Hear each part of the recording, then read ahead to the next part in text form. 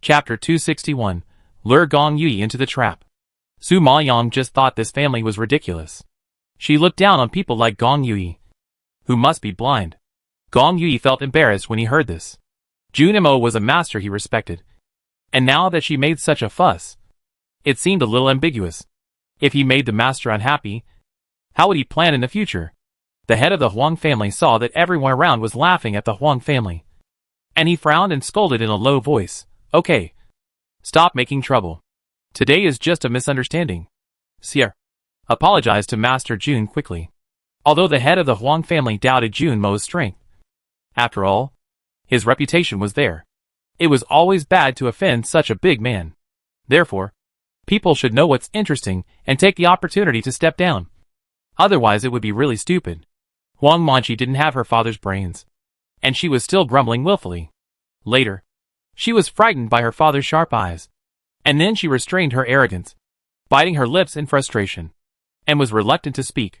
Seeing that she was stubborn, her father had to apologize for her. Master Jun, it was a misunderstanding. My daughter is young and ignorant. Please be magnanimous and don't bother with her. The head of the Huang family said this shamelessly. Anyone with a discerning eye could see that Huang Manchi was probably 1 or 2 years older than the woman in black. It was really shameless to say that she was young in front of the little girl. Su Maoyang didn't care. Since they had apologized, she didn't need to fight with them. Anyway, she had given them a lesson by punching and slapping them. To be honest, she didn't lose a hair. But Huang Manchi was beaten miserably. And the Huang family was also laughed at. Not a loss.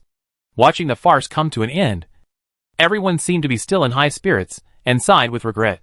The head of the Huang family had a dark face and took Huang Manchi to the private room on the 2nd floor. This private room was very peculiar.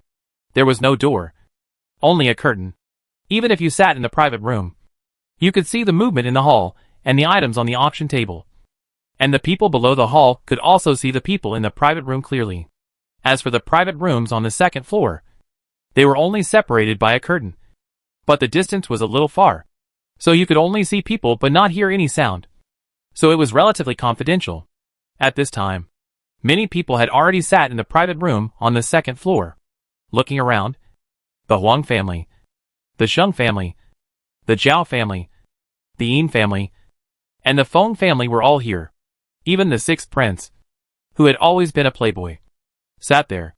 It seemed that everyone had high expectations for this auction. When Su Maoyang's sight touched Elder Zhao, his eyes paused slightly. I didn't expect that Elder Zhao fainted. And now he still insisted on showing up at the auction. I think he wanted to find her to question Su Maoyang about the 8th level beast core in addition to coveting it. It seems that today, there will be another round of nonsense. Just when Su Maoyang was lost in thought, Gong Yui stretched out his hand to lead the way for her. Master Jun, please come this way. I have arranged a private room for you. Su Maoyang nodded slightly and followed him up. This private room naturally has the best lighting and view. And Gong Yui did not disappoint her. Master Jun, how many beast cores are you going to auction this time? As soon as he sat down, Gong Yui started to get to the point without any delay. Su Maoyang smiled and glanced at him. You have announced that you will auction dozens of beast cores. If I don't take out so many, wouldn't it be a slap in the face? It was obvious that Gong Yui was forcing her in disguise. Seeing that she knew his little thoughts, Gong Yui's mouth twitched slightly, and he laughed awkwardly. Haha. Nothing can be hidden from Master Jun's sharp eyes. After that, Su Maoyang was too lazy to argue with him, because he still had something to ask him. So he took out 30 beast cores very readily. Seeing Su Maoyang handing it over, Gong Yui was surprised and hurried to take it. Unexpectedly, she quickly withdrew her hand and stared at him with a sharp gaze. Gong Yui was a little scared by her stare, and didn't know what she meant. Master Jun. You? 7th Prince? I heard that you have a wide network of contacts. Whether it is the imperial capital, the 4 major cities, or even some small countries around, you have a lot of information in your hands. Hearing Su Maoyang suddenly say this, Gong Yui felt a bad premonition. Master, you are too kind. I am only familiar with the imperial capital, and I don't know much about other places. Gong Yui smiled modestly. Su Maoyang waved his hand, and it was no surprise that his eyes were shining with a light that made people unable to look away. which made Gong Yui feel an inexplicable sense of familiarity. However, after thinking carefully, he couldn't figure out where he had seen such eyes. Just when he was slightly stunned, Su Maoyang spoke again. "Seventh Prince, don't be modest. I just want to make a deal with you. If you are willing to do something for me, this 8th level beast core will naturally be cheap for you." Gong Yui was shocked when he heard this, and stared at her nervously. Master Jun means? I don't understand. How can this beast core be cheap for me?" Seeing that he still refused to admit it, Su Maoyang couldn't help but chuckle. "Ha ha. 7th Prince? How long are you going to keep it a secret? This Feihong Trading Company has been around for a while, and it is still standing strong now. And it seems to be getting bigger and bigger. Don't tell me that you are not behind this. I won't believe it if you tell me." Hearing this, Gong Yui was shocked. His handsome face suddenly froze, and the smile that was barely pulled up at the corner of his mouth also disappeared faintly. He really didn't expect that Master Jun actually knew about his well-hidden power. It seems that she knew he was calculating her from the beginning. Thinking of this, Gong Yui felt cold in his heart, and became even more uneasy. He asked tentatively, "Haha, nothing can be hidden from Master Jun. But I don't know what business Master Jun wants to do with me." Su Maoyang saw that he was willing to calm down and listen to his conditions, so he spoke seriously. "Help me find the strange fire." "What?" Gong Yui was startled when he heard the words, and his cold eyebrows rose instantly, and he couldn't help but exclaimed. Su Maoyang raised her eyebrows, unbelievably calm, because she knew that Gong Yui had come all the way from such a faraway place to find the tomb, and he was very familiar with many places and terrains, so it was right to find him. However, Gong Yui had never dreamed of something like strange fire in his life, and now that it was suddenly mentioned, he was shocked and somewhat repulsive to Su Maoyang's business. Strange fire grows in dangerous places, and if you are not careful, you will die. There is no need for him to risk his life for her. 7th Prince, you also know that I am an alchemist, and I have always been very demanding in alchemy furnaces, medicinal materials and flames. If you can help me, not to mention the 8th level beast core, even the throne will be at your fingertips." Su Maoyang spoke in a low voice, even a little low, but when it fell into Gong Yui's ears, it caused an uproar. The throne. What he values most is the throne. Master Jun actually promised the throne, which simply hit the tip of his heart. Chapter 262. The Huang family has a day.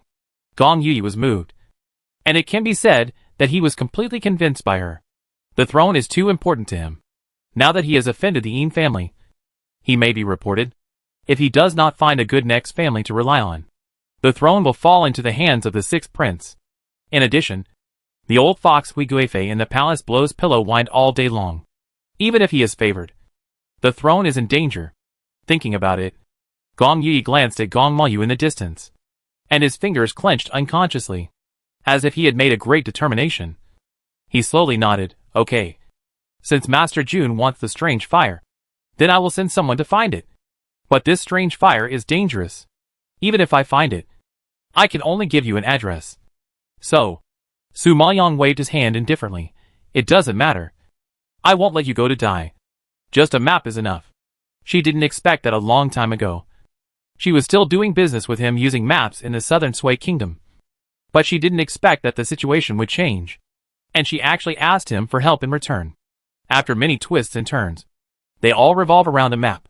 Sometimes, fate is really hard to predict. Fortunately, Gong Yui didn't know her identity. If he knew, he would probably be really mad. Jun Mo's identity is quite useful. With a little bluffing, she fooled several big families and royal families, making them bleed and serve. Even Su Maoyang herself found it a little incredible. Seeing that she was not embarrassed, Gong Yui's solemn expression finally eased a lot and smiled again. At this time, Huang Manqi, who was not far away, saw it and stamped her feet in anger. She was not at peace even in the private room. "Dad, look! Brother Yi is laughing so happily. That ugly girl is a witch. It is clear that she used some shameful magic to hook Brother Yi's soul away." Seeing Huang Manqi cursing with teeth bared, the head of the Huang family looked unhappy. He just glanced at her coldly and patted her hand. "Don't worry. Master Jun seems to be of great importance. We can't act rashly. Your brother Yi is not a fool. He will not give up our Huang family because of a woman of unknown origin. Besides, Our Huang family has so many years of foundation, and has a considerable status in the court. If Gong Yui wants to climb up, he can't do without our Huang family to help behind the scenes. Huang Manqi was relieved when she heard this. Yes, with the Huang family around, Gong Yui dare not look down on her. A woman of unknown origin, who doesn't know what lowly identity she is naturally not worthy of Gong Yui. Only she is worthy of him. Su Maoyang was still talking about business here, but he didn't expect that he had been regarded as a love rival. At this time, Gong Yui got the 8th level beast core and ordered his servants to send it to the auction table for auction. Seeing the beast core appear, the noisy hall became quiet, and everyone excitedly stared at the beast core on the gold-plated plate on the stage. My God, there are really dozens of them. Yes. It seems that everyone is blessed today. There are so many beast cores, which means that everyone has a chance to win them at the auction. Perhaps it is because of this mentality that everyone in the hall, no matter who they are, no matter whether they are qualified or not, will bid unscrupulously. It seems that the beast core is not a treasure out of reach, but something that can be obtained by stretching out a hand. When everyone's enthusiasm was mobilized, the entire auction site was very lively, and the price doubled again and again. Even the people from the 5 major families were scrambling to raise the price. However, each time, only the 5 major families with strong financial resources were left at the end. On the surface, several families were okay, but when it came to competing for interests, they all got red-eyed. Looking at the ugly appearances of each one, Su Maoyang sneered in his heart, lowered his eyes, and took a sip of tea. Gong Yui had been observing her demeanor and behavior. Although he felt very familiar, he could not connect it with other people. This feeling of déjà vu was too weird. The woman in front of him was too mysterious. So mysterious that he was a little scared. Just when Gong Yui was fascinated, the Huang family not far away took a picture of the beast core. At this time, Su Maoyang put down the teacup, raised her eyes slightly, looked at the proud Huang family head and Huang Manqi, and sneered at the corners of her lips. Her clear voice was a little cold. I won't sell this beast core. Her voice was loud, coming from the private room, and even the people in the hall could hear it clearly. Not to mention the Huang family on the same floor. Huang Manqi was so angry that she slapped her palm on the table and stood up suddenly. Her pretty face flushed, and her pair of bright starry eyes were stretched so wide that even the white eyeballs that were red from anger could be seen. Uncontrollable anger flashed in her black pupils, and she gritted her teeth as soon as she opened her mouth. You bitch! What do you mean? Are you deliberately looking for trouble? Su Maoyang's behavior was obvious. She had no objection to so many people bidding just now. Now it was their Huang family's turn, so she would not sell it. Isn't it obvious that she didn't give the Huang family face and embarrassed them? Su Maoyang glanced at her coldly, not taking her anger seriously at all. This is my beast core. I can sell it if I want to, and I won't sell it if I don't want to. What? Do you have any objections? She has made a lot of crystals anyway, so she doesn't need that little money. Whether to sell or not depends on her mood. If the Huang family makes her feel bad, she won't sell. It's that simple. Huang Manqi was so angry that she was panting, and her whole body was like a boiling boiler that was about to explode at any time. The head of the Huang family also had an ugly face, frowning and looking at Su Maoyang with a low tone, obviously holding back a lot of anger. Master Jun, the price I offer is higher than the one I offered just now. Are you really going to be angry and not even want the money? In the eyes of the head of the Huang family, Su Maoyang's behavior was just a childish temper. In order to vent his anger, he even gave up the benefits, which was really childish and ridiculous. Su Maoyang chuckled and retorted loudly, head of the Huang family, I have so many beast cores. Do I still need your money? Seeing that she was stubborn, the head of the Huang family snorted angrily. And no matter how well educated he was, he couldn't pretend to be happy. The Huang family withdrew from the fight, and the pressure on the other 4 families was greatly reduced. So they were naturally gloating. Within 2 hours, all the beast cores were snapped up, and the other 4 families all got benefits. But the Huang family, which offended Master Jun, got nothing. Seeing the eyes of people watching the joke from all directions, the head of the Huang family clenched his fingers and tried to suppress the urge to kill. The head of the Zhao family, who had always been at odds with the Huang family, couldn't help laughing when he saw this. Head of the Huang family, I have advised you many times to take care of your daughter and not to cause trouble. But you didn't listen. Now you have offended Master June. And you will not have a good harvest. Chapter 263 The Eloquent Tongue. The Zhao family actually wanted to marry Zhao Yuqin to Gong Yui. But the Huang family had been interfering. And Huang Manqi was thick-skinned and liked to pester Gong Yui, which led to Zhao Yuqin never having the opportunity to take advantage of the situation. So the Zhao family had long been resentful of Huang Manqi. And now they were naturally happy to see her being humiliated. The head of the Huang family was furious after hearing the sarcasm. He stood up angrily, pulled Huang Manqi aside, lifted the curtain and walked downstairs. Seeing the Huang family being driven away, the other 4 major families laughed out loud. I didn't expect that the high and mighty Huang family would have this day. Perhaps because they had never seen the Huang family so embarrassed. Everyone was a little excited. And they also had a better impression of the daring Master June. Gong Yui saw the Huang family leave without even saying hello. And his heart jumped. He knew that today's actions angered the head of the Huang family. Then he said goodbye to Su Maoyang and followed him out, presumably to explain. At this time, Su Maoyang was sitting in the private room, waiting for the servants to count the crystals from the auction, and drinking tea slowly. Seeing this, the head of the Zhao family, the elder Zhao, and Zhao Gaohan slowly stood up and walked towards Su Maoyang's private room. Su Maoyang knew that he would inevitably be fooled today. Seeing them coming, he calmly put down the teacup and made a gesture to the 3 of them to sit down. Seeing this, the 3 of them respectfully performed a salute to Jun Imo and slowly sat down. But facing Su Maoyang's slightly cold face, they suddenly felt a little uneasy. Because, regarding Su Maoyang, they really didn't know how to start. I was afraid of offending Master June because I said too much. But if I didn't ask, it would be like a fishbone stuck in my throat. After all, they also spent the price of a blue-grade alchemy furnace. Seeing the 3 big men who once dominated the imperial capital, they acted like little wives when facing her. Su Maoyang couldn't help laughing. At the beginning, Elder Zhao shouted and killed her. And his arrogance was so arrogant that he almost flew to the sky and stood shoulder to shoulder with the sun. Now facing Jun Imo, he is so shy, which is really ridiculous. Just say whatever you want. Su Maoyang is impatient and can't wait any longer. Elder Zhao saw that she had a cold expression and did not show any displeasure. So he bravely asked, Master June, a few days ago I heard from my son that you went to Kangwu Forest. But Su Maoyang returned to the sect without any reason. I wonder what happened. Zhao Gaohan nodded repeatedly when he heard this. He saw Jun Imo appear in Kangwu Forest with his own eyes. Su Maoyang glanced at him, raised his eyebrows slightly, and his cold face darkened a little. Yes, I did go to the Kangwu Forest this time, but I encountered some tricky things. Hearing this, the head of the Zhao family and the elder Zhao were stunned, and they asked in confusion, what tricky things? Su Maoyang's eyes moved, and a dark light flashed in his eyes, and he said slowly, you don't know?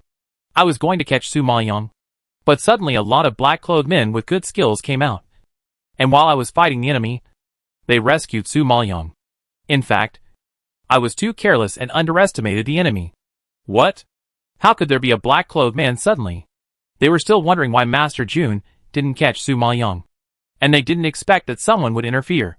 Could it be that someone has seen through their actions? Could it be that the Yin family did something wrong? No. If the Yin family had captured Su Maoyang, how could they let her return to the sect safely? The head of the Zhao family shook his head and immediately rejected this guess. Elder Zhao was too lazy to guess and asked directly, Master June, you have fought with those people. Do you know their identities? Su Maoyang's expression was solemn, and he shook his head slightly. I don't know. That group of people were as fast as lightning, but they disappeared in the blink of an eye. They may be hidden guards trained by a certain force. Hidden guards? In addition to the 5 major families, the only one who can train hidden guards is the royal family. Elder Zhao frowned and sighed in confusion. Su Maoyang raised his eyebrows. Among the 5 major families, except for your Zhao family and the Yin family who have a grudge against Su Maoyang, I don't think I have heard that other families have anything to do with Su Maoyang. Yes, the Huang family, the Zheng family and the Feng family have been quite quiet recently, and have not made any moves.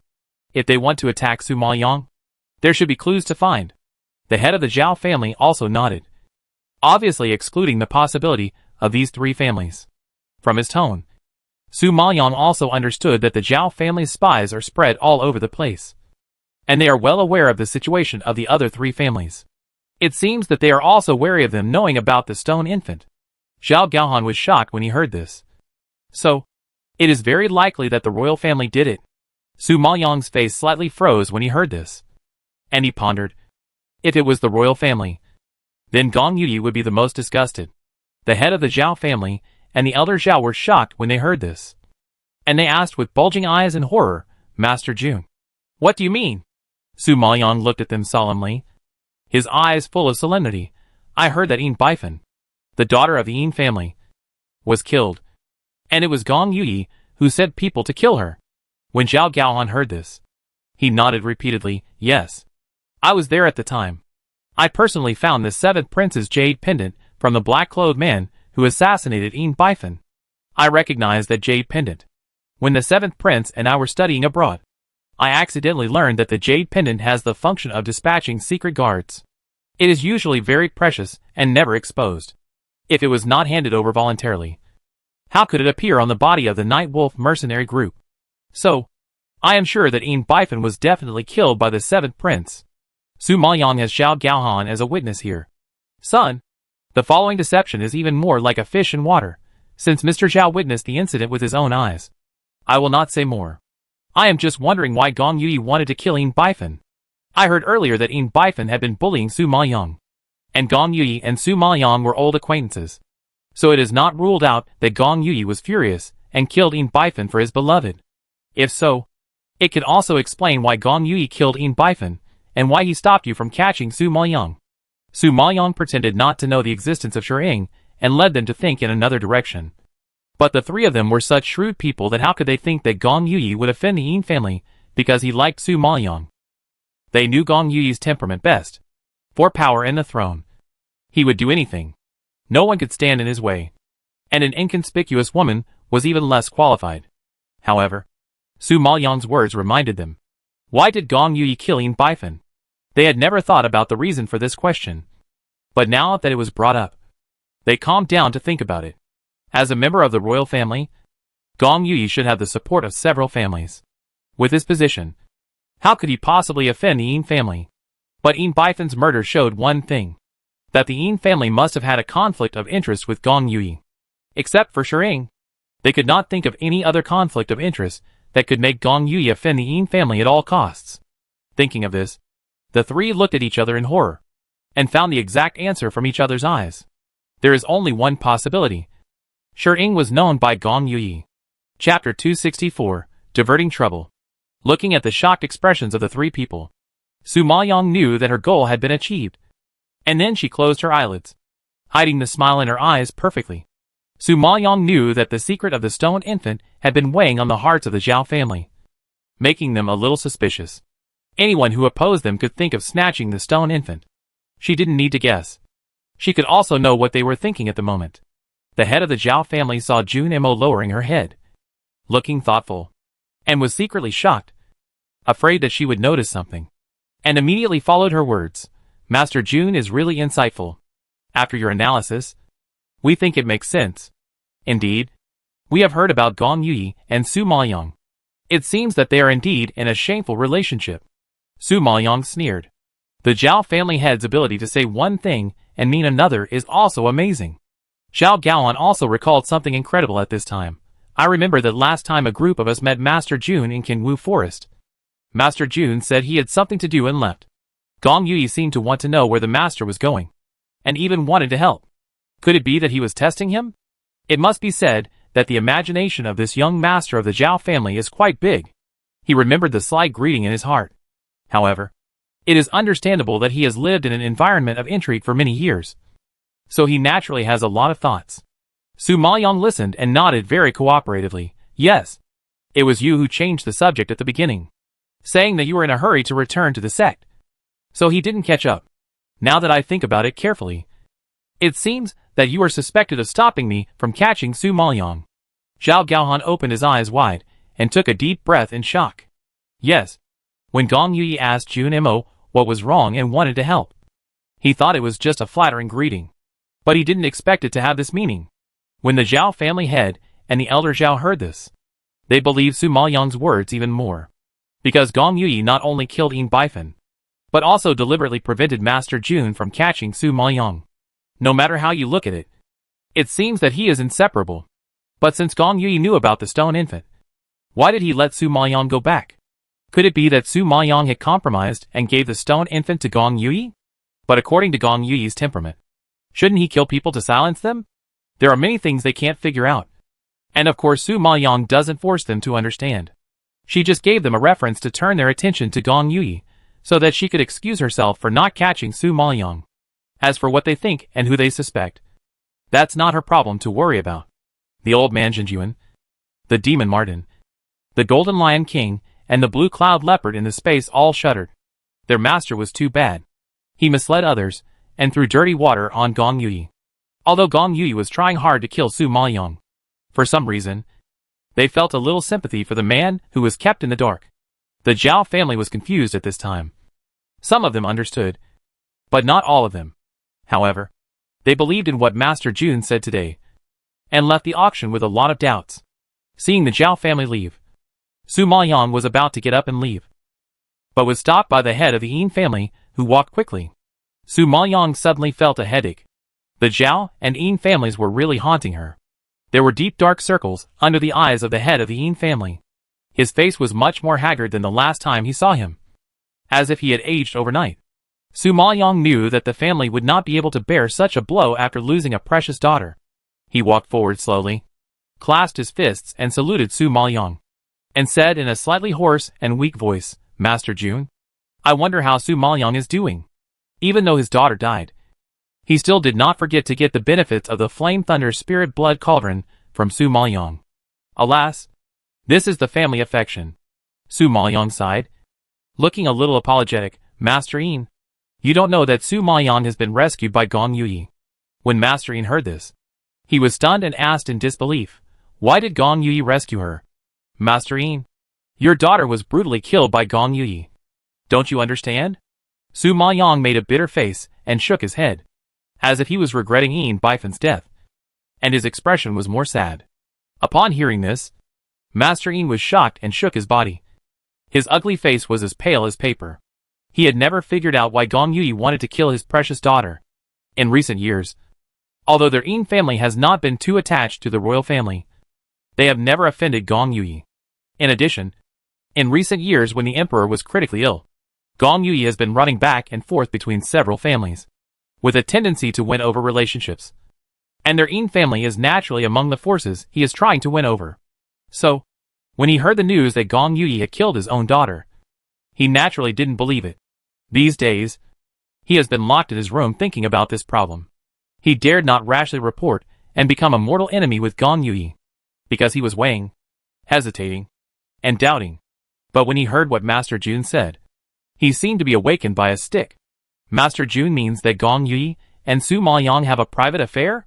Su Maoyang nodded seriously. If there is no private affair, why did he rescue her? Then could it be Feng Mohen who did it? The head of the Yin family still didn't believe it. If it was Feng Mohen who did it, why did Gong Yui kill Yin Bifan? I heard that Yin Bifan and Su Maoyang have a deep hatred. Hearing this, the head of the Yin family suddenly realized something. Yes, if it was someone else who did it, why did Gong Yui kill Yin Bifan? The head of the Yin family was confused. But he also knew that this matter was inseparable from Gong Yui. If this is true, then Gong Yui's move is to declare war on the Yin family. It seems that it is time for him to choose the camp of Concubine Hui. Thinking of this, the head of the Yin family clenched his fists. His pale face was filled with rage.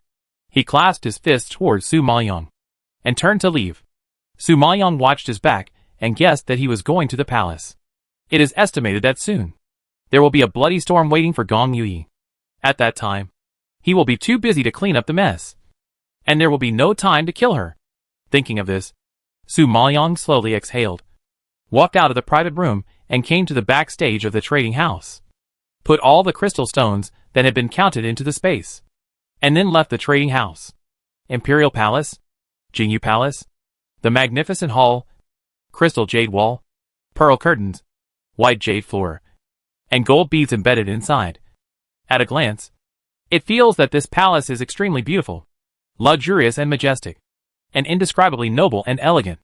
Behind the crystal bead, someone was resting on the couch, her graceful and beautiful figure looming, outlining a charming look. At this time, a palace maid came in from outside in a hurry. Madam Imperial Concubine, I have something to report. A voice as sweet as a yellow warbler suddenly sounded. Come forward and talk.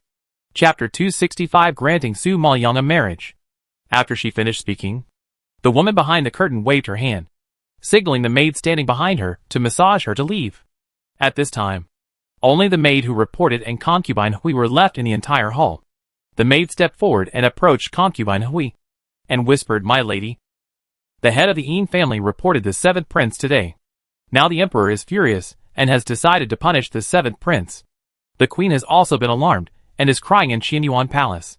When Concubine Hui heard this, her pair of smart and charming almond eyes flashed with brilliance, and her petal-like tender mouth slightly raised an arc, and a pleasant laugh came out softly, inadvertently, full of charm.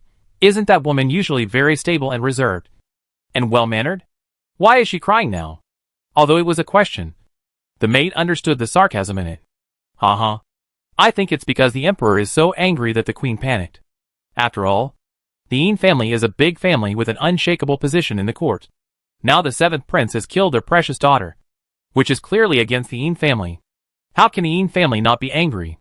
The maid covered her mouth and chuckled, looking gloating. When Concubine Hui heard this, her smile deepened, her beautiful eyebrows slightly raised, and she whispered, It seems that we have to thank that Su Maoyang this time. Yes, your majesty is really wise. She actually found out that the seventh prince was deceived by Su Maoyang in the southern Sui kingdom. Now she has found out that Su Maoyang framed the seventh prince and framed Yin Baifan's death on him. Your majesty is really good at it. The little maid's eyes were shining with admiration, and she gave Concubine Hui a thumbs up. Such a secret matter was found out by Concubine Hui. One has to admit that this woman who is deeply trapped in the palace and at ease is really amazing. Concubine Hui just smiled lightly for the praise of the palace maid, without any smugness. There was a deep meaning under her beautiful eyes. This Su Maoyang is also an extraordinary person. She is just a little girl, but she has such a strategy and means to play Gong Yu around. Ha. I am very interested in her. The little palace maid is also a smart person. Hearing her say this, I know that she has a different plan. What does the queen mean? Concubine Hui's lips curled slightly, and her eyes flashed with a charming luster. The enemy of the enemy is my friend. Besides, if such a talent is not won over, it would be a waste. Su Maoyang has a grudge against Gong Yu, so she is a friend that Concubine Hui can win over. I believe that with her help, the throne will definitely belong to her son. The maid nodded in understanding after hearing this. But, madam, how can we win over this person? Ha. This is not easy. That girl is from the southern Sui kingdom, and is an outer disciple of the Jaime sect. She is of humble status, and cannot hold her head up in front of everyone. I think she lives a miserable life. If I grant her the position of imperial concubine, she will definitely be grateful. It must be said that Concubine Hui is an old fox, and even came up with such a method. If Su Maoyang was really an ordinary woman, she would definitely be won over by her. But she didn't know that there was a super jealous king besides Su Maoyang. Although Concubine Hui was smart, she still didn't expect Jun Haotsong's move. When the maid heard this, she was impressed by Concubine Hui's wisdom, and nodded repeatedly. But His Highness's mind has always been on that prostitute.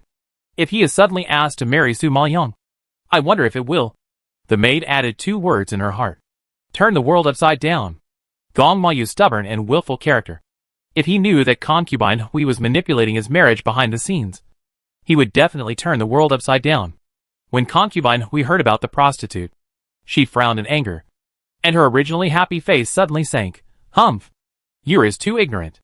I have paved the way for him for so many years, and done so many things. Not only does he not appreciate it, he also wants to get involved with that cheap woman.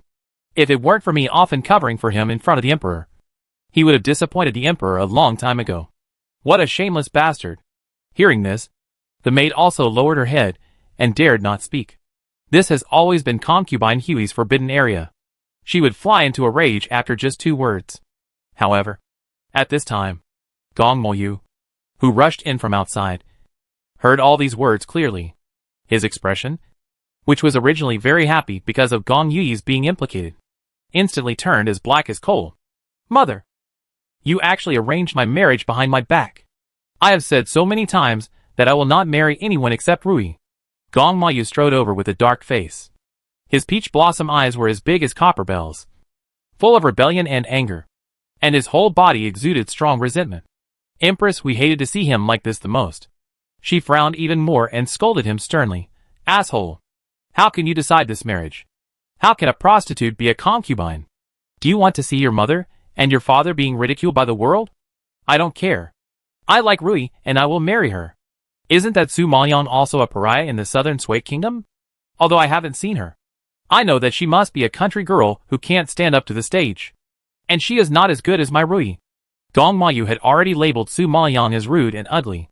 When Concubine Hui heard this, she was so angry that she trembled all over. She stood up from the couch and pointed at him and scolded loudly. Shut up. Su Maoyang at least tripped Gong Yuyi up and made him so anxious. What can your Rui do? Besides playing and singing to seduce men, what else can she do? As a member of the royal family, Gong Mayu has the mission of a prince. Maybe he will be the emperor in the future. If he marries a prostitute, he will not only be ridiculed by the world, but also have no help for his future. Instead, he will ruin the country. This is what Concubine Hui has always been most worried about. But Gong Mayu is not sober and always goes against her. Humph! Su Maoyang. Is it? I want to see who this woman is. She can be so respected by my mother. Gong Mayu was so angry when he heard this. He hated Su Maoyang to the extreme. If someone dares to ruin his marriage with Rui, he must give her a taste of bitterness. After saying that, before Concubine Hui could react, Gong Mayu left with a rage. What are you doing? Concubine Hui was shocked by his aggressive look and shouted. Of course I'm going to meet that woman. A roar came from the outer hall, which frightened Concubine Hui's face and made her pale and sway slightly. The maid next to her immediately stepped forward and supported her. My queen. What can we do? His Highness is too impulsive. What if something goes wrong? Concubine Hui gritted her teeth in anger, and her whole pretty face was trembling. This dead child. I did so much for him, but he just wanted to go against me. You should quickly write a letter to Su Maoyang to express my goodwill and invite her to the palace next month to celebrate the emperor's birthday. Remember to tell her not to bother with Yur. Chapter 266 Jun Haosong is fine. Since Su Maoyang returned to the Jaime sect, she listened to what the old man Jinjuan said and locked herself in the room to make pills. Because the old man Jinjuan said that although she could not make the fiery soul-refining pill that eradicated the cold disease, she could make the pill that temporarily suppressed the cold disease. The Ningen pill. However, this kind of pill needs to reach the level of the early stage of the pill king to be refined. So Su Maoyang had to borrow the power of the old man Jinjuan again and put herself into the refining despite her injuries. The old man Jinjuan saw that she was worried about Jun Haosong every day and became increasingly haggard, and he felt very distressed. So he had no choice but to tell her this method. Fortunately, Su Maoyang had a lot of precious medicinal materials and a good talent for alchemy. Although she suffered a serious internal injury, she still worked hard to refine the Ningen pill. Su Maoyang withdrew her hand, spit out a mouthful of blood, and fell on the bed. After nearly an hour, she endured the severe pain, slowly propped herself up, pushed open the door and walked out. She came to a remote grove, and seeing no one around, she called softly, Hey Xiao, come out. As soon as she finished speaking, a black shadow flashed by, and in the blink of an eye, it landed in front of Su Maoyang. Su Maoyang handed him the refined Ningen pill. Hurry up and give it to your master. This pill can relieve the cold symptoms and let him live like a normal person for a while. Although Su Maoyang could not eradicate the disease, he could at least ensure that Jun Haosong would be like a normal person for 1 or 2 months, and would not easily get sick. It could also be regarded as delaying time so that she could think of other ways. He Xiao had naturally seen this kind of pill. His master had survived by taking this pill. However, he did not have the Ningen pill, and the strength of the alchemists in Songyuan country was limited. No one could make this kind of pill. If he went to a distant place to look for it, he was afraid of wasting time. So He Xiao was very anxious. Unexpectedly, Su Maoyang solved his urgent need. He stretched out his hand to take the pill in surprise, and stared at her in disbelief. You are actually a pill king level alchemist. Su Maoyang was afraid that Jun Haotsong would know that she was refining pills across levels. So she could only answer, yes. I am. So don't worry. I can control Jun Haotsong's cold disease. And this Ningen pill can last for 1 or 2 months. So Jun Haotsong will not be in danger. And I will not let him be in danger. Su Maoyang said this almost with gritted teeth. And the decisive tone shocked He Xiao slightly. Looking at the pair of eyes shining like obsidian, he seemed to be moved by the precious firmness, and nodded for the first time, and then disappeared into the woods with a flash. Su Maoyang saw that the people had left, so she weakly held onto the tree trunk, barely standing up and breathing slowly. As expected, refining pills at a lower level would cause serious damage to the body. She had already used the power of the old man Jinjuan last time, and this time it was even worse, and her injuries were even more serious. It would be very difficult for her to advance again. Oh, forget it. It doesn't matter. Saving Jun Haotsong is the most important thing. Su Maoyang stayed in the woods for a while, and then returned to her yard weakly. He Xiao got the pill, and quickly returned to Jun Haotsong's room. At this time, Jun Haotsong was leaning on the couch. His face was so weak that he looked terrible. Seeing this, He Xiao's heart was clenched, and he strode forward, knelt on one knee, and offered Ningen pill with both hands. Master, this is Ningen pill. You should eat it quickly. It can relieve the symptoms. Jun Haotsong heard this. A flash of surprise flashed across his eyes. He reached out to take the pill, held it in his hand, and looked at it carefully. His cold expression suddenly surged with complexity. This is made by Su Maoyang. He Xiao was slightly surprised. He didn't expect that his master could guess it without him saying anything. But for some reason, he didn't want his master to fall in love with that woman anymore. And then shook his head decisively. No. This is bought from another alchemist. Humph. Nonsense. He Xiao. You have been getting more and more presumptuous recently. Even daring to lie to me. Jun Haotsong's pale face was suddenly filled with anger. Even though his breath was weak, his momentum was amazing. And the kingly majesty frightened He Xiao, and shook his body. Black Owl clasped his fists and apologized, with a bit of reluctance on his face. Master, I don't want to see you fall in love with that woman again. So I had to resort to this desperate measure. Jun Haotsong knew what he was thinking and understood that everything he did was for his own good. He took a deep breath and tried to calm his anger. Get up. Hearing his master's relenting, Black Owl also breathed a sigh of relief and stood up quickly. The medicinal materials needed for this elixir are very precious. The entire Songyuan kingdom will not have them. This king once gave her this kind of medicinal materials. No one except her can refine it. Jun Haotsong pinched the elixir and said faintly, as if explaining to Black Owl, or as if talking to himself.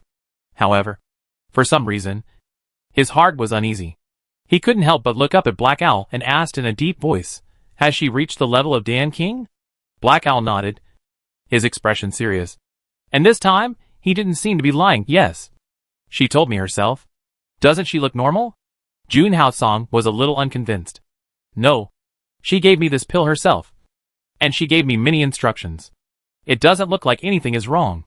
Black Owl recalled the situation at that time, and didn't notice anything unusual. After hearing this, Jun Haotsong felt relieved and swallowed the pill in one gulp. The pill refined from the evil blood cauldron was indeed extraordinary. Within an hour, Jun Haotsong's cold disease disappeared completely, and he regained his original strength. Looking at his master, although his face was still a little pale, his spirits were much better. Black Owl widened his eyes in shock, and couldn't help but sigh.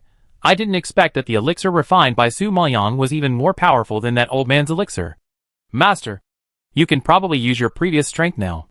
Right?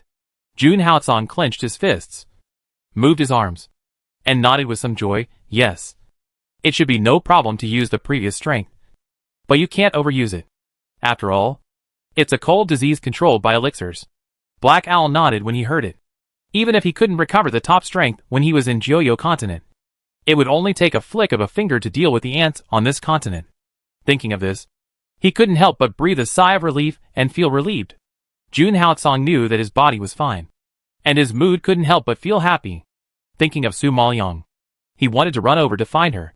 However, he just took a step forward, and suddenly thought, what if Su Maoyang was still angry with him, and didn't want to see him? No, he couldn't go rashly like this. Jun Haotsong calmed down, thought for a moment, and seemed to have thought of something. He suddenly leaned over to He Xiao's ear and whispered a few words. He Xiao didn't understand his intention, and suddenly opened his eyes wide, looking at him with a puzzled face. Go quickly. Why are you still standing there? Seeing him standing there like a fool, Jun Haotsong glared at him speechlessly. He Xiao was full of doubts, but he didn't dare to ask more questions. He just turned around and rushed out of the room. Chapter 267. What should I do with you? Su Maoyang was very tired because of the cross-level alchemy, and she slept for a whole day. It was not until the evening that she was awakened by the knock on the door outside. She propped herself up as if awakened, and walked quickly to open the door. She saw that He Xiao was standing at her door in a dignified manner, staring at her with a sharp gaze. Su Maoyang panicked when she saw that it was him, and asked anxiously, "What's wrong? Is Jun Haotsong in trouble?" If Jun Haotsong hadn't been in trouble, how could He Xiao suddenly come to her door? Sure enough, Black Owl nodded solemnly. Master, he is very ill now. He wants to see you. Su Maoyang was shocked and shouted in panic, "What's the matter? Didn't I refine the Ningen pill for him? That pill has a miraculous effect on relieving colds." Old Jinjuan would not lie to her. Thinking of this, Su Maoyang panicked. Could it be that her level was not high enough? Her skills were not in place, and she refined a semi-finished product. No. I want to go see him. He will be fine. Don't let anything happen to him. Su Maoyang seemed to have lost her soul. She pushed Black Owl away and ran madly towards Jun Haotsong's room. With a loud bang, Jun Haotsong's door was slammed open by Su Maoyang. She rushed in a panic and saw Jun Haotsong lying on the bed with a pale face, and the whole person looked like he was dying. She was immediately frightened. She rushed over to him and called his name in panic. Haotsong. Haotsong. Wake up. Wake up. Look at me. I'm here. I'm here to accompany you. Jun Haotsong saw Su Maoyang coming. Then he slowly opened his eyes, reached out and touched Su Maoyang's cheek, and said weakly, "Leon, you're here." Su Maoyang hurriedly held his hand, frightened out of his wits.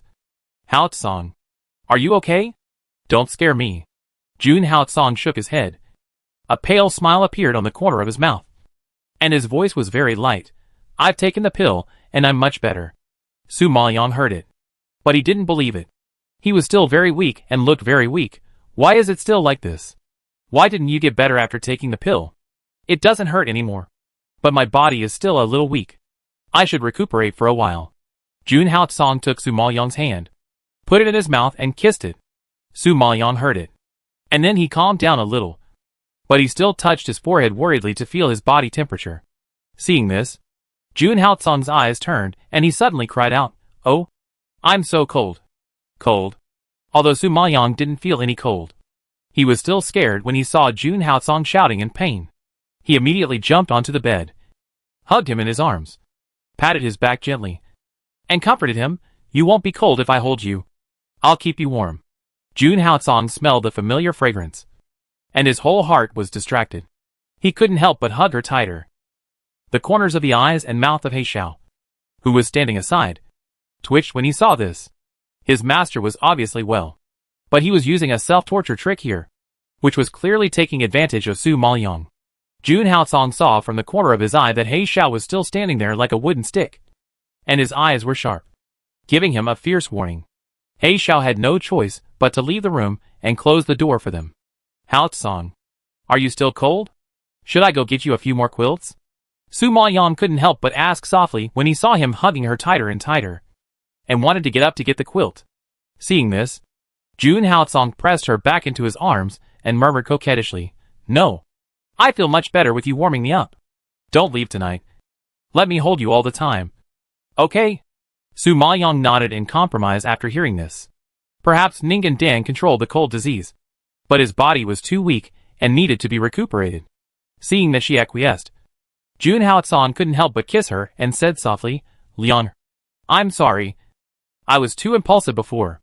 I couldn't control myself when I heard that you and Feng Mohin had something to do with each other. You asked me if I really loved you that day, and my heart is here. You can dig it out and take a look at any time." As he said this, Jun Haotsong pinched Su Maoyang's hand and moved it to his heart. The hot beating made her heart tremble. She was also impulsive at the beginning, and asked without thinking. Of course she knew that he loved her. They had been through so much. And there were so many facts to prove it. If she was still not sure, it would be too disappointing for June Haotsong's feelings. She withdrew her hand, looked into the pair of ice blue eyes that sparkled with tenderness, and nodded gently. I know everything. Hearing this, June Haotsong's ice blue eyes surged with deep affection that he had never had in his life. And there was a hint of uneasiness that was not easily detected. He stared at her eyes tightly, holding her little hand, letting her feel his hot heartbeat. And his low voice was so serious and so beautiful. Leonor, I have never liked any woman before. You are my only woman. So I don't have other men who can please women. And I don't even know how to get along with women. I only know that I want you. And I want you for the rest of my life. Do you understand? He was afraid and worried. He was in a high position in his life, and he could get whatever he wanted. However, there was no special woman like Su Maoyang who broke into his world without warning, making him confused, nervous, and even scared, because this woman brought him a strong desire that he had never had before. This desire went deep into his bones and spread to his limbs. As long as he thought that she would leave him, June Haotsong felt difficulty breathing. He himself could not imagine that he, who had always been cold-blooded and fearless, would feel so insecure when facing the woman in front of him. It was a kind of pain of worrying about gains and losses. He knew that he was a man with blood on his hands, and a cruel and hateful demon in the eyes of many people. He was not perfect. On the contrary, he was very cold-blooded, ruthless, cruel, violent, and insidious. If one day she knew his true identity and understood his true temperament, would she spit on him or even leave him? Such fear has always lingered in June Haotsong's mind. He wanted Su Maoyang, but he didn't know how to make her happy, so he just used his overbearing way to possess her. Now, he knew that such overbearing possession would only make her suffer. Leonor, what should I do with you? The woman in front of him. He was afraid that she would melt if he held her in his mouth, and he was afraid that she would break if he held her in his hands. The omnipotent June Haotsong was in a dilemma when facing Su Maoyang. Chapter 268. In addition to drinking soup, Su Maoyang heard his doting and helpless tone, and her heart warmed up. She leaned her head on his chest and listened to his heartbeat with her ears close to his. You don't have to do anything. Just live well by my side. Knowing that he was suffering from a cold, Su Maoyang's biggest wish now was that he could be safe. When June Haotsong heard this, he lowered his head and looked at the head in front of him. Something hot was swelling in his chest. He knew that it was touching and happiness. He wanted to throw away everything, the 9 nether continent, the blood feud, and just hug her like this, until the end of time. However, this quiet and happy moment was broken by the gurgling sound from his stomach. Su Maoyang was slightly stunned and looked up at him in surprise. June Haotsong's pale face was stained with a little blush because of embarrassment. Su Maoyang laughed when she saw this. Are you hungry? Yeah. June Haotsong was not shy. He hadn't eaten anything these days because of his serious illness and anger. Now that he was in a good mood, he was naturally hungry. Su Maoyang chuckled when she saw him admit it so frankly, and then got up. I'll give you something to eat. June Haotsong pulled her back and shook his head domineeringly. Don't leave my sight. Su Maoyang was helpless, but you are weak now. What should I do if you are hungry? I don't want you to leave. June Haotsong was like a clingy child at this moment, holding Su Maoyang and refusing to let go. He was afraid that once Su Maoyang left, he would leave for a long time. Su Maoyang shook his head with a smile. If I don't leave, how can I help you get food? June Haotsong smiled and pointed to the side hall. There is a small kitchen over there, and there are some ingredients. I want you to cook for me yourself. Su Maoyang didn't expect that although June Haotsong lived in the same inferior house as her, the equipment was different. It seemed that Elder Jin was afraid that his disciples would suffer, so he specially ordered people to prepare it. Su Maoyang thought about it and nodded slightly. Okay. Wait. I'll cook here.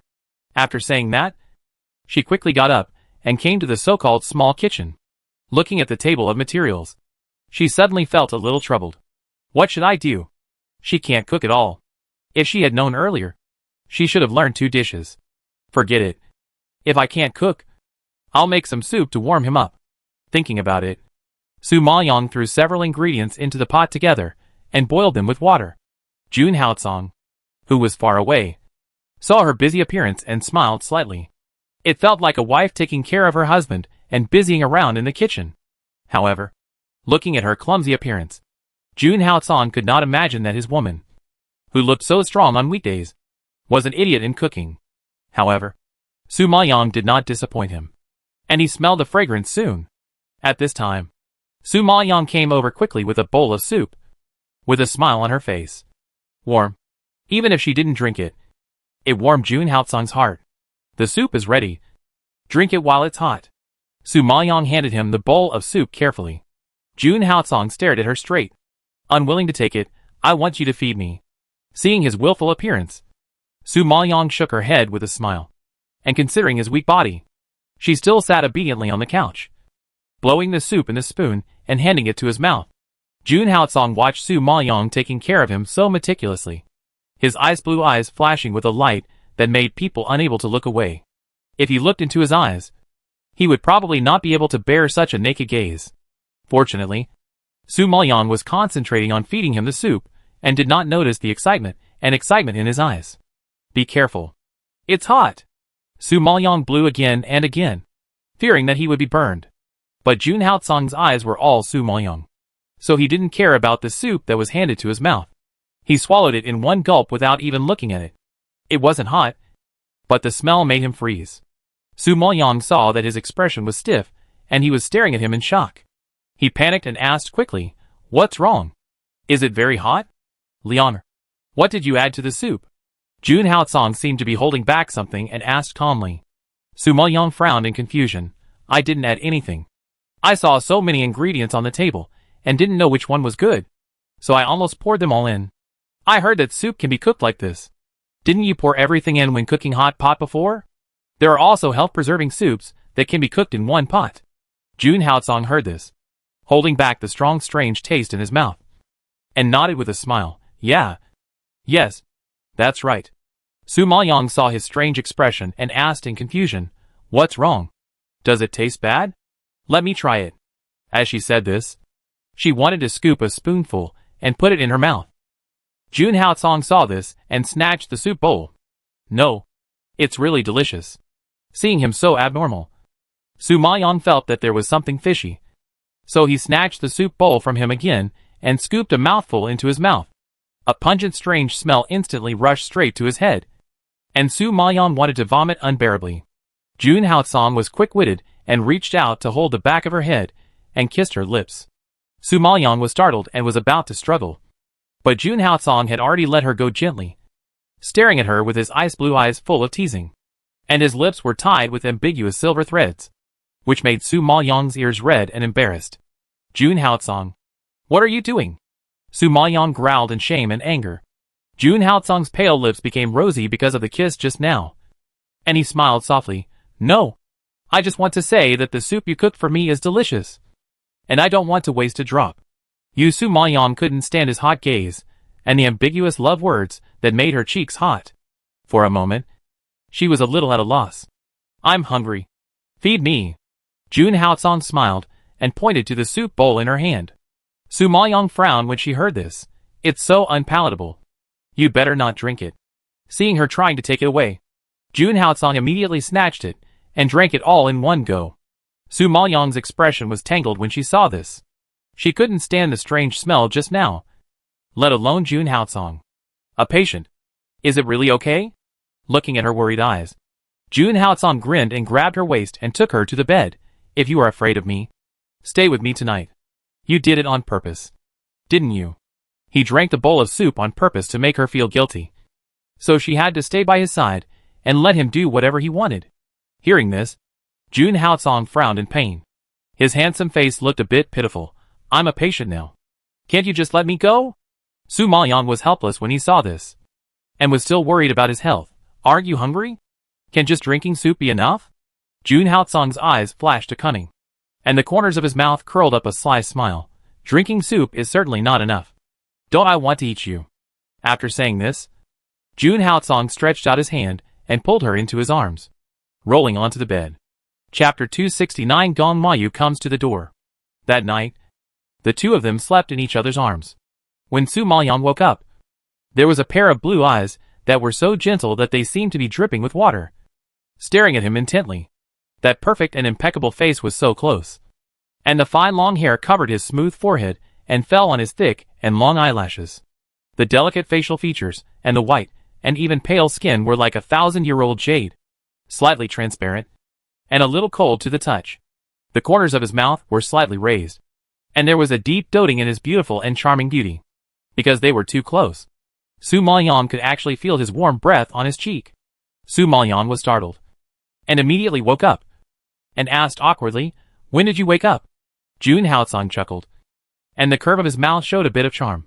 "I woke up a long time ago." Su Maoyan looked slightly embarrassed, and asked unhappily, "Then why didn't you wake me up?" Jun Haotsong touched her shy cheek, leaned over slightly, and whispered to her ear tenderly, "Because you look so beautiful when you sleep. I was obsessed with you, so I forgot." "Ah? You have been staring at me when I sleep?" Su Maoyan exclaimed in surprise. In her cognition, her sleeping posture is ugly. Jun Haotsong nodded seriously. "Yeah. I saw you drooling." Su Maoyan was furious when she heard this, and immediately reached out to wipe the corner of her mouth to cover up her embarrassment. Seeing this, Jun Haotsong held back his smile, pulled her fingers apart, leaned over and gently kissed the corner of her lips, then kept moving his position, expanding the range, kissing her red lips and the surrounding area thoroughly. "Here, there are also." Su Maoyan was taken advantage of by him, so she woke up and punched him on the back. "Asshole. You lied to me." Jun Haotsong knew that Su Maoyan was only suffering from the pain now, so he wailed in pain, "Ouch." Su Maoyan was shocked to see that he suddenly felt uncomfortable, and immediately softened his attitude. "What's wrong with you? The punch I just gave was very light. Did it hurt?" Now she knew that he was sick, and his punches were very measured. The punch that seemed very angry just now was just a tickle. But Jun Haotsong pretended to be weak and shouted, "You want to accompany me?" "Ah? What should I compensate you for?" Su Maoyan was at a loss. "Go for a walk with me." A dark look of success flashed across Jun Haotsong's eyes. He has been staying in the room these days, and it's time to go out for some fresh air. "Huh? Isn't that the sixth prince Gongmayu?" In the Jaime sect, many disciples looked at Gongmayu walking from a distance and exclaimed, "Yes, he is not a disciple of the Jaime sect. Why did he come to the Jaime sect? Should he come to see the seventh prince? I don't think so." The seventh prince was recently recalled to the palace because of the death of the Yin family's daughter. It is estimated that he will not be back for a while. The sixth prince came at this time, obviously not to see him. Well, what is he doing here? Who knows? Gongmayu was dressed in a blue robe, noble and elegant, with a head of thick black hair tied up high by a golden crown, which made his tall and slender body even more handsome and upright. Under his thick sword eyebrows, there is a pair of slender peach blossom eyes, which will make people fall in love with him at a glance. His fair skin and elegant facial features are 70% similar to Gong Yui. But Gongmayu inherited her mother's charm, and is more beautiful than Gong Yui. Such an outstanding person, like a stone thrown into a clear pond, caused quite a stir in the Jaime sect. Gongmayu looked at the crowd of onlookers, and swept a cold glance at them, then asked loudly, "Where is Su Maoyan?" When the loud voice came out, everyone was stunned. Su Maoyan? He actually came to find Su Maoyan? What's so good about Su Maoyan? Why is everyone looking for Su Maoyan? The seventh prince and Mr. Feng are fine, but now even the sixth prince is involved? They are members of the royal family with noble status. How can they get involved with a low-ranking outer disciple? Isn't this a shame for the royal family? Everyone smacked their lips and shook their heads in disbelief, and they just couldn't come to their senses. Fu Lanya, who was in the crowd, saw that it was the handsome sixth prince, and immediately walked out of the crowd, and greeted him in a coquettish manner. "Sixth prince has finally come to the Jaime sect, so let me host and entertain the sixth prince." As she spoke, Fu Lanya had already come close to him. She was always thick-skinned, and she liked handsome men like the sixth prince, so she couldn't help but show her courtesy. Gong Mou was arrogant, and he glanced at Fu Lanya lightly and snorted coldly, "Who are you? Get out of here." Fu Lanya was scolded so shamelessly that her smile froze, and she was so embarrassed that she didn't know what to do. "I ask again, where is Su Mo Liang?" Gong Mou said coldly, and his anger unconsciously poured out, which frightened the disciples around him, and made them tremble. Someone had just seen Su Mo Liang's figure, and couldn't help but point in the direction, and said tremblingly, "In the pond over there?" Hearing this, Gong Mayu narrowed his eyes, clenched his fists, snorted angrily, and strode in the direction indicated. Today, he wanted to see who Su Maoyang was. How dare she obstruct his marriage with Rui and confuse his mother? Humph! A country girl also dreamed of flying up the tree and becoming a phoenix. Today, he would show her some power. Thinking of this, Gong Mayu's steps became faster and faster, and he rushed to the pond angrily. At this time, several women stood by the pond, talking and laughing, seemingly discussing something happily. Gong Mayu saw that they were all mediocre in appearance, and none of them were outstanding. He was immediately disappointed. "Who among you is Su Maoyang?" He had a gloomy face and roared fiercely, and his roar was like thunder, which immediately scared the women playing in front of him. Several women turned their eyes to look at Gong Mayu. After recognizing his identity, they were shocked and knelt down to salute. "Ah, meet the sixth prince." Gong Mayu could see the faces of several women clearly. He thought that Su Maoyang could at least be considered pretty, but he didn't expect that these people in front of him were not even pretty, and even a little unsightly. Seeing them panic and without manners, his brows frowned even tighter, and the anger in his heart was enough to set the prairie on fire, burning in his chest. Humph! They are indeed country girls, who have never seen the world.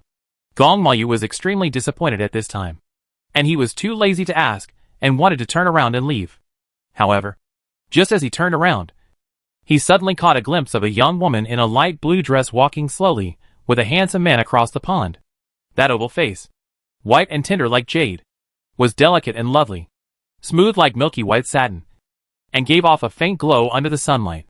A pair of dark, bright eyes, as bright as autumn water, as bright as stars, with a touch of charming charm in the eyes. With narrow and charming eyes, it looks noble and cold. The black hair, like a spring, gently gathered around the delicate and white ears, set off the skin whiter than snow, pure and beautiful. At this time, she seemed to hear something, and smiled gently, like 100 flowers blooming, which made Gong Mayu stunned. Chapter 270. His identity was revealed by him. Gong Mayu has seen countless people, and there are many beauties around him, but he has never seen such a cold and elegant woman. Her eyebrows are cold, but her smiles are elegant and moving, and the cold temperament exuded from her body seems to be only admired from a distance and not desecrated. Although Gong Mayu is not a disciple of the Jaime sect, he is quite familiar with the Jaime sect. He never knew that the Jaime sect actually had such an outstanding woman. Thinking about it, he raised his eyebrows and became interested. He immediately asked the girls in front of him in a deep voice, "What is the name of the girl opposite?" The girls in front of him were stunned for a moment when they saw him suddenly asking questions, and then raised their eyes and looked in the direction of his finger, seeing the figure he pointed to. Several people were startled. One of the women was a little braver and quickly replied to the sixth prince. "The girl opposite is called Su Maoyang." Gong Mayu was shocked when he heard the words, and his whole handsome face was filled with disbelief. He was so shocked that he grabbed the woman who was talking by the collar and lifted her up. His eyes were wide open, and he looked ferocious. He growled, "What did you say? Say it again." The woman was frightened by Gong Mayu's inexplicable anger and turned pale. She just kept begging for mercy. "Sixth prince, spare me. Sixth prince, spare me." Seeing that several women were frightened by him, Gong Mayu let go, shook her off fiercely, and looked at Su Maoyang again. At this time, Su Maoyang and Jun Haocong just came around from the opposite pond. Seeing this, Gong Mayu's pupils shrank sharply, and all the surprise in his eyes disappeared, leaving only anger. "Su Maoyang, you bitch. You secretly ruined the marriage between me and Rui, but you flirted with other men here blatantly. What crime should you be punished for?" Gong Yui naturally did not ignore the man walking beside her. This man also had a stunningly handsome face. The two of them walked together, complimenting each other, and they were a perfect match, as if they had walked out of a painting. So beautiful that people couldn't take their eyes off them. But this scene fell into Gong Mayu's eyes, but it was particularly eye-catching, and he wanted to tear this beautiful picture apart. Su Maoyang was startled by a sudden roar in front of her, and she stopped walking, and couldn't help but look up. She saw a blue brocade robe in front of her, And the handsome face full of anger immediately froze the smile on her lips, and replaced it with disgust. The sixth prince? Gong Mayu? Why did he come to the Jaime sect? Su Maoyang frowned slightly, and a trace of doubt appeared in her pupils. When Gong Mayu saw her see him, his happy face suddenly darkened. He clenched his fist in anger and yelled again, Su Maoyang, you are so brave that you don't kneel down to salute me. Su Maoyang looked at him coldly, with obvious disdain in his pupils, and his cold voice was full of sarcasm. Sixth prince, you are so powerful that you even put up your heirs in the silent sect. You must know that this is not the palace. Even if the prince comes here, he must abide by the rules of the silent sect. Besides, here we only respect the strong. But there is no rule that you must kneel down to the prince. Su Maoyang's words, the strong are respected, were a subtle satire on Gong Mayu's incompetence. Although Gong Mayu was uneducated, he was not stupid, so he naturally heard this meaning. He was so angry that his face flushed, gnashed his teeth, and stared at Su Maoyang with eyes almost bulging out. Su Maoyang, you are so presumptuous. How dare you talk to this prince like that? Are you tired of living? Su Maoyang snorted, and his cold eyes became sharp. Sixth prince, you should be the presumptuous one.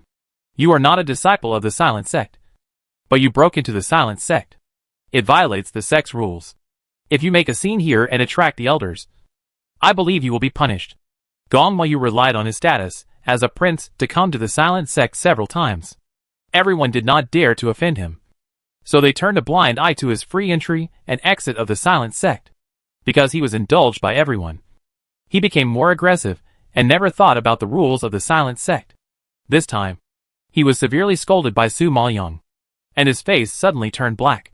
He wanted to refute, but he didn't even have the confidence to refute. At this moment, her cold sarcasm echoed in his ears, and his pupils reflected her beautiful but indifferent face. Gong Mayu was so angry that he trembled all over, but a familiar feeling surged in his heart, as if it had happened somewhere. Thinking of this, Gong Mayu was stunned, staring at Su Maoyang's face for a while, and finally seemed to recall something, and suddenly realized and shouted, "It turned out to be you." Jun Haotsong, who was standing next to Su Maoyang, heard this and immediately narrowed his eyes. Holding Su Maoyang's hand unconsciously tightened. Su Maoyang was afraid that Jun Haotsong would know about her going to the brothel, so she panicked and quickly pulled him to another direction. "Haotsong, I don't know him. Let's go!" Seeing Su Maoyang's guilty look, Jun Haotsong frowned and said coldly, "You don't know him. How do you know he is the sixth prince?" Gong Mayu didn't even reveal his identity, but Su Maoyang called out his identity with ease, with disdain and disgust in his eyes. How could he believe that they didn't know him? Su Maoyang knew that her lie was exposed, and secretly stuck out her tongue, fearing that he would get angry and hurt himself. She couldn't help but pull a smile and flattered, "Haha. I saw him before in the imperial capital, and everyone called him the sixth prince, so I remembered it." Seeing her smile so flatteringly, Jun Haotsong knew that things were definitely not that simple. "I really don't know what Su Maoyang did behind his back." Gong Mayu heard this at this time, and immediately rushed forward, blocking their way, and pointed out angrily, "Humph! Su Maoyang, you dare to say you don't know him? Last time you snatched a woman from this prince in a brothel. Have you forgotten? Brothel." When Jun Haotsong heard these two words, his already angry ice-blue eyes released a murderous cold light, and he suddenly lowered his head to capture Su Maoyang's guilty eyes. It would be fine if she was flirting in the Jaime sect, but she was so bold as to run to a brothel. He, a grown man, had never been in and out of that kind of place of fireworks. But she, a woman, was more unrestrained and unrestrained than him. Thinking of this, Jun Haotsong felt that his internal organs were burning. Su Maoyang naturally felt his anger and hated Gong Mayu, who kept grabbing her. "Sixth prince. How could I, a woman, go to a brothel? I think you recognize the wrong person." Gong Mayu was furious when he saw her denying it, and he kept yelling, "Su Maoyang, don't try to quibble. I recognize your eyes, and the tone of your voice even if you turned into ashes. At that time, you were dressed as a man, and said your name was Jun Haotsong. Rui called you Jun Gongzi, and it was so crisp. Don't think I forgot." Chapter 271 I Am Her Man. Su Maoyang heard Gong Mayu spill out the story of the day like pouring beans, and immediately couldn't help wanting to rush up and tear his mouth apart. Sure enough, Jun Haotsong beside him had a dark complexion that was unbearable to look at. She actually named herself Jun Haotsong? Jun Gongzi? It's okay that she went to a brothel. But she dared to use his name. If this woman is not severely punished, she will be lawless. Thinking of this, Jun Haotsong's eyes sank slightly, and his pupils suddenly jumped up with anger, receiving Jun Haotsong's eyes that were ready to eat her alive. Su Maoyang's hair stood up all over her body. She pretended to be innocent and shook her head, her eyes full of I know nothing. Jun Haotsong was so angry that he stretched out his hand and slapped her on the butt. Su Maoyang was slapped so hard, and it was on the butt, and she was a little embarrassed. She glared at Jun Haotsong awkwardly and resentfully. This guy, without saying anything to irritate her, started to touch her. He took advantage of his poor health, and she couldn't do anything to him. So he did whatever he wanted. Damn it! Gong Huayu saw this ambiguous scene and was hysterical. It was okay for the two of them to hold hands in public, but the man dared to touch Su Maoyang. How unreasonable! How dare you! Men and women should not touch each other. Don't you know? Gong Huayu pointed at Su Maoyang's buttocks and yelled at Jun Haotsong. His cheeks flushed with anger, and the veins in his neck burst. In Gong Huayu's opinion, the previous blow was not a beating at all, but a touch, because he had already preconceived that Su Maoyang was his marriage partner. Although he didn't like her, the man's self-esteem was at work. He always felt that even if he didn't accept her, she couldn't fool around with other men.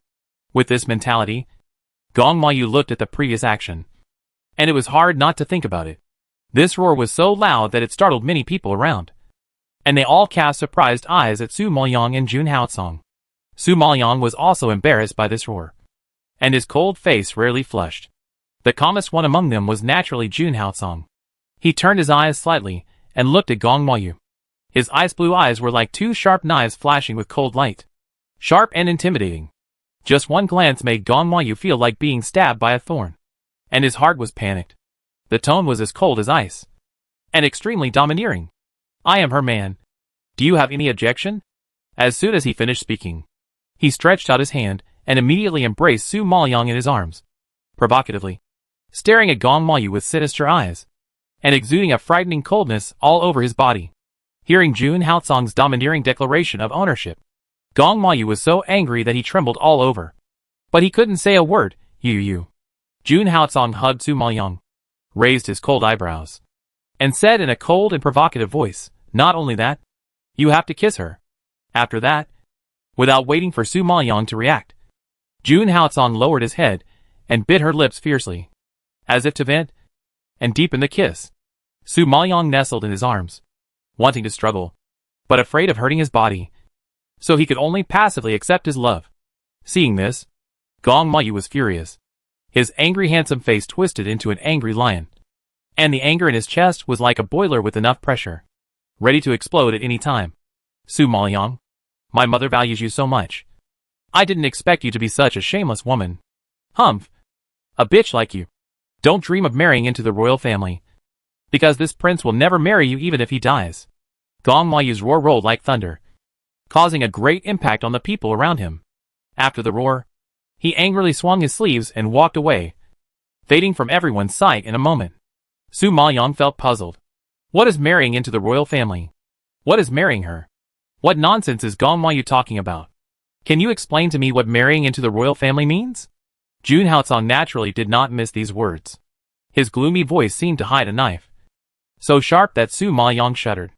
Su Maoyang was super innocent. She herself didn't understand what Gong Huayu meant, so how could she explain it to him? I don't know either. She had a bitter face and shook her head innocently, observing Jun Haotsong's expression, feeling very nervous. Seeing this, Jun Haotsong had no way to deal with her, so he simply picked her up and strode towards his yard. Su Maoyang was frightened and screamed softly, Jun Haotsong, what are you doing? Put me down quickly. This is the Jaime sect, not your palace. With so many people watching, where can I put my face? Su Maoyang was originally thin-skinned. Although she liked Jun Haotsong, it did not mean that she could be so unrestrained in front of the audience. Jun Haotsong was now furious, but he could not care so much. Do you mean that I embarrassed you? Su Maoyang wanted to cry, but had no tears for his misunderstanding. I didn't mean that. It's too embarrassing to be watched by so many people. Humph. I just want to let these people see that you are my woman, and no one can covet you. Thinking of Su Maoyang's bad peach blossoms, and the constant men approaching her, Jun Haotsong wanted to tie her to himself. Su Maoyang heard this and understood Jun Haotsong's stubborn character. She knew that no matter how she struggled, it would be useless. She simply buried herself in his chest like an ostrich, not daring to look at the hot and surprised eyes of the crowd. Seeing this, Jun Haotsong's angry and cold mouth finally raised an imperceptible arc. Along the way, Su Maoyang was afraid that Jun Haotsong would be angry, so she couldn't help but soften her temper to explain. Her low voice was soft and made Jun Haotsong feel itchy. Haotsong, I went to the brothel last time because I was hiding from my enemies, not to have fun. As for the sixth prince, a dandy boy, do you think I would like him? I'm not sick in my head for liking him when I don't want such a powerful and beautiful man like you. Obviously, her words pleased Jun Haotsong, and she put out his anger in a few words. Not only was she not angry, she was surprisingly happy. So he was a great handsome man in her mind. Thinking of this, Jun Haotsong's eyes slightly smiled. If he hadn't had super strong self-control, he would have laughed at this moment. However, for the sake of face, he still had a stern face and asked coldly, what about marrying into the royal family? This is completely fictitious. He must have deliberately framed me. How could I marry into the royal family with my identity? Su Maoyang retorted indignantly. Her tone and expression were righteous, and it can be seen that she did not lie to him.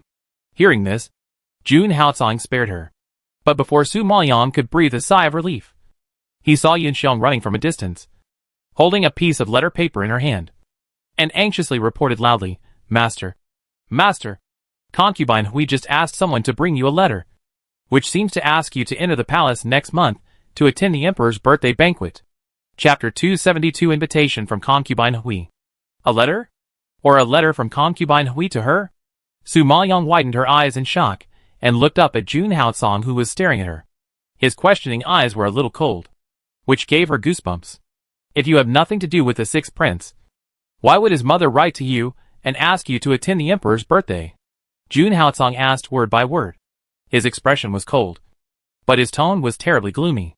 Su Maoyang trembled in fear, and quickly got off him. She quickly took the letter and unfolded it quickly, muttering in disbelief, Concubine Hui and I have nothing to do with each other. I don't know why she would write to me. Yunxiang also felt strange, and shook her head in confusion. At this time, Su Maoyang quickly browsed the contents of the letter, and frowned in shock. What does Concubine Hui mean? There is a desire to please, and win over the sixth prince in her words. She also told her not to bother with the sixth prince. Did Concubine Hui know the truth that she is Jun Mo? No. Jun Mo has been invited for a long time. If Concubine Hui found out her identity, why would she invite her again? Moreover, if she really knew her identity, she would not be so stupid as to alert the enemy. Su Maoyang thought of this, and immediately denied his inner guess. His expression changed from shock to confusion. If Concubine Hui didn't know that she was Jun Mo, why would she invite a low-level outer disciple from the southern Sui kingdom? Isn't this very strange? It seems that Concubine Hui is a bit weird. She probably knows something. Otherwise, how could she look down on a woman of her status? Jun Haotsong looked at her solemn expression, not knowing what she was thinking. He could not help but speak softly, with a cold tone, and it was obvious that she was in a bad mood.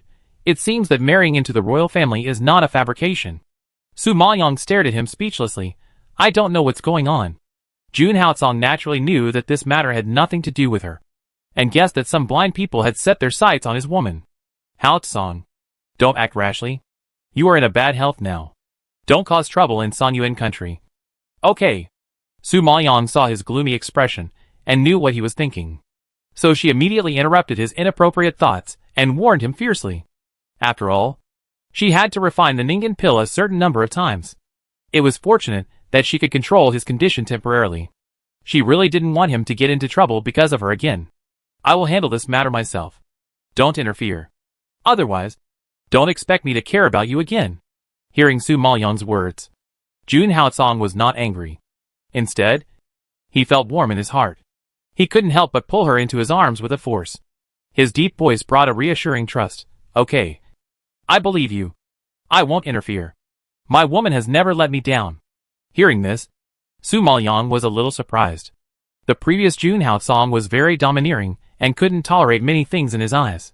But today he behaved like this, which was really incredible. Junhao song. Are you still Junhao song? Su Maoyang was hugged very tightly by him.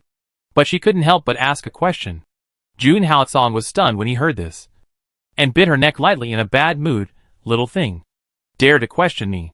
Su Maoyang was a little itchy because of him, and couldn't help twisting her body, and argued, who told you to be so gentle all of a sudden? So gentle that I am a little scared. Junhao song suddenly stopped, and Su Maoyang clearly felt his body stiffen for a moment. Just as she was about to speak, she heard a low hum in her ear, very soft and light. But the force hit Su Maoyang's soul, because I'm afraid of losing her. He was afraid of losing her. So he put down all his airs and dignity. To understand, to cater to tolerate. This was an experience that Junhao song had never had in all his years. Su Maoyang really gave him too many incredible firsts. She was quite surprised to hear this. This was Junhao song she had never seen before. Thinking of the changes he made for her, Su Maoyang felt warm in her heart, and couldn't help hugging him tighter. You will never lose me. Soon. Time passed, and it was the middle of next month. During this period, Junhao song and He Xiao had something to do, and he often didn't stay in the sect. Although she didn't have time to ask what it was, she knew that it was definitely related to the matter of Joyo continent. That world was beyond her reach with her current strength. So these days, apart from constantly asking about the news of the strange fire and the soul-devouring flower, she was locked in her room to practice. It was not until the 15th day, when Yunxiang happily dressed her up, that she remembered about entering the palace. Master, the outer disciples of the Jaime sect are not eligible to attend the emperor's birthday. Master is really lucky to be appreciated by Concubine Hui. I heard that Concubine Hui is a favorite of the emperor. If she can say a few good words for the master, I think the master's situation in Songyuan Kingdom will be much better. Yunxiang was simple-minded and thought that being valued by the royal family was a good thing. But she didn't think about why Concubine Hui wanted to please an inconspicuous outer disciple if she had no intention. What's more, the Xiao family and the Yin family are waiting for her, and they will definitely do everything they can tonight to deal with her. So, this palace banquet is probably a Hongmen banquet, which is very dangerous. However, she can't not go. Concubine Hui has invited her to this extent. If she doesn't go, it will embarrass the royal family. Now she has enough enemies.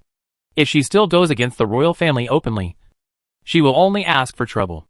So, she has to go to this palace banquet. At this time, the old man Jinjuan in the medicine cauldron space spoke. Young master, Jun Mo has also been invited. If you show up as Su Maoyang, what will Jun Mo do? Su Maoyang has thought about this problem, but she is really too busy. At first, she entered the palace for money to treat her illness.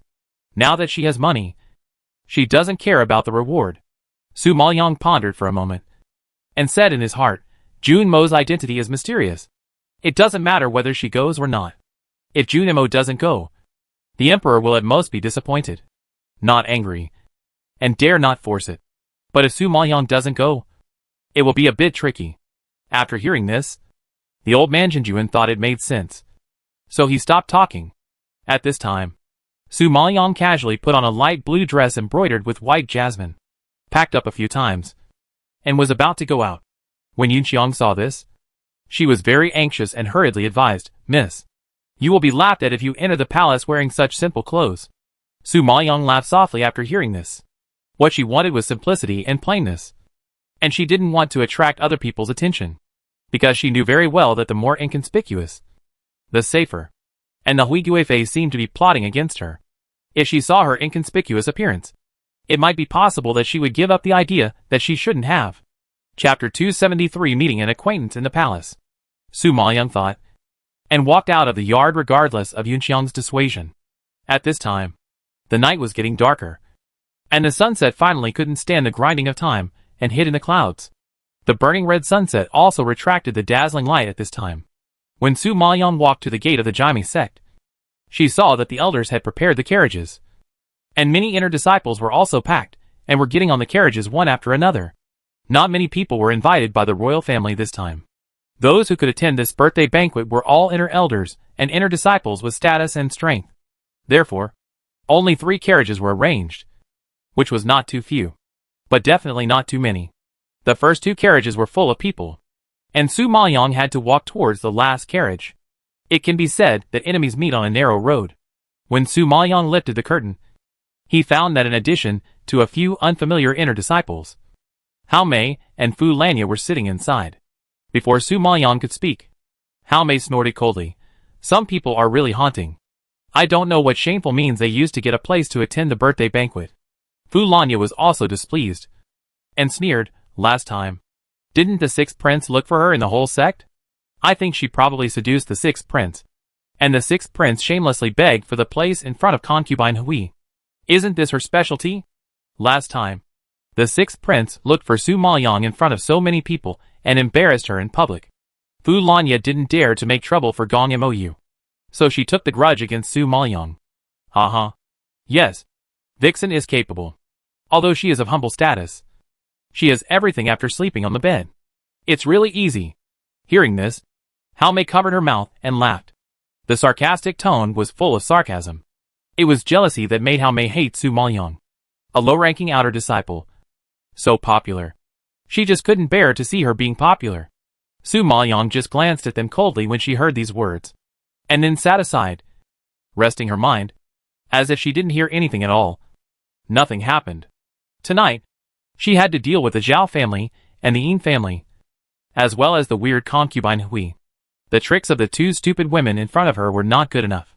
It would be better to save some energy, rest her mind, and prepare for everything that was to come. Hao Mei and Fu Lanya saw that Su Maoyang was indifferent to such ridicule, and suddenly felt that their attacks were like a punch on cotton, which had no effect. They couldn't help but snorted in boredom and stopped talking. The carriage drove very fast, and within 2 hours, it arrived at the palace gate. Hearing the sound of getting off the carriage outside, Su Maoyang also lifted the curtain and walked out. At this time, Su Maoyang just walked to the palace gate and saw a carriage coming from the other side. The disciples around her quickly recognized the identity of the group and couldn't help but talk. Look, the disciples of the Soul-Devouring Hall are here too. Soul-Devouring Hall? Isn't that the sect that Lin Water joined? Hearing this name, Su Maoyang couldn't help but stop and look curiously at the carriage coming from the left. At this time, the carriage of the Soul-Devouring Hall had stopped, and disciples came out one after another. What surprised Su Maoyang was that Huang Manqi, the daughter of the Huang family, was also among them. Seeing this, Su Maoyang's eyes flashed with surprise. No wonder Huang Manqi has some skills. It turns out that she is an inner disciple of the Soul-Devouring Hall. I think she is also a good seedling that the sect is trying hard to cultivate. Otherwise she wouldn't be so arrogant and proud. At this time, Lin Water also got off the car with Huang Manqi. As soon as Lin Water came out, she saw Su Maoyang standing not far away. Her cold expression instantly changed into surprise. Then she walked over quickly and greeted excitedly. Master, why are you here too? Lin Water hadn't seen her for a long time. She was worried about her, and looked Su Maoyang up and down. Su Maoyang rarely smiled and patted her shoulder with satisfaction. Not bad. Not bad. You should be a junior general spiritual master now. Lin Water blushed when she received her praise, and said modestly, I just advanced to a junior general spiritual master. All thanks to the master's elixir. Otherwise it wouldn't be so fast. If you say that the spiritual power depends on my elixir, then how do you explain that you became an inner disciple? Su Maoyang knew that only inner disciples could participate in Gong Yin. Now that Lin Water appeared here, she was probably admitted to the inner sect. Hearing this, Lin Water scratched her head a little embarrassedly. An inner sect elder saw that I was good at fighting, and although my spiritual power did not meet the standard, he still made an exception and promoted me to the inner sect. Su Maoyang nodded in understanding after hearing this. She had seen Lin Water's skills. She had been training crazily in Qixia Mountain a few days ago, laying a solid foundation. In addition, she had been hanging out with the old hands of the blood battle group, and naturally understood the essence of killing better than other pampered young men and women. Although her spiritual power was not superior, her combat power was definitely not to be underestimated.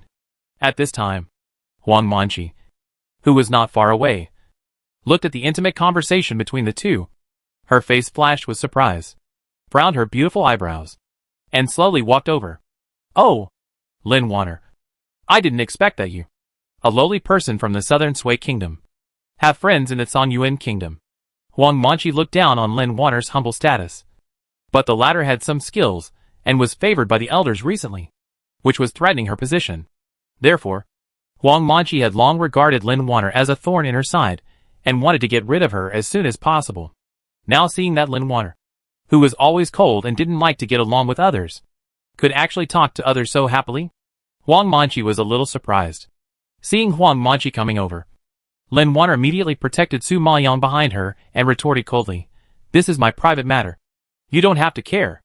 Huang Manqi saw her protecting the woman behind her so much, and looked at Su Maoyang curiously. "I wonder who is behind you. Why do you get so excited?" At this time, Hao Mei, who had seen everything, came up and explained with a smile. "Sister Shi, you don't know that a pariah from the southern Sui kingdom has recently come to our Jaime sect. And he is now a low-level outer disciple of our Jaime sect. Yes, it's the one behind her. This person is called Su Maoyang." Huang Manqi heard that it was another pariah from the southern Sui kingdom. Her pretty face immediately broke into an exaggerated smile, and her sarcastic voice was extremely harsh. "Ha ha ha. It's the southern Sui kingdom again. There are so many pariahs in the southern Sui kingdom. I didn't care before, but now I see it. It's true." Lin Wanner heard her insult her master, and immediately yelled fiercely, "Huang Manqi, who are you calling a pariah? Here, besides you two, who are of low status, and don't know how high the sky is. Who else can there be?" Huang Manqi sneered, and glanced at Lin Wanner and Su Maoyang with contempt. The two women in front of him were obviously lowly, but they both had a face that charmed everyone, especially the one behind Lin Wanner, who was really too stunning. Huang Manqi felt very uncomfortable when he saw such a woman. Seeing that Lin Wanner was about to quarrel with Huang Manqi, Su Maoyang was afraid that she would cause unnecessary trouble. So he pulled her and gently advised, "It's okay. She's just a bitch who gossips. Don't take it to heart. Today is the emperor's birthday. If the emperor knew that we quarreled at the gate of his palace, and then blamed us, no one would benefit." Although these words were said to Lin Wanner, they were meant for Huang Manqi to hear. Huang Manqi's face changed in anger, and she shrieked, "You Su Maoyang? You dare to call me a bitch? I will teach you a lesson today." Chapter 274 Praising her in public. Several elders of the soul-devouring hall saw the commotion here, and all came over. They inadvertently heard Su Maoyang's words clearly. They knew that making trouble on such a day would not bring any benefits. So they immediately stepped forward and grabbed Huang Manqi. "Manqi girl, don't be presumptuous." The one who grabbed her was an old man in a gray robe. His expression was serious and cold, and he exuded a majesty that could not be ignored. It was obvious that he was of high status. Huang Manqi's arrogant and domineering temperament was restrained when she heard the words, and she muttered unconvincingly, "Elder Song. This Su Maoyang humiliated me in public." The gray-clothed old man called Elder Song glanced at Su Maoyang coldly, and the corners of his hard lips slowly said cruel words. "There is plenty of time to deal with her. Why rush for a moment?" Huang Manqi smiled relievedly when she heard the words. Since the elder said so, Su Maoyang will definitely not have an easy time. Thinking of this, Huang Manqi snorted coldly, followed the large group, and walked into the palace gate with a swagger. Seeing that Su Maoyang had offended the Huang family and the soul-devouring hall, the disciples of the Jaime sect all stayed away and did not dare to approach, because no one wanted to be implicated by Su Maoyang. You must know that going against the Huang family and the soul-devouring hall must be a dead end. Seeing this, Su Maoyang did not care, and simply stayed until the end, watching them enter the palace gate before following closely with Lin Wanner.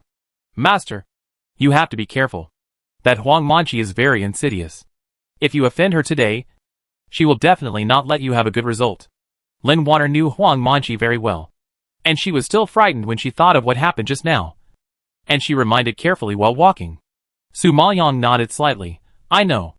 We can stop the enemy with earth, and we will wait and see." As Junimo, she had already offended the Huang family once in the trading house, so it was no big deal to offend them again. Lin Wanner was relieved to see that she didn't take it to heart. She knew her master's temperament.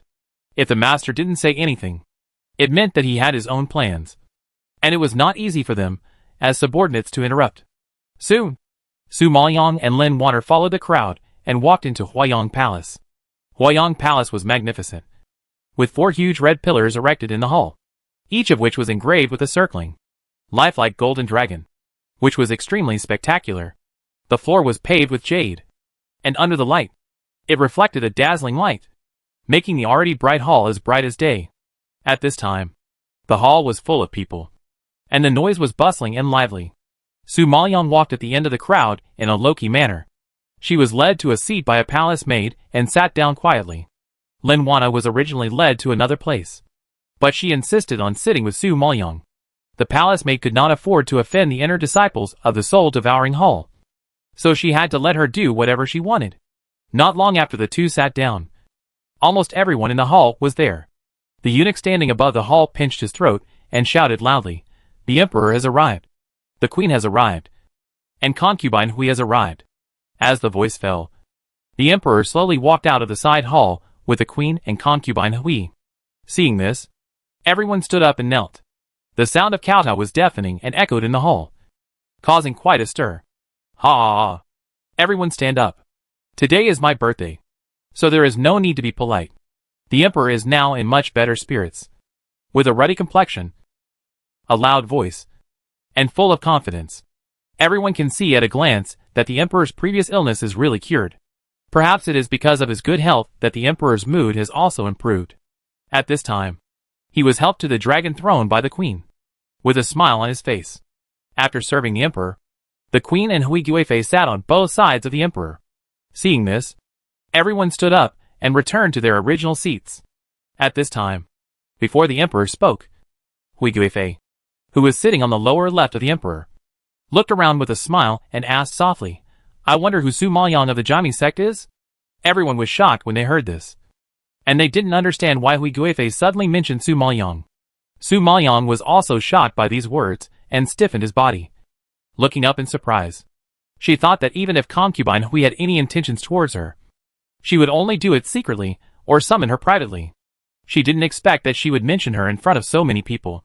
What did she mean? Looking at Concubine Hui's smiling face, Su Maoyang couldn't figure out her thoughts for a moment. Elder Wan of the Jami sect didn't understand Concubine Hui's meaning, but he still stood up and respectfully pointed her in the direction. "Your Majesty, this is Su Maoyang." Hearing this, Su Maoyang had no choice but to stand up and saluted and replied, "My daughter Su Maoyang greets Concubine Hui. I wonder what your Majesty wants to do." As soon as she stood up, she immediately attracted the attention of everyone present. Seeing that it was a new face, everyone whispered to each other with puzzled faces. However, with Hao Mei and Fu Lanya, two gossipers, the whole hall soon knew that Su Maoyang was a lowly person from the southern Sui kingdom, an outer disciple of the Jami sect. When everyone heard the news, they all shook their heads in disbelief. They really couldn't imagine that she had the courage to enter the palace with such a humble status. It was really incredible. Haha. You don't know that Su Maoyang is a foxy woman who can seduce men. Even the 7th and 6th princes fell for her. Think about it. With her status, why can't she participate in the palace banquet? Isn't it because of the support of the 7th and 6th princes? Hao Mei was like a commentator in the crowd, and the sarcastic sarcasm immediately made everyone sigh. However, Huang Manqi was shocked when she heard this, and she asked angrily, "Hao Mei, what do you mean when you said that the 7th prince also fell for her trick?" Hao Mei saw that Huang Manqi's anger was aroused, and she explained excitedly, "Sister Manqi, don't you know? This Su Maoyang and the 7th prince are old acquaintances. They behaved intimately in the sect, and you can tell at a glance that they have an extraordinary relationship." Hao Mei exaggerated this, and Huang Manqi clenched her fists in anger, and a ferocious murderous aura flashed across her pretty face. Huang Manqi originally wanted to wait for Gong Yan, and then think of a way to deal with Su Maoyang. But now? Hao Mei saw that Huang Manqi was so angry that she was half dead, and secretly looked at Fu Lanya happily. This time, Huang Manqi would never let Su Maoyang go. At this moment, Su Maoyang didn't care about what other people were saying. He focused on facing Concubine Hui in front of him, and waited for her instructions attentively.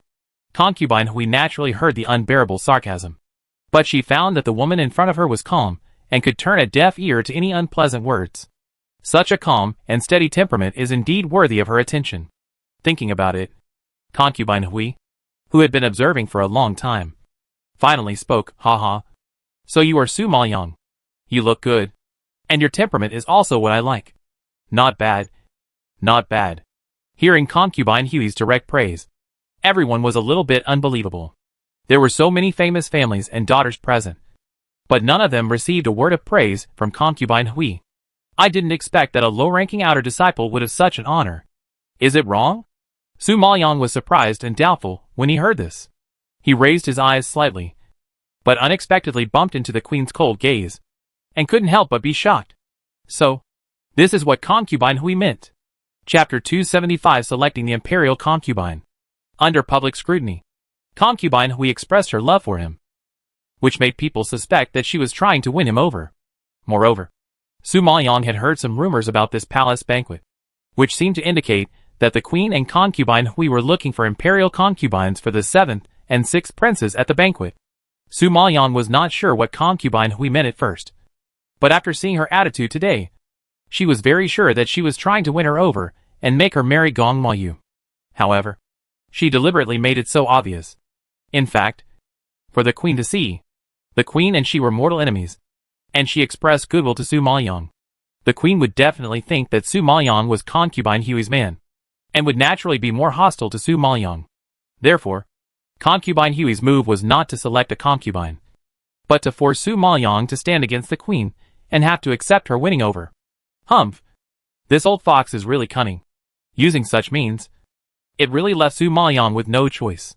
At this moment, Su Maoyang understood Concubine Huey's intention, and naturally, the others also understood it. The whole hall couldn't help but discuss the marriage of the 6th prince. Gong Yui was recently confined by the emperor for the murder of the Yin family's daughter, and did not attend the birthday banquet. But Gong Mayu himself was in the hall, sitting not far below Concubine Huey, and suffered everyone's discussion.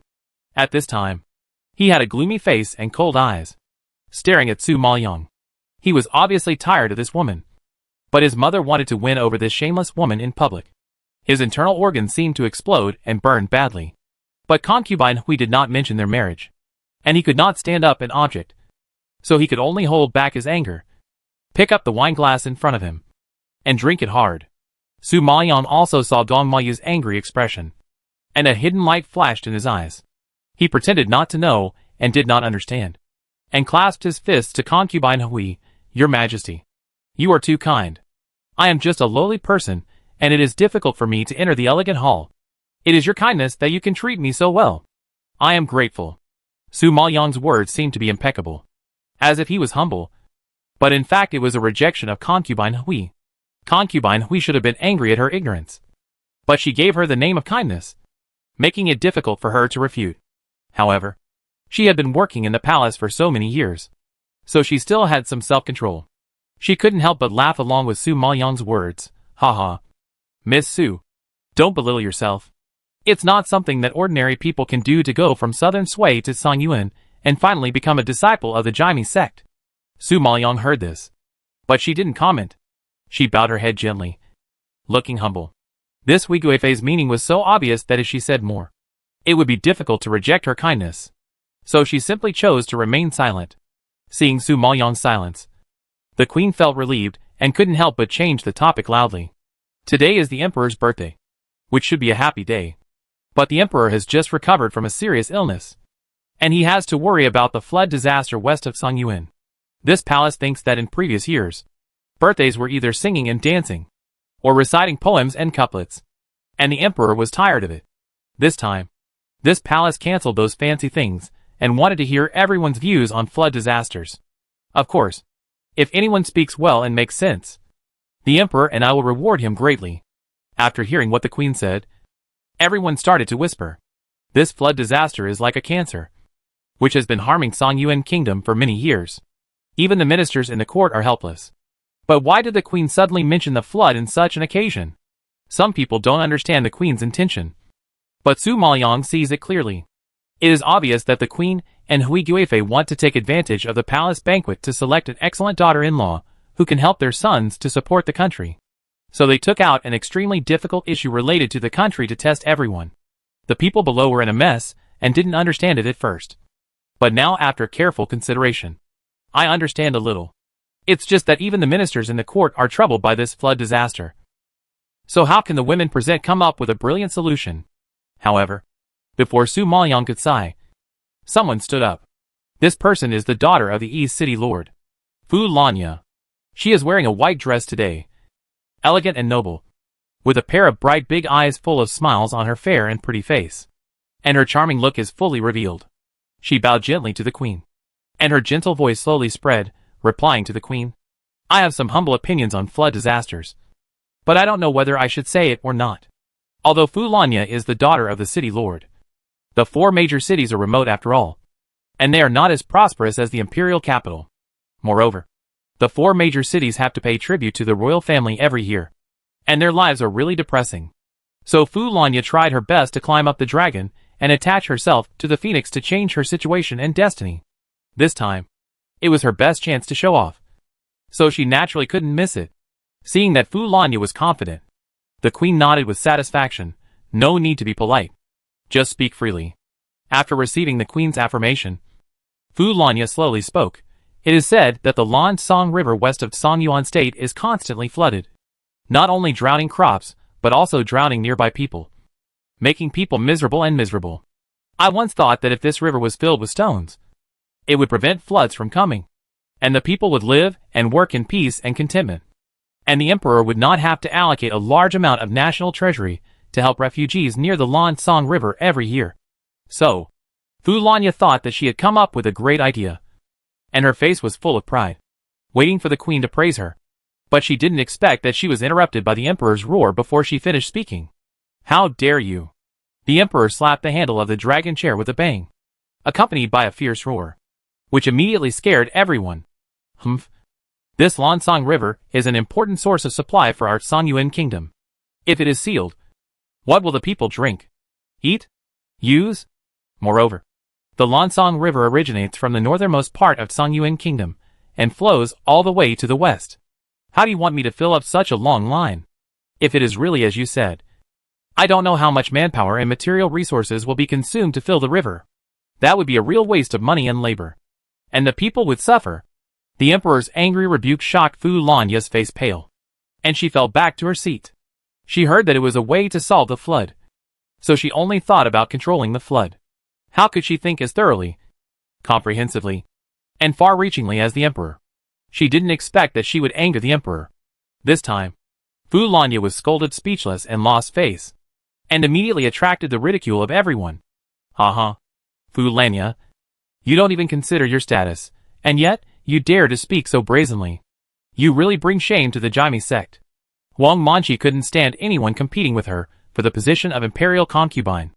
Now that she saw Fu Lanya being humiliated, she sneered on the spot and added insult to injury.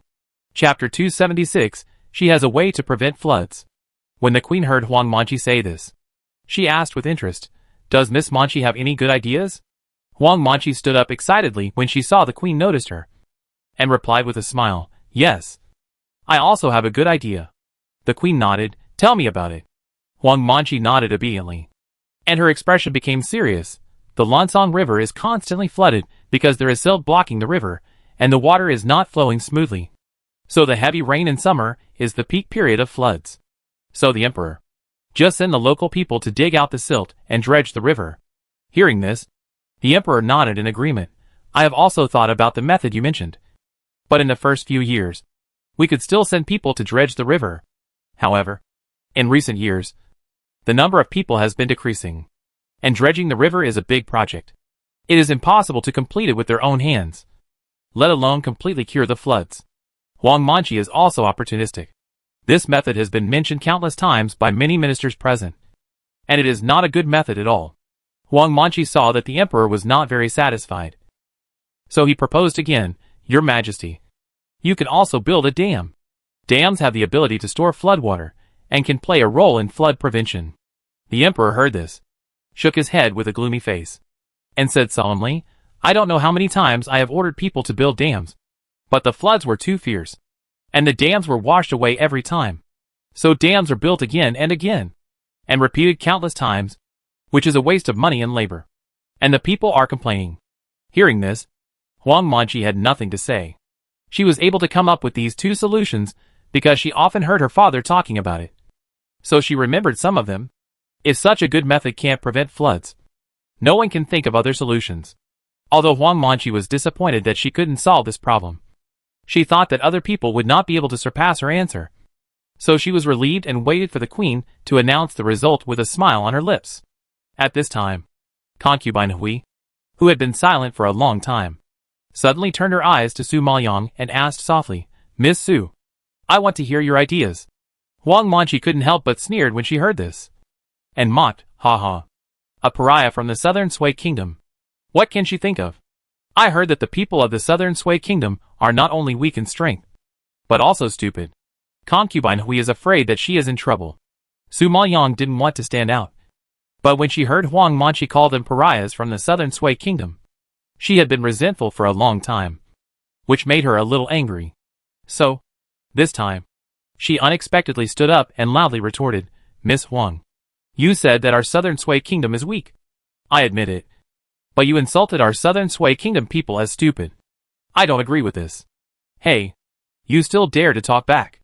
If you have no way, shut up. You have no right to speak here." Huang Manqi roared harshly, not giving Su Maoyang a chance to defend himself. Su Maoyang sneered when he heard it, "Miss Huang, if I have a way, what will you do?" Huang Manqi saw that it was another shameless person, and immediately sneered, "Ha ha. Just you? Well, if you really have a way to satisfy the emperor, I will apologize to you. How about it?" Su Maoyang nodded slightly. "Okay." After that, she turned her head and looked up at the emperor, and spoke loudly. Her loud and clear voice sounded like jade beads falling on a plate in the hall. "Your Majesty, flood prevention is the same as treating a disease. If you want to completely cure floods, you must find the root cause of floods. As far as I know, there are roughly 4 reasons for floods. First, the Lansong River has a wide basin, abundant rainfall, a long flood season in the main stream, and a large amount of water. Second, the Lansong River originates from the northernmost part of Songyuan State, passing through many small towns on the way. Winding down, the river channel is curved, and silt is easily accumulated, so the water flow is not smooth. Third, in recent years, the emperor probably saw that the floods destroyed many crops, so he issued an order to develop agriculture. As a result, the people built fields around the lakes and turned some ecological lakes into farmland, which destroyed the lake storage capacity and lost its ability to resist floods and disasters. Fourth, the emperor built a lot of buildings, and the people cut down trees indiscriminately, destroying vegetation and trees, and causing a large amount of water and soil loss. The above points are all the culprits that cause floods. Hearing Su Maoyang's long speech, the women present were confused and didn't understand it very well. But the ministers and officials present seemed to be awakened by a stick and suddenly realized it. These reasons have never been carefully considered, let alone so systematically organized. Now that Su Maoyang said it, everyone felt that it was right and nodded quickly. The emperor was shocked when he heard it, and his eyes, which had just been a little contemptuous, suddenly became serious. He really didn't expect that this little girl from the southern Sui kingdom would have such insights. It was really shocking. Huang Manqi saw that everyone was shocked by Su Maoyang's words, and immediately retorted unconvincedly, "TSK. What's so great about knowing the reason? Now the emperor asked you to come up with a solution, and you said a bunch of reasons, which are completely irrelevant and irrelevant."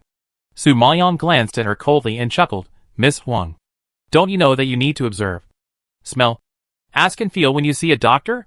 If you don't even know the root cause, how can you start to treat it? If you don't even know the cause, and you act blindly, not only can you not cure the disease, but it may aggravate the disease. Just like the 2 methods you just said. On the surface, they are ways to prevent floods. But on the contrary, not only did they fail to cure floods, but they also cost people money and caused heavy casualties." Huang Manqi was immediately speechless and blushed. The emperor had never seen such a clear and eloquent girl, and he couldn't help but become more interested.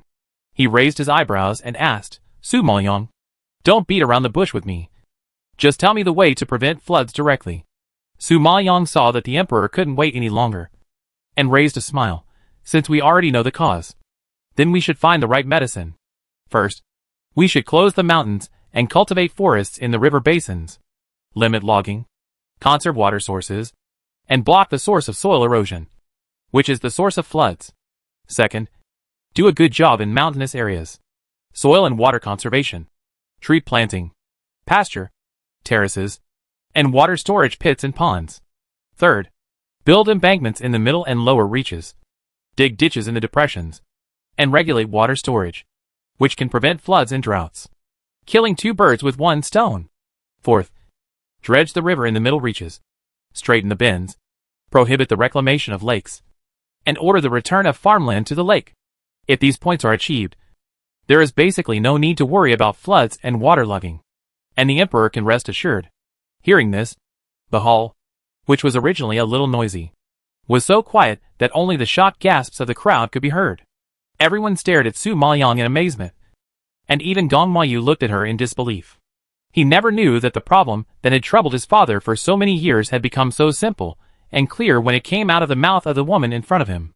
Chapter 277, The Crime of Deceiving the Emperor. At this moment, Gong Mayu suddenly felt that the woman in front of him seemed to be radiating light. So dazzling. So stunning. She had a temperament that other women did not have. A beauty that other women did not have. And wisdom that other women did not have. She was not gentle, elegant, or pretentious. Her voice was even a little low. And her face was solemn. Her eyes, as bright as obsidian, were floating with a faint coldness, but as deep as a black hole. As if to suck people in, Gong Mayu just looked at her for a while. And he felt like he was trapped. This feeling was so wonderful that he could not help it. Realizing this, Gong Mayu was shocked. Suddenly woke up, and quickly retracted his gaze, suppressing the shock and throbbing in his heart. This woman ruined his marriage with Rui. He should hate her. And he was really crazy to be amazed by her. Thinking of this, Gong Mayu quickly calmed down and suppressed all the thoughts that should not have been there. At this time, the emperor came back to his senses, slapped his thigh in surprise, and burst into loud laughter. Ha ha ha. Good idea. Good idea. Such an idea has never been told to me before. I didn't expect that it was a little girl who came up with these ideas today. I am really surprised. His ministers all thought of one-sided methods, which seemed to be able to alleviate the problem temporarily, but could not fundamentally solve the problem. Moreover, every time a flood occurred, everyone could not think about the problem systematically and comprehensively, but pointed to hit wherever they were, without combining several problems and coordinating them. So floods continued to occur, which in turn caused labor and money loss. And the people suffered. Originally, the emperor did not expect these people to answer this question this time. But the queen insisted on using floods to test everyone's thinking ability, saying that she wanted to choose a smart imperial concubine for Gong Yui. So he indulged her. But he did not expect to get a pleasant surprise. My dear ministers, you have been thinking about ways for me for so many years. But they are not as good as a little girl's ideas. Shouldn't you reflect on yourself and what you have done all these years? After laughing, the emperor frowned slightly, and his sharp eyes swept across the audience. His low voice was filled with cold accusations, which immediately frightened the ministers into a cold sweat. Shocked by the emperor's majesty, the whole audience was silent in an instant. Everyone lowered their heads, not daring to look into the emperor's cold and sharp eyes, but hated Su Maoyang in their hearts. At this time, only Lin Water was the most proud. She couldn't help but shout at Huang Manchi and challenge her loudly. Huang Manchi, you said that the people of Southern Sui are stupid. But the method you came up with is not as good as that of Southern Sui. Then, are you more stupid than the people of Southern Sui? Hearing Lin Water's ridicule, Huang Manchi's angry cheeks suddenly turned red. Her beautiful face became a little distorted because of jealousy and hatred. She gritted her teeth and retorted, Lin Water, don't be too proud too early. She is just a blind cat that meets a dead mouse and hits the mark by accident. What's so great about it? Lin Water knew that she was jealous, and couldn't help but raise her eyebrows and chuckle. Yes, it's nothing great, but she is just more amazing than you. You? Huang Manchi was so angry that she trembled all over. Lin Water looked at her with disdain, then looked at the emperor and asked respectfully, Your Majesty, may I ask, are you satisfied with my lady's answer? The emperor nodded in appreciation, and his excited laughter echoed in the hall again. Ha ha ha. Satisfied? Very satisfied. Hearing this, Lin Water smiled and looked at Huang Manchi again.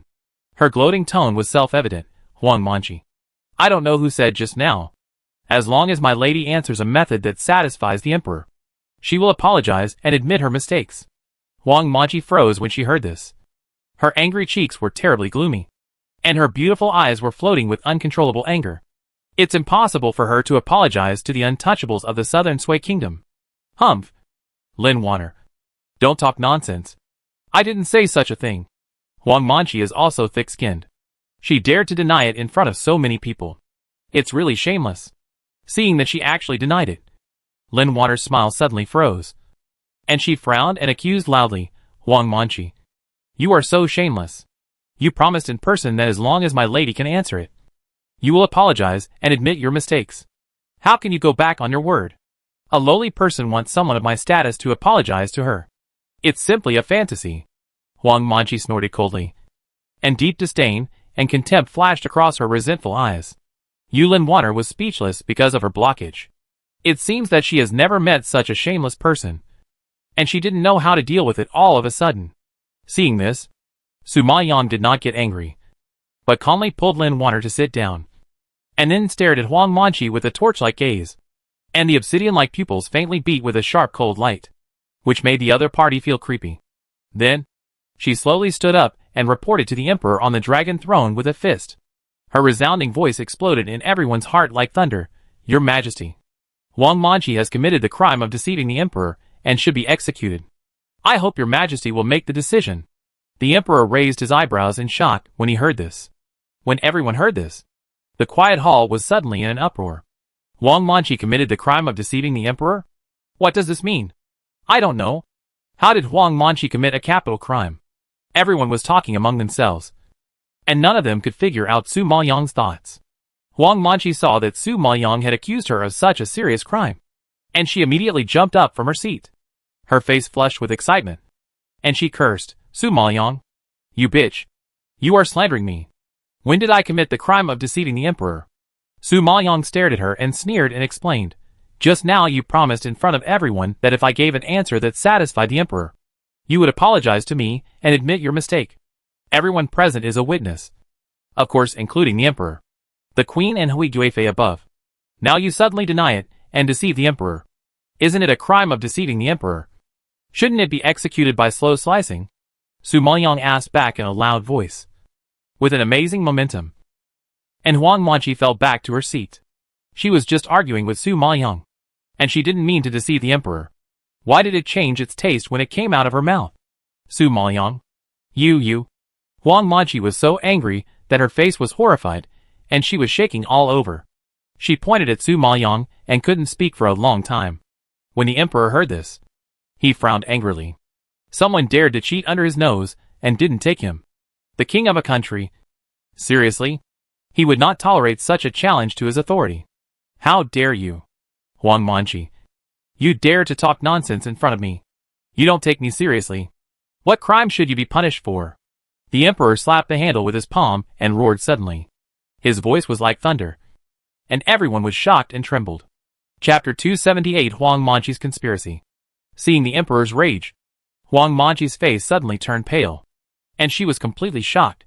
No, your Majesty. No. I didn't mean to deceive you, and I didn't mean to disrespect you. It was Sima Yang who slandered me. It has nothing to do with me. Huang Manji kept explaining and waving her hands. Sima Yang and Lin Water looked panicked, which made people laugh. Lin Water knew that Huang Manji would definitely suffer for provoking Sima Yang. She didn't expect the retribution to come so quickly. It was really too happy. At this time, the head of the Huang family, who was sitting not far away, saw that his daughter was in trouble, frowned and stood up, clasped his fist towards the emperor. His voice was not loud, but it was significant. Your Majesty, my daughter is ignorant and has no sense of propriety in her words. I have no intention of disrespecting your Majesty. Please spare her life for her young age. The Huang family, one of the 5 major families, has a very high status in Songyuan country, and even the emperor has to be wary of it. Now that the head of the Huang family has come out to explain in person, the emperor cannot refuse to give him this face. However, as an emperor, if he just lets Huang Manji go, where is his Majesty? The head of the Huang family naturally understood this truth. So without waiting for the emperor to speak, he shouted at Huang Manji, Sheer. quickly apologized to Ms. Su. I believe that Miss Su will not embarrass you. The person who tied the bell must be the one to untie it. Since Su Maoyang is the one who tied the bell, only Su Maoyang can let the emperor go down the stairs. Su Maoyang knew that with the head of the Huang family around, he would be unable to do anything to Huang Manqi. So today he just wanted to give her a taste of pain and had no intention of killing her. She knew very well that if she insisted on sentencing Huang Manqi to death, she would not only anger the Huang family, but also the royal family. The reason why the emperor was angry was because Huang Manqi violated his majesty and made him lose face. Because strictly speaking, the royal family could not offend a huge family for a pariah of the southern Sui kingdom. Su Maoyang saw it very clearly. So he wisely chose to give in. Your Majesty, Miss Huang is young and has been spoiled by the head of the Huang family. So it is understandable that she made a slip of the tongue for a while. And she does not deserve the death penalty. Although Su Maoyang's words were to give the emperor a way out, the meaning of his words was to accuse the head of the Huang family of not being able to teach his daughter. It is said that if a child is not taught, it is the father's fault. Huang Manqi is so arrogant and presumptuous today. I think it is all the fault of the head of the Huang family who spoiled him. The emperor was originally only angry with Huang Manqi. But after hearing what Su Maoyang said, even the head of the Huang family was angry. The head of the Huang family did have an unshirkable responsibility for spoiling his daughter to the point of lawlessness. The head of the Huang family saw that the emperor's face was getting uglier, and he was shocked and a little uneasy. He really didn't expect that the little girl in front of him was so vicious. On the surface, she let them go, but behind his back, she threw dirty water on him. She even raised the struggle between the two children to the struggle between the Huang family and the royal family. What a vicious method. However, in this situation, he couldn't let anyone catch the Huang family's handle. So he could only swallow his anger and yell at Huang Manqi, "Why are you still standing there? Hurry up and apologize to Miss Su." Huang Manqi was so angry that her face turned red. Her fingers clenched, and she pinched a blood mark unconsciously. She was the daughter of the Huang family, but she had to apologize to a lowly person from the southern Sui kingdom. What a shame. If it got out, where would she put her face? But due to the pressure from the emperor and her father, she had to apologize. But if she didn't teach Su Maoyang a lesson, it would be hard to get rid of the hatred in her heart. Thinking of this, Huang Manqi had an idea. As if she had thought of something, her gloomy face became much calmer. And then she quickly poured the wine, stood up with the wine glass, and walked slowly towards Su Maoyang. "Miss Su, I was rude first and offended you just now. I hope you will forgive me this time. Now, I toast you a glass, hoping that the grudge between us will be wiped out." Huang Manqi walked up to Su Maoyang and handed over the wine glass very sincerely. There was no clue on her expression, as if she really realized her mistake and wanted to make peace with Su Maoyang. But who is Su Maoyang? How could he believe that she would apologize willingly? There is only one reason why she is so respectful. That is, there must be a trick. Sure enough, when Su Maoyang was about to reach out to take it, Huang Manqi's hand shook, and the wine spilled and splashed all over her. Su Maoyang was also caught off guard by her sudden action. She thought Huang Manqi had added something to the wine, but she didn't expect that she only stained her clothes. This is not her style. "Oh, sorry. I'm clumsy. I can even spill the wine when I toast. What should I do? I stained your skirt. It's all my fault." Huang Manqi apologized and wiped it with her hand. Su Maoyang hated her touch, and immediately grabbed her arm and pushed her away. With a cold tone that kept people away, "It's okay. I'll do it myself." Concubine Hui above looked at Su Maoyang, who was wearing a light blue dress and was splashed with wine. It was really indecent. So she couldn't help but suggest, "Miss Su, you are wearing wet clothes, which is not only indecent, but also easy to catch a cold. You should go to the Jingyu Palace of this palace to change clothes. Jingyu Palace is not far away, just through the Imperial Garden." Su Maoyang heard this and hurriedly stood up and bowed to her gratefully. "Thank you, Concubine Hui, for your kindness." Huang Manqi, who was standing by, also pretended to apologize and apologized, "Miss Su, it's all my fault. I'll let my maid accompany you and help you change clothes." Su Maoyang raised her eyebrows slightly and immediately realized something was fishy. It seems that it is not as simple as just dirtying her clothes. At this time, before Su Maoyang could answer, Concubine Hui politely refused on her behalf. No need.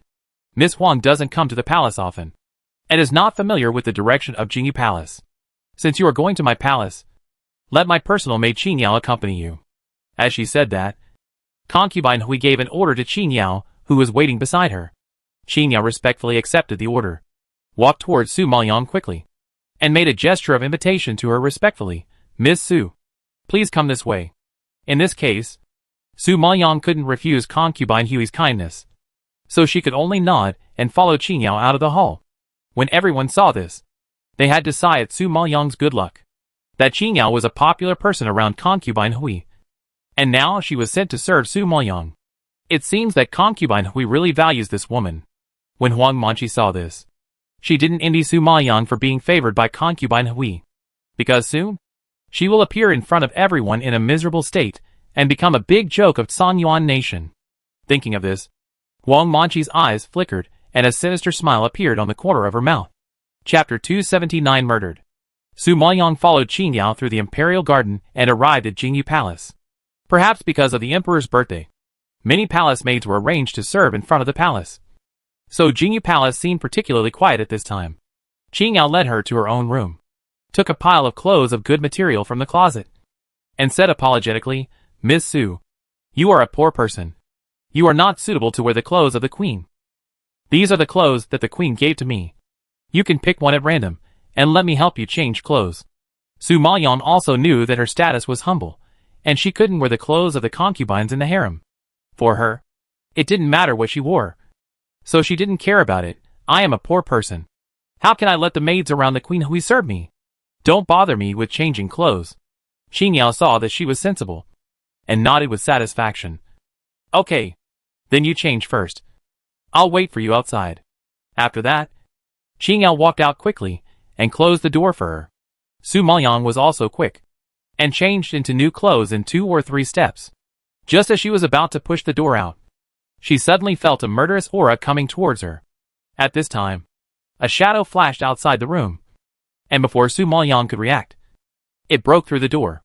The man in black moved very quickly, and slashed at Su Maoyang with a palm, floating in his hand with the spiritual power of a mid-level general spiritual master, as if he wanted to take her life.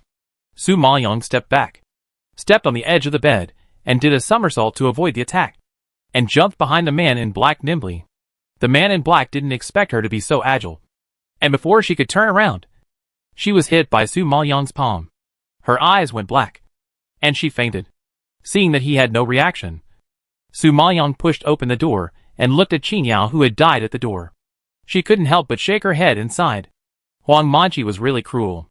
She even dared to kill Concubine Hui's people. But since she had the courage, she would give her a big gift. I believe Huang Manqi would faint from surprise. Thinking of this, Su Maoyang looked at the black-clothed man who fainted in the room, and then looked at Qin Yao, who had been killed. His eyes moved and revealed a hint of cunning. At this time, the hall was a little unhappy because the Huang family and the royal family had a little trouble. The queen called the dancers to help ease the atmosphere. After a while, the hall was full of singing and dancing, and it became lively again. Everyone soon forgot the little episode just now. Huang Manqi, who was the only one who was not in the mood to watch the dance, kept wandering at the door of the hall, as if waiting for something. Is everything arranged? Huang Manqi asked the maid beside her in a low voice. The maid came forward and answered in a low voice, Don't worry. I have already told him to drag Su Maoyang to the imperial garden. Calculating the time, he should have succeeded. Huang Manqi nodded in relief after hearing this, and drank the wine in the glass in a good mood. But just when she relaxed, she suddenly caught a glimpse of a white figure walking in front of the hall, and the wine in her mouth sprayed out instantly. Su Maoyang couldn't help but chuckle when she saw Huang Manqi so excited. What's wrong with Miss Huang? You were not careful when you toasted. And you are also so careless when you drink. Be careful not to spill it all over yourself. Otherwise you will have to trouble Concubine Hui to send someone to help you change clothes. Seeing Su Maoyang walk in with a sweet smile, her whole body intact, without any signs of being harmed, Huang Manqi was so scared that her eyes were bloodshot, and she shook her head in disbelief. When Concubine Hui saw her wearing Qin Yao's white long dress, she was elegant and noble, and she couldn't help but be amazed. Then she couldn't help but praise loudly, Ha ha. It's true that Buddha relies on gold and people rely on clothes. I didn't know that Miss Su also has a stunning appearance. Your Majesty, it's Sister Qingyao's clothes that are good. Su Maoyong smiled modestly. This smile is like a blooming peach blossom in March, and like a quiet and bright crescent moon, which makes people unable to look away. Even Gong Mayu was stunned by this scene for a moment. Others were immersed in this irresistible beauty, and couldn't recover. Su Maoyong used to wear simple clothes, and was not very eye-catching. Now that she changed her clothes, she seemed like a different person. When Concubine Hui heard the word Qingyao, she remembered, where is Qingyao? Isn't she with you? Why didn't she come back with you? Su Maoyong looked at Concubine Hui in surprise. Sister Qingyao hasn't come back yet? I was changing clothes in the room at that time, and she said she would wait for me outside the room. But when I came out, I didn't see her figure. I thought she had come back first. Concubine Hui frowned when she heard this. Qingyao was a popular person around her. She was the most intelligent and measured in doing things. How could she leave Su Maoyong and leave suddenly? Even if she left, she should have returned to the main hall according to the time. Qingyao has never done anything to leave her post without permission. Thinking of this, Concubine Hui felt that something was wrong. Just as she was about to ask, an anxious figure suddenly ran to the door of the main hall. Empress Hui, something bad has happened. Something bad has happened. A maid rushed into the hall, knelt on the ground, and reported loudly. Concubine Hui was in a state of anxiety. When she heard the shout, she was startled and asked, "What happened that made you so panicked?" Seeing this, Su Maoyong turned his cold eyes to Huang Manqi. Huang Manqi saw Su Maoyong staring at her intently, with that strange look, as if he had known everything for a long time. This realization made her shudder, and a cold sweat instantly rushed up her back. At this moment, the maid who reported the incident panted and replied with a hoarse voice. Obviously she was frightened, Your Highness. Qingyao was raped and killed. When Concubine Hui heard this, she jumped up from her seat in shock. Her pretty face was dyed with 7 or 8 colors, red and blue. Her beautiful eyes were full of horror, staring at the maid who replied, almost staring out. What did you say? Say it again. Concubine Hui shook her hands, pointed at the maid, and shouted in disbelief. Your Highness, Qingyao was raped and killed in the imperial garden. The maid was afraid that Concubine Hui would be angry and punish her. And because she saw the cruel scene just now, she was so scared that her body kept shaking. When Concubine Hui heard this, she was greatly shocked. Her head suddenly shook, and she fell back to her seat. Qingyao has been with Concubine Hui since before she married into the palace. It has been 20 years now. She was not just a servant, but more like her relative. In addition, Qingyao, because of her intelligence, often gave advice and helped Concubine Hui solve problems. Along the way, she helped Concubine Hui clear many obstacles, and was considered to be Concubine Hui's indispensable right-hand man. Now she is dead, and she was raped and killed. How can Concubine Hui not be shocked and angry? Who did it? Concubine Hui's pale face turned red because of her angry roar. Her weak body trembled slightly, and she suppressed her rage. Chapter 280 Su Maoyong's counterattack. The maid was so frightened that she trembled and kowtowed several times.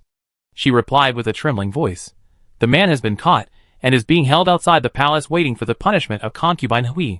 When Concubine Hui heard this, her eyes flashed with murderous fire, and she gritted her teeth and yelled, Bring him in! After saying this, the maid got up quickly and ran out of the palace. After a while, several guards escorted a man in black who was tied up and walked into the hall. Your servant kowtows to the emperor, the queen, and the concubine. As soon as the guards came in, they threw the unconscious man in black to the ground and saluted respectfully to the 3 above. At this moment, Concubine Hui was in no mood to care about etiquette, and she shouted loudly, What happened? Why was Qingyao killed? Tell me the truth. The guard saw Concubine Hui was furious and mad, and hurriedly clasped his fists and replied, My queen, when I was patrolling the imperial garden, I saw this lecher lying on Qingyao. When we walked over to see, we found that Qingyao had been stripped naked by him and died in the flowers. This lecher's mouth was full of alcohol, so I think he was drunk and raped and killed Qingyao. Su Maoyong heard this. His face was calm, but he laughed in his heart. Fortunately, Huang Manqi spilled wine on her, so she wiped the wine on her clothes onto the black-clothed man, creating the illusion that she was drunk. Otherwise, This rape and murder would seem a bit far-fetched. What? Rebellion? Rebellion? They even dare to rape and kill my personal maid. How unreasonable. Concubine Hui was furious and roared in rage. Her sharp voice echoed in the hall, casting a shadow on everyone. Huang Manqi was already dumbfounded by the scene. The blood in her body seemed to have frozen and stopped flowing. Her heart seemed to be twisted by a pair of pliers. She was terrified and in pain, and her breathing was suffocated. Su Maoyang saw Huang Manqi's horrified reaction, and a barely perceptible smile rose on her lips. Huang Manqi's contented expression made her feel the fear of dying. It's her. It must be her. It's Su Maoyang's doing. Qingyao was a favorite of Concubine Hui, and now she was raped and killed by her people. How could Concubine Hui let her go? Thinking of this, Huang Manqi trembled all over her body. Sure enough, the thing she least wanted to happen still happened. Who is this man in black? How dare he kill my people? Concubine Hui asked sternly, and the whole audience was silent. At this time, it was still Lin Wanner who recognized him first. Hey, isn't this the secret guard who often follows Huang Manqi? Lin Wanner and Huang Manqi are both from the soul-devouring hall. They get along day and night, so they have naturally seen this secret guard and recognized his identity immediately. After Lin Wanner mentioned this, the other disciples of the soul-devouring hall seemed to have an impression, and all started to talk about it. Hearing this, Concubine Hui's murderous eyes suddenly shot towards Huang Manqi. She didn't expect that this man in black was actually Huang Manqi's man. The anger in her heart had already reached a critical point. Knowing the truth at this time, Concubine Hui completely exploded. Damn Huang Manqi! You are so bold that you dared to let your slave commit crimes and rape and kill my personal maid. You don't take me seriously. Are you going to rebel? Huang Manqi was frightened by this roar, and her whole body went limp. She fell to the ground in an instant, shaking her head in panic and shouting, No! I didn't. It wasn't me. It wasn't me! She was frightened by Concubine Hui's furious expression, and her mind went blank. She didn't know how to explain except to keep denying. Humph! Huang Manqi, don't try to quibble. Your secret guards were not serving you. So why did you run to the Imperial Garden? There were so many palace maids who didn't violate him. But he raped and killed my palace maids. All signs show that you just hold a grudge against me and want to take the opportunity to retaliate against me. Concubine Hui was not stupid. She naturally thought that the Huang family and the queen were on the same side, and they had long held a grudge against her and were waiting for an opportunity to retaliate. Although it was shocking that such a thing happened now, she could understand it. It seemed that the queen and the Huang family were eager to eliminate her. Huang Manqi was so frightened when she heard this that she trembled all over and shook her head in fear. No! Concubine Hui, you have to believe me. I can't do such a thing even if I have 100 guts. I was wrong. It was Su Maoyang. It must be her. She designed and arranged everything. It was she who killed your maid. Concubine Hui was so angry that her pupils widened, and she shouted loudly, How dare you! You are still quibbling at this time. If it was Su Maoyang who did it, why would your secret guard appear in the Imperial Garden? I don't think she is so capable that she can order your secret guard. Huang Manqi sat down on the ground dejectedly when she heard this. Her face as pale as paper. In addition to fear, there was deep despair in her heart. She knew that this matter was powerless, and she could not defend herself. She was completely harmed by Su Maoyang. Father! Save me. It wasn't me. I didn't kill Qingyao. It really wasn't me. In despair, Huang Manqi could only look at her old father. Only he could save her from this dire straits.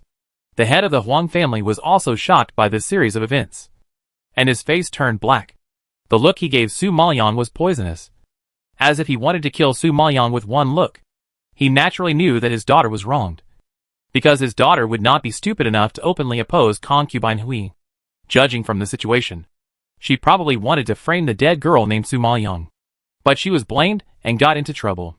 However, he still underestimated this woman. He didn't expect that her mind was so delicate and meticulous. Not only could she escape danger, but she could also use the conditions to frame her in turn. This person is a ruthless character. The head of the Huang family couldn't help but sigh again that Su Maoyang was not simple, and his mind was working quickly, thinking about countermeasures. Afterwards, he clasped his fists and bowed to Concubine Hui. Concubine Hui, although I am naughty, I am not so cruel as to send someone to kill your maid. After all, this is the palace, under the eyes of the emperor. Even if I have 100 guts, we would not dare. I think it was the secret guard who got drunk and saw the beautiful girl. So he had lust. It has nothing to do with me. Besides, she is just a maid. Why should Concubine Hui make a big fuss over a servant? If you are short of people to serve, our Huang family will immediately send 100 maids to the palace to take turns to serve you. Just think of it as the Huang family apologizing to you. Concubine Hui was so angry that she took a deep breath and was speechless when she heard this. This old guy was good at excusing himself. He actually pushed all the sins onto the secret guards. Not only that, he also apologized by sending maids to resolve the conflict. But she was speechless. If she kept harping on a palace maid, she would lose her demeanor as a noble concubine and appear petty. Chapter 281 Foreign Woman. Although Qin Yao is a palace maid, she is not an ordinary palace maid to Concubine Hui. How can she be compared with other useless maids? You know, killing Qin Yao is equivalent to cutting off her right arm. So this is definitely not as simple as killing a servant. This is the means by which the Huang family and the queen want to get rid of the counselors around her and disintegrate her layer by layer. In addition, the Huang family took this opportunity to send the arranged maids into the palace to serve her under the guise of apologizing. But in fact, they were planting spies around her to monitor her at any time. She had wondered before why Huang Manqi was so stupid that he dared to do it under her nose. But now everything can be explained. They are taking a different approach and want to win by surprise. Realizing this, Concubine Hui was shocked. Her angry face was as pale as paper, and her fists tightly clenched under her sleeves were trembling with endurance. It was hard to tell whether it was anger or fear. Huang Jiazhu watched Concubine Hui hold back and didn't know what she was thinking.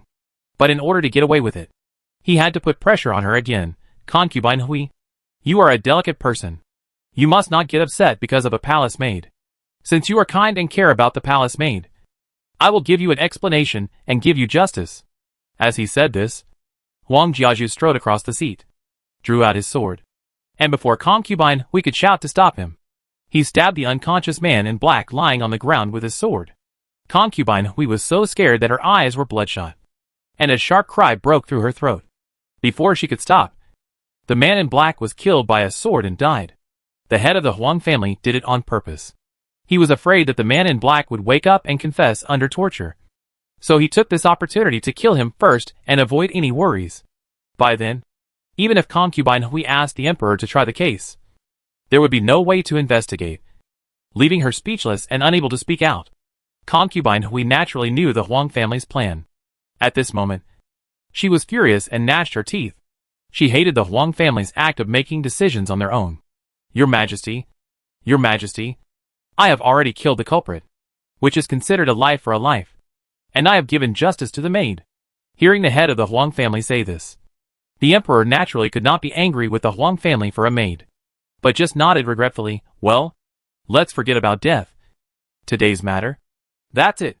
Hui Guifei had long expected that the emperor would settle the matter peacefully, and her heart was even more twisted. She gritted her teeth and swallowed all the resentment and humiliation into her stomach, and secretly swore in her heart that today's revenge would be returned 100-fold. The emperor said that he did not want to mention this matter, and everyone present also shut up and did not dare to discuss this matter privately, because this was related to the grievances between the Huang family and Hui Guifei. No matter what was said, if one of them was offended, there would be no benefit. Su Maiyang saw that this page was turned over, and he was not deeply surprised, but calmly returned to his seat and sat down. Lin Wana was worried that she hadn't returned yet, and was afraid that something had happened. Unexpectedly, she not only came back, but also brought such a big surprise to the Huang family. She couldn't help but laugh and shake her head. The Huang family couldn't have provoked anyone else, but they chose to provoke her master. They deserved it. I guess the hard times are still to come. Well, today is the emperor's birthday. It should be a happy day. Don't let two servants ruin everyone's fun. The queen smiled and looked around, comforting the frightened people. Everyone relaxed because of this. But Concubine Hui tightened her fingers because of this. The queen actually used the word slave to brush off the matter. Damn it! The queen naturally knew that Concubine Hui wanted to tear her apart at this moment. But she had never felt so happy in her heart. She suddenly looked at the head of the Yin family, who was sitting below with a smile, and said loudly, head of the Yin family. I heard that in order to celebrate the emperor's birthday, you went to the border of Wanxi continent and Dongyin continent to find foreign women to dance for the emperor. I wonder where they are. The head of the Yin family saw that the queen was so excited, and he felt a little strange in his heart. He looked at her deeply and replied respectfully, "My queen, they are waiting outside the hall." The queen nodded with satisfaction when she heard this, raised her sleeves happily, and ordered loudly, "Let them in." Hearing this, the eunuchs waiting at the door of the hall let the women in strange costumes outside the hall walk into the hall one after another. At this time, the somewhat depressed hall once again set off a climax because of this group of revealing beauties. The women were wearing purple gauze. Their snow-white skin was vaguely visible. Their proud breasts were just covered by the purple cloth, outlining their attractive roundness. Their slender waists were completely exposed to the air. Their white and smooth skin was so sexy that even from a distance one could imagine how crazy it felt. And in the center of the navel, which was so beautiful that it made people's blood boil, there was a diamond shining with colorful luster, which made the perfect figure look enchanting and charming, and captivating. Although their bodies were exposed, their faces were covered by purple gauze, revealing only the brown pupils that looked like fairies. At this moment, the gauze floated, and the beautiful faces were looming, which made everyone feel excited and wanted to pounce on them, and tear off the veil that made people itch. Su Maoyan looked at this dress, and his mind couldn't help but recall the dress of Persian girls and Indian girls in his previous life. The woman in front of him was somewhat similar to them. Su Maoyan was a person in the 21st century, so he could naturally accept this dress. But many conservative women on the scene couldn't stand it. Even Lin Water couldn't help but whisper in her ear, "They are really exposed. They are really some cheap dancers who please men." In fact, showing a beautiful figure is also an expression of beauty. There is no distinction between noble and cheap, only beauty and ugliness. Su Maoyan laughed softly and raised the cup to take a sip. It was unknown whether Su Maoyan's voice was too loud or Gong Mayu's hearing was extraordinary, and he immediately heard her seemingly unintentional sigh. He stared at her with a sinister look, recalling her ambiguous and intimate behavior with Jun Haotsong in the sect. An inexplicable anger surged in his heart, and he sarcastically said, "Humph," quibbling, "It's obviously your own money. You are not a good wife. You can't stand loneliness. And you still say what beautiful expression. Shameless." Gong Mayu spat at Su Maoyan in great anger, and the word shameless was bitten very hard by him. Without looking at his somewhat distorted expression, just listening to this tone, you know that he hates Su Maoyan to the extreme. Lin Wanai didn't expect Gong Mayu to get so angry suddenly. She was slightly stunned for a moment, and looked at Su Maoyan in confusion. "Master, what's wrong with the sixth prince? It seems that he has a grudge against you." Su Maoyan chuckled and answered indifferently, "I don't know him well." Chapter 282. The Queen is attacked. She seemed to be smiling, but her eyes were cold, as if she really didn't take Gong Mayu seriously. When Gong Mayu heard this, he was so angry that he clenched his fists and gritted his teeth. This woman dared to ignore him. You should know that no woman has ever dared to ignore him like this.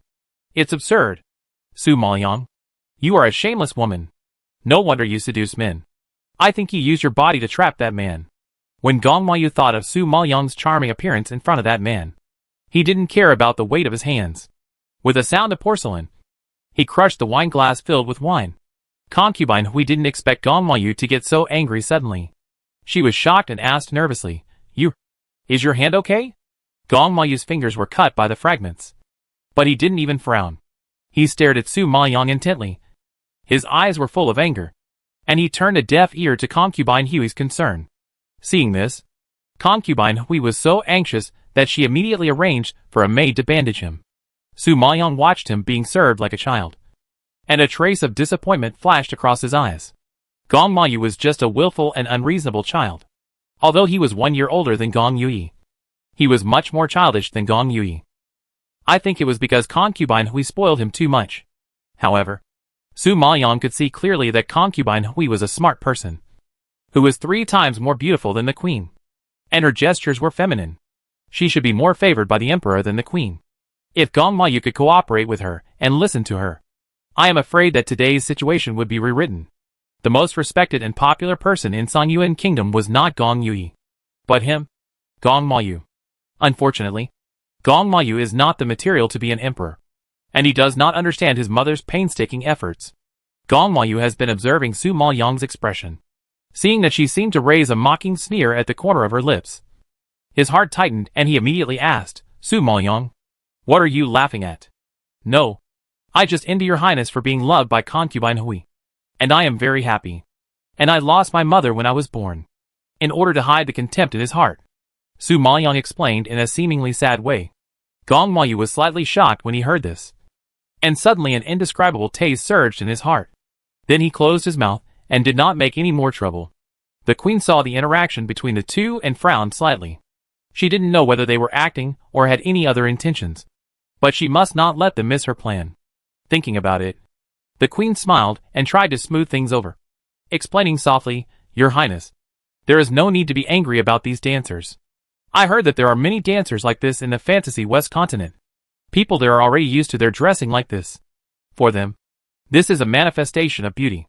The emperor also smiled and nodded, "Haha. Yura has not been selected as a concubine. And she is not familiar with the affairs of men and women. She is just shy when she sees such a dress. Master Yin, don't take it to heart." Master Yin naturally didn't take Gong Mayu's childish temper to heart. What he is worried about now is that the queen is cheating. Haha. Okay. Since the dancers that Master Yin has carefully prepared are ready, let's start. The queen couldn't help but announce loudly as she saw the atmosphere ease. Master Yin saw that the queen was in high spirits and felt a little uneasy in his heart. He wanted to speak up to stop her, but the emperor looked expectant, so it was too late to stop her at this time. However, these dancers were all selected by him personally. He had carefully investigated their family backgrounds before he dared to let them perform in the palace. There should be no problem. Maybe he was overthinking. Thinking of this, the head of the Yin family had to retreat to his seat for the time being and be alert to any unusual movements. At this time, the exotic beauties in the center of the hall had already begun to twist their waists like water snakes to the rhythm, flexible as if they had no bones. Delicate and charming, sexy and beautiful, they raised their arms, clasped their fingers, and held up their proud chests. While twisting, they shook their hips, making the purple miniskirt on their hips ripple like layers of petals. And their white and tender thighs were looming. The silver bells on their feet jingled, outlining the pair of jade feet beautifully, which was very beautiful. The men on the field gasped in amazement, and even the most stable people burst into excited applause at this moment. Although Gong Mayu couldn't stand such revealing clothes, he was a playboy at heart and couldn't let go of beautiful women. But today, for some reason, his mind was not on these beauties at all. His eyes seemed to be uncontrollably sweeping towards Su Maoyang, who was sitting opposite. At this moment, she was sitting there very quietly, drinking alone, and didn't seem to be interested in the stimulating scene in front of her. Her expression was indifferent. Her manners were elegant, and her eyes, like clear autumn eyes, drooped slightly, dark and deep, and I didn't know what she was thinking. Even so, Gong Mayu couldn't help his inner manic curiosity and wanted to delve into her thoughts. After spending so many times together, he found that Su Maoyang rarely smiled, and even if she smiled, it was just a superficial perfunctory. However, that time in the sect, she actually smiled so happily in front of that man. Thinking of this, Gong Mayu's face darkened, picked up the replaced wine glass, drank it all in one gulp, and the spicy taste entered his throat. Gong Mayu, who had long been accustomed to this taste, rarely felt a little choked. At this time, Su Maoyang did not notice Gong Mayu's sight, because all her thoughts were on the queen and the Yin family. The queen would suddenly ask to see such a vulgar dance. She did not think it was as simple as pleasing the emperor. Sure enough, before Su Maoyang thought about her purpose, the leading dancer in the hall suddenly shot at the queen, raised her arm, and a silver light flashed in her hand. The slender dagger pierced into the queen's heart with a puff. A scream instantly rose in the hall, frightening everyone, as if struck by thunder, and they were all shocked. The eunuchs serving beside him were also caught off guard by the sudden assassination. After being shocked, they shouted in fear, "Come here! Protect the emperor! There is an assassin! Protect the emperor! Protect the emperor and the queen!" With a shout, all the guards surrounding the hall rushed forward, trying to take down the assassin. But the dancer was obviously prepared. Before the guards could pounce on her, she bit the poison hidden between her teeth. She suddenly spit out a mouthful of black blood, fell to the ground, and died. At this time, the hall was in chaos. Many women screamed and fled outside the hall. The men on the scene also retreated in horror, fearing that they would be implicated. The queen was killed, and the assassin committed suicide. This scene was carefully planned by someone. When the emperor saw this, he gasped with lingering fear, looking at the queen who fell to the ground and bled. He was trembling with anger and roared like thunder, "Call the imperial physician! Call the imperial physician!" Chapter 283 The Decline of the Yin Family. The maid who was in charge of serving the queen was a little stunned by this scene. Now she reacted when she heard the emperor was angry. She picked up her skirt and ran out of the hall. I think she went to ask the imperial physician. Looking at the crowd that kept pouring out, the blue veins on the emperor's forehead slowly swelled, and the veins on his face connected to the temples were twitching. "Guards, bring back all the people who ran out. The queen was killed, and everyone present is not free from responsibility." The emperor gave an order, and the guards quickly rushed out of the hall and drove all those who were too frightened back into the hall. Su Maoyang saw this, his eyes slightly raised, and he glanced coldly at the queen who fell to the ground, and a sneer flashed across his pupils. "I didn't expect the queen's move to be so cruel, and she gambled her life." It seems that Gong Yui was treated badly by the Yin family this time. He couldn't even attend such an important birthday banquet. It's probably because he made the emperor angry. Recently, Concubine Hui's pillow talk has been very strong. The emperor may have shaken the choice of the crown prince, so the queen had to take this risky move. It's true that wealth and honor are sought in danger. However, the queen can deceive everyone, but not her. At this time, Concubine Hui was also shocked. She really didn't expect that an assassin would hurt people at a good birthday banquet. And the assassin was a dancer arranged by the Yin family. What's more annoying is that the dancer committed suicide after succeeding. The whole thing ended just as it began, so fast that people were caught off guard, and there was no way to investigate. All the doubts instantly became a mystery. Concubine Hui realized this and looked at the head of the Yin family below with fear on her face, and her pupils were full of disbelief. The head of the Yin family just surrendered to him, and encountered such a thing. It is hard to guarantee that someone is behind it. The head of the Yin family looked back at her, his eyes flashing with innocence. But at this moment, he completely understood. The queen is using her own life to frame him. What a vicious method. He was on guard day and night, but he didn't expect her to do this. He really didn't expect the queen to be so desperate. It seems that he still underestimated this cruel and vicious woman. Concubine Hui also saw the clues from the eyes of the head of the Yin family. It is clear that the head of the Yin family cannot arrange for the dancer to assassinate the queen. Even if he wants to harm the queen, he can't kill himself. If it is said that someone else wants to kill the queen by the hand of the Yin family, it is still possible. However, Concubine Hui always feels that this matter is related to the queen. The fear is that the queen is playing the thief crying thief, which is a bit tricky. Concubine Hui's mind was working at high speed. But unexpectedly, the emperor beside her shouted her name, "Concubine Hui. Hurry up. Help carry the queen to the side hall." Concubine Hui nodded as if she had woken up from a dream, and quickly ordered the maid to come forward, carefully lift the queen, and retreat to the side hall. In the chaotic hall, everyone watched the queen being carried away, and their hearts were as nervous as drums, and they were restless. Of course, the most nervous person was the head of the Yin family. Now all the suspicions pointed to him, and he had to come up with a countermeasure immediately. Otherwise, murdering the queen would be a capital crime punishable by death for all 9 generations. Head of the Yin family, shouldn't you give me an explanation? The emperor panted and stared at him with anger. His face, which had just recovered from a serious illness and had become slightly rosy, was now black and blue, without a trace of blood. Under his nose, the queen was killed. Even if the head of the Yin family had 100 heads, it would not be enough to chop off such a crime. Upon hearing this, the head of the Yin family was so frightened that his body softened. He knelt down suddenly, cowed out and shouted, "Your Majesty, I was wronged.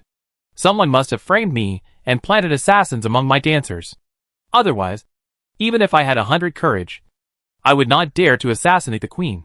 The emperor was furious when he heard this, and obviously did not believe his words. "Humph. Some time ago, Ear killed your daughter, and the queen tried her best to protect Ear. It is hard to guarantee that you did not go to extremes to avenge your daughter." The emperor had a great opinion of the Yin family because of Gong Yui. although he punished his son on the surface.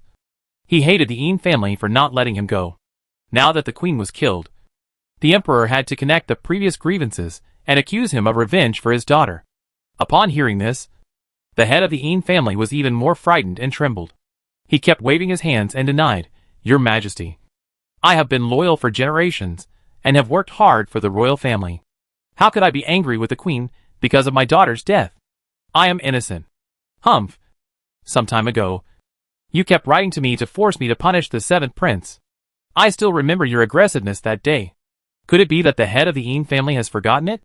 Anyone could hear the strong resentment in the emperor's words. "Your Majesty, how could I be so stupid to assassinate the queen in front of so many people? Even if I hate the queen, there is no need to use such extreme means.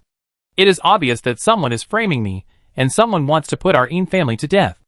The head of the Yin family kowtowed several times, and his old tears flowed down his face. He looked like he was wronged. "Okay. Then tell me, who wronged you?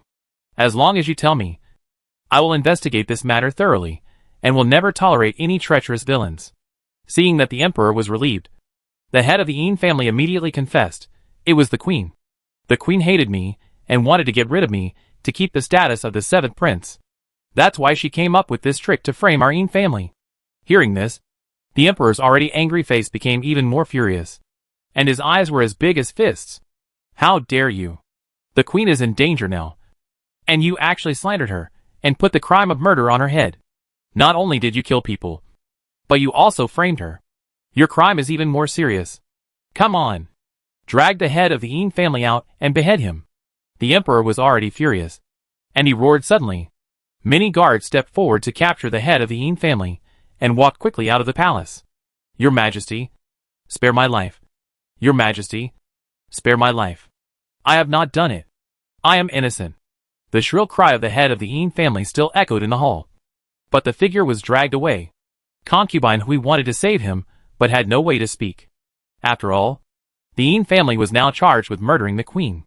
If she spoke for him, she would be suspected of being an accomplice. What's more, the emperor was angry, and did not have much reason and patience to think about the problem. Some people would deal with it directly. She must not let the Yin family be dragged down and affect Gong Mayu instead. At this moment, she could only watch from the sidelines, and watch the head of the Yin family be beheaded. Sitting below, the brothers of the head of the Yin family were also very anxious when they saw this. They immediately clasped their fists and said, "Your Majesty, the head of the Yin family did not do this, and our Yin family was completely unaware of it. Please investigate this matter thoroughly, and give justice to the Yin family." Humph. The entire Yin family conspired to murder the queen. Their crimes are terrible, and they deserve to be killed. However, due to the loyalty of the Yin family for generations, they can be spared the death penalty. But they cannot escape the punishment of life. All the property of the Yin family will be confiscated as a warning to others. The emperor announced loudly, regardless of the dissuasion of several Yin family members. After hearing what the emperor said, Su Maoyang had to wonder if this was a play conspired by the queen and the emperor. After all, the Yin family is a big family with deep roots, and the emperor is not easy to move. But he couldn't use force, so he used soft means. He took this opportunity to dig out the property of the Yin family, which was equivalent to weakening the strength of the Yin family. Such means are no worse than those of the queen. Lin Wanner looked at such a big change that happened tonight, as if she was dreaming, and she couldn't come back to her senses. "Master, why did the Yin family and the royal family suddenly fight so fiercely?" She had never heard that the relationship between the Yin family and the royal family was so bad before. Of course someone is behind this. Su Maoyang raised his lips and smiled faintly. Lin Wanner was stunned for a moment when she saw this. And suddenly she realized, "Master, you are you?" Chapter 284 Promise, you the position of imperial concubine. Lin Wanner really didn't expect that her master's hands were so long that he could actually provoke a fight between the royal family and the Yin family. It was too terrifying. Looking at her stunned expression, Su Maoyang chuckled and shook his head. "I just pushed it. It's their own evil hearts that like to suspect and fight. To be honest, it's their own fault. It has nothing to do with me." Su Maoyang's voice was very low, only the volume that the two of them could hear. But it shocked Lin Wanner. She naturally knew that this was Su Maoyang's humble statement. Why didn't anyone else easily provoke a fight between the royal family and the Yin family? Obviously, only her master had this ability. Just when Su Maoyang and Lin Water were talking, the emperor had left the table angrily because he had to take care of the queen and walked into the side hall. The people in the hall, who were trembling with fear because of the murder, were released and walked out of the hall one after another. Seeing this, Su Maoyang also stood up and wanted to leave this place of trouble with Lin Water. Unexpectedly, she had just taken 2 steps when she was stopped by Concubine Hui. "Miss Su, please stay." Su Maoyang stopped, turned around and looked at her, staring at her in confusion. Miss Su finally came to the palace. "Why don't you go to my Jingyu palace and sit down?"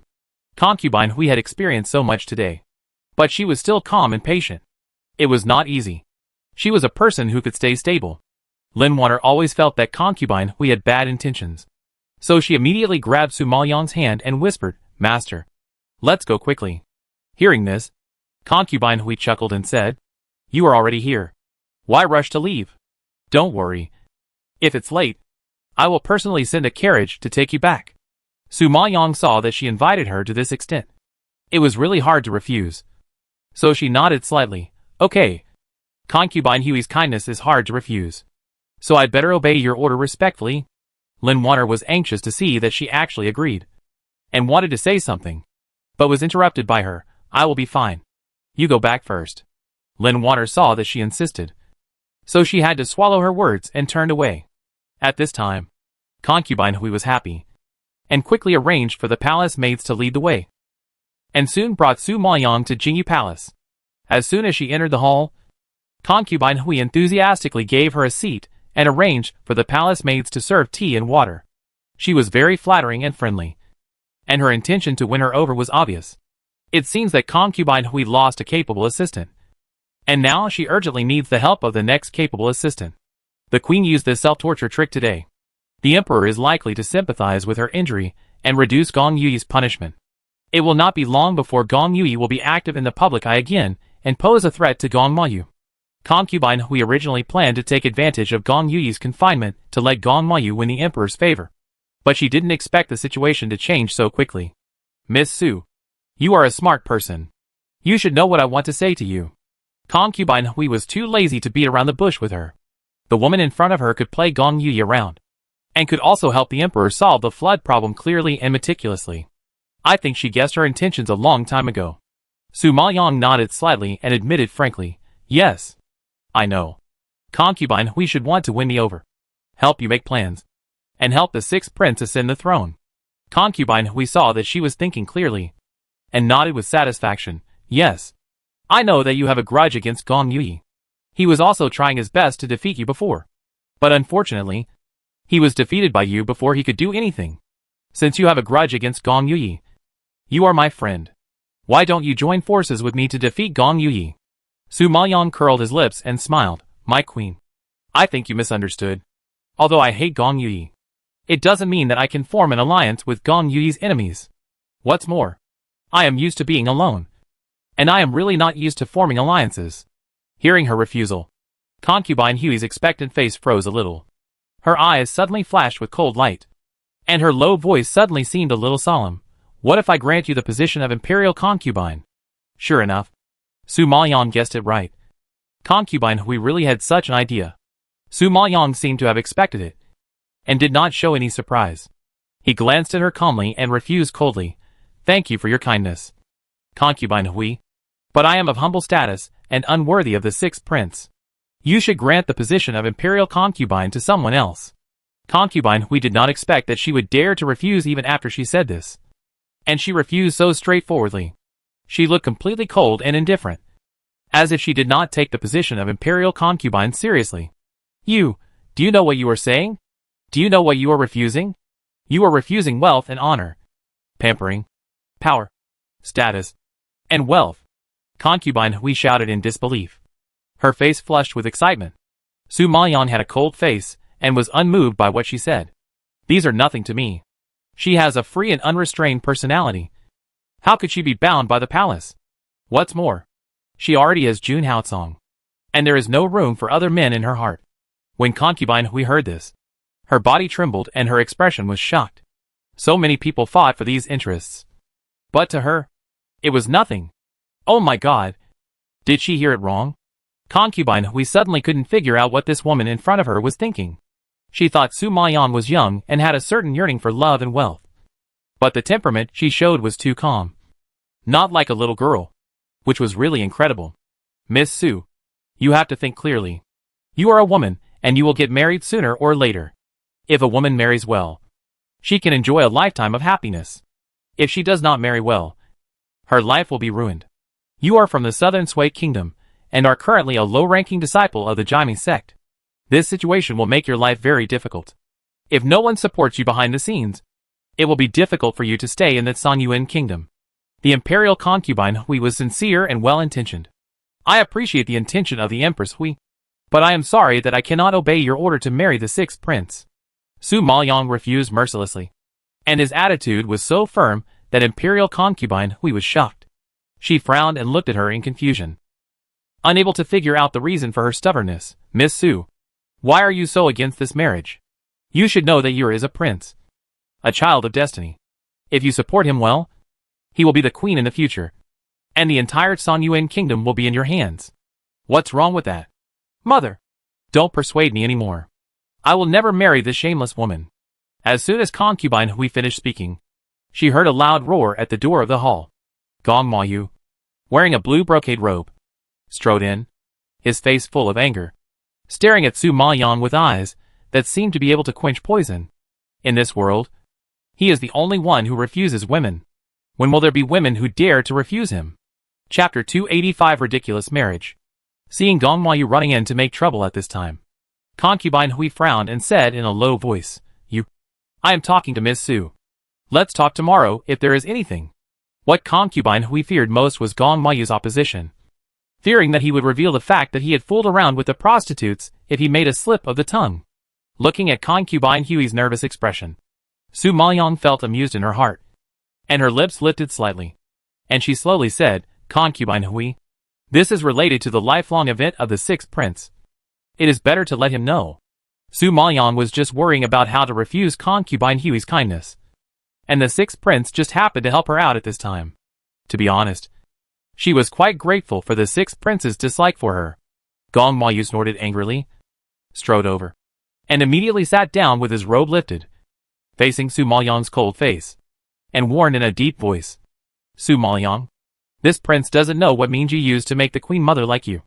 But you must know that this prince will never marry a silver baby as a wife. And you will never be able to fly up to the branches and become a phoenix in this life.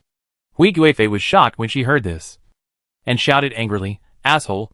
Miss Su is a guest of this palace. How can you talk to a guest like this?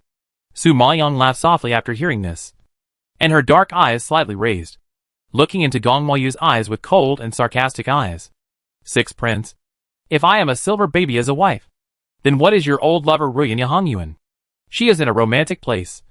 Don't tell me. You still think she is innocent and pure. Hearing this, Hui Guifei was shocked, and her nervous expression suddenly froze. I didn't expect Su Maoyang to know about Rui a long time ago. No wonder she was unwilling to accept this marriage. It was probably because she didn't like Gong Mayu's ignorance and his entanglement with prostitutes all day long. Concubine Hui understood something at this moment, and her eyes looking at Gong Mayu were filled with anger. Gong Mayu was furious when she heard that she dared to humiliate Rui. She stood up with her teeth bared, and her expression was as angry as a lion. Su Maoyang, although Rui is a woman of the world, she will never be like you, arm in arm with others in public. And she can't accept wearing revealing clothes and doing shameless things in front of men. In his impression, Rui is gentle and considerate, elegant and generous, conservative and reserved. When she is with him, she often has a shy face. Even when having sex, she is as gentle as water. A complete girl, and has never done anything out of the ordinary. What's more, Rui is proficient in everything from playing the piano, chess, calligraphy and painting. She is a famous talented woman in Yahangyuan, and she is definitely incomparable to a rough man like Su Maoyang. Looking back at Su Maoyang, she was chatting and laughing with the man in the Jaime sect that day, pulling and tugging, and was held in the man's arms, kissing and touching without resistance. At first glance, she is a shameless wife. Thinking of that scene, Gong Mayu clenched his fists in anger. Su Maoyang sneered when he heard it, and looked at him contemptuously. Sixth prince, That's my private matter. You should have nothing to do with it. Since you look down on me and don't care about me, why do you have to be so angry? Listening to your tone, it's easy for people to misunderstand that you are jealous. Su Maoyang just said it casually, wanting him to calm down. But he didn't expect Gong Mayu to be so excited that his face flushed. What? I'm jealous. Su Maoyang, you are too self-indulgent. Do you think I, the sixth prince, will be jealous of you? A lowly person in the southern Sui kingdom? You use tricks to prevent my marriage with Rui. I wish I could tear you apart. How could I be jealous of you? Get out now. Get out of Jingyu Palace. And never appear in my sight again. Gong Mayu was so angry that his face turned black and he trembled all over. He stretched out his arm and pointed at the door of Jingyu Palace and shouted loudly.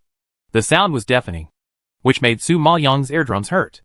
He frowned uncomfortably. Concubine, we didn't know what the two of them were talking about. After listening for a long time, she was confused. Now seeing Gong Mayu so brazenly driving people away, she was so anxious that her heart, liver, spleen and stomach hurt. Evil son. You evil son. Miss Su is my guest. You leave. Seeing Concubine Hui getting angry, Su Maoyang felt that there was no need to stay any longer. If she lets the mother and son turn against each other, wouldn't she become a sinner of the royal family? Besides, facing someone like Gong Mayu, Su Maoyang felt uncomfortable all over. So it's better to leave as soon as possible. Thinking of this, she stood up calmly and bowed to Concubine Hui. I appreciate your kindness, madam. Since the sixth prince hates me, I think you don't have to worry about this marriage anymore. It's getting late. I have to rush back to the sect. I'm sorry I can't chat with you, madam. I'll take my leave now.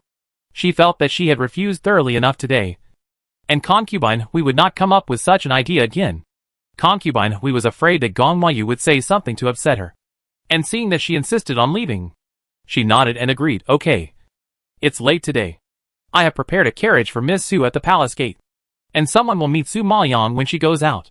Su Maoyang nodded after hearing this, ignoring Gong Mayu's anger, and turned to walk out of the hall. At this time, Concubine Hui was furious, a little annoyed that Su Maoyang didn't know how to appreciate her, but even more angry that her son was blinded by Rui. Gong Mayu, I warn you, if you can't marry Su Maoyang, you and Rui will never be together in this life. If you can keep Su Maoyang by your side, I can consider letting Rui in. You can do whatever you want. Concubine Hui obviously made concessions in order to win over Su Maoyang, and letting the brothel girl in was already the biggest concession. When Gong Mayu heard this, his angry expression froze slightly, and his pupils instantly raised an expectant look. Mother, are you serious? Yes.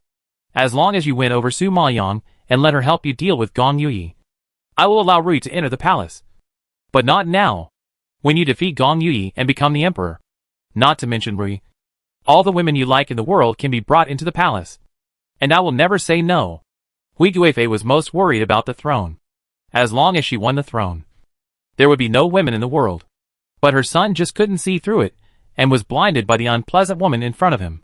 Hearing this, Gong Mayu's heart began to waver. Although he hated Su Maoyang, as long as he won her over, his mother would agree to let him be with Rui. Maybe he could still try to marry that woman.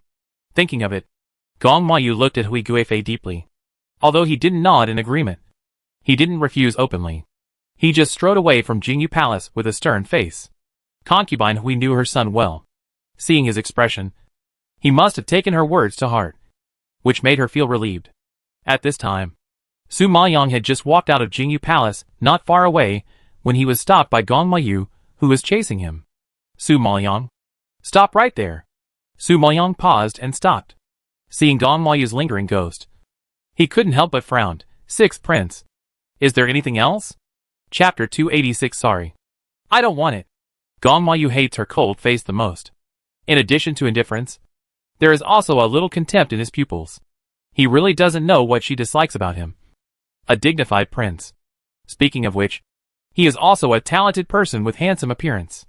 Although he is not as good as Feng Mohan, he is also one of the most handsome men in Songyuan country. There are countless women around him who love him madly. But this lowly woman doesn't even look at him. Because of this matter, Gong Mayu also went to inquire about the news of the man in the sect. As far as he knows, The man named Jun Haosong is just a new inner disciple of Elder Jin. He has no background and rarely appears in the sect. As soon as he hears it, he knows that he is a coward who is excluded and unwelcome. He has no advantages. But his face is too beautiful. So beautiful that even he is amazed. Yes, he admitted that he had never seen such a good-looking man. But what's the use of being good-looking without strength and background? In this world where the strong are respected, he is just a scorned trash. It seems that Su Maoyang is entangled with him because of his face. Humph. He will use facts to tell her that a man who is only beautiful but has no background is unreliable. Thinking of this, Gong Mayu clenched his fists, and his pupils were floating with anger. But because of the pressure from Concubine Hui, he had to calm himself down and said in a deep voice, Su Maoyang, this prince can give you a chance to marry into the royal family. As long as you accept the Queen Mother's enticement and become our person. If the Queen Mother is happy, this prince will reward you as a concubine. Su Maoyang was stunned when she heard such a tone of almsgiving. A flash of surprise flashed across her eyes. And then she couldn't help laughing. A pair of beautiful big eyes. Smiling. Charming, curved like the crescent moon in the sky, with an intoxicating luster from the pupils, and a delicate and fair face like a blooming white orchid. The pure and unworldly beauty seemed to ripple from the two dimples on her cheeks and spread on her already stunning face. Gong Mayu clearly heard her ridicule, but he was so amazed by this scene that he couldn't speak. It was so beautiful that he couldn't take his eyes off it. Gong Mayu had lived so long, and this was the first time he had seen such a beautiful woman. Not as gentle as Rui, but with her own nobility. Not as considerate as Rui, but with her own stubbornness. She was completely opposite to Rui, without femininity, with thorns all over her body, cold and deep personality, keeping people away from her, and even with a bit of mystery that people couldn't guess. But for some reason, such a stubborn woman has an indescribable taste in her every move.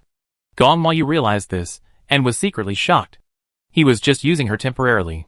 Was he thinking too much? Thinking of this, Gong Mayu immediately put away his thoughts and glared at her angrily. Su Maoyang, what are you laughing at? Su Maoyang raised his eyes and glanced at him. The sarcastic smile in his pupils was particularly eye-catching. Sixth Prince, I find that you are the one who is self-indulgent. I have clearly rejected Concubine Hui. Now you suddenly come out and tell me that you will give me the position of concubine. Isn't it funny? Since you are not clear-headed, I will say it again. Let alone concubine. Even if it is the position of queen. I don't want it. You should let that brothel girl do it. Su Maoyang glared at him sarcastically, and his cold expression also showed impatience and disgust. I have never seen such a weird man. He obviously hated her, and she rejected him, but in the end, he gave her alms like a lord. Who cares about his alms? Gong Mayu gritted his teeth when he heard such humiliating words. His handsome face was like a red-hot boiler, puffy and steaming. You Su Maoyang, you are so presumptuous. I gave you the position of concubine because I think highly of you. Don't be ungrateful. Besides, do you think I really like you? It's just to please my mother and let her allow Rui to enter the house. Otherwise, I don't have so much time to talk nonsense with you. Gong Mayu was so angry that he spoke without thinking and poured out his plan. However, even if he didn't say it, Su Maoyang could guess it. Sixth Prince, as a man, you have to rely on a woman to marry the woman you like. Don't you think you are a coward? You want to be with Rui, but you want to destroy other people's happiness. It's too selfish. Su Maoyang couldn't bear it anymore and scolded with a serious face. Gong Mayu didn't care. Like a master, he stared at her condescendingly and snorted. What happiness can you have if you follow that Jun Haosong? You have no money and no power, which will only make your life more miserable.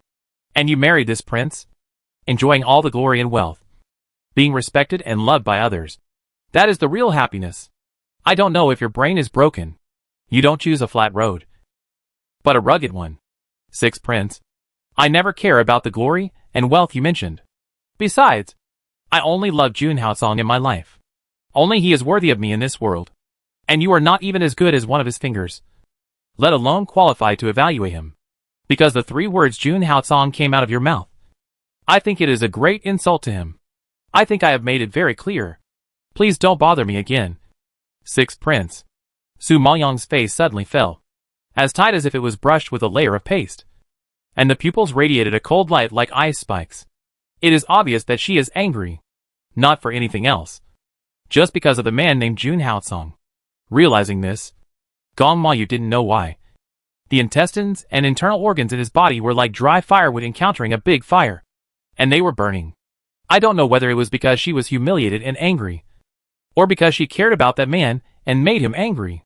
At this moment, Gong Mayu wanted to strangle her to death. And strangle the man to death. Su Maoyang, you gave up the opportunity to rise to prominence today. I will make you regret it. Humph! Gong Mayu gritted his teeth, clattered, roared suddenly, and laughed with his sleeves. Look! He looked very angry. Su Maoyang watched him leave, then turned to look at the small garden next to him, narrowed his sharp eyes, and shouted coldly, Who is eavesdropping there? Get out! After being scolded, the figure hiding in the small garden immediately fled in another direction. Su Maoyang was quick-witted and rushed forward, grabbing his shoulder in an instant. He looked like a guard. But why was the guard hiding here to eavesdrop? And what was his intention? Su Maoyang's mind turned, frowned, and asked sternly, Tell me, who sent you? In the palace, if someone eavesdropped, it was probably a spy of a certain lady. However, at this moment, the guard suddenly turned around, pulled Su Maoyang's arm, and pulled her into his arms. She didn't have time to react, and was thrown into the bushes by the guard. Su Maoyang was shocked and widened her eyes. She was about to yell, but when her eyes touched the guard's face, all the roars were choked in her throat. Chapter 287 Why are you here? Before Su Maoyang could react, the man bit her lips. The violent kiss took away Su Maoyang's oxygen in an instant, almost suffocating her. After a long time, Su Maoyang was released. She stared at the handsome face in front of her and exclaimed weakly. Her shocked expression suddenly unfolded, just like the first ray of morning light projected on the earth, dispelling the darkness before dawn and illuminating her whole pretty face. Jun Haotsong. Why is it you? The pair of eyes that were just dim, when seeing Jun Haotsong, instantly bloomed with a bright luster, sparkling like stars in the night. And Jun Haotsong curled up the corners of his lips. Otherwise, who do you think it is? He panted with ambiguous heavy breath, chuckled, and lowered his head to kiss her lips. Su Maoyang was still a little stunned, confused and surprised. She looked up and down at his clothes and asked in disbelief, Why did you come to the palace? And you are still wearing the clothes of a guard. What do you want to do? Jun Haotsong laughed softly when he heard this. His thick eyebrows rippled softly, and the corners of his mouth were curved like the bright crescent moon in the night sky. It was so beautiful that people couldn't help but kiss her. His low voice exhaled ambiguous heat, which made people feel numb all over. Because I miss you. I can't bear to let you leave my sight. Su Maoyang was a little bit unable to control her cold temperament. She couldn't help but spit on her own desire and glared at him unhappily. I'm only out for a day. And you're so anxious that you even dare to break into the palace.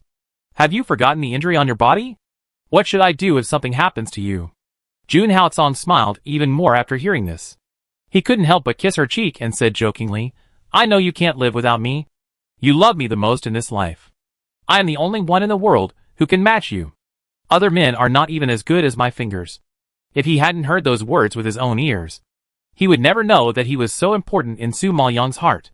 Su Maoyang blushed after hearing this and punched him in shame and anger. You heard it all. Damn it. You eavesdropped on us. If you didn't eavesdrop, how could you hear such a deep confession? Jun Haotsong's eyebrows were full of smiles, and the corners of his mouth seemed to be pulled by someone and couldn't close at all. The look in his eyes looking at Su Maoyang was also as gentle as water, as if he wanted to drown her. Su Maoyang's cheeks were burning with shame, and she growled with gritted teeth, Tell me honestly, how long have you been in the palace?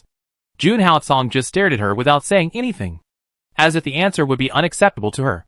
Su Maoyang's pupils widened when she saw this, and she asked in surprise, Could it be that you followed me all the way?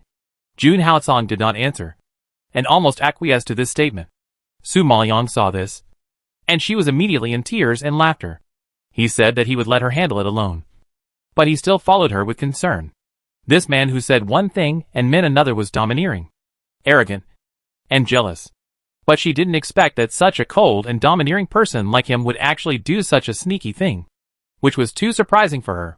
The Black Owl, who was hiding not far away and on standby at any time, sighed helplessly when he saw this.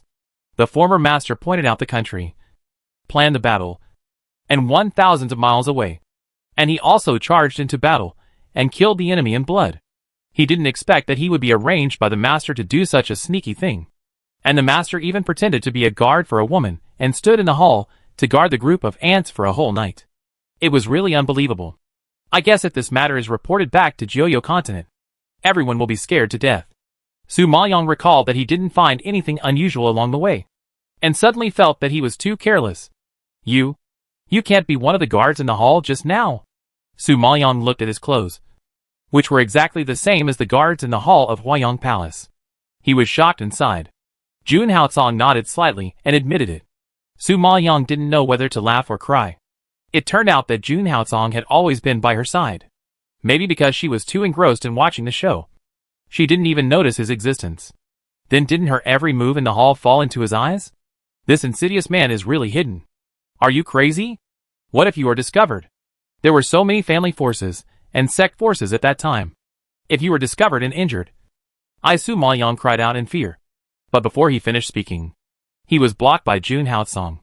After a long time, Su Maoyong was almost out of breath, and Jun Haocong let her go. He stared at her eyes like night stars with vigor, and whispered, "With what you said just now, breaking into the palace is nothing. I am willing to die." Su Maoyong smiled when she heard it, and glared at him unhappily. "You are obviously monitoring me to see if I am fooling around with men. I feel uncomfortable when I think about you facing Gong Mayu. Fortunately, you performed well, and your husband is very satisfied." Jun Haocong smiled and kissed her forehead. In addition to jealousy, he was of course more worried about her safety, afraid that people in the royal family would embarrass her. However, seeing her so decisively rejecting Gong Mayu, and because of Gong Mayu's insult, she angrily refuted and defended him. Jun Haocong's heart was filled with touching. Su Maoyong smiled after hearing this, and whispered, "I only love the jealous king in my life, and I can't tolerate other men anymore." "Jing Wang? You actually gave me such an ugly nickname?" Jun Haocong frowned immediately, and his excited face suddenly collapsed. Su Maoyong curled his lips and chuckled, "Yes. You know how to be jealous all day long, and you deserve the title of jealous king." Hearing this, Jun Haocong's face darkened even more. Su Maoyong was so amused by this, and then pulled his collar and pecked his lips lightly. "But I love you, the jealous king. What should I do?" Jun Haocong's gloomy face brightened up instantly because of this. This woman simply ate him to death. "Oh! Get up from me quickly. There is a carriage arranged by Concubine who will be waiting for me outside the palace." Su Maoyong suddenly remembered the carriage, and immediately pushed Jun Haocong away and climbed up. "Why take a carriage? Come back with me." Jun Haocong thought that she still had to accept Concubine Hui's kindness, and he immediately spoke in displeasure. Su Maoyong shook his head. "No. If the coachman doesn't pick me up, he will be suspicious. You should leave the palace quickly, and don't be discovered. I will take Concubine Hui's carriage. No one dares to embarrass me. I will be back soon. Don't worry." Seeing that she insisted on doing so, Jun Haocong could only nod obediently, and quickly disappear into the night. Su Maoyong saw him leave, and then she walked towards the palace gate. As expected, a carriage had been arranged at the palace gate. When the coachman saw Su Maoyong coming out, he immediately went up to help her get in the car. Su Maoyong drove a distance from the palace gate in the carriage, and for some reason, the carriage suddenly stopped. "Miss Su, the Zhao family's carriage and the Hao family's carriage in front of us have crashed into each other, blocking the way. We probably won't be able to get through for a while." "Oh!" Su Maoyong frowned in surprise. How could they have crashed into each other out of nowhere? Chapter 288. Are you Master Jun? "Miss Su, I think we should take a detour. If we wait any longer, I don't know how long we will have to wait. Fortunately, I know the small road here, although it is a little secluded. The distance is short, and we will arrive soon," the driver suggested sincerely. Su Maoyong nodded after hearing this. "Okay, let's take a detour."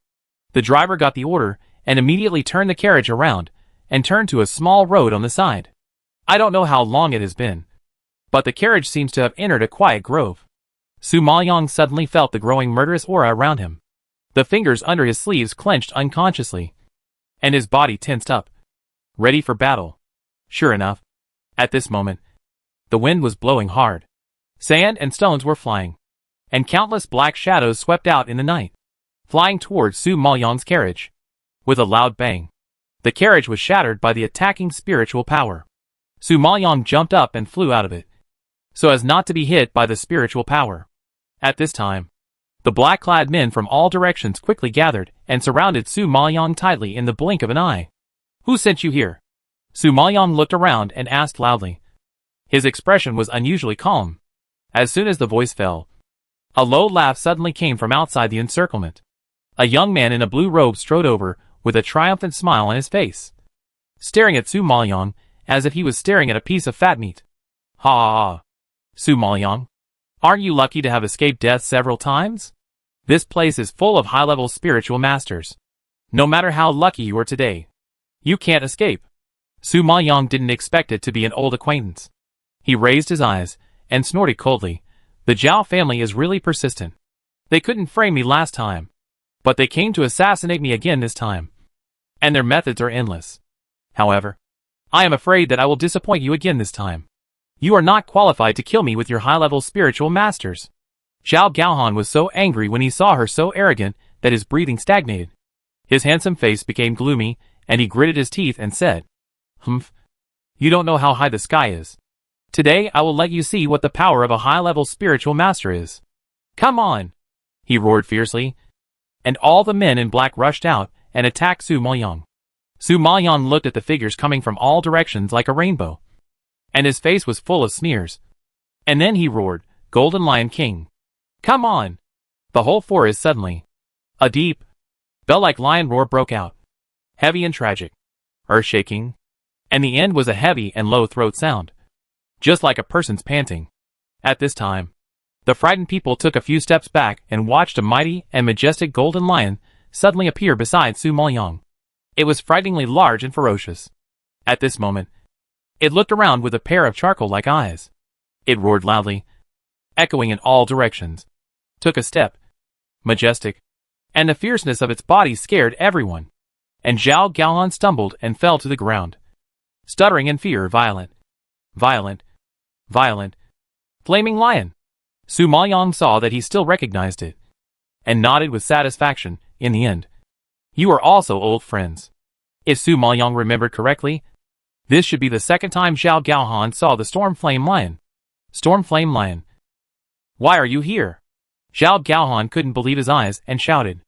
Last time in the forest, he saw the Storm Flame Lion. You know, this Storm Flame Lion is Master Jun's spirit beast. Last time, it helped him drive away the beasts. But how could it appear here? Zhao Gaohan shook his head in disbelief, his face pale with fear, and he was shaking with fear. "Master, I haven't eaten human flesh for a long time, so give these people to me." The Golden Lion King was in a good mood when he saw so many people who didn't care about their lives coming to his door, and he opened his bloody mouth with bared teeth. Su Maoyang nodded and agreed, "Of course. No one here will be spared." Since his identity was exposed, he naturally had to kill them to silence them. When Zhao Gaohan heard the word master, he was so frightened that his soul left his body, and he was stunned. You are the master of the Storm Flame Lion. Isn't the master of the Storm Flame Lion Master Jun? Is it possible? No. Impossible. He didn't believe it. Su Maoyang, a pariah from the southern Sui kingdom, a low-level outer disciple of the Jaime sect.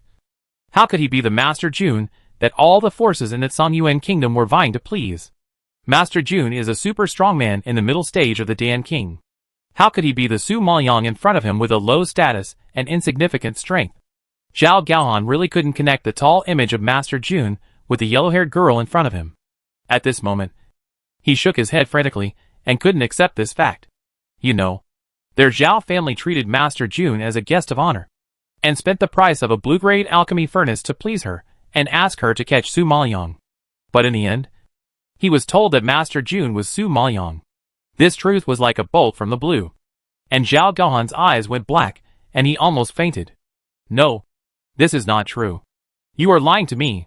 Zhao Gaohan was stimulated and shook his head frantically, like he was crazy and couldn't stop. Seeing his embarrassed appearance, Su Maoyang chuckled and replied, "Oh, it's really pitiful. The 9 heavens devouring Yin Cauldron. the most precious thing of your Zhao family, fell into the hands of your enemy. If Elder Zhao knew about it, I wonder how he would feel. Zhao Gaohan was so frightened that his eyes were bloodshot and his whole body was shaking like a sieve. She actually knew about the 9 heavens devouring Yin cauldron. In the entire Songyuan kingdom, only the Zhao family and Master Zhu knew about the 9 heavens devouring Yin cauldron. And Su Maoyang actually knew about it. What does this mean? At this moment, Zhao Gaohan could guess it no matter how stupid he was.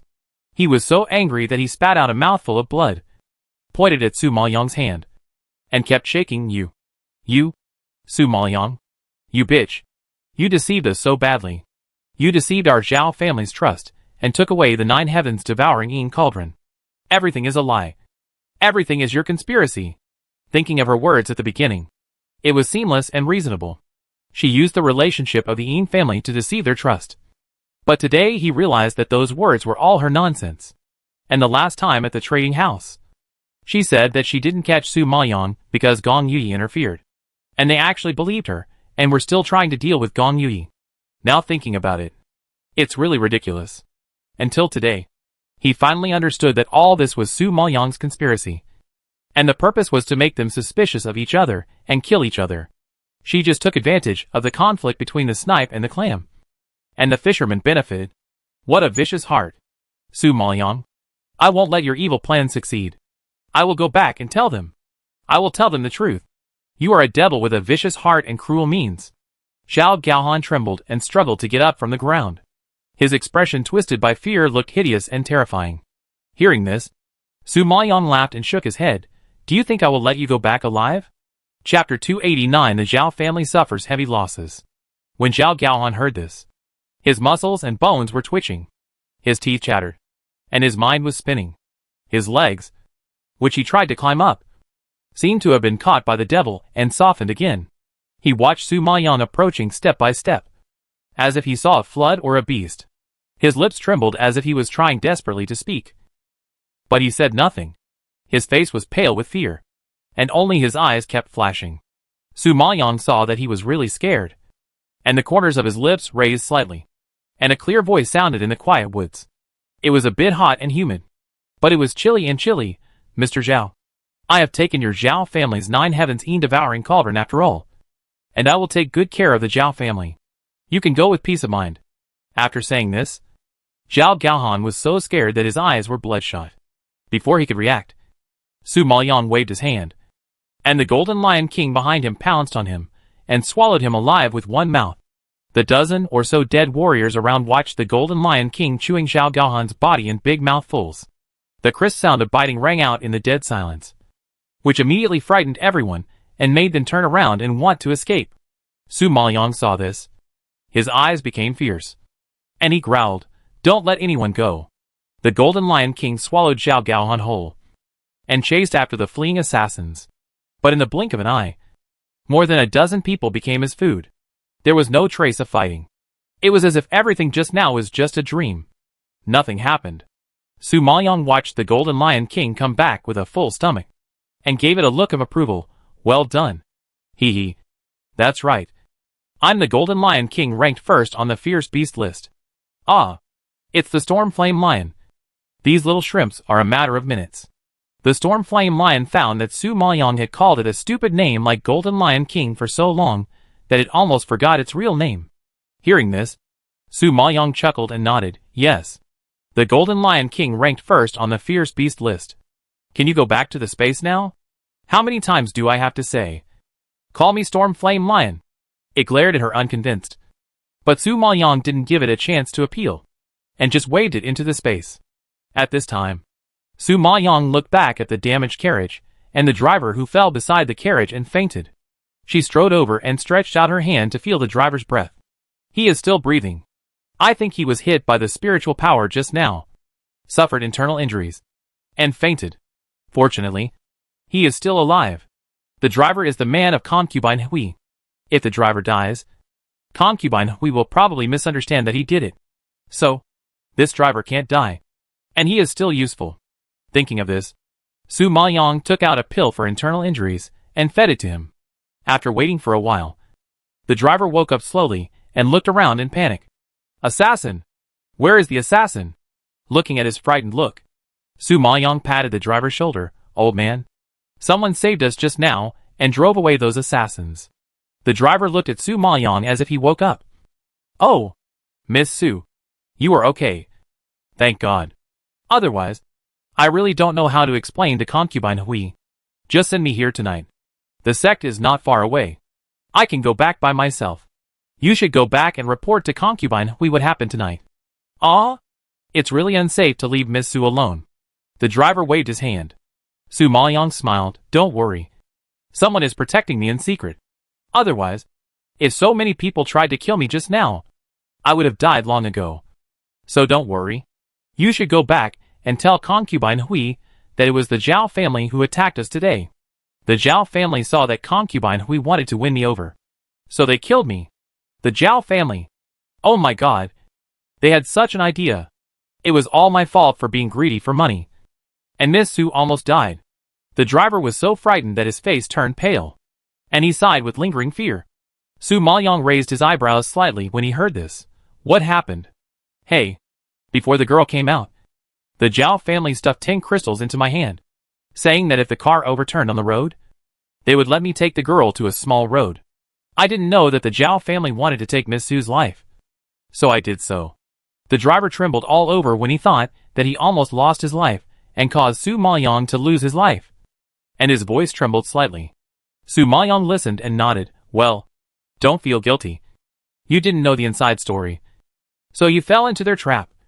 So this matter must be made known to Concubine Hui, reminding her to beware of the Zhao family. Yes. Yes. I know. I will go back now. Hearing the urgency of the situation, the driver did not delay and hurried back along the same route. Su Maoyong watched him leave, then waved his hand to shatter the carriage. The night wind blew, and the powder scattered in the air, turning into nothingness. There was no trace of them in the woods, as if they had never been there. The next day, the Zhao family. What did you say? Honor didn't come back all night. Why did you report it now? The head of the Zhao family in the hall angrily slapped the table with a palm, making a loud noise. And the uncles and aunts on both sides of the hall trembled in fear. The guard standing in the middle of the hall was so frightened that his legs softened and he knelt down. I don't know. Last night, the young master followed your instructions and led 15 assassins to besiege Su Maoyong. But he didn't return. I was afraid of alerting others, so I secretly sent people to look for them. Unexpectedly, there was no trace of them in the grove near the city. Not even a trace of fighting. It was as if they disappeared out of thin air. There has been no news of them until now. When the Zhao family master heard this, he punched the table again and roared loudly, Asshole! What do you mean by disappearing out of thin air? How could more than a dozen living people disappear out of thin air? They must have encountered something. Otherwise they would have caught Su Maoyong and returned by now. How could there be no news? Master, could it be that Su Maoyong cheated? The person sitting next to him and talking was Zhao Chengquan, the younger brother of the Zhao family master. The head of the Zhao family shook his head solemnly. I know Honor's strength. Su Maoyong is just an intermediate spiritual master, not his opponent. In addition, those dozen dead men are all high-level spiritual masters. So it's easy to besiege her. I think Su Maoyong was rescued by someone. Either Gong Yui or Feng Mohin. But Gong Yui has been confined. And Feng Mohin has been strictly controlled by the Feng family recently. So it's not convenient for him to show up. Didn't we take advantage of this opportunity to attack? Why didn't we succeed? Zhao Chengquan shook his head in confusion. Zhao Gaohan is the heir of their Zhao family. And those dozen dead men were carefully trained by the Zhao family at a great price. Now that they have all disappeared, it is undoubtedly a major blow to the Zhao family. If other families know about this, they will inevitably make small moves behind the scenes and take the opportunity to suppress the Zhao family. By then, the Zhao family will never be able to turn over. Thinking of this, veins on the Zhao family's forehead throbbed faintly, and he gritted his teeth and yelled, Hurry up and go to the sect to inform Elder Zhao about this matter, and ask him to go to the palace to surrender to Concubine Hui. Now we can only seek help from the Zheng family. Chapter 290 The Zhao Family's Plan. The Zhao family is now isolated and helpless, and has suffered heavy losses. If they don't find a big tree quickly, they may be uprooted. But looking at the several families, the Yin family has already fallen, and it is impossible to join forces with them. As for the Huang family, it is the mother's family of the queen, and it is considered to be the power of Gong Yui. Because Gong Yui killed someone last time, their Zhao family must have been behind the scenes to add fuel to the flames. The queen saw all these small actions, and naturally hated their Zhao family. Moreover, the queen and Gong Yui should know about the stone infant. It can be seen from the queen's poisoning that this is a conspiracy carefully planned by the queen to overthrow the Yin family. Such vicious and sharp means are likely to befall their Zhao family next. However, the powerful Feng family, which goes its own way, has never formed an alliance with others. Of course, Feng Mohan is involved, and it is not easy for the Zhao family to be on good terms with the Feng family. So at present, among the 5 families, only the Zheng family has the possibility of forming an alliance. The Zheng family is equally powerful as the Feng family and the Huang family, and Concubine Hui was once the legitimate daughter of the Zheng family. So the Zheng family, because of Concubine Hui, was becoming more powerful. It seemed that as long as they joined Concubine Hui, became the 6th prince's power, and helped the 6th prince ascend the throne, the Zhao family could consolidate their position and not be overthrown by the queen and Gong Yui. Before, their Zhao family had always been in a neutral position, just not wanting to offend any party rashly. Now this situation forced him to choose a camp. However, Zhao Chengquan heard this and retorted incomprehensibly, "Master, Concubine Hui is trying to win over Su Maoyang. They are on the same side. How can our Zhao family surrender?" A cold light flashed across the eyes of the head of the Zhao family, and he snorted coldly, with a tone of full confidence, "Humph. The reason why Concubine Hui wants to win over Su Maoyang is because she has no one to rely on except the Zheng family. If our Zhao family surrenders, I believe that anyone who is not a fool will choose our Zhao family instead of a little girl who can only play tricks and has no background." Hearing this, Zhao Chengquan suddenly realized, yes, the reason why Concubine Hui wants to win over Su Maoyang is probably because she sees that she can play tricks and come up with some tricks to trick people. She wants her to help her deal with the queen, which is also a last resort. But if their Zhao family takes the initiative to surrender, I believe Concubine Hui will definitely abandon the car to save the general. Okay. Go to the Jaime sect immediately to inform Elder Zhao and ask him to go to the palace to see Concubine Hui. Zhao Chengquan realized this meaning and immediately shouted to the guards. The guards received the order and ran out of the Zhao family with a fist. Silent Sect. Su Maoyang, who returned to Silent Sect, had not seen Jun Haocong since last night, and she didn't know where he went, without even saying hello. After worrying all night, she still came to his yard the next morning with a sense of worry. "Where is your master?" Su Maoyang looked at Itsue, who was cleaning the yard. Itsue stopped and shook her head. "I don't know. The master didn't come back a few days ago. I don't know what he is busy with." Su Maoyang frowned slightly. He was indeed elusive recently, and she didn't know what he did behind her back. "If he comes back, remember to notify me immediately." "Thank you." Su Maoyang patted her shoulder and explained. Itsue nodded repeatedly after hearing this. Su Maoyang saw that she knew, so he turned around and walked out of the yard without staying any longer. She went to look around to see if she could find him. Su Maoyang hadn't walked for a while when she saw several elders coming from a distance. Elder Zhao, who was walking in the front, was anxious and had a dark face. It was in sharp contrast with the elders, who were chatting and laughing behind him. Su Maoyang knew without guessing that he probably knew about the disappearance of Zhao Gaohan and the assassins, and was rushing to the imperial capital. Elder Wei, who was walking at the end, had sharp eyes, and suddenly saw Su Maoyang. He shouted, "Maoyang girl, you are back. Fortunately, you are safe and sound. I am relieved. You were left behind by Concubine Hui last night. They said it was too late and asked to go first. I couldn't get rid of them, so I had to let the carriage go. Concubine Hui should not have made things difficult for you. Right?" Su Maoyang smiled and shook his head when he heard this. From his tone, he could tell that Elder Wei might have had a big fight with other elders and disciples of the Jaime sect last night because of him. At that time, she was left behind by Concubine Hui and could not come out for a while. People like Fu Lanya and Hao Mei were naturally unwilling to wait for her. Elder Wei was worried about her safety and might have had a conflict with them. However, he was an outer sect elder after all and had no say in the Jaime sect. Su Maoyang did not blame him. "Elder Zhao, who was walking towards him, was so frightened when he saw Su Maoyang standing there. He trembled violently and fell backwards. Fortunately, several elders stood behind him and supported him in panic.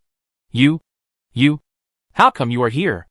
Elder Zhao was extremely shocked, and his voice of questioning broke his throat. Su Maoyang chuckled and looked at him innocently. Elder Zhao, what do you mean by this? I am a disciple of the Jaime sect. If I am not here, where should I be? The elders behind him didn't know the inside story, and were also confused by Elder Zhao's questioning. But Elder Zhao knew very well that Su Maoyang should be in the Zhao family at this time, not the Jaime sect. In addition, he just received news that Zhao Gaohan and the Zhao family's assassins, who were sent to capture her, were all missing, and most likely they had been killed. Their people were killed, but the enemy was standing here. Elder Zhao was old and naturally couldn't stand such a blow. At this moment, he was so frightened that his face turned pale, and he pointed at Su Maoyang and trembled with anger. But he couldn't tell anyone about sending people to assassinate Su Maoyang. At this moment, he was dumb and couldn't say anything. He could only stare at Su Maoyang. How did you come back? Su Maoyang raised his eyebrows. Concubine, we saw that it was getting late, so she sent a carriage to take me back. Sent you to the gate of Jaime sect? Elder Zhao couldn't believe it. Well, I sent him to the foot of the mountain of the Jaime sect, and then I let him go back. What's the matter? Elder Zhao? What's the matter? Elder Zhao's eyes rolled back when he heard this, and he was so angry that he couldn't breathe. Elder Wei saw that the situation was not right, and immediately rushed forward and blocked Su Maoyang behind him.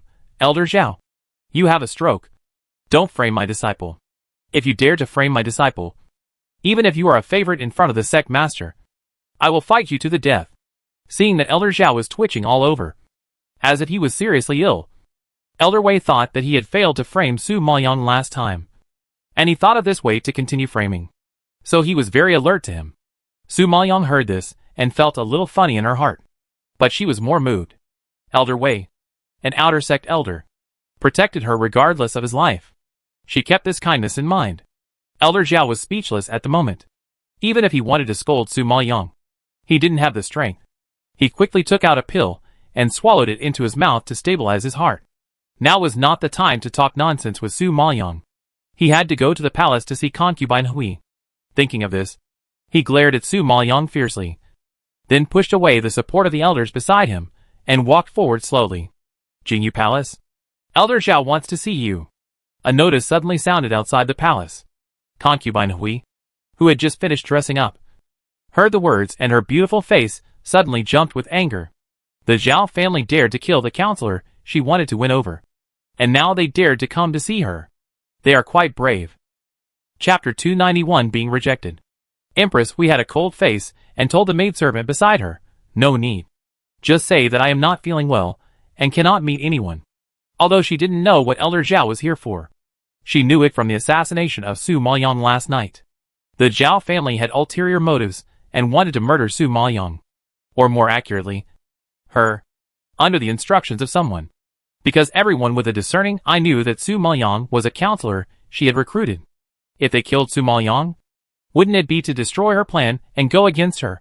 Since the Zhao family dared to do it, it was very likely that the queen was backing them up. Since they were the queen's people, she didn't need to treat them well. The maidservant saw that she was in a bad mood and quickly retreated out of the side hall. Elder Zhao, who was waiting outside, thought that Imperial Concubine we would meet him.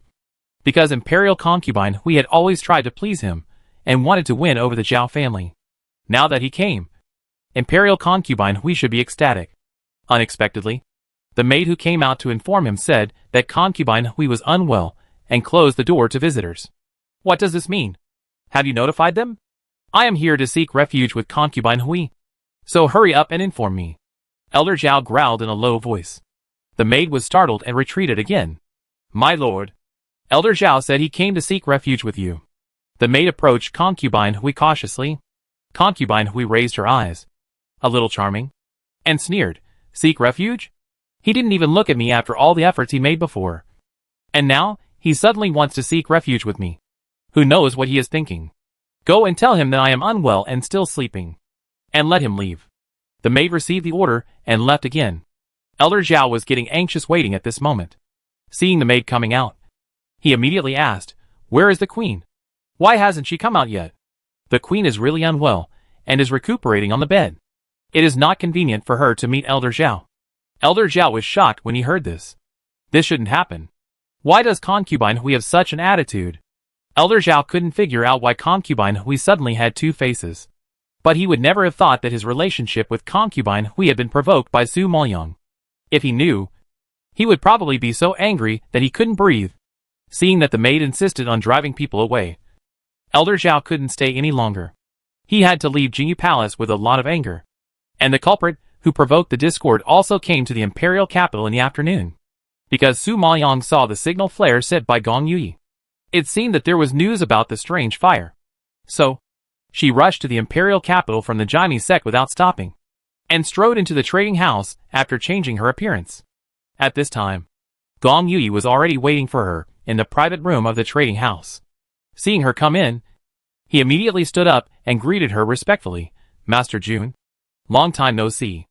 Su Maoyang saw that he was in high spirits today, as if he had walked out of the shadow of the murder case. "I heard that your highness was charged with murder some time ago, and was confined by the emperor for a period of time. I wonder if your highness is okay." Thank you, Master Jun, for your concern. Since I can come out to see you, I am naturally fine." Gong Yui replied with a smile. Su Maoyang nodded. It seems that the queen's trick of self-torture is still powerful, and directly rescued Gong Yui from the dire straits. "Then congratulations, Your Highness." "Congratulations, Your Highness," Su Maoyang said with a fist. Gong Yui smiled and waved his hand after hearing this. "Today, I have brought good news to Master Jun." "Oh, Your Highness has found the address of the strange fire?" Su Maoyang heard this. His expression changed, and he immediately stopped smiling and asked seriously. Gong Yui nodded. "Master Jun, according to my spies, the strange fire is located west of the Fantasy West Continent." "Fantasy West Continent?" Su Maoyang frowned in confusion. "Well, next to Dong'an Continent is Huanxi Continent. The people on that continent are much more powerful than our Dong'an Continent, and their resources are certainly richer than ours. So the strange fire is located west of Huanxi Continent. But the spies are not able to find the specific location, so I can only help you here." Su Maoyang heard this and nodded in understanding. "Well, thank you for your help. But I still have something to ask you." Gong Yui saw that she looked solemn and seemed to be worried, and he was a little curious. "Master Jun, if you have anything to say, please feel free to tell me. I will do my best to help you if I can." Su Maoyang glanced at him, and after a moment's silence, he said, "Does your highness know about the soul-devouring flower?" Gong Yui was shocked when he heard this, and stared at her blankly. "Master Jun, the soul-devouring flower is the national flower of Baiyan. Why did you mention this?" "Oh, because I've been studying alchemy recently, and found that the soul-devouring flower is also a medicinal material. So I asked casually." Su Maoyang was shocked when she saw his surprised look, and she quickly covered it up. Gong Yui heard this, and knew that she was an alchemist with a special preference for medicinal materials. So he didn't investigate further, but still reminded in a deep voice. "Master Jun, you must not think about the soul-devouring flower. The soul-eating flower is the most precious thing of the Baiyan Kingdom's royal family. Its pollen is highly toxic, and the antidote is its petals. However, this soul-eating flower has only 3 petals in total, so there are only 3 chances to cure the poison in this world. But if one petal of this flower is plucked, it will wither. Therefore, the royal family treasures it very much, and will never show it to others. And those who are poisoned by this kind of flower don't even think about getting an antidote. They can only wait to die." Hearing this, Su Maoyang was actually interested. She didn't know about this flower before, but she didn't expect it to be so rare. The soul-eating flower means that the national destiny of Baiyan Kingdom. If this flower withers, it means that Baiyan Kingdom is about to perish. If you dare to take advantage of this flower, not only the royal family of Baiyan Kingdom, but even the common people will not forgive you." Gong Yui saw that she was interested, and couldn't help reminding her again. Su Maoyang raised his eyebrows. A trace of doubt flashed across his face. "What about the country of Baiyan? It is a superpower. One of the most powerful countries in Huanxi Continent. Stronger than all the forces in our Dong'an Continent." Speaking of this, Gong Yui frowned solemnly. Su Maoyang was shocked, then suppressed all his thoughts. raised his eyes, and stared at Gong Yui. Your Highness, since you have helped me a lot, I will also tell you a piece of news.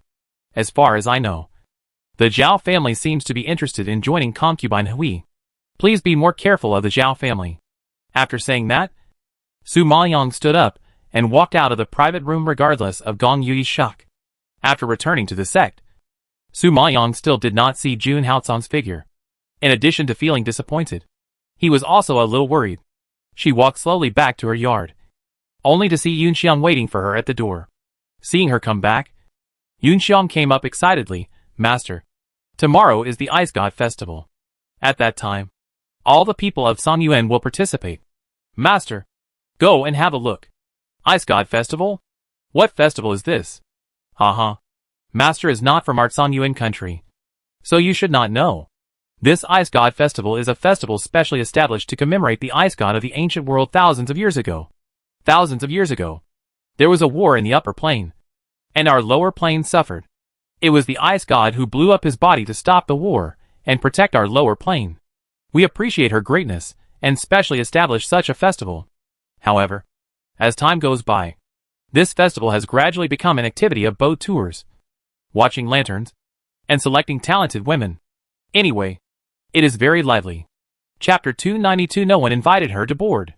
Ice God? For some reason, Su Maoyang's heart trembled when she heard these two words. Yes. Yes. It is said that the Ice God is not only a stunning beauty, but also a talented woman. I don't know how many men in the ancient world are crazy about her. So our Ice God Festival also has a segment for selecting talented women. It is said that there are generous rewards for being named the first talented woman in Sanyuan country.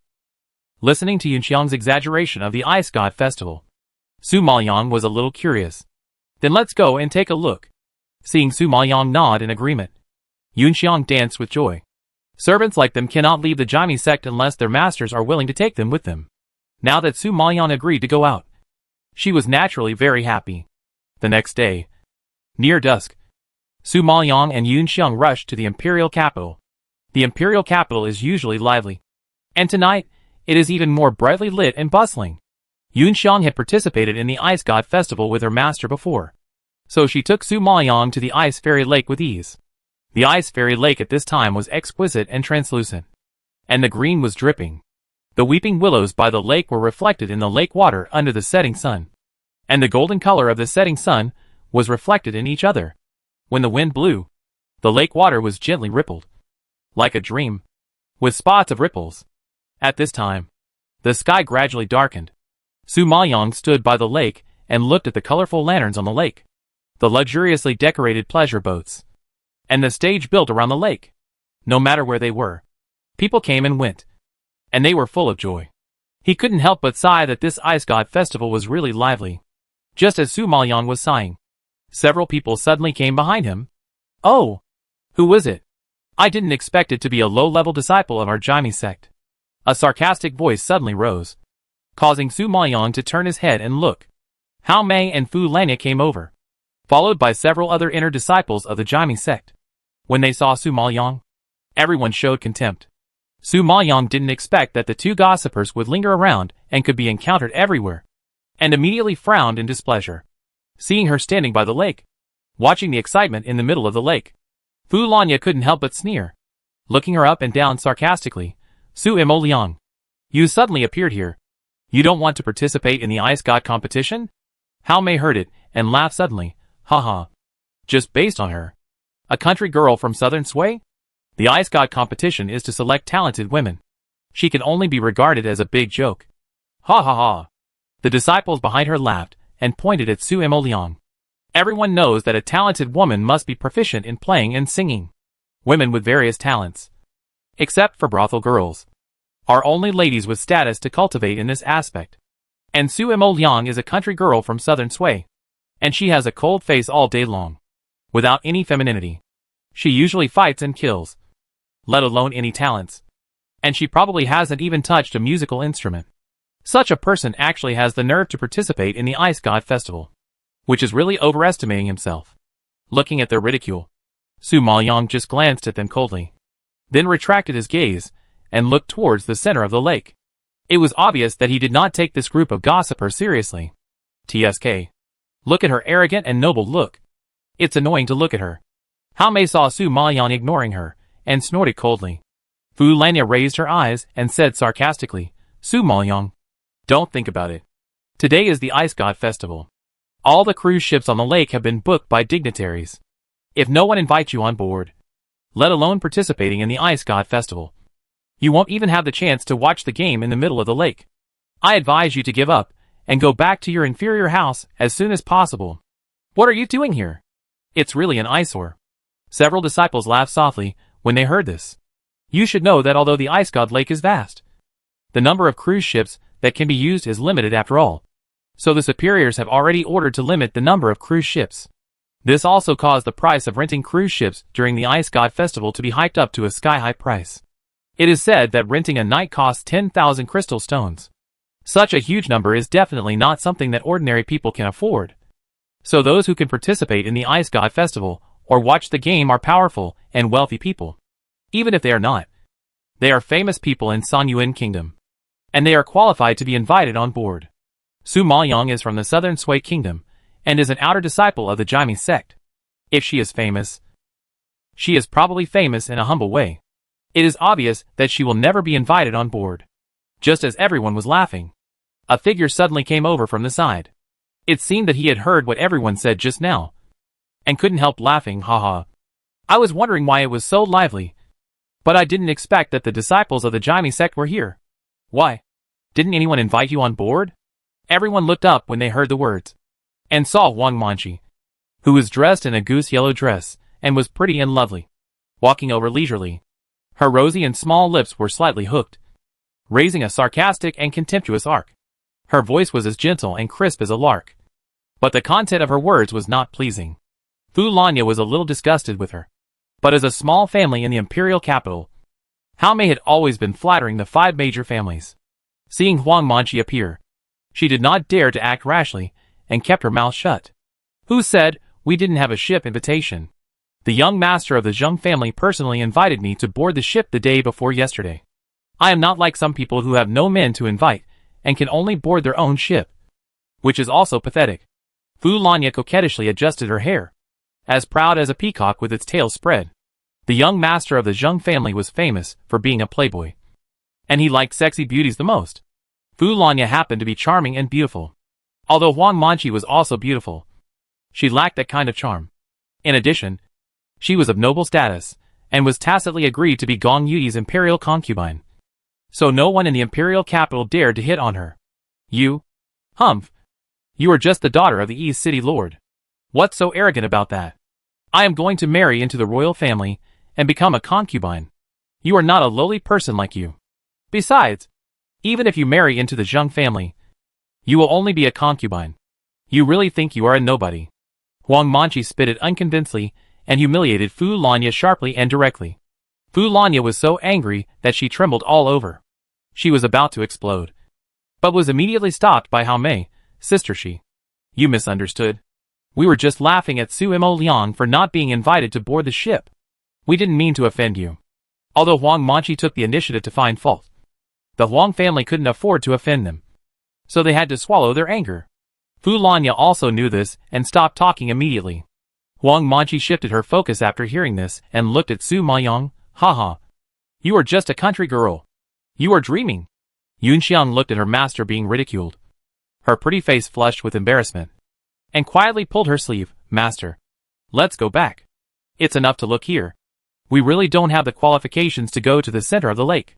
However, just as she finished her words, a hearty laugh suddenly came from behind her. Su Maoyang, no one invited you to get on the boat. You are standing here dryly. This prince looks really pitiful. Today this prince will be kind and allow you to get on my boat. Everyone turned their heads to look at the sound, and saw Gong Mayu wearing a luxurious brocade robe, striding towards him with high spirits. Chapter 293 on the luxury cruise. Su Maoyang saw Gong Mayu appear, and her light eyebrows suddenly twisted into a shape. She really didn't want to get entangled with this man. Moreover, looking at his smug look, he didn't have any good intentions at all. He was clearly making fun of her and deliberately humiliating her. If she really got on his boat, I'm afraid he would despise her even more. I appreciate the kindness of the sixth prince. I just came to take a look. And I didn't mean to participate in the Ice God Festival. I'm sorry to bother you all. I'll take my leave now, Su Maoyong said, and was about to pull Yunxiang away. Although Gong Mayu wanted to humiliate her, he didn't want her to leave so quickly, because his Rui was going to perform on stage tonight. His vanity wanted to let Su Maoyong see that his Rui was unique, and she could never compare to him. Thinking of this, Gong Mayu was about to speak to keep her, but unexpectedly an old man suddenly ran over from a distance. My lords, is there a girl named Su Maoyong among you? The old man ran up breathlessly, his anxious eyes wandering over them. Su Maoyong and Yunxiang had just taken 2 steps when they were called. She turned slightly and looked at the old man in front of her in confusion. After a moment of silence, she nodded. I am. The old man heard the words. His eyes flashed with surprise, and he hurriedly greeted her, smiling and flattering. Oh, so this is Miss Su. I'm sorry. I've been waiting for you here for a long time. Please get on the boat quickly. Get on the boat? Su Maoyong was slightly stunned, staring at him in confusion. I didn't book a boat? The old man laughed and waved his hands. Ha ha ha. Why do you need to book a boat for the girl? Someone has already booked a boat last night and asked me to wait for the girl here. Look, the boat is still parked over there, waiting for the girl. As he spoke, the old man pointed to the 3-story cruise ship in the distance. It was decorated with lights and brocade, and the red-painted hull was bright and eye-catching. Even from such a distance, Su Maoyong could still see the lifelike murals carved on the pillars, which looked luxurious and majestic, instantly surpassing the other cruise ships in the middle of the lake. Everyone also saw the cruise ship in the distance, and they all widened their eyes in shock. Even Gong Mayu and Huang Manchi didn't book such a cruise ship. I didn't expect it to appear here and invite Su Maoyong to board the ship. Is it wrong? Who is the owner of that boat? Gong Mayu's self-esteem was hurt. He clenched his fists and asked loudly without admitting defeat. His angry expression seemed to be cannibalistic. The old man shrank his head in fear and shook his head. I don't know the identity of the other party. Everyone frowned when they heard it. Humph. You are just playing tricks. Huang Manchi snorted disdainfully, looking at the cruise ship in the distance, and then looking at Su Maoyong beside her. Her cheeks flushed with anger. I really didn't expect that she, a bitch, would have such good luck to be invited by such a cruise ship. It's absurd. And Fu Lanya and Hao Mei were also gritting their teeth in anger. They were just ridiculing her for not being invited.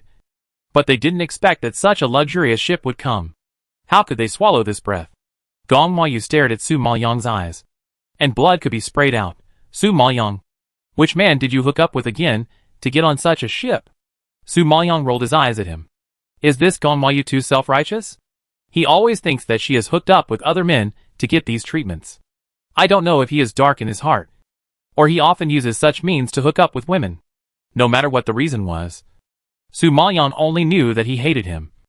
Not just ordinary hate. Since there was a chance to make him angry, he naturally couldn't miss it. Sixth Prince, someone invited me to board a ship now. It seems that the ship is much more magnificent than yours. So I'm sorry I can't board your ship. Goodbye.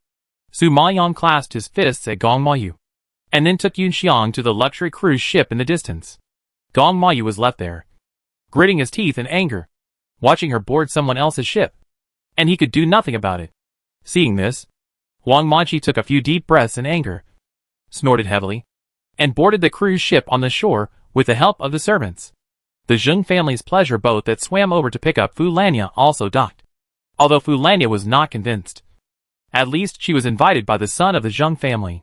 Thinking of this, she felt a little relieved and boarded the pleasure boat with Hao Mei, who had been trying to please her along the way, and a few inner disciples who had benefited from it. At this time, Su Maoyong was unsure, and didn't know why someone suddenly invited her on board. In addition to Gong Mayu, the people involved with her should be Gong Yui and Feng Mohin. Gong Yui should be eager to kill her now, and will not let her get on board to make trouble for himself. Could it really be Feng Mohin? Su Maoyong was still thinking about this question until she got on the cruise ship. Miss Su, just find a seat and sit down. The boatman smiled flatteringly. Su Maoyong was slightly stunned. Are you going to take me to introduce the owner of the cruise ship? The old man smiled and waved his hand. No need. There is only you on this cruise ship. Just watch the show with peace of mind.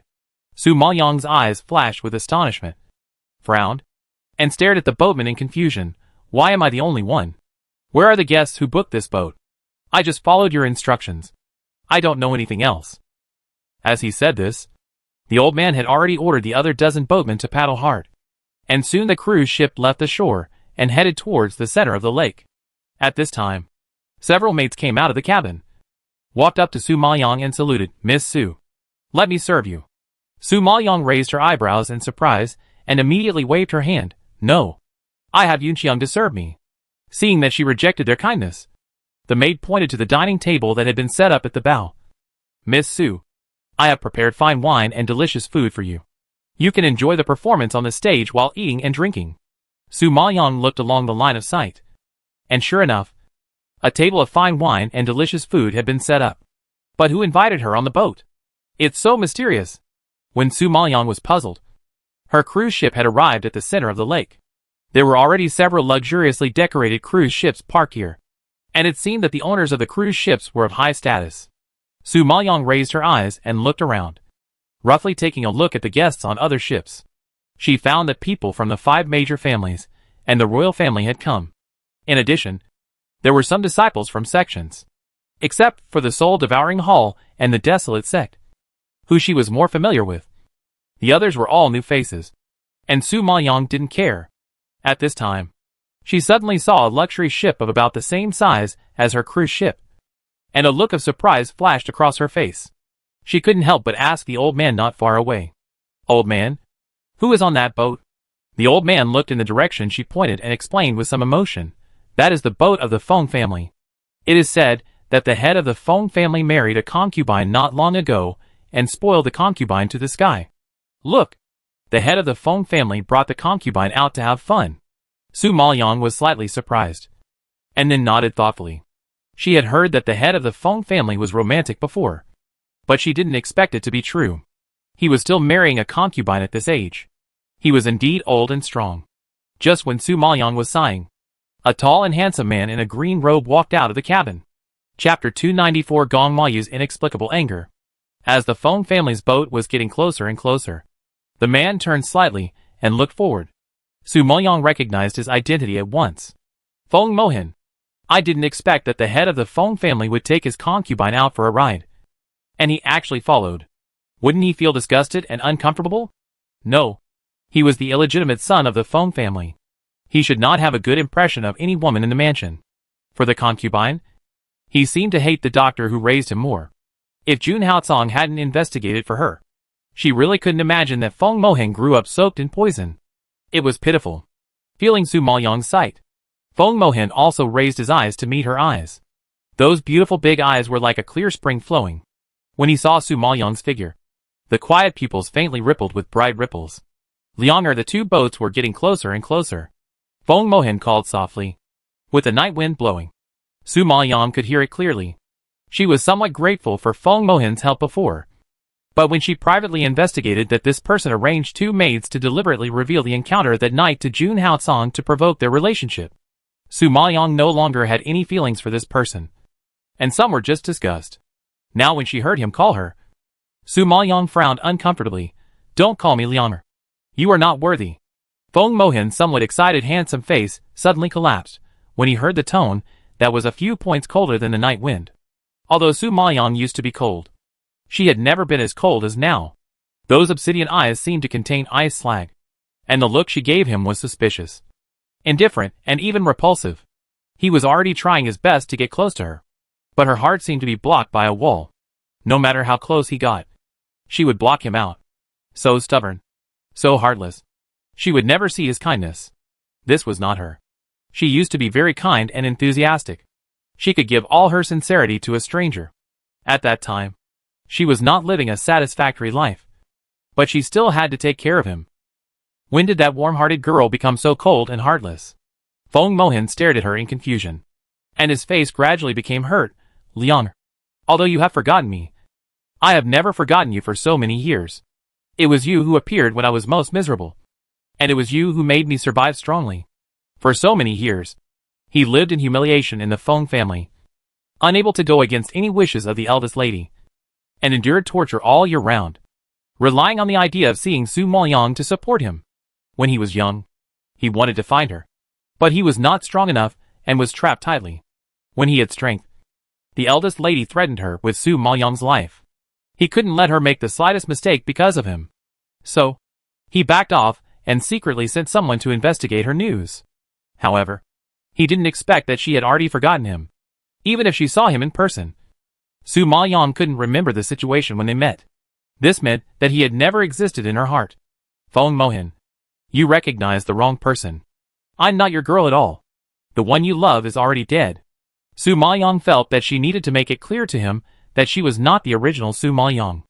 Not the Su Maoyang who saved him and cared for him. Feng Mohan knew what she had experienced, and thought that she was talking about the weak and kind Su Maoyang who was bullied and was dead. And the one who was alive now was the cold-blooded Su Maoyang who was forced by her relatives. I know that if you grow up in such an environment, anyone will become cruel. I don't care what you are like. As long as you come to me, I can promise you anything and satisfy you. Feng Mohan has no family affection, no friendship. In the long-term painful torture, the only belief left in his heart is Su Maoyang. As long as he has her, he has nothing else to ask for. Su Maoyang couldn't understand Feng Mohan's obsession. His brows knitted tighter and tighter, and his cold face was also full of anger. Feng Mohan, I have made it very clear. I am not the Su Maoyang you love. And I don't love you either. Su Maoyang gritted his teeth and growled, obviously angry, thinking of the relapse of June, how Kanghan's illness caused by him. Su Maoyang wanted to tear him apart. Feng Mohan saw that her eyes were filled with deep disgust, and his heart, which beat for her, was aching fiercely, and his already pale face became even paler. At this time, another pleasure boat not far away was also approaching. The people on the pleasure boat didn't care about the soft words around them at this moment, and stared at the two people on the two pleasure boats in front of them. His ears were also erected high, as if he was eavesdropping on the conversation of the two people. Perhaps he heard something unpleasant. He suddenly put down the wine glass, splashing the wine on the table. Humph! Your Highness, what's wrong with you? Rui beside him was startled by his sudden anger, thinking that he didn't serve him well, and hurriedly wiped his hands and apologized. Your Highness, did Rui say something wrong? Rui didn't mean to offend. At this moment, Gong Mayu's mind was not on her. He waved his hand perfunctorily and answered with frowning eyebrows. No. It's just that the weather is hot and humid, which makes people feel uncomfortable. Rui looked at him in surprise, thinking that it was cool tonight, not to mention that they were on the lake, accompanied by the night wind, and they might catch a cold. Gong Mayu's face was dark, and he didn't care about Rui's suspicious gaze. His handsome big eyes glared at the dog couple in front of him, and his heart was boiling with anger. He didn't know that Su Maoyang and Feng Mohan were old acquaintances. From Feng Mohan's tone, they seemed to have a lingering and sad story. Haha. He really underestimated this woman. She could hook up with men wherever she went. It was really a silver baby as a wife. Although thinking so, Gong Mayu didn't know where he got so angry, and he even took his anger out on Rui beside him. Okay. Stop wiping, he almost yelled. Rui was really scared this time. Gong Mayu had never said harsh words to her, let alone yelling at her. She raised her eyebrows in surprise, and quietly followed his line of sight, just in time to see Su Maoyang and Feng Mohan looking at each other from a distance. She had been among men for so long, and she had some sense of vision. She knew at a glance that Gong Mayu was very concerned about the woman who looked quite familiar. Just when she was secretly shocked, she didn't expect Gong Mayu to stand up, walk to the bow, and shout to the opposite side, Mr. Feng, you have never been close to women.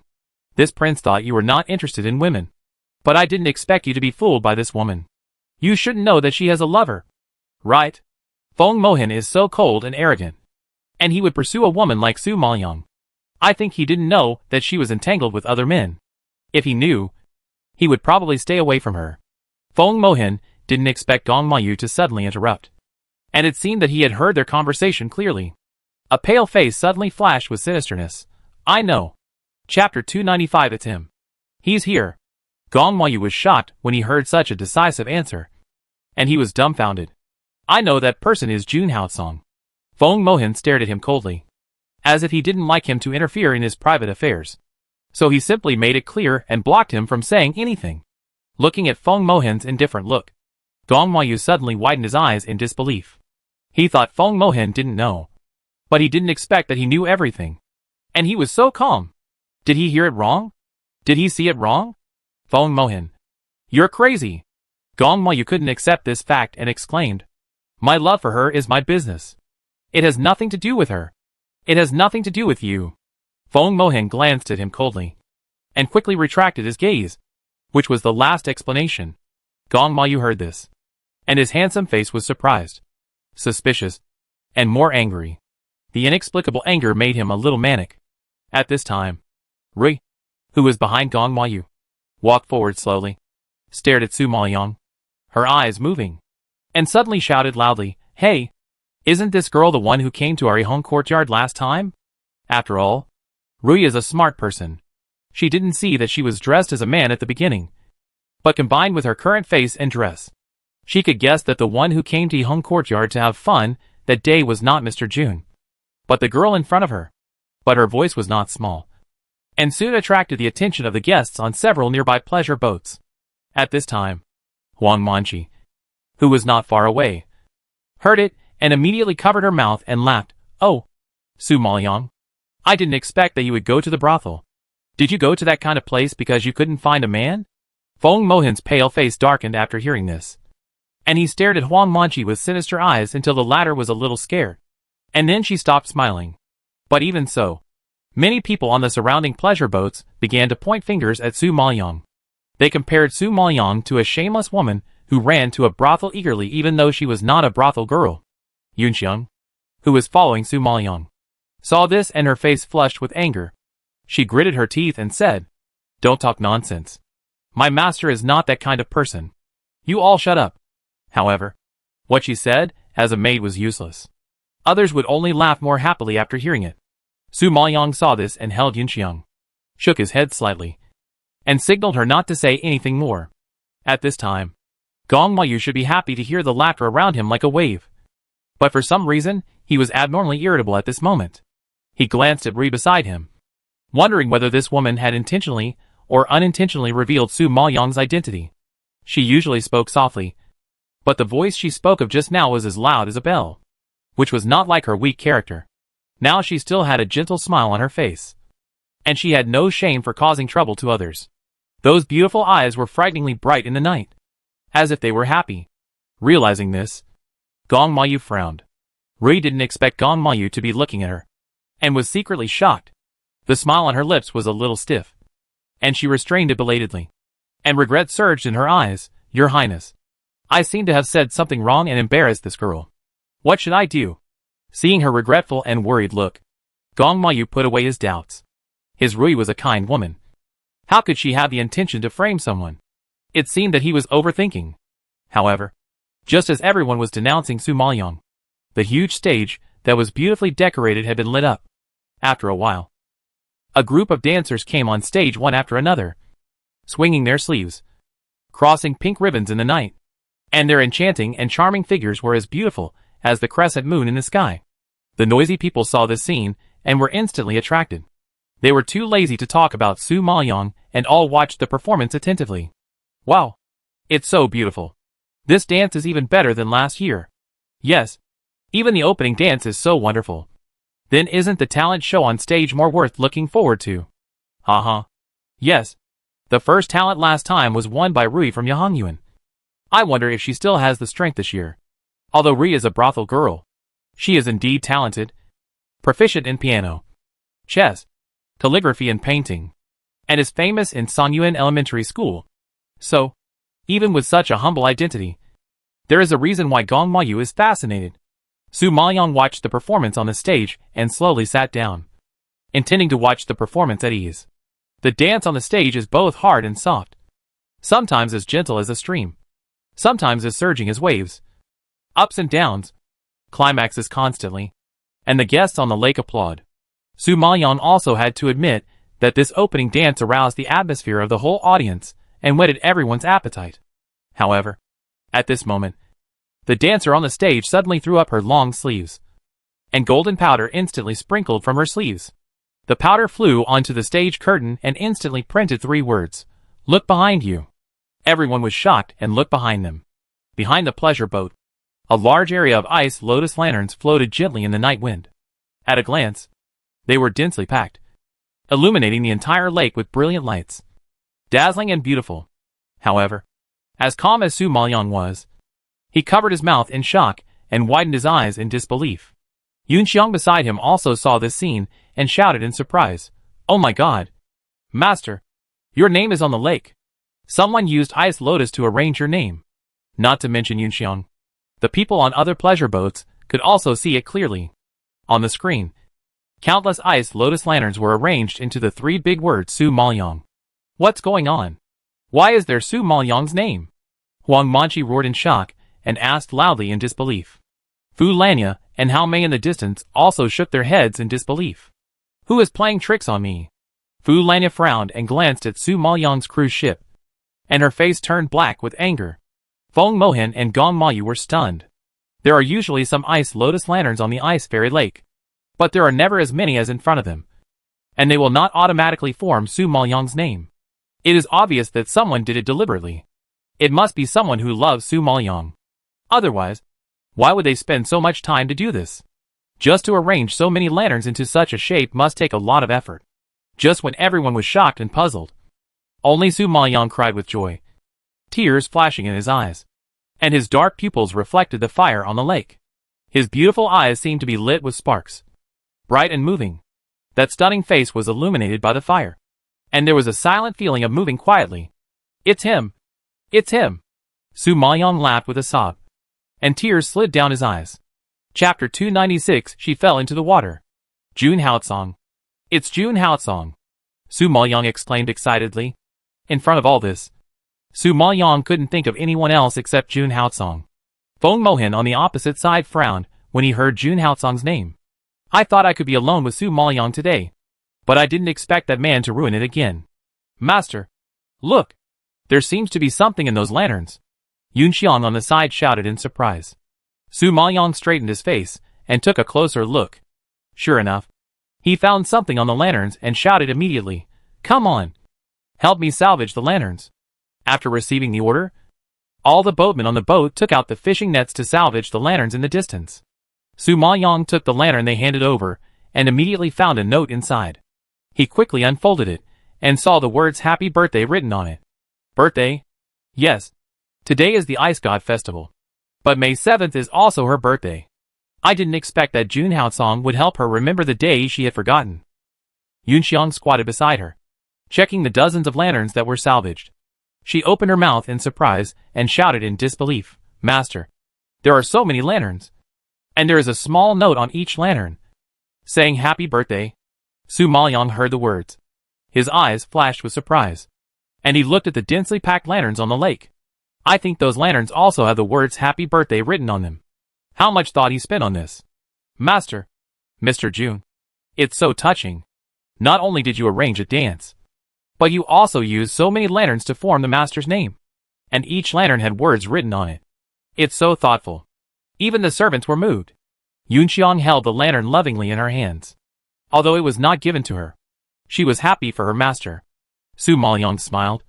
Her pretty face blossomed like a flower, and her dark eyes reflected the lights in the distance, flashing with charming excitement. Not only the dance, the lantern, but also this boat. Boat? Yunxiang was slightly stunned, and was even more shocked. But before Yunxiang could react, Su Maoyang had turned around and shouted to the cabin with a smile, "Aren't you going to come out now?" At this time, everyone who had been focusing their attention on Su Maoyang's ship suddenly saw a handsome man walking out of the boat. The face seemed to be carved out of crystal clear marble, with clear edges and corners, deep and sharp. And the white skin was shining against the firelight, and the black clothes covered, without his kingly aura. Just by walking out like this, everyone felt an indescribable sense of oppression. And those soul-stirring ice-blue eyes, reflecting the firelight, glowing with a faint blue light, added a bit of beauty and enchantment to this fierce aura. Huang Manchi saw such a beautiful man for the first time, and her eyes widened. Who is this? He is so beautiful that even women can't compare to him. The people on the other boats also gasped in amazement when they saw the graceful face. staring at the man who was slowly walking towards Su Maoyang with a dazed look. And for a moment, they couldn't recover. Not to mention other people. Even Su Maoyang was so excited at this moment, looking at the face that had been engraved in his heart for a long time. His heart trembled slightly. His fingers curled up tightly, restraining the surging in his heart. A stream of warmth flowed into her heart. And suddenly her nose was filled with pain. Tears suddenly appeared in her eyes, dripping down her eyes. She will never forget this scene. In this gentle night, the unique dance, the ice lotus lanterns with her name on them all over the lake, the firelight shining into her heart, every happy birthday blessing, and him walking slowly from the stern. Seeing this, Su Maoyang couldn't help herself, and rushed over and hugged him, burying her head in his warm chest. Her voice seemed a little low and hoarse, but it shocked Jun Haotsong's heart. I thought something happened to you. These days, he has been elusive every day, and no one can be seen. I don't know what he is doing. Su Maoyang was worried about his health. Worried to death. But who would have thought that he was busy running around for her birthday these days? Jun Haotsong chuckled twice, touched her hair, and the corners of his beautiful lips, like cherry blossoms, showed gentle pampering. He leaned close to her ear and whispered, I said that for you. I would not let anything happen to myself. But you shouldn't make me worry. Su Maoyang hit him with lingering fear as a punishment. Jun Haotsong said innocently, in order to give you a surprise. I had to hide it from you. But seeing you smile so happily, it's worth it. Su Maoyang was deeply moved. But her reason was still there. As if she thought of something, she suddenly broke free from his arms and stared at him with a sharp gaze. Tell me, who gave you these ideas? Jun Haotsong felt a little guilty under her scrutiny. But he was still very tough. Of course, I thought of it myself. I have been thinking about it these days. Su Maoyang snorted coldly with a stern face. Don't lie to me. You are a big man who is arrogant and domineering. How can you come up with such a delicate idea? Tell the truth. Don't force me to punish you. Jun Haotsong doesn't even know how to get along with a woman. He usually only makes her angry. And he is also domineering and stiff in his way to show his kindness to her. Now he is so delicate. It is hard for her not to think about other things.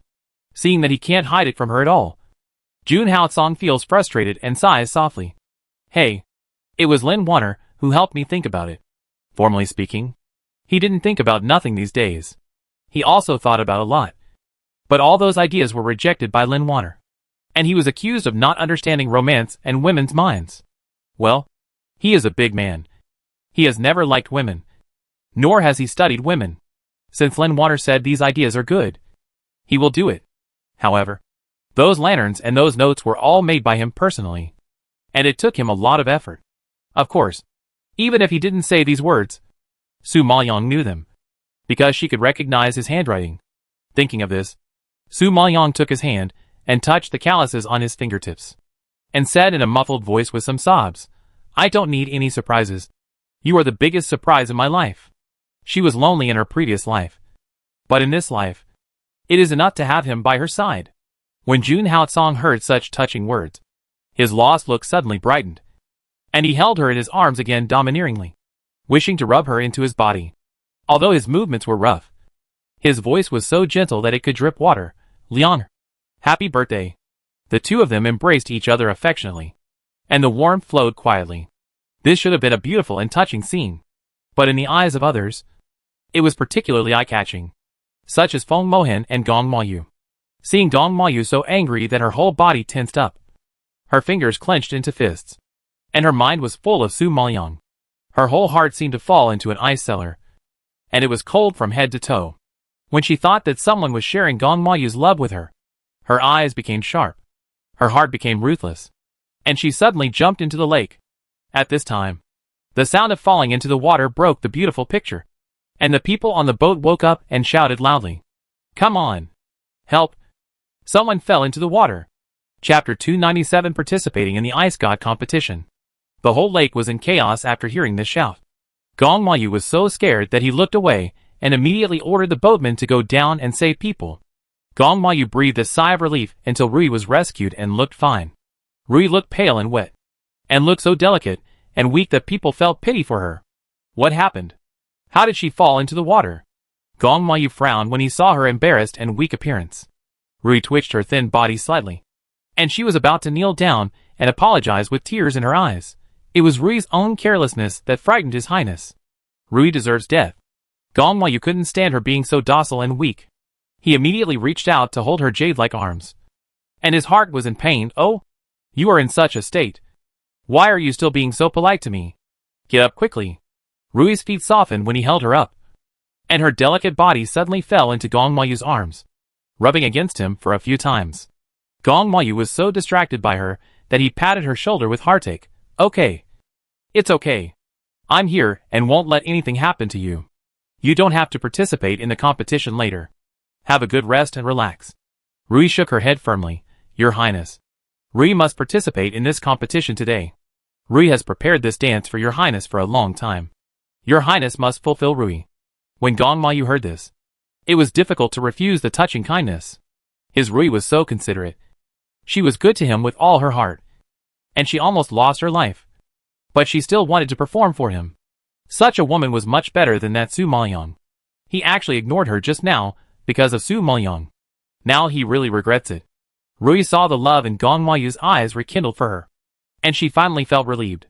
At least Gong Mayu still had feelings for her. At least he could change his mind. It seems that she made the right move. Since you are going to perform, go in and change your clothes quickly. If you catch a cold, I will be heartbroken. Gong Mayu touched her cold cheek and whispered. Rui nodded shyly, and was helped into the cabin by the maid who came forward to serve. Gong Mayu watched her go in, then slowly retracted his gaze, and looked in the direction of Su Maoyang again. Seeing that Su Maoyang was also staring at him, Gong Mayu suddenly felt a ridiculous pride. That kind of pride was brought by Rui, because Su Maoyang will never be able to compare. Su Maoyang knew all about Rui's tricks, and a hint of sarcasm passed across his lips before he retracted his gaze. A woman has to rely on such means to attract the attention of men. Su Maoyang suddenly felt that the love that Gong Mayu talked about was extremely ironic. At least, she thought Gong Mayu really loved Rui before. But now it seems that it is not entirely true. Gong Mayu observed Su Maoyang's expression. He thought she would be angry and feel ashamed. But she gave him a sarcastic and disdainful look, which made him so angry that his face turned black and he gritted his teeth. This Su Maoyang is so hateful. What does that look mean? Do you look down on him? Or do you look down on Rui? His Rui is the most talented woman in Songyuan country. A person she can't even compare to. But she has the nerve to look down on her. How ridiculous.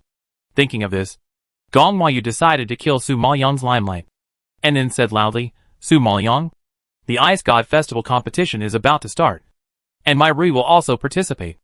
I wonder if you are interested in competing with her. Rui is a brothel girl. If Su Maoyang can't even beat Rui, then she is not even as good as a brothel girl. Let's see how she will be so arrogant in the future. Thinking of this, Gong Mayu smiled. Huang Manchi, who was next to him, laughed as if he was afraid that the world would not be in chaos. Your Highness is joking.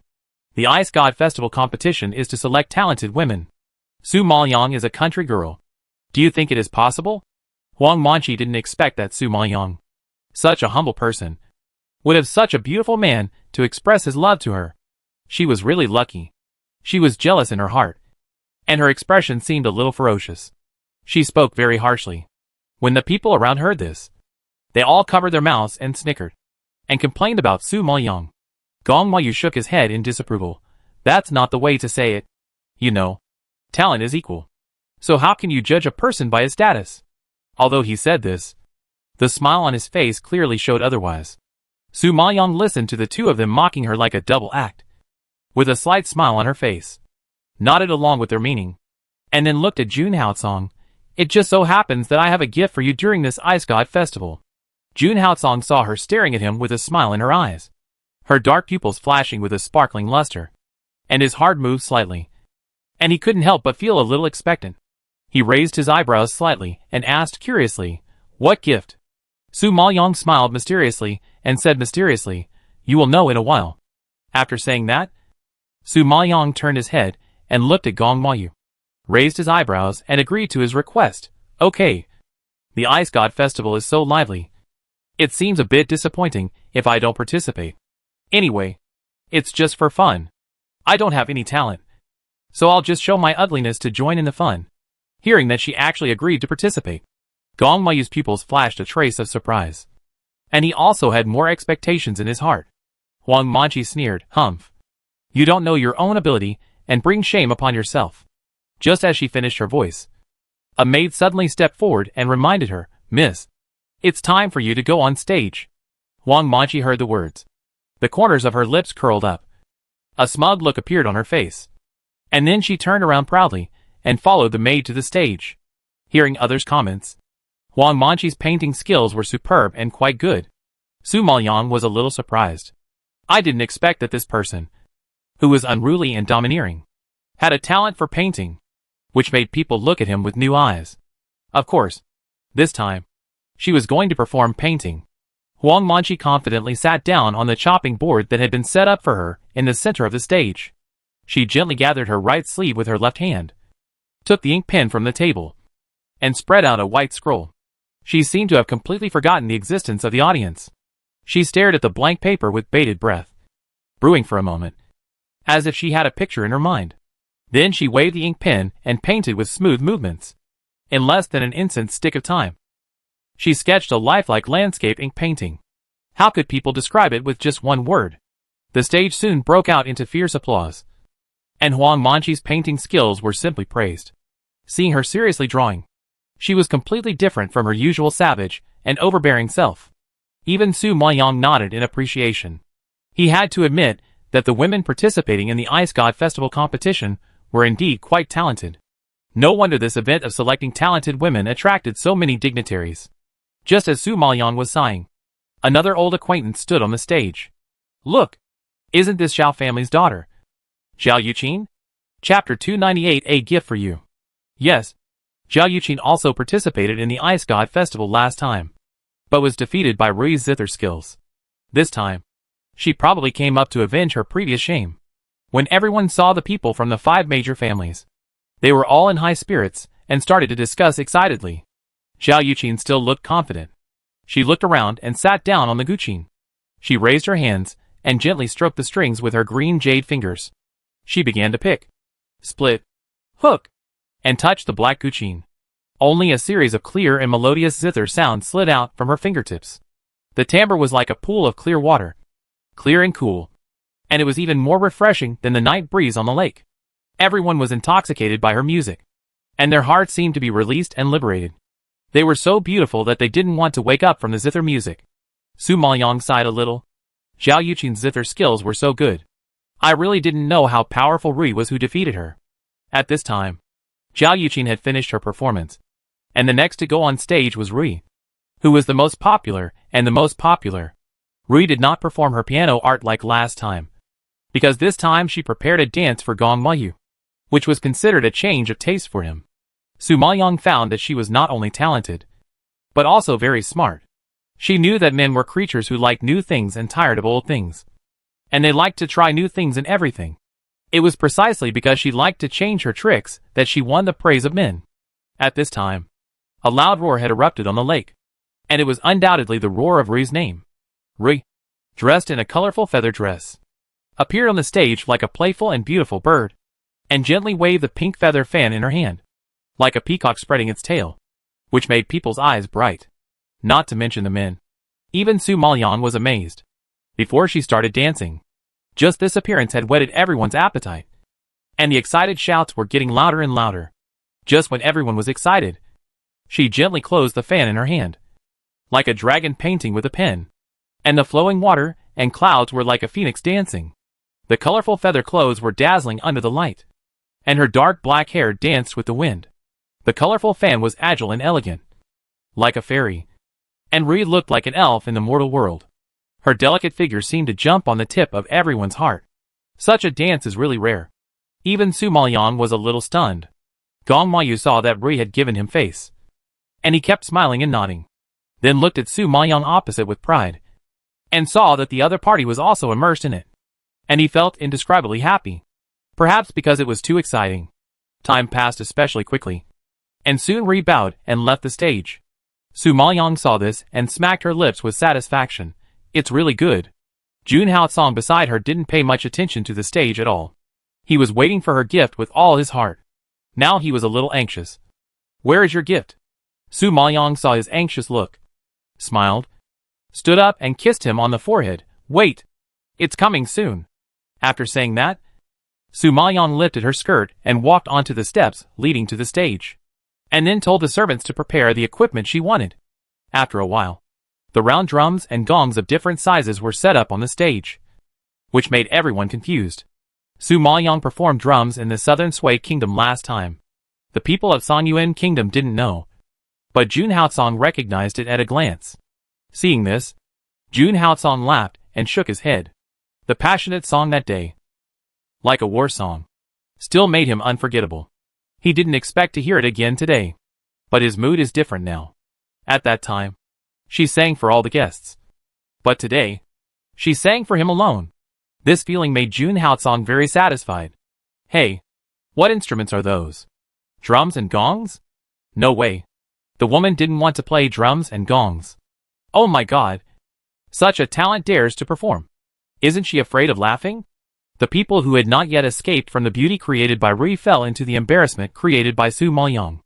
All of them were incredibly noisy, and sneered at Su Maoyang's appearance. At this time, Rui had changed her feather clothes, and returned to Gong Mayu in a white long skirt. Looking at the weird scene on the stage, she felt funny, and couldn't help covering her mouth. Sixth Prince. That Miss Su is really funny. She really treats the competition for selecting talented women as a game. Gong Mayu heard this, and a cold look flashed across his face. Humph. She is asking for trouble. Huang Manchi had already laughed so hard that she couldn't straighten her waist. She pointed at Su Maoyang on the stage, and didn't know what to say. Ha ha ha. She is indeed a country girl. She even put drums and gongs on the stage. This is really the funniest performance I have ever seen. However, Su Maoyang on the stage ignored the ridicule around her. She picked up the drumsticks and gently tapped the drum surface to try the feel. Su Maoyang quickly found the feeling. The drumsticks flew up in the sky. The gongs and drum skins vibrated in the air, and the drum beats were like a torrential rain, rushing down, and like a whirlwind, rising and falling wildly. A series of strong sounds broke the tranquility in people's hearts. Dong! Dong! This dong the crisp and loud rhythm began to beat. The drum beats became more and more frequent, and everyone's heartbeats became faster and faster. Different drumming skills were displayed again and again, and they rushed towards everyone like rolling waves. Then the drumstick in her hand hit each round drum at a very fast speed. The powerful rhythm vented and shocked everyone's heart. Everyone was shocked by this scene, and all the ridicule and sarcasm stopped abruptly, as if they were hit by thunderbolt, and their spirits were a little dazed. They only knew that their hearts were beating with that weird rhythm, and their blood was boiling, and they couldn't help swaying with it. However, just when everyone was shocked, Su Maoyang had already opened his mouth and sang, waiting for someone's boiling soul, like letting the mountains and rivers fade, to save this desolate world, who is performing the grievances and sorrows, with no time to shake off the worries in my heart, just to kill for the world, only to correct the world's order, with the world in my heart, blood-stained enemy town but slaughtered. Is it wrong to go against the will of heaven? Sighing that the sad song is not finished. What can I do? Fearing the passing of time. Just live with faith, waiting for future generations to judge. You are the roar of the wind and sand. You are the perseverance of the cliff. You are the sword after the edge, looking up at the moonlit night. The loneliness between the eyebrows. You are the calmness of dripping water. You are the softness of falling flowers. You are praised by the world, but the flesh and blood that silently lament for the sunset. Su Maoyang's voice is obviously pleasant, but it seems a little low at this time, accompanied by the rhythm of the percussion, with a metallic texture, instantly sketching a picture of swords clashing and heroes lonely for everyone. That kind of powerful beauty is the voice of the strong, the love between young men and women, and the heroic spirit. When the song is moving, it is like the gurgling of water, with unique charm. Sometimes it is as deep as the long cry of an eagle spreading its wings, deafening, and sometimes it is like the sweet words between lovers, telling the inner admiration. Anyone can hear that the man in her lyrics is meaningful. He is the roar of the wind and sand, the perseverance of the cliff, the calmness of the dripping water, and the flesh and blood praised by the world, but silently lamenting the sunset. Jun Haotsong chewed the lyrics again and again, his ice blue eyes flashing with excitement. Chapter 299 Stunning Beauty. Jun Haotsong knew that she was singing about him. It was just that no one had ever used such lyrics to describe him. Thinking back on those words, Jun Hao-song could not suppress his heartbeat at all, and his whole body was boiling with passion. This was her gift. He damn liked this gift. When Feng Mohan heard this, his eyes also flashed with shock and excitement. It turned out that musical instruments could be used in this way, and that music could also be powerful. It turned out that Jun Hao-song was a great hero praised by all ages, and made the mountains and rivers fade in her mind. Such intense admiration was expressed without reservation from her heavy percussion, which was more direct than the euphemistic guqin and more direct than the gorgeous dance. In addition to being shocked, he was left with jealousy. Yes, jealousy. He had never had a moment when he wanted to become Jun Hao-song like this. Thinking of it, his heart ached, and his already pale face was even more ugly and frightening. "Master, what's wrong with you? Are you feeling uncomfortable?" The servants beside him saw Feng Mohan's body trembling slightly, and all came forward to support him.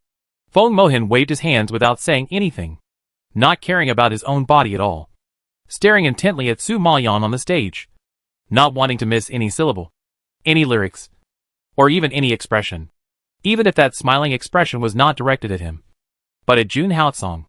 Looking at Feng Mohan's jealousy, Gong Mayu was directly shocked. He looked at Su Maoyan on the stage with a stupid face. His expression was stiff. His eyes were straight. His spirit was half stupid. And he couldn't speak. After all, Su Maoyan shocked him too much, and he couldn't digest it for a while. He had never seen such a heart-touching performance. The drumsticks in her hands seemed to hit his heart with every beat, bringing a thrill that made people excited. He had never heard such lyrics before. She was praising that man and singing praises to that man.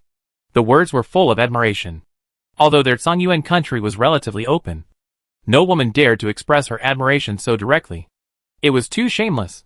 Thinking of this, Gong Mayu gradually clenched his fists, and the sourness in his heart flooded uncontrollably. Rui beside him also felt the sinister aura emanating from his body, and her heart tightened, and her face was worried again. At this moment, she knew that she had lost not only the game, but also Gong Mayu's heart. However, she could see clearly that the woman named Su Maoyan had no other thoughts about Gong Mayu, because there was a breathtakingly beautiful man beside her. From beginning to end, her eyes were on that man, and she never noticed Gong Mayu at all. Although she didn't know the identity of the man, she knew he was not ordinary just by looking at his aura. Perhaps Gong Mayu thought he was a prince and was superior to others, so he didn't take Jun Hao-song, an inner disciple with no background, seriously. But Rui saw through it. The man was able to rent a luxury ship that even Gong Mayu couldn't afford to buy, which showed that he was definitely not an ordinary person. But Gong Mayu was blinded by jealousy. Thinking of this, Rui looked at Gong Mayu's angry but still handsome profile with worry. She felt sad, but very unwilling. Over the years, he has doted on her as before. She naively thought that Gong Mayu only loved her in this life. But unexpectedly, all this was destroyed by a man named Su Maoyan. Rui retracted her gaze and looked at Su Maoyan, who led the atmosphere to a climax on the stage. Her nails dug into her flesh. She wanted to use the injuries on her body to cover up the pain in her heart. At this time, Su Maoyan spun the drumstick handsomely and hit the last gong with a dashing sound. The crisp sound of the friction brought the performance to a perfect end. Seeing this, some people couldn't react. The whole audience was silent. It was silent for a long time before suddenly bursting into applause and shouts. The people present were boiling, excited, shocked, and amazed because of Su Maoyan. Everyone seemed to be unsatisfied. The full rhythm was still lingering in their minds, and their bodies were still moving with the beat, as if they couldn't stop. Seeing Su Maoyan causing such a big commotion, Huang Manqi and Zhao Yuqin were silent. The pretty face that was just proud and ready to laugh at the joke turned pale as paper. Fu Lanya, Hao Mei, and others were speechless. Faced with this situation, those who wanted to laugh at Su Maoyan but were slapped in the face had no face to speak again. Even they themselves had to admit that such a weird performance was too shocking. At this time, Su Maoyan stood up in the shocked eyes of everyone, slowly walked off the stage, and walked towards Jun Hao-song. Jun Hao-song watched her coming, and his throbbing heart was filled with her drums, singing, and figure. The sense of happiness seemed to devour him, making him struggle rudely. This woman is his. So outstanding. So stunning. So heartwarming. He was sincerely proud of her. Even the black owl hiding in the dark was somewhat excited by Su Maoyang's song Heroic Mo. At this moment, he seemed to understand a little bit why the master liked this woman. She may be weak, but her heart is as strong as the master. Give her some time. Maybe she can really become strong. Strong enough to fight side by side with the master. This night, because Su Maoyang was particularly lively, she also became famous this night. And Songyuan country gradually knew her deeds. But sometimes being famous is not a good thing. Because Su Maoyang made the head of the Feng family furious. Humph. It's that Su Maoyang again. How many times have I told you not to associate with that Su Maoyang? I also said why you are willing to follow me today. Now you don't have to guess that you are here to see her. The head of the Feng family slammed his fist on the table, making a terrifying loud noise. And the old face was covered with haze. And he gnashed his teeth in anger.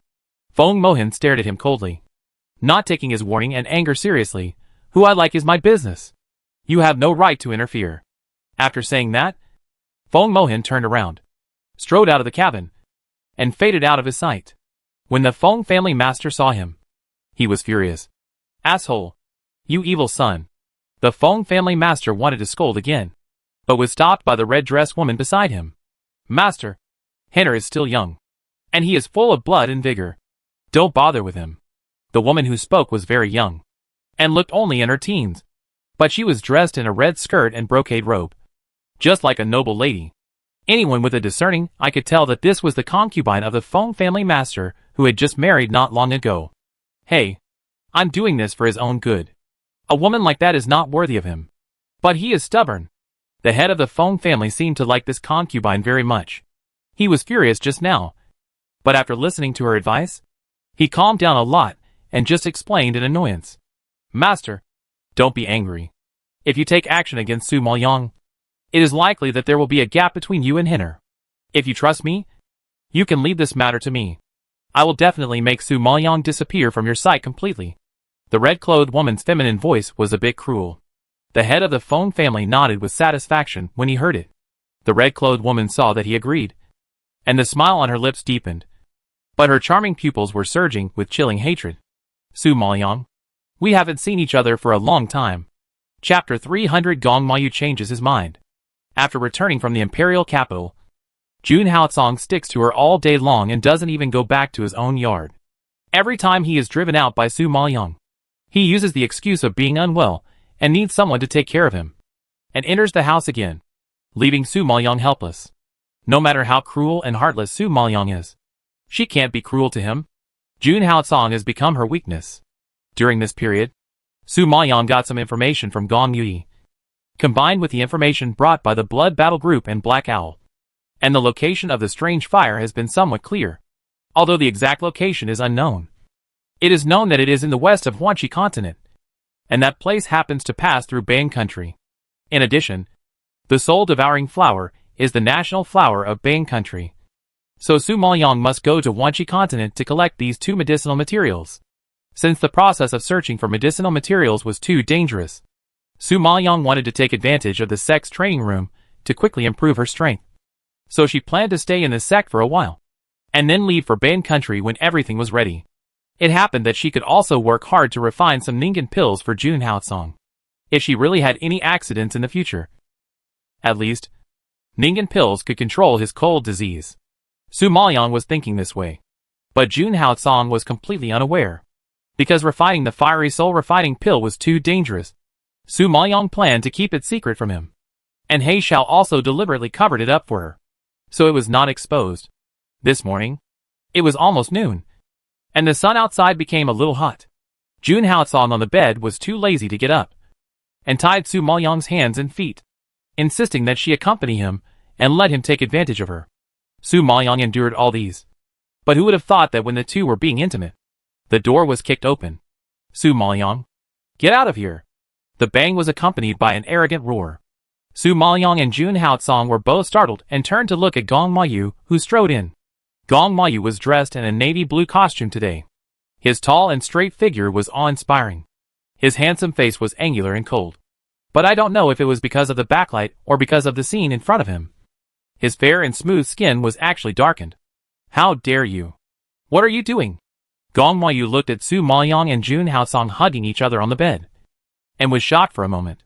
His veins were faintly bulging, and a thunderous roar exploded.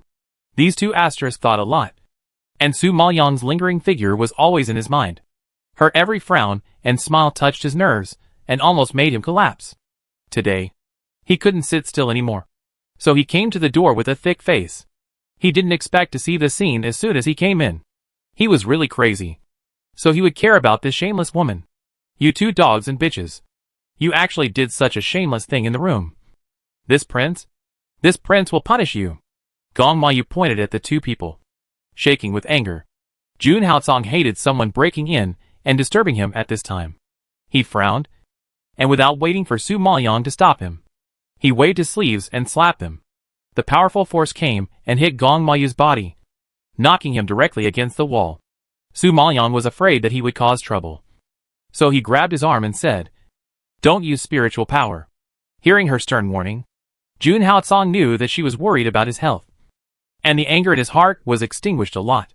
You don't need spiritual power to deal with him. That won't work either.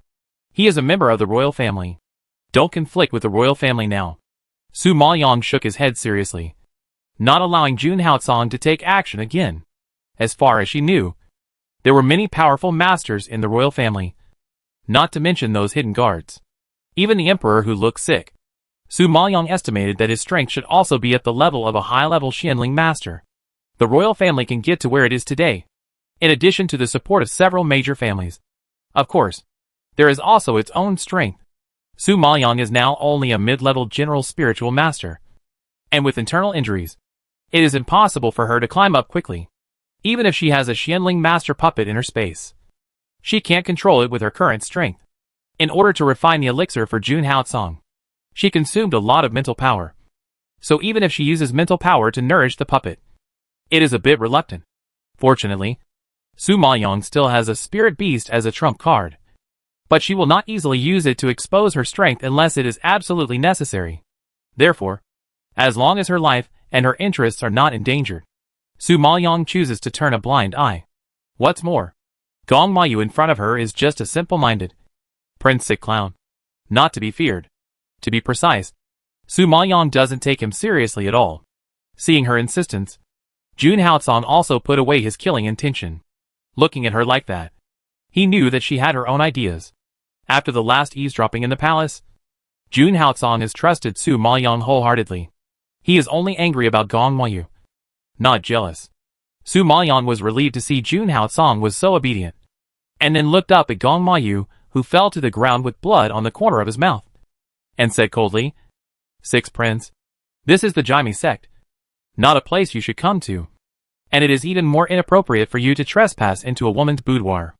I advise you not to come to the Jaime sect again. If you are discovered by the sect master, even if it is difficult to punish you due to your status as a prince, you will inevitably be scolded." Hearing Su Maoyang's warning and threat, Gong Mayu was so angry that his teeth were bared.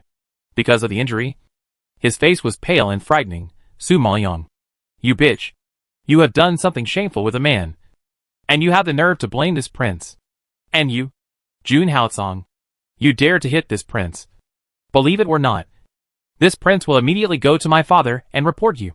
Even if you are a sect disciple, it doesn't matter. You beat me. Beating the prince is a capital crime punishable by the death of the entire clan." Su Maoyang sneered twice when he heard this. His dark pupils were filled with sarcasm. His voice was low but sharp as a knife. Go. Go quickly. Let the whole Songyuan kingdom know that our sixth prince is a coward. He was beaten by the disciples of the sect and cowardly sought the protection of the royal family. I think your weak and incompetent image will definitely disappoint everyone. No. The most disappointed people should be your mother and father. Your mother has put in so many years of hard work to support you to ascend the throne, and it is estimated that it will be destroyed in one day. In this world, the strong are respected, and the people naturally support the strong. Gong Mayu is ignorant and has been criticized. Now he is labeled as cowardly and incompetent. It will be really difficult for him to sit on the throne. No matter how stupid Gong Mayu is at this moment, he can understand the seriousness of it, not to mention other things. Even in order to maintain his high and mighty face, Gong Mayu can't say it. "Su Maoyang, you are so cruel. This prince will not let you have an easy life. Gong Mayu stood up with difficulty, wiped the blood from his lips, and walked out of the room, pretending to be normal.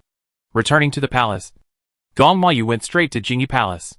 He really couldn't stand Su Maoyang being entangled with that man all day long. Since he couldn't do anything to her, his mother naturally had a way. Chapter 301 The Daughter of the Feng Family. At this moment, Concubine Hui had just finished lunch. Perhaps because the weather had become a little hot. Her body was soft, and she felt tired again after a while. However, she had just been helped by the palace maid to rest on the couch. After a while, a palace maid came to her ear and whispered, "Your Majesty, the prince is here." Concubine Hui suddenly opened her eyes, and her body, which was a little tired just now, suddenly became much more energetic. But when she thought of what happened between him and Rui, her expression of surprise also dimmed. At this time, wasn't he around the brothel girl? Why did he suddenly come to Jingyu Palace?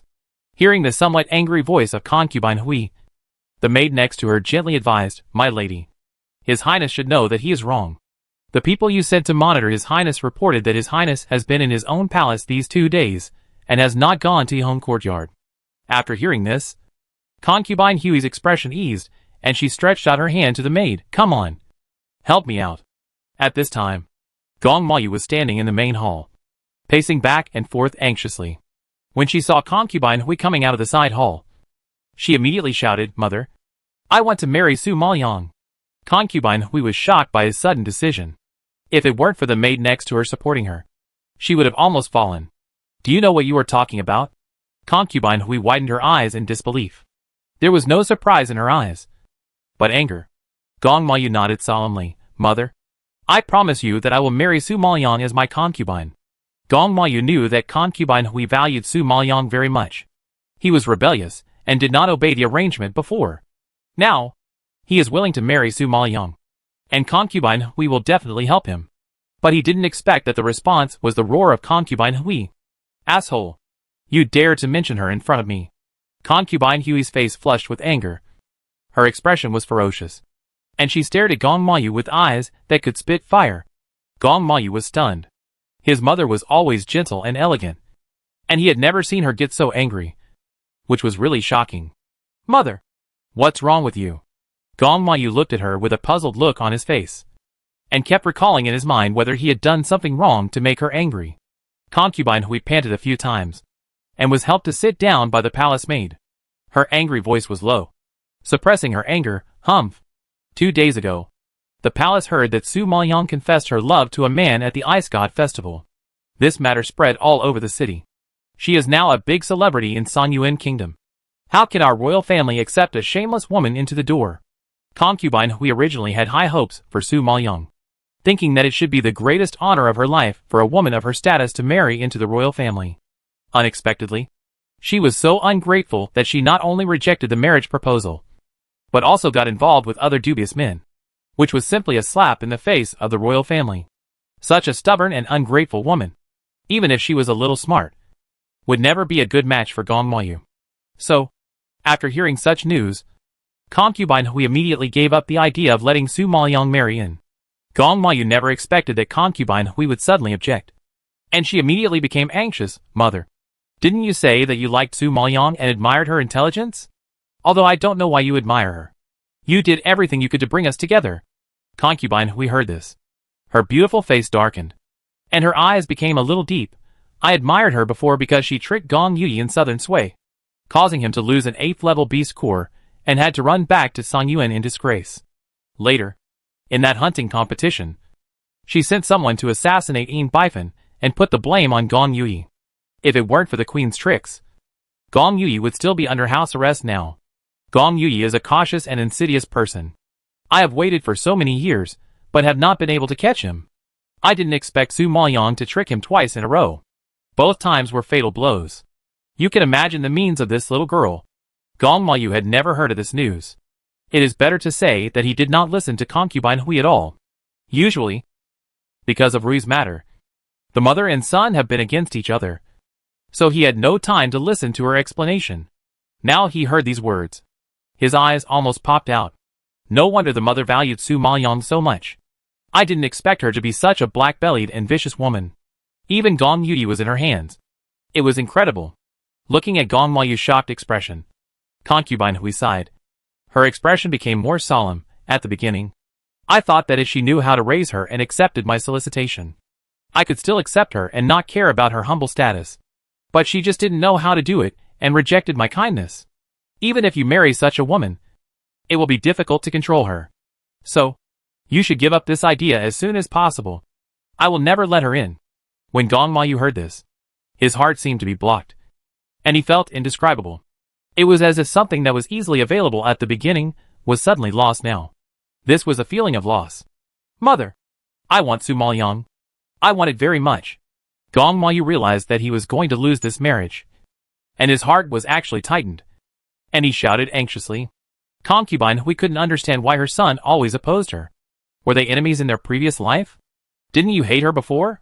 Why do you suddenly want to marry her? Yes, I still hate her now, but I am unwilling to accept it. How can I, the sixth prince, be inferior to a disciple of the Jaime sect? Empress Hui knew that his self-esteem was at work. From birth to now, he has had everything he wanted. So Su Maoyang's rejection was the first time that his self-esteem was frustrated. This was something he had never experienced before, and it made him want to get Su Maoyang desperately. However, it is not a wise decision to act like a child now. Concubine Hui frowned and scolded. Okay. From now on, don't let me hear Su Maoyang's name. You and her will never be together. Besides, I have already found a marriage for you. I heard that the old patriarch of the Feng family, Duke Feng, will celebrate his 80th birthday next month. I specially asked the emperor for permission to let General Feng, who is stationed at the border, return to the court to celebrate his birthday. You should know that Feng Wanli, the most precious daughter of the Feng family, is as brave as a man. She has been stationed at the border with General Feng since she was a child, and has made outstanding contributions. This time, Duke Feng specially asked for permission to let them come back. He probably meant to grant Feng Wanli a marriage. So, you should earn some face for me, and marry the daughter of the Feng family back. Gong Mayu didn't expect his mother to bring Feng Wanli up. You have to know that Feng Wanli has a hot temper.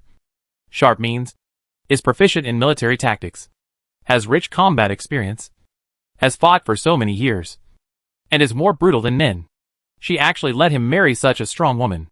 It would be better to kill him. Besides, that woman is too picky and ordinary people don't like her at all. Even Gong Yu once tried to show his affection, but was rejected by her. So she is 20 years old, and has not yet talked about marriage. She is stationed at the border all day like a man, and is ordered to fight.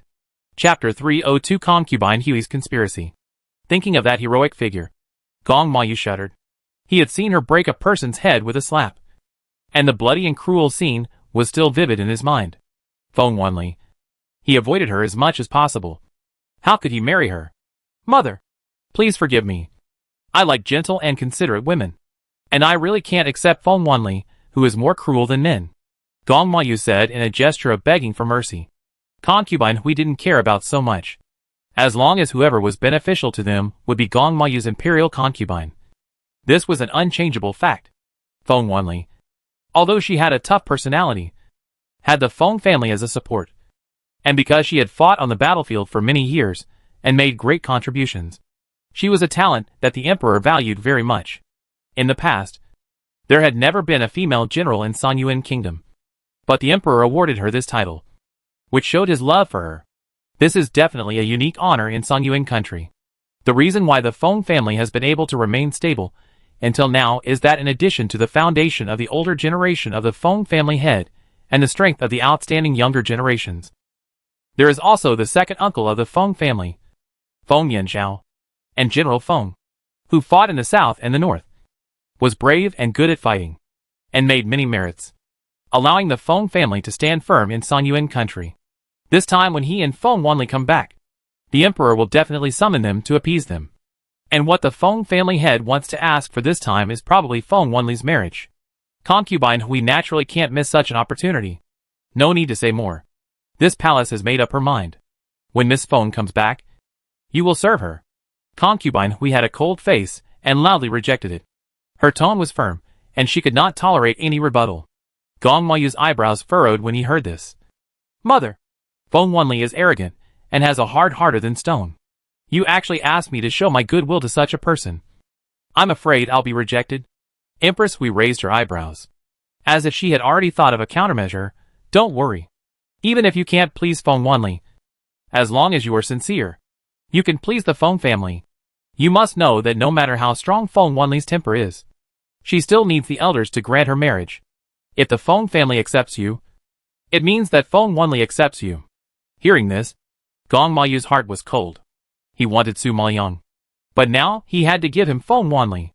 When can he decide his own marriage? Thinking of this, Gong Mayu's anger surged to his cheeks, glared at Concubine Hui, and left with a wave of his sleeves. He was afraid that if he stayed in Jingyu Palace any longer, he would really go crazy. When Concubine Hui saw him leave, she beckoned to the maid beside her. Your Highness looks unwell, as if he was injured. What happened? The maid came forward and answered. Your Highness went to the Jaime sect this morning, and it seems that he went to see Su Maoyang.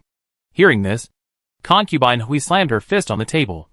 Her eyes filled with sinisterness. Damn it! This Su Maoyang dared to hurt the prince. Your Majesty, this matter is serious. Should we report it to the Emperor and let him punish her? The maid next to her asked in a low voice. But Concubine Hui suddenly raised her hand to stop it. No. Even if the Emperor gets angry and kills Su Maoyang, you will leave an image of cowardice and incompetence in the Emperor's mind. And then the Emperor will be even more unwilling to pass the throne to you. So no matter what happens now, it cannot become an obstacle to the fight for the throne. I have plenty of ways to deal with a little girl without any background. Hearing Concubine Hui say this, the maid scratched her head in confusion. Seeing her puzzled look, Concubine Hui was a little displeased. When Qingya was by her side, she only needed to give a glance and Qingya would understand what she meant. Now she has said it so clearly, but this maid is still too stupid to react.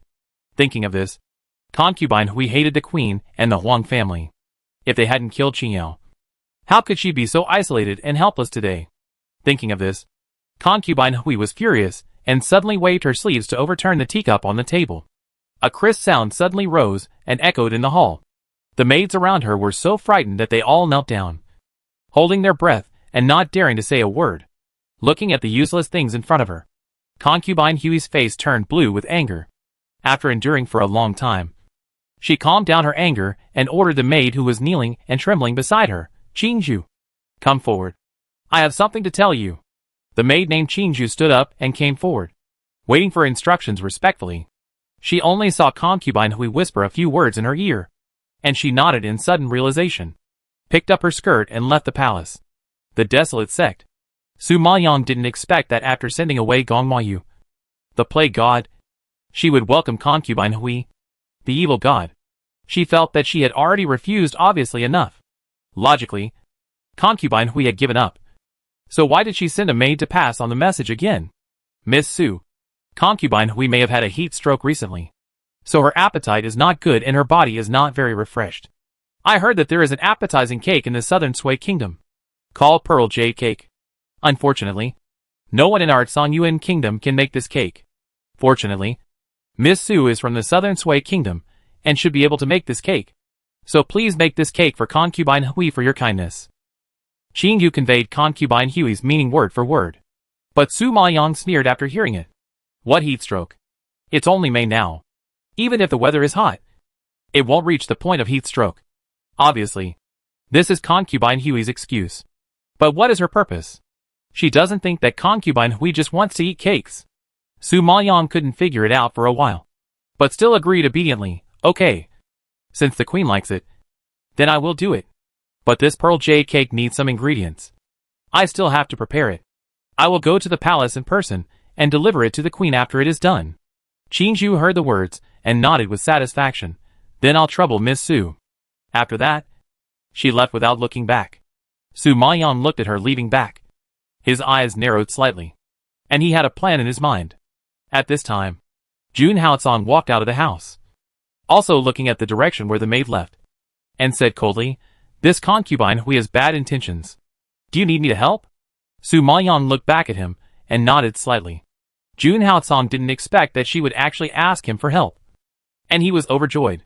"Tell me how you want to torture her." Su Maoyang looked at him with a smile. "You don't need to do it yourself. I just want to borrow your black owl." "Black owl?" When did you get closer to him than me? Jun Haotsong frowned immediately. Su Maoyang sighed. You are so jealous of your own subordinates. You are really hopeless. Jun Haotsong was speechless. But he still obediently called Black Owl out. Black Owl was even more speechless. He was obviously protecting Jun Haotsong. When did he have to do things for Su Maoyang? Su Maoyang was thick-skinned. As if he couldn't understand He Zhao's depressed and unhappy expression. And ordered, write a letter to Gong Mayu and tell him that I'm looking for him. Jun Haotsong was shocked when he heard it. Frowned and asked, why are you looking for him? Why are you writing a letter to him? Chapter 303, Being Framed. Su Maoyang curled her lips and smiled mysteriously. With a sly flash in her dark pupils, just wait and see. Looking at her expression, Jun Haotsong knew that she had another trick up her sleeve. Since she wanted to play, he had no choice but to sacrifice his life to accompany her. He Zhao, go. Seeing that his master had spoken, even if He Zhao was unwilling, he still became Su Maoyang's messenger. 2 days passed in a flash, and Su Maoyang set out from the Jaime sect to the palace early in the morning. Perhaps because of what Concubine Hui had said, Su Maoyang had a smooth journey after entering the palace and came to Jingyu Palace. When he arrived at Jingyu Palace, it was estimated that it was almost noon. Su Maoyang's pastries came in time, just in time to whet Concubine Hui's appetite. After hearing the report, Concubine Hui sent Qingju to meet him. Qingju saw Su Maoyang coming with a food box, but pretended to welcome her and said, Miss Su, you are finally here. The queen is looking forward to this pearl jade cake. Su Maoyang smiled and handed over the food box. The pearl jade cake is ready. Please present it to the queen. Qingju winked at the maids beside her and said, Miss Su has been delayed for a long time on the way. I think the cakes are cold. You too. Take the cakes to the kitchen to heat them up and bring them to the queen. The 2 maids beside her received the order and immediately took the food box from Su Maoyang and retreated quickly. Seeing this, Qingju put on a hypocritical smile and reached out to Su Maoyang respectfully. Miss Su, the Queen Huifei is waiting for you inside. Su Maoyang nodded expressionlessly and let her lead him into the hall. Today, Concubine Hui was dressed in a rose-red dress, with a white veil on the outside, revealing her fair and tender neck and sexy collarbone. Her face showed no traces of time, and exuded a youthful and charming aura. The gorgeous skirt was more than 3 feet long, making her look elegant and gorgeous. Su Maoyang sighed as he walked. No wonder Concubine Hui was so loved by the emperor. Her beautiful appearance and charming figure were enough to fascinate men. Gong Mayu also inherited his mother's beauty. Looking at the entire Songyuan kingdom, he was indeed one of the most handsome men. It's just that he was spoiled and arrogant, and his willful and impulsive personality made people really dislike him. However, the Concubine Hui who repeatedly provoked her made her even more disgusted. Thinking of this, Su Maoyang's eyes flashed with a barely perceptible coldness. And then she walked forward and saluted to Concubine Hui in a proper manner. I pay my respects to Concubine Hui. Concubine Hui's face was full of smiles, and she raised her hand gently and kindly. Miss Su, there is no need to be polite. You must be tired after traveling all the way. Please sit down quickly. Hearing such considerate care, Su Maoyang sneered in her heart, and pretended to be grateful on her face. Thank you for your concern, madam. Then she sat obediently in the guest seat on the right. Concubine Hui had a gentle smile on her lips all the time, and she greeted her with a few words in a seemingly enthusiastic manner. But Su Maoyang responded in a lukewarm manner, making it difficult to understand her emotions. Concubine Hui hated her cold look the most. If she said a few more words, she would be full of anger. And then she winked at Qingju beside her. Qingju immediately understood and arranged for the palace maid to bring up the hot pearl jade cake. Your Highness, this is the pearl jade cake made by Miss Su specially for you. I heard that it is very famous in the southern Sui kingdom and has the effect of stimulating appetite and digesting food. Try it. As he said, Qingju opened the food box, took out the plate inside, and set up the bowls and chopsticks for Concubine Hui.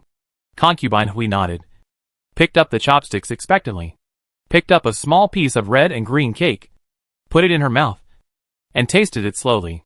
Perhaps because she thought it tasted good. Concubine Hui's eyes lit up and nodded happily. Well, not bad. Not bad. It melts in your mouth, and it is sweet and rich. Indeed. However, before Concubine Hui finished her words, her expression suddenly froze, and she spurted blood from her mouth. Her face, which was originally dressed up beautifully, was now pale. Seeing this, all the palace maids in the palace were frightened and panicked, and they all ran forward to serve. Qingju screamed in panic, "Ah! Madam! What happened to you? Madam!" At this moment, Concubine Hui was vomiting blood. Her lips were purple. Her eyes rolled up, and she fainted. All the palace maids were shocked. But Qingju was the first to react, shouting hoarsely, "Quickly call the imperial physician! Quickly call the imperial physician! Hurry up and find the emperor, and tell him that the madam was poisoned and her life is at stake." Other palace maids received the order and immediately trotted out of the hall. Qingju seemed to have thought of something, and suddenly turned around and pointed at Su Maoyang with a ferocious expression, as if he wanted to eat people. "Come here. Catch the murderer who murdered Concubine Hui." The guards who had been waiting outside for a long time rushed in like waves and surrounded Su Maoyang. Seeing this, Su Maoyang glanced at everyone indifferently, and then looked at Qingju, who was standing above, and spoke harshly, and said coldly, "Miss Qingju, what do you mean? Humph. You still have the nerve to ask. You poisoned the queen. It is a heinous crime that will punish all 9 generations of the family. The queen usually treats you well, but you actually have such a vicious mind." Qingju scolded her, and immediately put the crime of murdering the concubine on her head. However, just as Qingju finished speaking, the emperor came hurriedly from outside the palace with the imperial physician.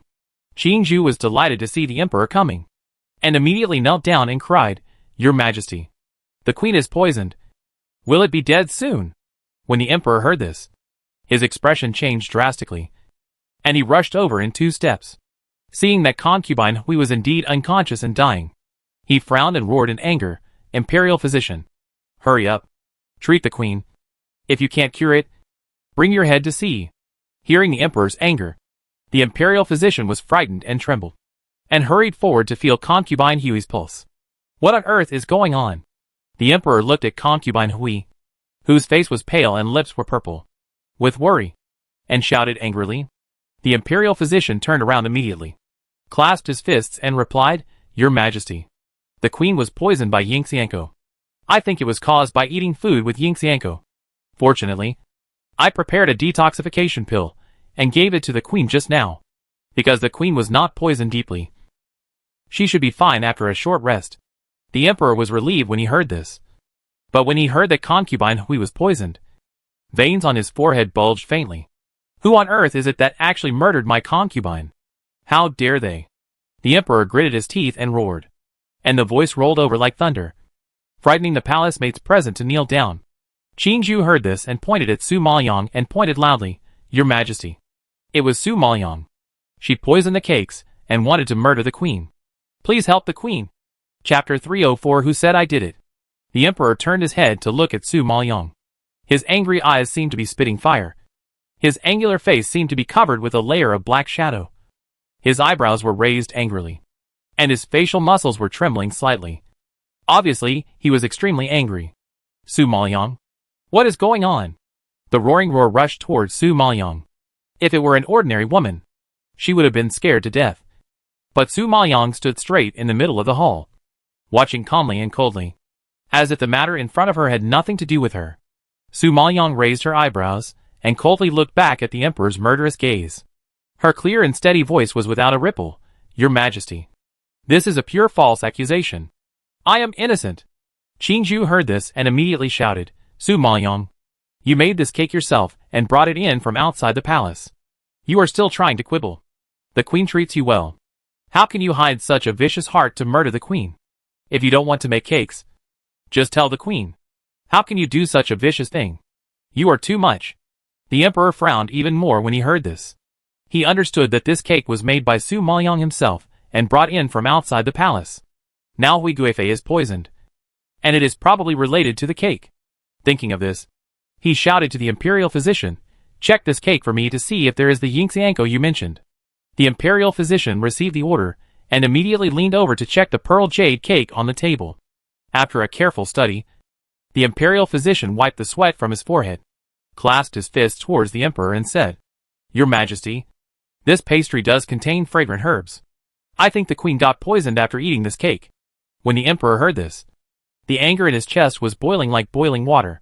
He really didn't expect Su Maoyang to be so bold that she dared to attack his favorite concubine under his nose. Isn't this challenging the majesty of his royal family? At this time, the emperor was so angry that he was shaking all over. His angry face was distorted, and the anger accumulated in his chest erupted like a volcano. Su Maoyang, you are so bold. You actually poisoned and murdered my beloved concubine. Come on. Drag her out and torture her to death. Originally, the emperor still had some appreciation for Su Maoyang, because he heard her solve the flood problem at the birthday banquet last time, and he had always praised her in private. He didn't expect that this person was arrogant and didn't take the royal family seriously, and actually did such a treasonous thing. Even if the emperor cherishes talent, he has to kill her. Seeing that the guards around were about to rush over to capture her, Su Maoyang's cold eyes were fierce, and she roared fiercely, "Your Majesty, I am wronged. This is clearly the frame-up of Concubine Hui. Please be discerning and give me justice." As she said, she lifted her skirt and knelt down, cowed out heavily. At this time, Concubine Hui had gradually woken up. It seemed that she had expected the situation in front of her. There was no surprise in her eyes. Instead, she pointed at Su Maoyang and scolded him bitterly. "Su Maoyang, you are so cruel. This pastry was made by you and brought into the palace. Now you not only quibble, but also dare to turn the tables and put the responsibility on me. You are too much." When the emperor saw her wake up, he hurried forward and helped her up. Su Maoyang slowly straightened up after hearing this, and looked at Concubine Hui coldly. Her eyes were like cold thorns in the snow, and just one glance made the latter shudder uncontrollably. "My queen, when did I say that I made this cake? When did I say that this cake was brought in from outside the palace?" Qing Ling's voice suddenly rose, which seemed a little eerie and strange in the dead silent hall. Concubine Hui was shocked by her calm face and calm question, and she had a bad premonition in her heart. Qing Zhu on the side changed his face with guilt, and stammered, You? I saw you carrying the food box into Jingyu Palace with my own eyes." Su Maoyang smiled. This smile was like a flower blooming in the spring moon, so beautiful that people couldn't take their eyes off it. But the sound that came out of her mouth was more offensive than the ice and snow in the cold winter. "Miss Qingzhu, I walked into Jingyu Palace with a food box, which does not mean that the cakes came from outside the palace, nor does it mean that I made them myself. This pearl jade cake was clearly taken out of the Sixth Prince's palace by me, and the cakes were also made by someone sent by the Sixth Prince. If the emperor does not believe it, he can look at the food box and the plate with the cakes to see if they came from the Sixth Prince's palace. The emperor can also send people to interrogate the maids and servants in the palace of the prince, and everything will be clear." She walked into Gong Mayu's palace empty-handed, and then walked out with a packed food box. How many maids saw it? Su Maoyang didn't know how many witnesses there were along the way. Even if Concubine Hui wanted to frame her, it would be difficult to stop her mouth. What's more, the incident happened so suddenly that Concubine Hui had no time to stop her mouth. Now even she herself was shocked and couldn't recover. At this moment, Concubine Hui couldn't believe her ears. It was like a thunderbolt from the blue sky, or like someone poured a basin of cold water on her, and her whole body was numb. Looking at Su Maoyang's calm and confident expression, and then turning her head to look at the familiar food box and plate, Concubine Hui was as nervous as a stone, and her heart was as heavy as if it was filled with cold lead. At this moment, she finally understood what despair was, and what a fatal blow was. No, you are lying. How could you take out your southern Sui country's cakes from your palace? With yours personality, how could she send someone to make cakes? Concubine Hui shook her head in horror, obviously unwilling to believe what Su Maoyang said. She knew her son too well. It was good enough that her son did not oppose her. How could he be filial and make cakes for her? No. Impossible. It was her. It was Su Maoyang who cheated. Although she didn't know how she did it, she knew it must be Su Maoyang. Realizing this, Concubine Hui raised her head suddenly and looked at Su Maoyang, who was looking at her coldly with fear. The look was too sinister, as if a poisonous snake had crawled up her back, and she broke out in a cold sweat in a moment. Concubine Hui began to be afraid, or regretful. The Su Maoyang in front of her was not a woman at all, but a devil. Such a vicious mind, such a sharp method. Even she, who had been calculating and fighting in the harem for decades, fell into her hands. You can imagine how terrible this person is. Thinking that her son was implicated. Concubine Hui was so scared that she trembled all over. The emperor also noticed Concubine Hui's abnormality. Combined with what Su Maoyang said just now, he finally regained some reason and calmed down. Empress Hui, I want to hear your explanation. If it weren't for the years of marital affection, the emperor would have torn his face and questioned her at this moment. So how could he still be so patient to listen to her explanation? Concubine Hui was deeply loved by the emperor, and she had never seen him so serious and cold. After hearing Su Maoyang's words, she was already guilty, and now she was even more frightened. Your Majesty, yours has nothing to do with this matter. It was Su Maoyang who wanted to frame her. At this juncture, Concubine Hui still had a fluke in her heart, hoping that the emperor would believe her. At this time, the angry emperor didn't want to listen to anyone's sophistry. He took a deep breath in anger and shouted, "Come here. Call the sixth prince to the palace." Chapter 305, Miserable and Miserable. Upon hearing this, Concubine Hui's body softened, and she almost fell to the ground. Fortunately, Qingju beside her supported her. Don't panic, madam. This is probably just a lie by Su Maoyang. How could His Highness send someone to make cakes? Besides, how could His Highness give the cakes to Su Maoyang when he hates her so much? Qingju was afraid that Concubine Hui would lose her composure, so she whispered to comfort her. Concubine Hui calmed down after hearing this and nodded slightly. Yes, the relationship between Su Maoyang and Gong Mayu was not that good yet. Besides, she didn't believe that Su Maoyang, a little girl who was still wet behind the ears, was really that powerful. She actually said Gong Mayu under her nose. This was really unreasonable. So, 9 times out of 10, it was all Su Maoyang talking nonsense. She was still a concubine of a country after all. How could she be frightened by a little girl? Thinking of this, Concubine Hui's pale face eased a little, and she regained some confidence. After a while, Gong Mayu came. As soon as he entered the palace, he saw a room full of palace maids and guards, even the imperial physician, and his face was suddenly filled with surprise. The son pays respects to the emperor. Although he didn't know what happened, he saw the emperor standing with his hands behind his back and an angry look on his face. He immediately felt that something was wrong and bowed his head. The emperor looked at his grown-up son and thought that the poisoning might be related to him. His heart seemed to be grabbed and hurt. Kneel down! Before Gong Mayu stood up, the emperor had already scolded. Gong Mayu was startled and looked at his tall father with a shocked face. Father! You? Humph! I want to ask you, did you send someone to make the food boxes and cakes on the table? The emperor pointed to the jade pearl cake on the table without waiting for him to speak, and asked in a deep voice. Hearing this, Concubine Hui also opened her eyes wide and stared at Gong Mayu nervously. Gong Mayu didn't know what happened, and nodded in confusion. Yes, it was my son who sent someone to do it. At this time, Concubine Hui was like being struck by lightning, and she completely collapsed to the ground. She looked pale, staring at Gong Mayu with empty eyes, and her beautiful eyes were instantly filled with tears. She and her son were both tricked by Su Maoyang. Gong Mayu saw Concubine Hui lose her composure, and her expression changed drastically. She asked loudly, Mother? Mother! What's wrong with you? The emperor didn't want to see Concubine Hui, who was collapsing beside him. At this time, he narrowed his eyes angrily and asked again, Did you send someone to make this pastry? And then let Su Maoyang bring it to your mother? Gong Mayu didn't know what he meant by asking this question, so he just nodded and admitted it. Seeing him admit it in person, the emperor felt that there was no need to investigate further, and the truth of the matter had been revealed. Concubine Hui kept saying that Su Maoyang poisoned, but the pastries came from Gong Mayu's palace. Isn't the answer obvious? Asshole. You evil son. You actually poisoned your mother. Are you going to rebel? The emperor was so angry that he blew his beard and glared. The muscles on his face trembled in anger, and his eyes burst into a fierce look like fire. Gong Mayu was frightened by his roar and turned pale.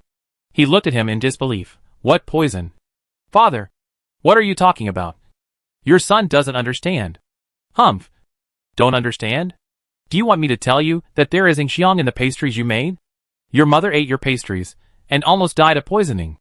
As he said, the emperor waved his sleeves to overturn the food box, and the pastries instantly rolled in front of Gong Mayu. Gong Mayu was really frightened this time. His mind was in a mess. He looked at the pastries on the ground in panic. Then looked up at the concubine Hui, who had lost her composure, and the imperial physician, who was standing beside him with his head down and trembling. As if he thought of something, he suddenly turned his head to look at Su Maoyong, who was watching coldly beside him. At this moment, if he still couldn't figure it out, he would be really stupid. "It's you? You framed me." Gong Maoyu's eyes widened, almost falling out, and his handsome face seemed to be torn apart. Extremely ugly. Seeing this, Su Maoyong sneered twice and responded, "Your Highness, you should speak with evidence. Don't think that you are a prince, and you can wrongly accuse people at will. You, Su Maoyong, you said you wanted to marry into the royal family and become my person. So I helped you make pearl jade cakes to please my mother. I didn't expect you to have such a vicious heart." Gong Maoyu was so angry that he was speechless and his hands were shaking. At the beginning, Su Maoyong asked him to meet in a letter, and said in person that she wanted to marry into the royal family and become his person. He was so obsessed that he believed it. Later, she said she wanted to make cakes to please her mother, but she couldn't make them. So Gong Maoyu asked someone to help. Unexpectedly, all this was a conspiracy to frame him. "Your Highness, I asked you to help me make cakes, but I didn't ask you to poison the cakes. This kind of treasonous thing. I am a common woman. I dare not chop off 100 heads." Su Maoyong shook her head innocently and shirked her responsibility in a few words. The emperor was still a little doubtful, but after hearing this, he slowly closed his eyes. In addition to anger, his face also showed deep disappointment. He gave up on this son completely. Seeing the emperor's disappointed expression, Concubine Hui was so scared that she quickly crawled to his feet, pulled his clothes, and cried hoarsely, "Your Majesty. No, it was not Yer who did it. Yer has nothing to do with this matter. No matter how willful he is, he can't do such a thing as murdering his own mother. Someone must have framed Yer. Your Majesty, you must believe Yer and believe me." The emperor frowned when he heard the crying sound, and pushed Concubine Hui away with a wave of his hand, obviously not listening to a word. Seeing the situation develop to this point, Concubine Hui could only glare at Qingju fiercely. If there was no scapegoat, Gong Maoyu would not be able to escape the blame. Qingju was frightened by her glare and trembled all over, as if she was facing the abyss. She knew that the queen was ready to sacrifice herself. She still had elderly parents and brothers and sisters at home. If she didn't come out to take the blame today, she was afraid that. Thinking of this, Qingju took a deep breath and knelt down in front of the emperor. "Your Majesty, it was done by me. I am the queen's servant, and was placed by the queen beside Concubine Hui to wait for revenge. I poisoned her. It has nothing to do with the sixth prince. The sixth prince is filial, and would never do such a treasonous thing." When the emperor heard this, he was shocked and stared at her in disbelief. "Queen, you said it was the queen." Qingju was already in tears, but she kept nodding. "It was the queen who ordered it. This is what I did. I have no other choice. Please forgive me." "Your Majesty." The emperor shook his head in disbelief. "Since you are the queen's man, why did you suddenly betray the queen?" "It was because Concubine Hui and the sixth prince treated me too well. Although I poisoned her, I have always felt guilty. Now that I see that Concubine Hui and the sixth prince have been killed so miserably, I feel guilty. Even if I risk my life, I will speak up for Concubine Hui and the sixth prince." As she spoke, Qingju kowtowed solemnly, and she was already crying. Su Maoyong raised his eyebrows when he saw this, and a sneer flashed across his eyes. Concubine Hui is really good at what she does. She can throw dirty water on the queen even in such a predicament. Chapter 306. Can you beat me? If the queen knew, she would probably take action against Concubine Hui soon. However, that was a fight between them. As for how to fight, who wins and who loses, it has nothing to do with her. Originally, Su Maoyong didn't want to participate in the struggle of the royal family, but Concubine Hui wanted to kill her, and deliberately asked her to make cakes, and poisoned her to frame her. Such means were too vicious, and it was clearly to kill her. If she hadn't seen through Concubine Hui's conspiracy in advance, she would have been cut into pieces at this time. Su Maoyong just didn't expect that she just rejected Concubine Hui's solicitation and refused to marry Gong Maoyu. She didn't provoke them or hurt them, but Concubine Hui killed her for her son's future, to cut off her son's thoughts about her, and even just to vent her anger of being rejected. Such people are 100 times more vicious than her. So it's no wonder she fought back. Besides, she really didn't poison. The poison was done by Concubine Hui herself. She just borrowed Gong Moyu's hand. Concubine Hui shot herself in the foot and ended up with such a tragic end. She really couldn't blame anyone. Your Majesty, you have to believe You have known Yuer's character for so many years. Although he is willful and impulsive, he has a good heart. How could he do something like murdering his mother? It is clear that someone has framed him. Now this girl has confessed that someone is disgusted with us mother and son. So they planned everything and wanted to kill us mother and son. Concubine Hui cried and explained. And the sadness and grievance were played as if they were real. The emperor was softened by the sight. He knew that the matter was not that simple. But the cakes came from Gong Moyu's palace after all. There was no evidence to prove his innocence. So he could not escape the blame. But when he heard that it was the queen who did it, he seemed to understand a little. Perhaps this was the palace infighting. And the queen was afraid of Concubine Hui and the sixth prince. So she had such thoughts. However, relying on the words of a palace maid alone, it could not explain anything. And it could not move the queen. If he questioned the queen now, it would affect the relationship between them, and the relationship between the Huang family and the royal family. Now that he knew that Gong Moyu was wronged, he could only make a big deal out of a small matter. The emperor took a deep breath, calmed his anger, and sighed softly. Hey, get up. I wrongly blamed Yuer. As he said that, the emperor had already reached out to help Concubine Hui, who was kneeling on the ground. Seeing the emperor soften his attitude, Concubine Hui finally breathed a sigh of relief. She wiped her tears, twitched her shoulders, pretended to be wronged and pitiful, and even forgave the emperor. Don't blame the emperor. Someone deliberately framed her. It's hard to guard against.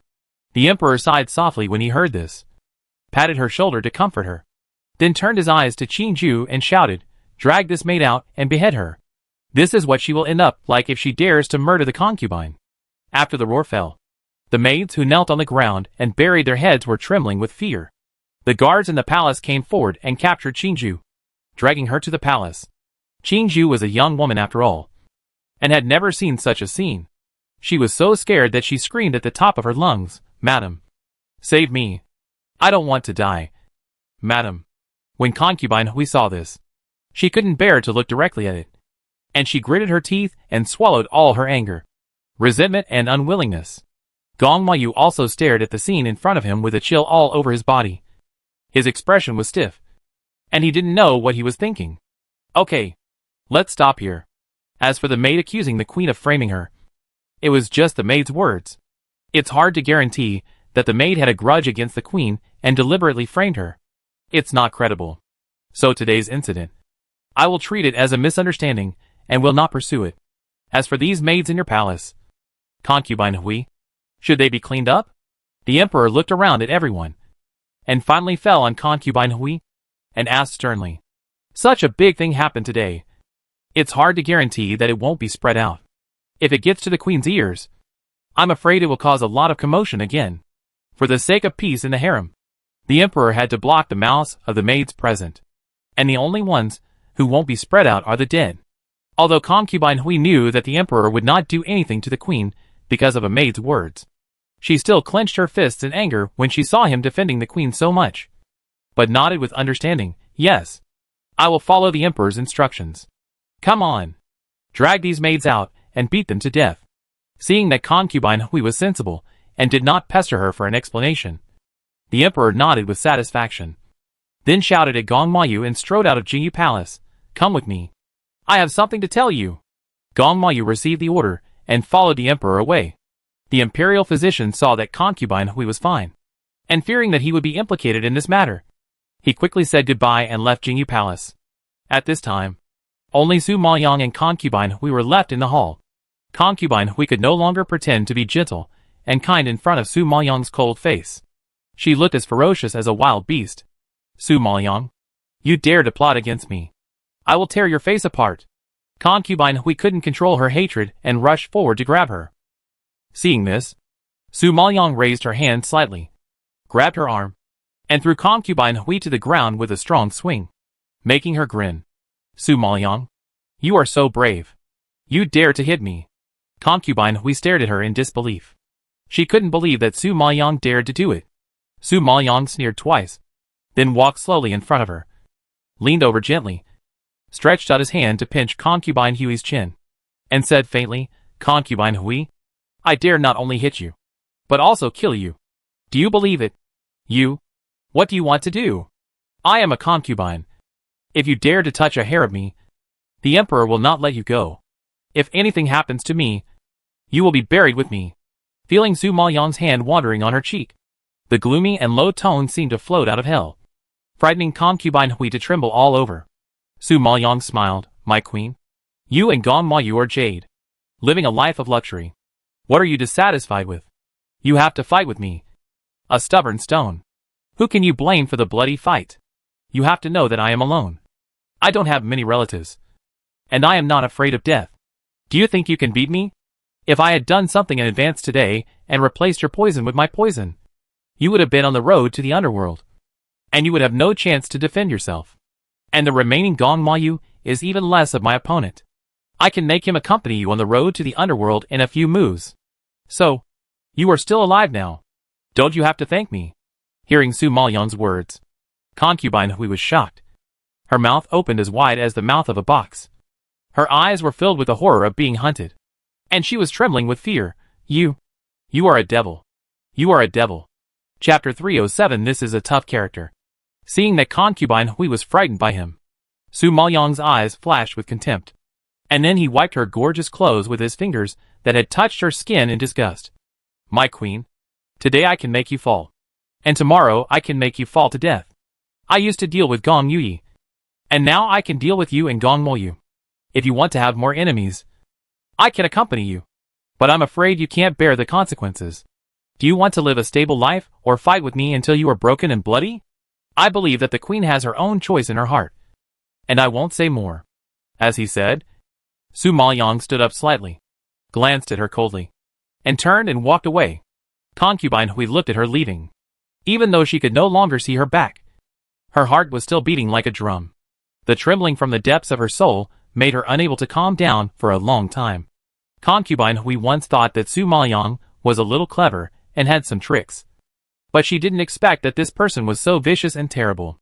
Even she, who had been struggling in the harem for so many years, was not her opponent. You can imagine how powerful she is.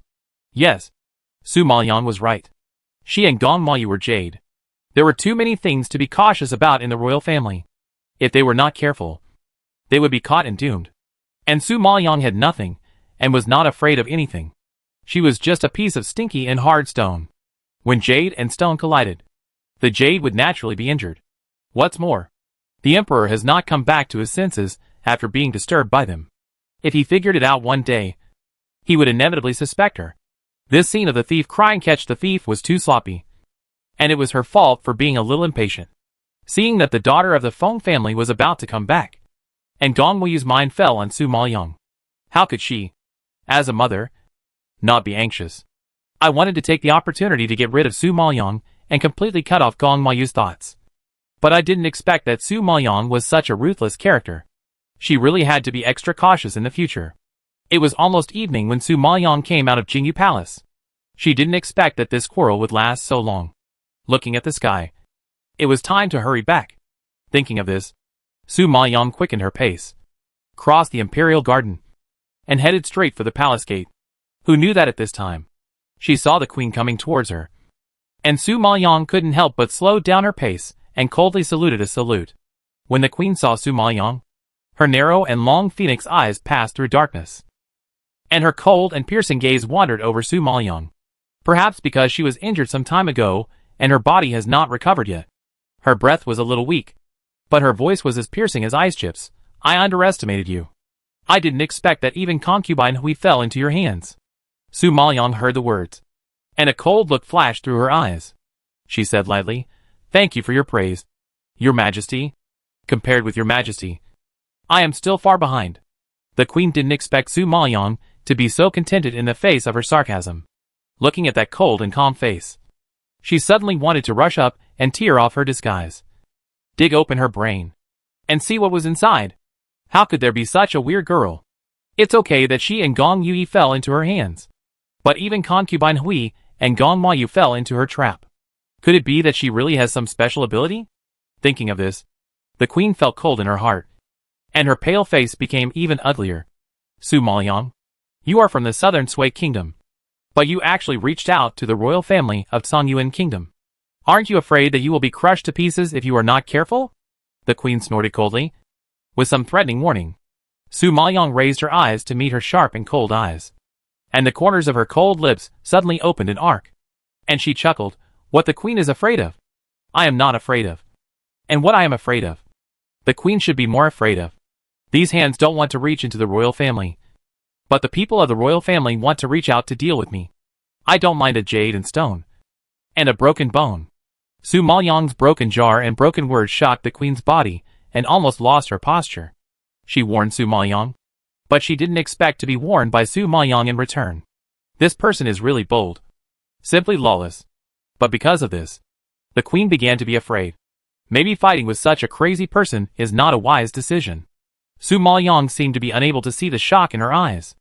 A gentle smile rose slightly at the corner of his eyes, and then he bowed to her respectfully.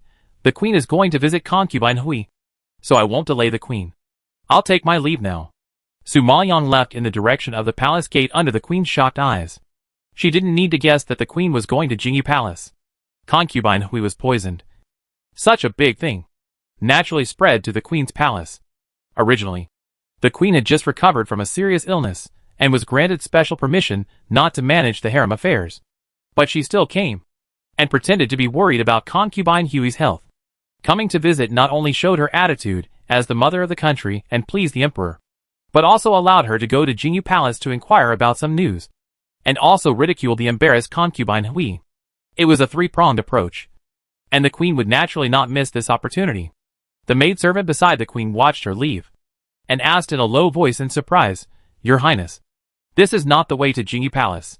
How did she know that you were going to Jingyu Palace? They were originally planning to go to Jingyu Palace, but the queen heard that Su Maoyang had come out of Jingyu Palace and was walking towards the palace gate.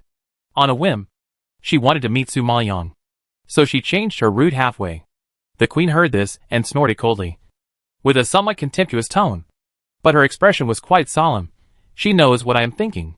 As a queen, she has a noble status, and few people dare to guess her thoughts, and few people can guess her deep and meticulous thoughts. Su Maoyang, this little girl, looks young, but she can see through what she is thinking at a glance. She is indeed a powerful character. If they had not stood on the opposite side early on, she could consider winning her over. However, this person is a tough character who is not bound or controlled. It's a pity to say that. Perhaps she was lost in thought. The queen stood there for a long time, but the maid beside her whispered, My queen, it's getting late. If you go too late, Concubine Hui may have gone to bed. After hearing this, the queen came back to her senses, gathered all her thoughts, and walked towards the direction of Jingyu Palace. Su Maoyang came out of the palace and got on the carriage directly, but before it had driven for an instant's stick of time, she was stopped halfway. Please get off the carriage. Miss Su, my master wants to see you. Su Maoyang heard the voice and couldn't help but lift the curtain to see that there were more than a dozen guards blocking the way ahead, all of whom had a strong aura and good strength, estimated to be at the level of high-level general spiritualists. Even the guards were at this level, so it was easy to imagine how powerful the master behind them was. So, Su Maoyang didn't need to guess, and knew that they were from the 5 major families. Chapter 308 Concubine of Feng Family. Su Maoyang raised her eyebrows and looked at them calmly. She didn't even ask, but waved her hand, lead the way. The guards thought they would have a quarrel, and they were even ready to take action. The master said that if she didn't want to go, she would be tied up and taken away. I didn't expect that Su Maoyang was so straightforward. She didn't even ask who they were, but followed them obediently. The guards looked at each other in surprise when they saw this. Why? Aren't you going? What are you waiting for? Su Maoyang looked at the sky getting late, and Jun Haosong was still waiting for her in the sect, so she couldn't help but feel a little anxious. The guards had never seen such a person, but she was more anxious than them. It was really strange. Thinking of it, the guards didn't delay, turned their horses around, and walked in front to lead the way. The carriage didn't stop until someone outside reminded them. Su Maoyang got up and got out of the carriage. In front of her was a red wall that was about 3 meters high, enough to occupy the entire street. It was covered with black tiles and had a sharp top, which looked a bit arrogant. Standing outside and looking inside, apart from the towering trees, no buildings could be seen inside. In the middle, there was a bright red painted gate, with the 2 characters Feng Mansion written on the top. It was said that this house was bestowed by the emperor, and even the 2 characters Feng Mansion were written by the emperor himself, which was enough to show the status of the Feng family in Sanyuan country. But why did the Feng family suddenly invite her? Is it because of Feng Mohin? However, she had no relationship with Feng Mohin, and had not violated the rules. The Feng family was so big that they would not be so nervous. Just when Su Maoyang was puzzled, the guard in front had dismounted and stretched out his hand to Su Maoyang. The master has been waiting for Miss Su for a long time. Please follow us in. As he said, the guard led the way forward and took Su Maoyang through the front yard to the backyard. It must be said that the Feng family is indeed a big family. It can't be seen from the outside. But as soon as she walked in, she found that the Feng family is comparable to 10 Su families. The territory is vast. At a glance, there are layers of houses and attics, and courtyards are one after another. Su Maoyang can't count how many corridors she has passed through, how many gardens she has walked through, and how many houses she has visited. In short, she is overwhelmed and dazzled. Su Maoyang was sighing, and the guard stopped, stood to one side, bent slightly and stretched out his hand. Miss Su, we are here. Su Maoyang raised her eyes slightly and glanced at the name of the attic Yushio Pavilion. Looking around, there are countless precious flowers and plants planted, and the layout of the courtyard is also small and exquisite. It is a fresh and elegant courtyard. It can be seen that the head of the Feng family has spent a lot of thought on this courtyard. Su Maoyang walked into the hall while thinking. There are many maids standing on both sides of the hall, but there is no one in the main seat of the hall. Only a maid was seen pouring tea on the main seat. And then she said softly to Su Maoyang, Miss Su, please sit down. My master will be here soon. Su Maoyang sneered in her heart when she heard this. This person clearly invited her, and should have been prepared long ago. But he didn't show up until now. It's obvious that he wants to show her power, and deliberately make things difficult for her.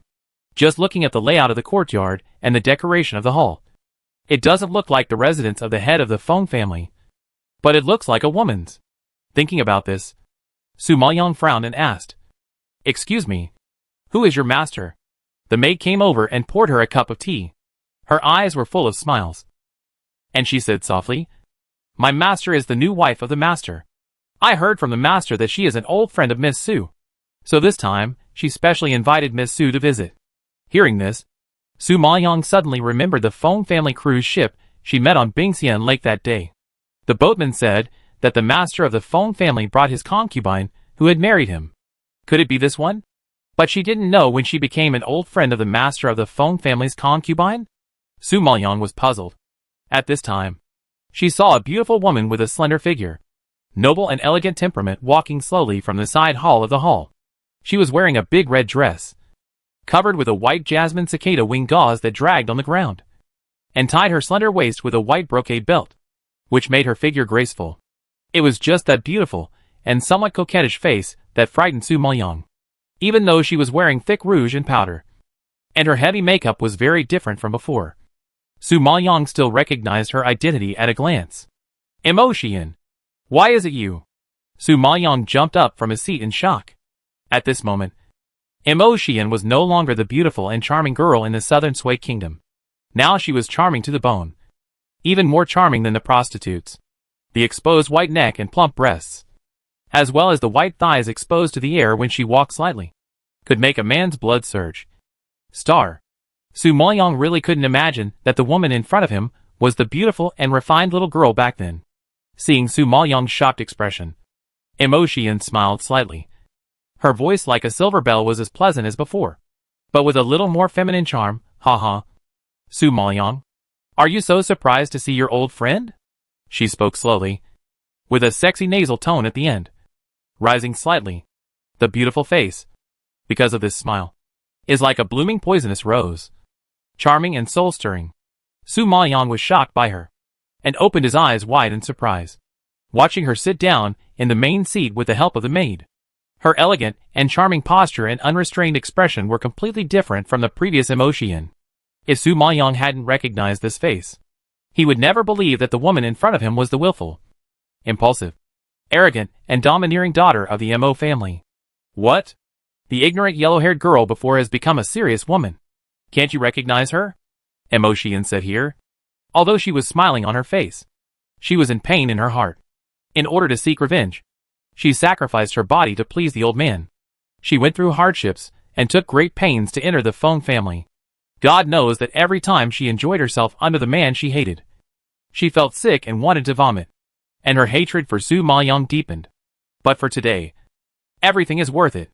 Looking at Su Maoyang in front of her, Emotion felt unusually excited, and her eyes flashed with strange fire when she looked at Su Maoyang. Su Maoyang was so shocked that she took a deep breath and frowned and asked, "Are you the new concubine of the Feng family master?" "Asshole. Can you call me concubine casually?" The maid standing next to Emotion suddenly shouted and glared at her fiercely. Emotion raised her hand to stop her with a good temper. "No. Su Maoyang and I are old friends, and I don't care about these. I am indeed a concubine. She is not wrong." Su Maoyang couldn't believe that Emotion, who was so proud, would be willing to marry an old man. Besides, she used to accuse me of seducing men with my body, which shows that she looked down on such people from the bottom of her heart. Unexpectedly, she fell to this point. Moreover, when she mentioned the word old friend, Su Maoyang felt a little uneasy. Emotion clearly wanted to kill herself. Chapter 309 Unprecedented Uneasiness. Emotion, why are you here? And you became the concubine of the Feng family? Su Maoyang was confused and couldn't help asking. Emotion chuckled, with a bit of teasing in her eyes. But there was a faint flame in her eyes. "Why am I here? Don't you know it best? Everything I have today is thanks to you. Without you, how could I have such a luxurious life? How could I wear gold and silver, be served by so many maids? How could I be loved by the head of the Feng family every night, and become the most favored woman in the Feng family? I have to thank you very much, Su Maoyang." Emotion's eyes were smiling, but the fingers under the cuffs were deeply sunken into the flesh. Su Maoyang naturally heard her resentment. It was just that she had spared her life for Mo Haoga's sake and had not killed her. She had done her utmost. Unexpectedly, Emotion would not give up and actually chased her to Songyuan Kingdom, and even used such dirty and despicable means to climb to the position of Feng's concubine. From her tone, everything she did was to deal with herself. "Emotion, I have let you go once. Don't push it any further." Su Maoyang frowned and warned with a gloomy face. Emotion smiled gently. "Don't be nervous. The past is all in the past. I have long forgotten it. You don't have to take it to heart. I invited you here this time to talk about Feng Mohan." Su Maoyang frowned even tighter when he heard Feng Mohan, just as he expected, and said in rejection, "Feng Mohan and I have nothing to do with each other. I'm afraid you're wasting your time." "Uh-huh. How can you say it doesn't matter? Our Henner likes you very much. Just like my brother, Mo Haoga, did back then." Speaking of her brother, Emotion's beautiful face actually looked a little ferocious. Her silver teeth slightly bitten, and the three words Mo Haoga were bitten especially hard by her. Su Maoyang was shocked when she heard the words, and a look of surprise flashed across her face. Even if she didn't ask at the beginning, she would have guessed a little. I'm afraid that Emotion's feelings for Mo Haoga are not brother-sister, but man-woman feelings. That's why she made trouble for her in every way and felt unfair for Mo Haoga's experience. Now think about it. Emotion seems to regard herself as a rival in love. Seeing her like this now, Su Maoyang is even more certain. It's just that she hasn't heard Mo Haoga's name for too long. Now that she was mentioned by her, she suddenly felt as if she was in another world. At that time, Jun Haosong ran to the Mo family and killed people. The head of the Mo family was angry to death by herself. Emotion was seriously injured, and almost no one in the Mo family survived. But Mo Haoga was the only one. For some reason, Su Maoyang always felt that Mo Haoga was still alive. "How is your brother?" Thinking of this, she couldn't help but ask. Emotion seemed to have heard a big joke, with an exaggerated smile on her face. But her beautiful eyes were extremely cold.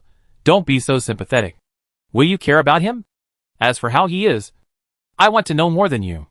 Since the Mo family was wiped out, Imo has never seen Imo Halga again. She has searched everywhere, but there is no trace of him. Until now, she has never given up the opportunity to find him.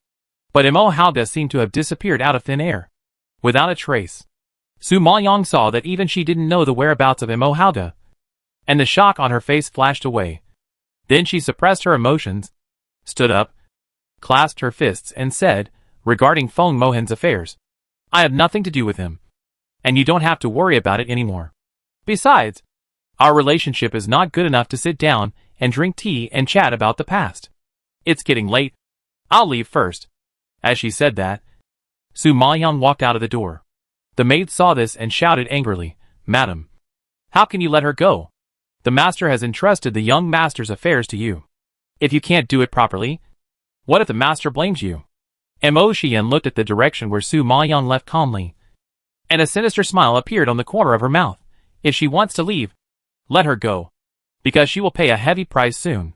The maid looked at Mo Xian's slightly ferocious expression, and the gloomy tone lingered in her ears, and she couldn't help shaking her body. Ever since the new lady came in, she has been serving the new lady. The new lady has always been gentle, generous, noble and elegant. She has never seen the lady show such a cruel and bloodthirsty expression, which looks a little crazy. Although she didn't know what the relationship between the lady and Su Maoyong was. From the tone of her voice, she was afraid that they had a deep connection. However, as a servant, she could only concentrate on her work and could not ask about the master's affairs. So she could only swallow her doubts and keep her mouth shut. Su Maoyong originally thought that Mo Xian would use the power of the Feng family to stop her from leaving, and even wanted to trap and kill her. But she didn't expect that she left the Feng family smoothly without any unusual movements. This is not like Mo Xian's style. Although she was confused, Su Maoyong still breathed a sigh of relief and quickly got on the carriage back to the silent sect. When she returned to the silent sect, as soon as she opened the door, she saw Jun Hao sitting in the hall with a dark face. Do you know how late it is now? Su Maoyong looked at the sky, and it was indeed quite late. She smiled a little guilty and said, Do you know who I met today? Don't change the subject. Jun Haosong didn't buy her trick. I came back late because I was trapped by this man. Su Maoyong curled her lips innocently. Jun Haosong stared at her with a cold face, obviously not intending to listen to her explanation. Su Maoyong raised her eyebrows, rolled her eyes, and said faintly, Don't you want to hear about Imo Halga? Sure enough, when he heard the 3 words Imo Halga, Jun Haosong couldn't sit still, and his cold expression changed instantly. You met him. Jun Haosong really didn't expect that Imo Halga was still lingering after arriving in Songyuan country. This person really can't be kept. Su Maoyong rolled his eyes at him. I don't even know where Imo Halga is. How can I meet him? Today I met Imo Halga's sister. Mo Xian. Mo Xian? Jun Haosong frowned slightly, and seemed to have some impression in his mind. The head of the Feng family recently married a concubine. Mo Xian. I think she has bad intentions, and I am afraid she will make some big moves. I am very nervous, and have never been so uneasy before. I feel like something big is going to happen. Su Maoyong rarely looked so worried, which surprised Jun Haosong.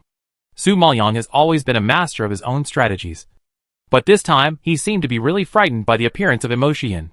Thinking about it, he stood up, walked over slowly, stretched out his hand, embraced her domineeringly, touched her hair, and comforted her. Don't worry. I'll take care of everything. Su Maoyong felt his warmth, listened to his steady and strong heartbeat, and calmed down a lot. Tomorrow, I want to find Wang Feng and others. Let them investigate Mo Xian, and keep an eye on her dynamics. It just so happens that the Blood Battle Group has established a mercenary group in the location of South Street, and I have never gone to congratulate them. So, I will be back later tomorrow. Okay. Go. I'll go with you tomorrow. Jun Haosong really didn't trust her to be alone, and even more worried about her coming back so late.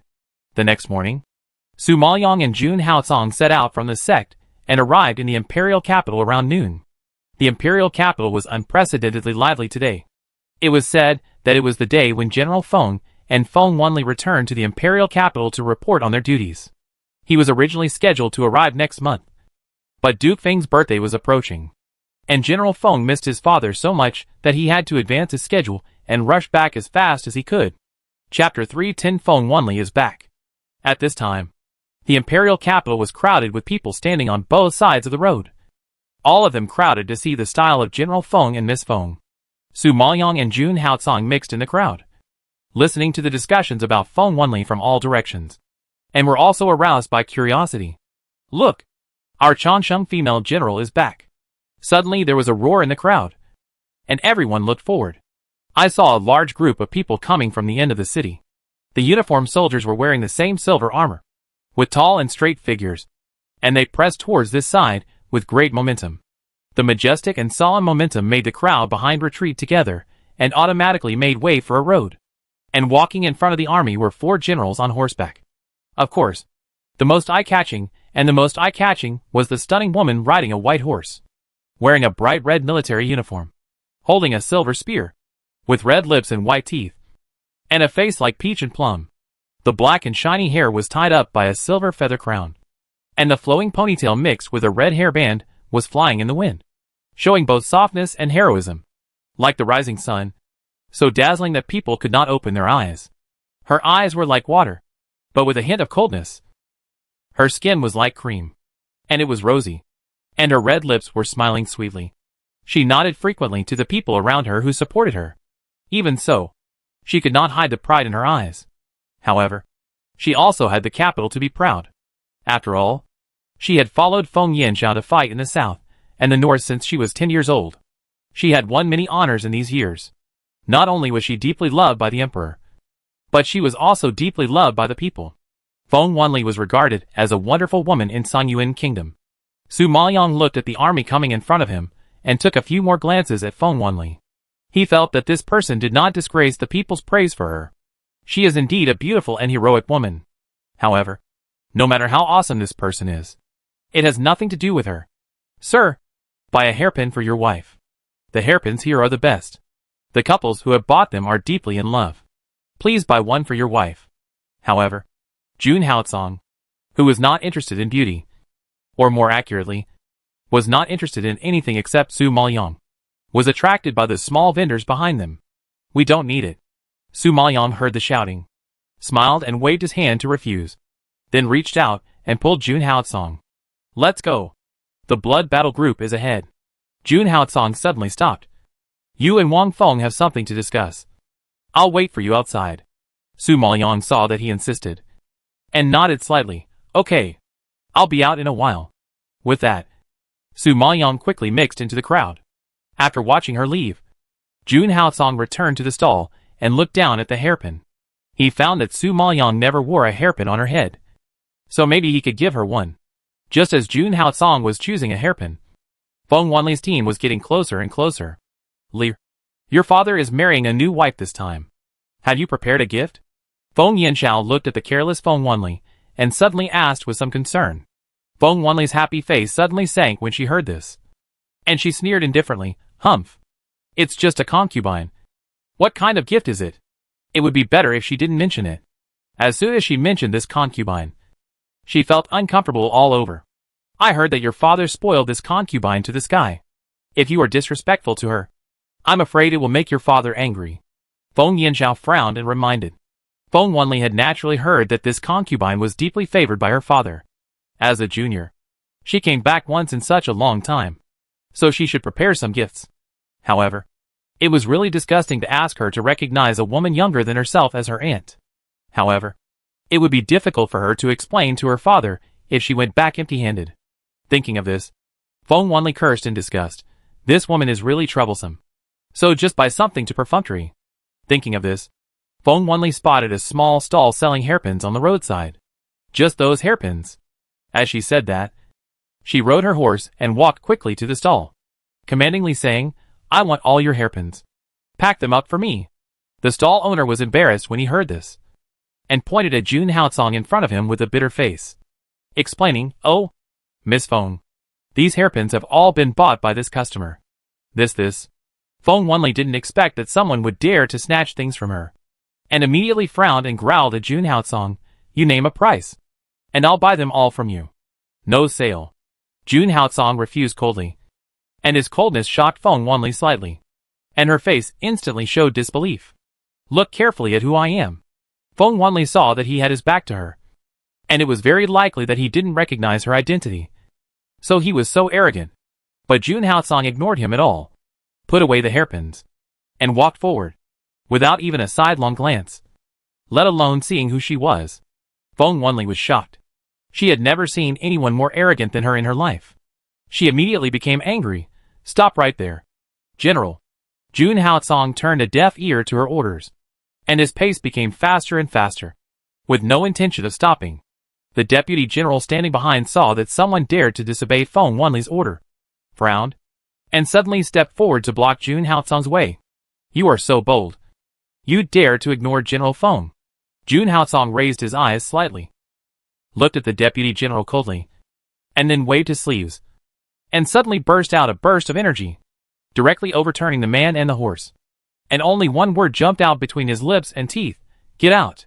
This deputy general was at the level of an intermediate general spiritual master, and his strength was not bad.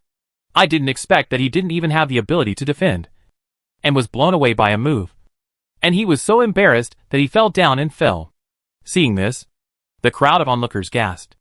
Even Feng Wanli was shocked by this scene, and opened her eyes wide.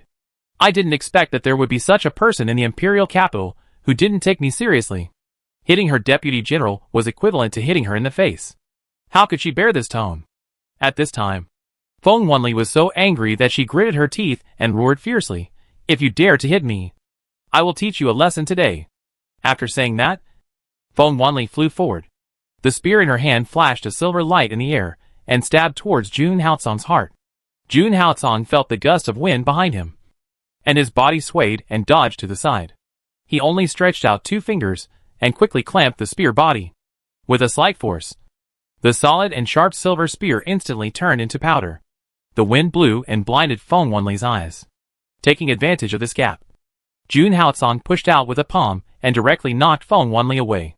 Everyone saw that the heroic and graceful figure fell heavily to the ground, splashing dust all over the ground. Seeing this, everyone was shocked.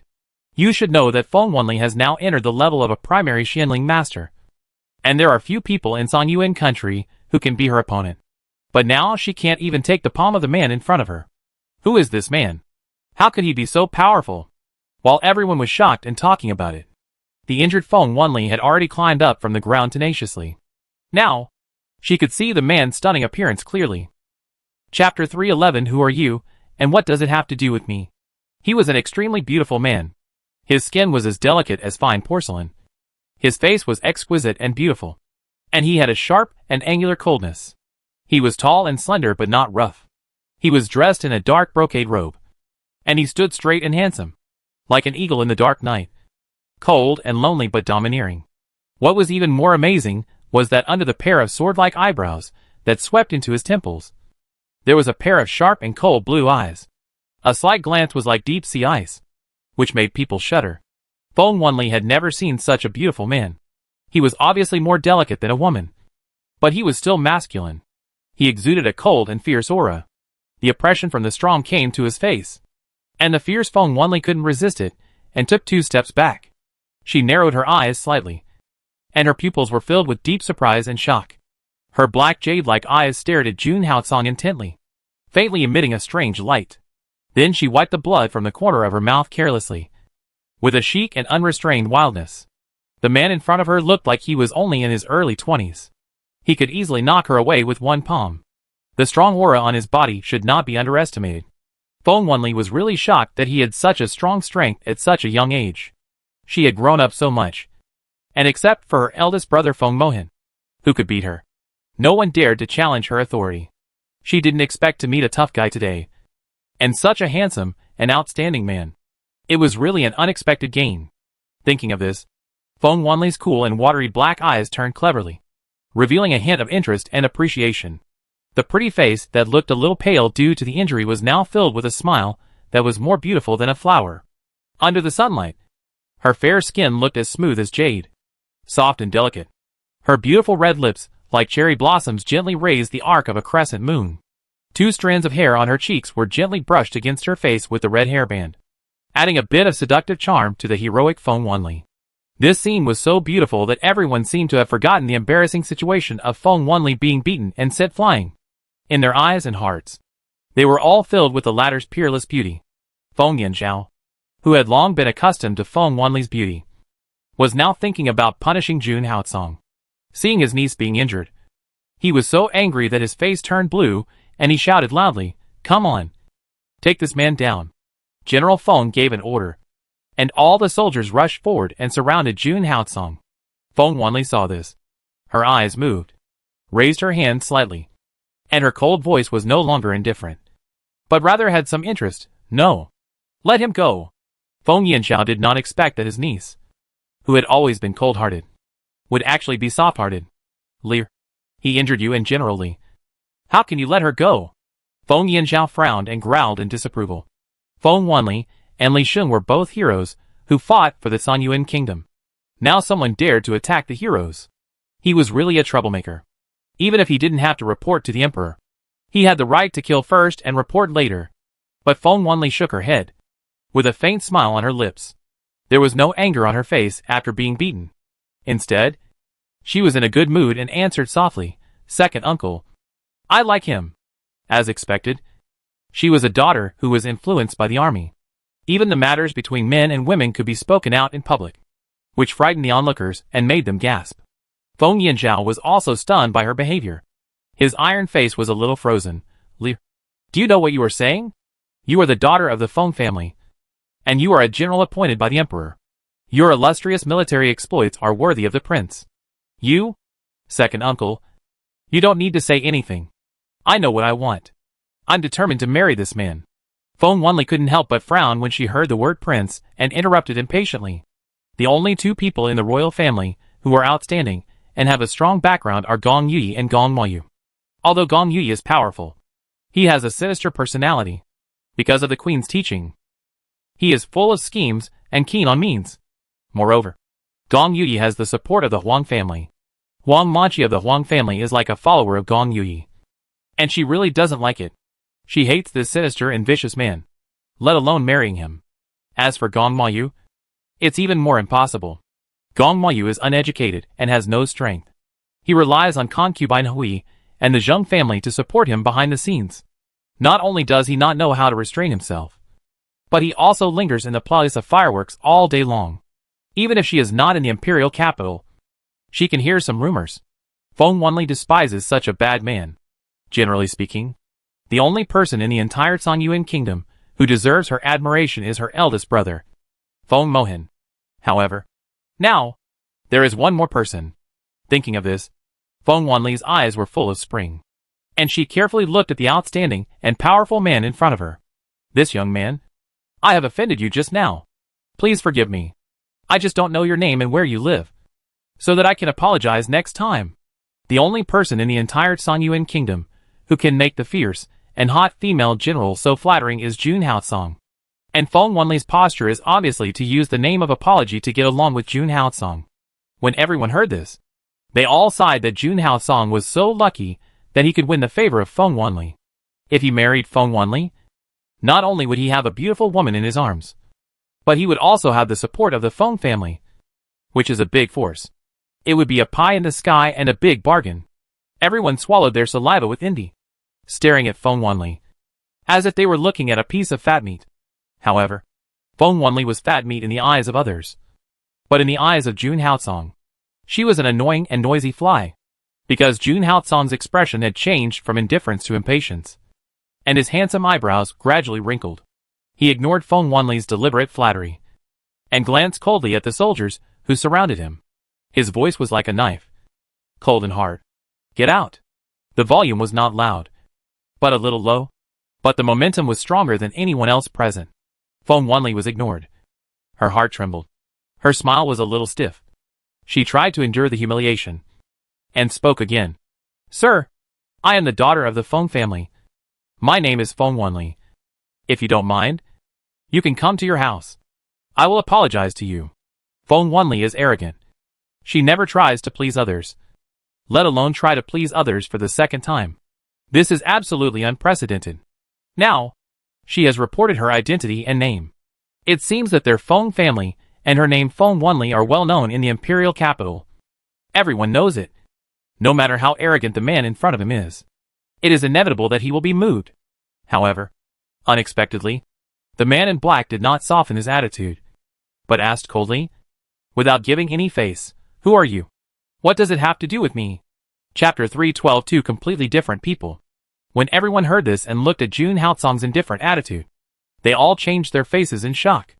This man was too arrogant. He even ignored the Feng family and Feng Wanli. Isn't this just a toast and a punishment? Feng Yanxiao couldn't stand it anymore. He had never seen such an arrogant man who dared to challenge the majesty of their Feng family. Feng Wanli was the most noble and outstanding woman in Sanyuan country. The men who liked her probably couldn't go around Sanyuan country 3 times. Now she was ridiculed by an unknown junior. It was unreasonable. The more he thought about it, the angrier he became. Feng Yanjiao's face turned black, and he couldn't help but shouting, "Asshole!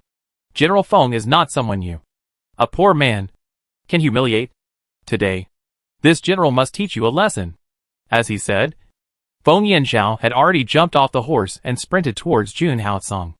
Although Feng Yanxiao was not in the imperial capital, he knew all the sons of the big families in the imperial capital.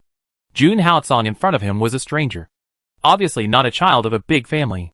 Naturally, he had no scruples, and was going to take his life to protect Feng Wanli's face. Feng Wanli was shocked when she saw this, and immediately rushed forward and shouted, "Second uncle! No! He is my man! You can't hurt him!" As the roar fell, Feng Wanli shot over like an arrow from a bow, and immediately blocked in front of June Haotsong, which made Feng Yanjiao stop his feet, and stop the surging spiritual power in his hand. However, everyone who looked at Feng Yanjia's spiritual power was instantly shocked. High-level Xianling Master. My God! General Feng. He is already a high-level Xianling Master.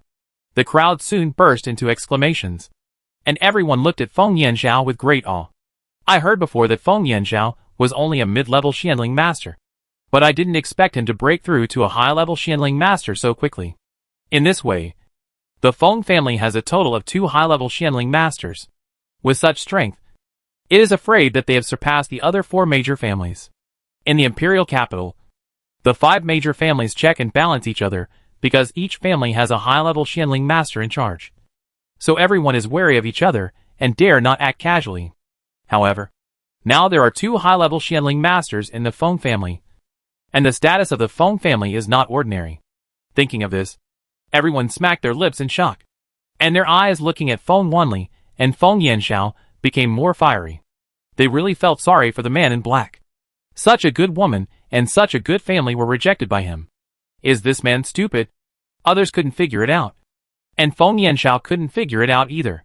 His niece was beautiful and powerful, and her family background was one of the best in the imperial capital. What exactly was not as good as his niece? And what did he dislike? Thinking of this, Feng Yanxiao was furious. His face flushed like the sunset in the oil painting, and he shouted anxiously, "Li, this man doesn't take you seriously at all. What's the use of such a man?" Feng Wanli was also very annoyed by his arrogant and indifferent attitude. But this was the first time she met a man who was stronger than herself and had such a beautiful appearance. How could she bear to give up? Thinking of this, she endured the humiliation, turned around and looked at June Haotsong, looking at the handsome face that made people's heart beat, and said shamelessly, "This young man? Why do you keep people away from me? I just like you, and have no ill intentions. If you marry me, you will have everything you want. What are you dissatisfied with?" June Haotsong found that the woman in front of him was really difficult to deal with. Then he raised his eyes, and met Feng Wanli's sight. His deep blue eyes suddenly shot out a burst of cold light, and the bone-chilling coldness seemed to freeze Feng Wanli into ice, as if she was in an ice cellar. However, at this time, what was colder than the eyes was the voice, which pierced Feng Wanli's heart like an ice thorn, from head to toe, from inside to outside. "There is no place that satisfies me." Feng Wanli was such a proud person, and after hearing this, she shook her body and took 2 steps back. From childhood to adulthood, everyone around her praised her beauty and excellence, and no one had ever given her a bad evaluation, and she also felt good about herself. After all, there was no woman more powerful and stronger than her in the entire Sanyuan kingdom. However, the man in front of her was so dissatisfied with her, looking at the coldness in his pupils and the impatience between his eyebrows. Feng Wanli knew that he was not lying. "Sir, you have such high standards. I'm afraid you don't have anyone you like. Feng Wanli thought she was already very good, but he looked down on her. Such a man with high standards probably doesn't have anyone he likes. Jun Haotsong glanced at her coldly, then looked at Su Maoyang who was walking over here. His cold and hard blue eyes suddenly became soft, overflowing with soft light. I have someone I like. Feng Wanli seemed unable to accept this fact when she heard it, and retorted with a flushed face, you are lying. Even I looked down on you. Who else can look up to you? Jun Haotsong glanced at her with a contemptuous look and sneered, You can't compare to her in any way. Feng Wanli's self-esteem was challenged unprecedentedly. She was furious and a little crazy, pouting her lips, opening her nose. Her cheeks were as red as apricots, and her eyes were flashing with burning fire. What? Who do you say she is? I want to see where I can't compare to her. At this time, Su Maoyang walked over slowly, with a faint smile on his lips, and spoke softly, with a pleasant and light voice, instantly attracting the attention of everyone in the audience. The person he is talking about is me. The clear voice is like a faint orchid in the valley, refreshing the heart. The light blue dress embroidered with white flowers is like a clear blue sky without any clouds, giving people a refreshing and pleasant beauty. The white oval face like jade, with light eyebrows, without makeup, is more charming than peach blossoms. The eyes that flash with cold light like obsidian are very attractive. The lips gently curl up a faint smile, elegant like a summer lotus, with a slender waist, graceful posture and a cool temperament. She looked like a fairy from another world, not affected by worldly affairs. Even Feng Wanli couldn't help but sigh. What a beautiful woman! Just when everyone was shocked, Su Maoyang had already walked to Jun Haotsong's side, staring at Feng Wanli, who had snatched her man. There seemed to be a faint smile on the corner of her mouth, but the smile did not reach her eyes, which were piercingly cold. At this time, Jun Haotsong saw her coming, and his cold expression instantly turned into tenderness. He looked down at Su Maoyang with eyes full of pampering, and then handed the bag in his hand to her. Here. Su Maoyang was stunned for a moment, and reached out to take it in confusion. He quickly opened the bag and looked inside, and his mouth twitched slightly. I only have one head. Why did you buy so many hairpins for me? I don't know which one you like, and I'm too lazy to choose, so I bought them all. Jun Haotsong is a grown man. How can he choose things for women? It's already very good that he has the mind to buy hairpins for her. Su Maoyang, who heard this, was a little amused, but warm in her heart. Looking at the intimate interaction between the two, Feng Wanli couldn't believe her eyes. The man in front of her was completely different from before. Chapter 313 Furious. Just now, he didn't even want to look at me, and his words were full of indifference and disdain. Now, facing this blue-dressed woman, he actually had a gentle smile on his face, and his ice blue eyes were also filled with doting tenderness. Feng Wanli couldn't accept it, and shook her head. Who are you? Feng Wanli stared at Su Maoyang frantically, and asked with gritted teeth. I'm his woman. Su Maoyang raised her eyebrows, and said it with confidence. Jun Haotsong heard the smile in his eyes and eyebrows. He had never heard her admit her identity so directly, so decisive and straightforward, without the slightest hesitation. He liked this answer. Jun Haotsong was happy, but Feng Wanli was furious.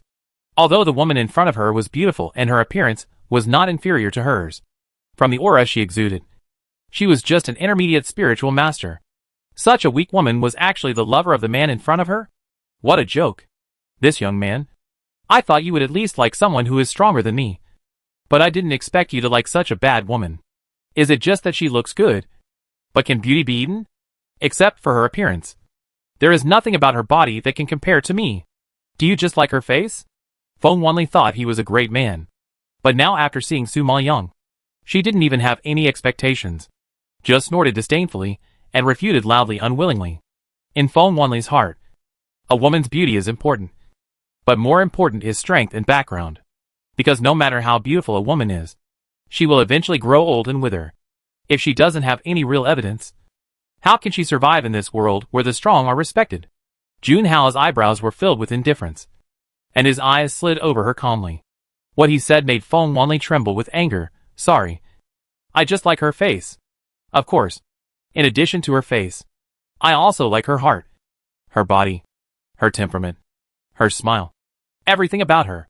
Of course. More importantly, Su Maoyang's dark side is exactly the same as hers. This is a kind of mutual appreciation, which Feng Wanli cannot understand. Feng Wanli almost exploded with anger. Feng Yanxiao looked at the man in front of him, who was stubborn and gave him the opportunity to get close to the Feng family. He didn't know how to cherish it. There was really no need to stick to his cold but. Then he grabbed the angry Feng Wanli and reminded him coldly, "Li, we still have to go to the palace to meet the emperor. We must not delay the time. This man doesn't know what's good for him. There is no need for us to force him. Let's go quickly." Feng Yanxiao, as the elder, didn't want to see his niece marry a poor man with no identity background. So he was not satisfied with Jun Haotsong. He didn't expect the latter to be arrogant, which made him even more dissatisfied. Even if his niece didn't marry into the royal family, she had to marry into the 5 major families at least, which was considered a good match. Feng Wanli naturally didn't know what he was thinking. She just thought that there was no time left. So she had to put the matter aside for the time being. She gritted her teeth and nodded, quickly walked over and got on the horse. Before leaving, she didn't forget to whisper to the deputy general beside her, find out the identities of the man in black and the woman. After she finished speaking, she heard a clear and pleasant cry, "Go!" The majestic white horse and the heroic red figure rushed forward like lightning. The army behind them followed in unison. As the menacing team faded out of sight, everyone sighed with regret. Why didn't they have such good luck to be favored by Miss Feng? Hey! After watching the rival who stole her man in the street leave, Su Maoyang retracted her gaze and glared at him fiercely. "Your face is really troublesome." Jun Haotsong refused and immediately grabbed Su Maoyang's cheek and pinched it hard. "Your face is easy? In the beginning, there was Imo Hauga, and now there is Feng Mohan. Recently, Gong Mayu has often jumped in front of Su Maoyang. How dare she say that to him?" Su Maoyang's face was distorted by him, and she angrily slapped his hand away, thinking that she was not much better. She really had no face to blame Jun Haotsong, so she had to shut up and stop discussing this topic. Seeing that she was quiet, Jun Haotsong whispered, "Have you explained everything to the blood battle group?" "Well, I have asked them to keep an eye on the movements of the Feng family and report to me if there is any unusual movement." Su Maoyang nodded. Seeing that she had done her job, Jun Haotsong nodded with relief. The next morning, everything was quiet. The sun had just come out, casting a warm golden glow. The whole yard seemed to be covered with a layer of golden cicada wings, which was very beautiful. Yunxiang was cleaning the yard when she saw a beautiful woman in a red military uniform and a dozen guards carrying a huge brown box. Striding in, "Who are you?" Yunxiang was frightened by this momentum. "Humph. This is our General Feng. Why don't you salute?" Next to the woman, a man in military uniform frowned and said in a low voice, with a tone of impatience. The man who spoke was Feng Wanli's deputy general, General Li. Yunxiang heard General Feng and saw that there was a woman in front of her. No matter how stupid she was, she could guess the identity of this person. There is only one female general in Sanyuan Kingdom. That is the young lady of the Feng family, Feng Wanli. "Your servant greets General Feng." Thinking of this, Yunxiang was so scared that she dropped the broom and knelt down to salute. Feng Wanli glanced at her coldly, and did not ask her to stand up. He just raised his eyes and scanned the whole yard, and asked sternly, "Before this general went to Jun Haotsong's yard, but did not see him. As a result, the maid who served him said that he was here. I wonder where Jun Haotsong is now."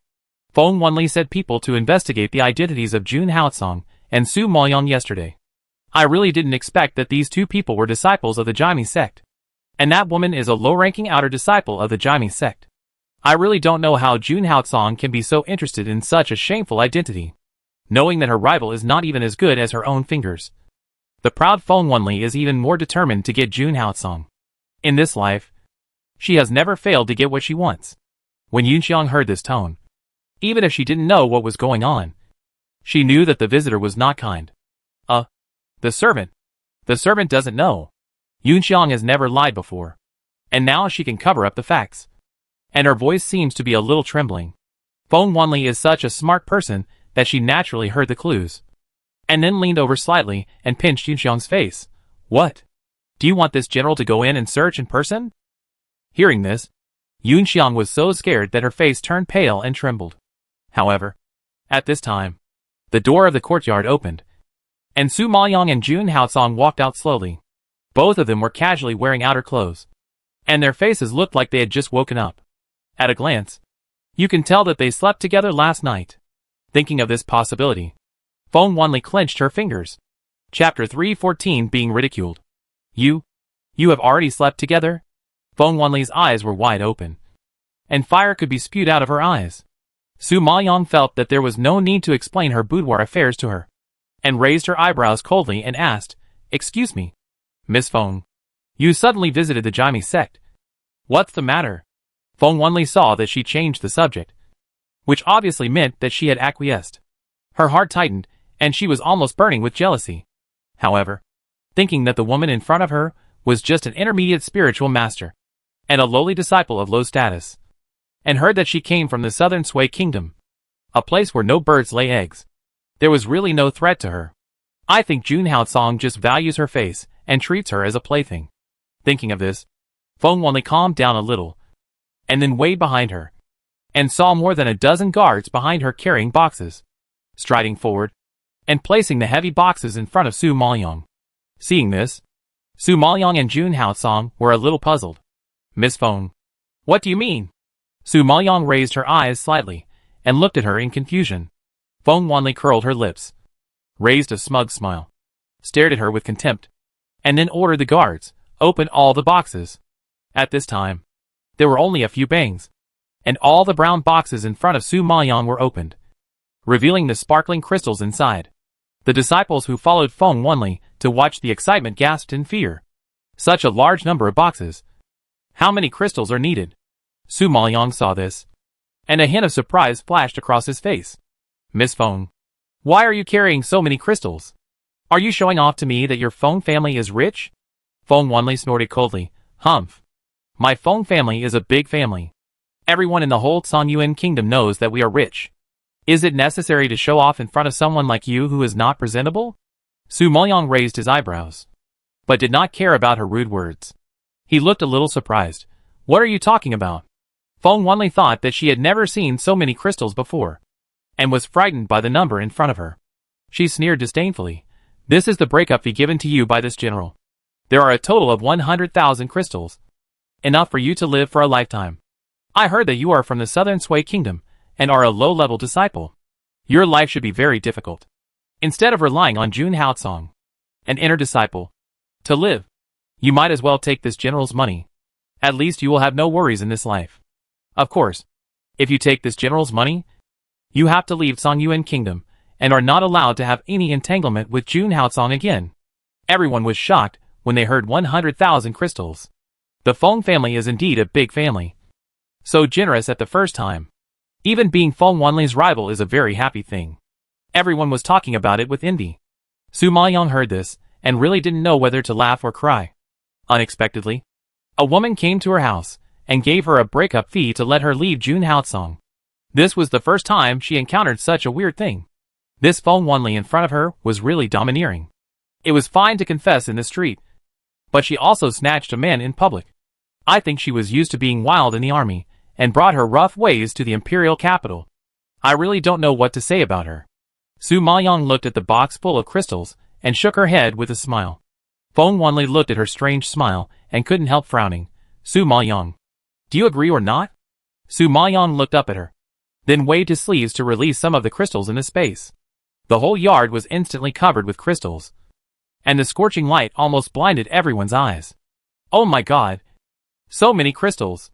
This is more than General Feng's crystals." The onlookers were frightened, and their faces changed drastically, and they immediately covered their mouths. The doubts in their hearts were soon answered. "Feng Wanli, here are 500,000 crystals, 5 times as many as you have. Enough for you to live a worry-free life for 5 lifetimes. I will give it to you today. From now on, please get out of the Jaime sect.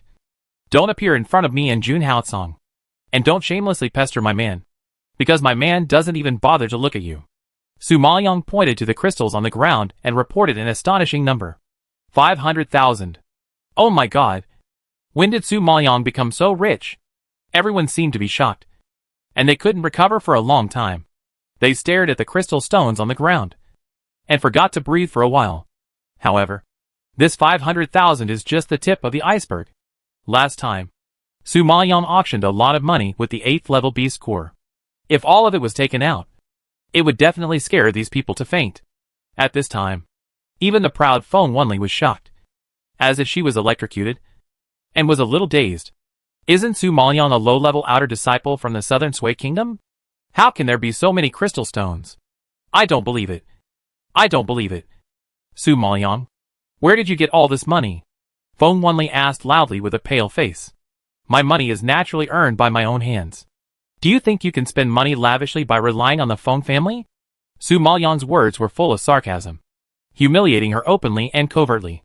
Even if she gave her a breakup fee, it was only because she relied on the family's money, not her own ability.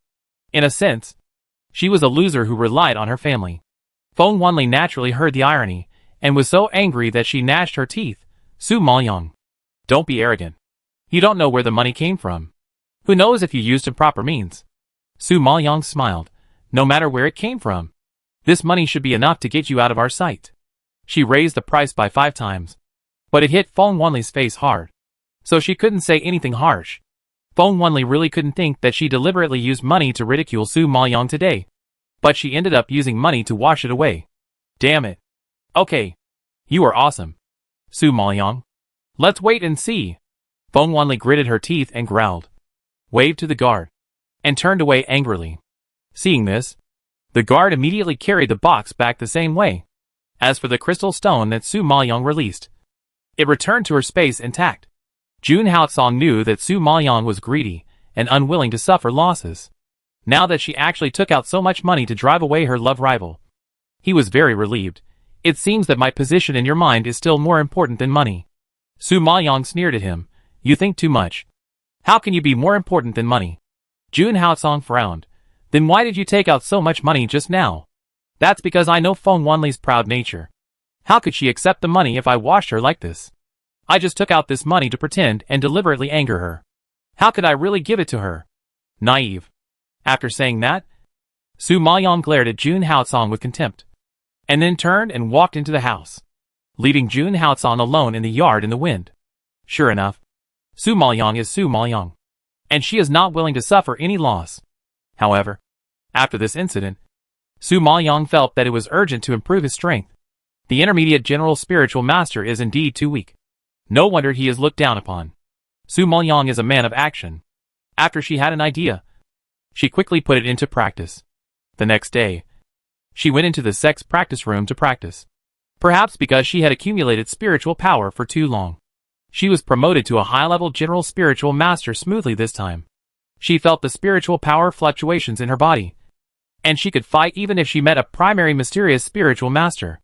However, just when Su Maoyang was happy, the soul card moved abnormally, and news came from the blood battle group. Chapter 315. Something happened. Su Maoyang was shocked and immediately took out the soul tablet. A voice came from inside. Master, there has been no abnormality in the Feng family, except for Feng Wanli and Feng Yanshao coming in and out. There is no movement from other people. Emotion has been staying in the Feng mansion, never leaving the front door or the back door, and really puts on the airs of a concubine. However, recently, the head of the Huang family and Huang Manchi went to the Feng family, seemingly to please Feng Wanli and Feng Yanshao. There is nothing unusual about the others. Su Maoyang nodded slightly after hearing this. She could understand that the Feng family suddenly had 2 high-level Xianling masters.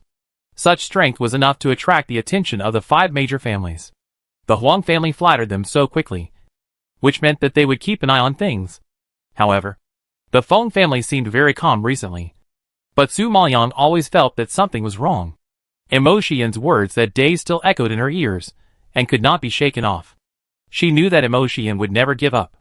Now with the Feng family as a backing, it's probably even scarier than before. But what's wrong? She couldn't tell for a while, so she just shook her head and didn't think about it anymore. Well, continue to pay attention to the Feng family and report any situation immediately. After Su Maoyang gave the order, he put away the soul tablet and walked out of the practice room. However, before Su Maoyang had a peaceful time for half a day, he heard the news from the soul tablet. Master, water is missing. Hearing this news, Su Maoyang was so scared that his expression changed drastically. And he asked in a tearing voice, "What's going on?" We went to the soul-devouring hall to investigate. But there was no trace of Lin Wanner. It is said that someone saw Lin Wanner and Huang Manqi had a conflict, and then disappeared. Hearing this, Su Maoyang suddenly realized. So that's how it is. Huang Manqi went to visit openly. And most likely, she was called by Emotian to discuss the arrest of Lin Wanner. Emotian had suffered losses at her hands before. And she also knew the existence of the blood battle group. So she didn't dare to take the risk of letting the Feng family take action directly. Because there was no guarantee that Su Maoyang would not take precautions in advance. She knew that Su Maoyang was sending people to monitor her. So she invited the Huang family to visit her, just to ask the Huang family to help deal with Lin Wanner. Now that the Feng family is powerful, the Huang family is still worried about not having a chance to curry favor with them. Now that Emotian has given them a chance, the Huang family will naturally be grateful and do things for her. In addition, Huang Manqi and Lin Wanner are incompatible. So doing this evil thing is even more enjoyable. So, this is why the blood battle group has been monitoring the Feng family, but has not found out anything. Because it was the unexpected Huang family that took action. Emotian's trick of luring the tiger away from the mountain and confusing the audience is really great. Now it seems that Lin Wanner has only two outcomes. One is death, and the other is in the hands of the Feng family. However, Su Maoyang prefers the latter. Because if Lin Wanner falls into Emotian's hands, she can just threaten her. I believe Emotian will not let go of such a good opportunity. It seems that I have to go to the Feng family. You mobilize everyone to find Lin Wanner. I will go to the Feng family first to test the waters. Notify me as soon as there is news. After careful consideration, Su Maoyang quickly came to Jun Haocong's yard and planned to inform him, who knew that his room was empty. And I didn't know where he went. Miss Su, the master just left, saying that he had something urgent to do. It is estimated that he will come back in a few days. Because he left in a hurry. He didn't tell you. Isue looked at Su Maoyang and quickly spat out what Jun Haocong had told her. Urgent matter? How many days will he have to leave? It seems to be something about the 9 nether continent. In that case, she would not hinder him. It just so happened that she also had urgent matters to deal with. Thinking of this, Su Maoyang nodded and walked out of the yard quickly. Along the way, she rushed from the Jaime sect to the imperial capital at full speed, and knocked on the door of the Feng family without delay. The housekeeper of the Feng family seemed to know that she was coming. When he opened the door, he did not show any surprise, and stretched out his hand to lead the way for her. My 4th wife is already waiting for you in Yushio Pavilion. Listening to the housekeeper's words, Su Maoyang frowned more tightly. It was a feeling that the enemy was in the dark, and she was in the light. And she was being led by someone. But for Lin Wanner, she had to be led. After a while, Su Maoyang arrived at Yushio Pavilion. Even though the layout of the Feng family was complicated, Su Maoyang felt familiar with it when she appeared here for the second time. This time, Emotian was already sitting in the hall, holding a teacup, drinking tea slowly. Her elegant posture was indeed very different from before. It seemed that she had put a lot of effort into revenge. Just looking at her like this, Su Maoyang felt a little cold in his heart. Emotian, hand over Lin Wanner. As soon as he entered the hall, Su Maoyang shouted directly for someone. Emotian raised a faint smile on her lips, calmly put down the teacup, raised her eyebrows and looked at her. Why are you so angry? You shouted as soon as you came in.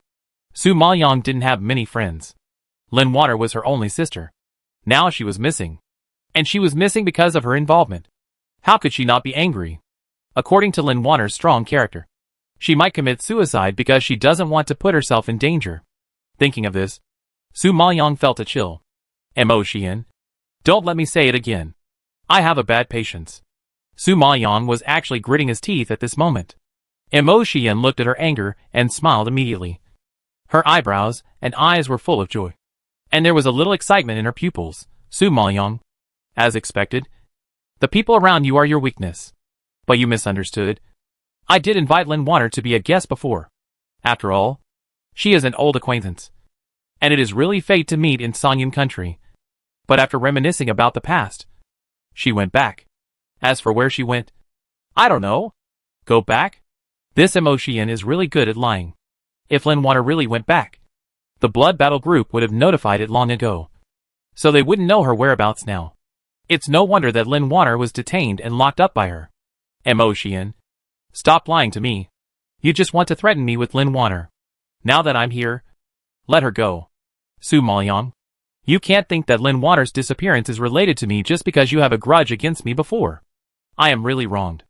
Emotion's expression was extremely innocent, but the smile in her eyes was very dazzling. Su Maoyang was so angry that his face turned pale. He rushed forward and grabbed Emotion's neck. He gritted his teeth and said, I'll say it one last time. Hand over Lin Water. At this time, Su Maoyang didn't have so much time to waste with her. Looking at the face that was watching the show, his rationality was also collapsing bit by bit. Emotion's personal mate had never expected that Su Maoyang would grab her wife's neck after a disagreement. She was immediately panicked and shouted in a trembling voice, Su Maoyang, you are so bold that you dare to hurt my wife. Someone, come and catch this Su Maoyang. After the roar, dozens of guards rushed in from outside the hall, pointing their spears directly at Su Maoyang. Chapter 316. Oops. There's danger. But Su Maoyang ignored the threat behind him. His fingers became stronger and stronger. He stared at Emotion, who was choking and had difficulty breathing. His face was pale. He was filled with strong murderous aura. His low voice seemed to float out from hell. Eerie and terrifying, Emotion. If Lin Water makes any mistakes, I want you and the entire Feng family to be buried with her. After saying that, Su Maoyang raised his sleeves and suddenly burst out with a strong chi. With a loud bang, the guards behind him were violently blown away. Seeing this, the maid next to him was so frightened that she was dumbfounded and could not speak anymore. What a terrible woman. She actually dared to threaten to let the entire Feng family be buried with her. It sounds ridiculous. But looking at her fierce look, ferocious expression, and murderous intent leaking out of her body, she knew that Su Maoyang was not joking. When Emotion heard this, she was obviously weak and shaky, but there was no fear on her face. She stared at Su Maoyang with a look of determination to die. Su Maoyang, I said. Lin Water is not here. If you don't believe it, you can search. She couldn't speak clearly, and only squeezed out a few words. But her tone was very calm, which made Su Maoyang frown. Just when Su Maoyang was confused, the soul card came with an inner voice, Master, Lin Water has been found in the soul-devouring hall, and there is nothing wrong. Hearing this, Su Maoyang's eyes flashed with surprise, frowned suddenly, and stared at Emotion, who was righteous and confident, in disbelief. It's impossible. Emotion was determined to move the people around her. How could she be put back safely?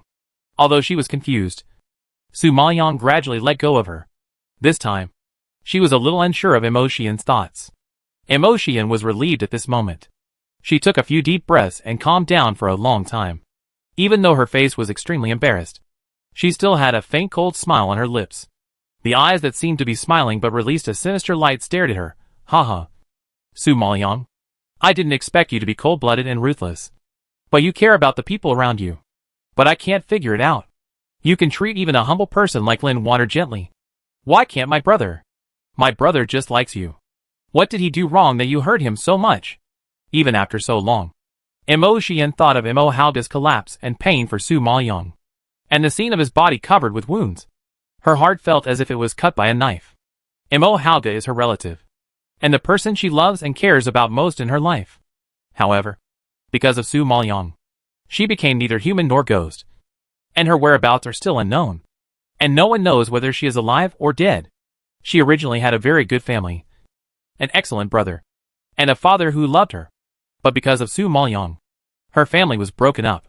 Now she is even more dependent on others because of her, and has become a walking corpse who uses her body to please others. But Emotion has never thought about how all this happened. There is no right or wrong in the love between men and women. Su Maoyang doesn't like Imo Halga, and she ruthlessly rejected him just to stop his thoughts and let him stop dreaming. But no one can control who others don't like. Imo Halga plunged into it and couldn't extricate himself. He couldn't blame anyone. As for the Imo family, Su Maoyang had never provoked them. If the head of the Imo family had not wanted to kill her and trapped her with a formation, she would not have been retaliated by Jun Haotsong. In short, it was all the Imo family's fault, and Su Maoyang had nothing to do with it. But Imotian forcibly pinned all the sins on Su Maoyang, without reflecting on herself at all. That kind of obsession with hatred made her hideous and terrifying. Ha ha ha. Su Maoyang, I will also let you taste this taste, and let you watch the people you care about die one by one. Imotian laughed, and the sharp and piercing laughter was particularly unpleasant. Hearing this, Su Maoyang couldn't help but shudder. A terrible thought flashed through his mind, and a chill ran from head to toe. The people she cares about, besides Lin Water, are also Teacher Wu and the Dean of Southern Sui. Could it be that she widened her eyes and shouted, "What have you done to Teacher Wu and the others?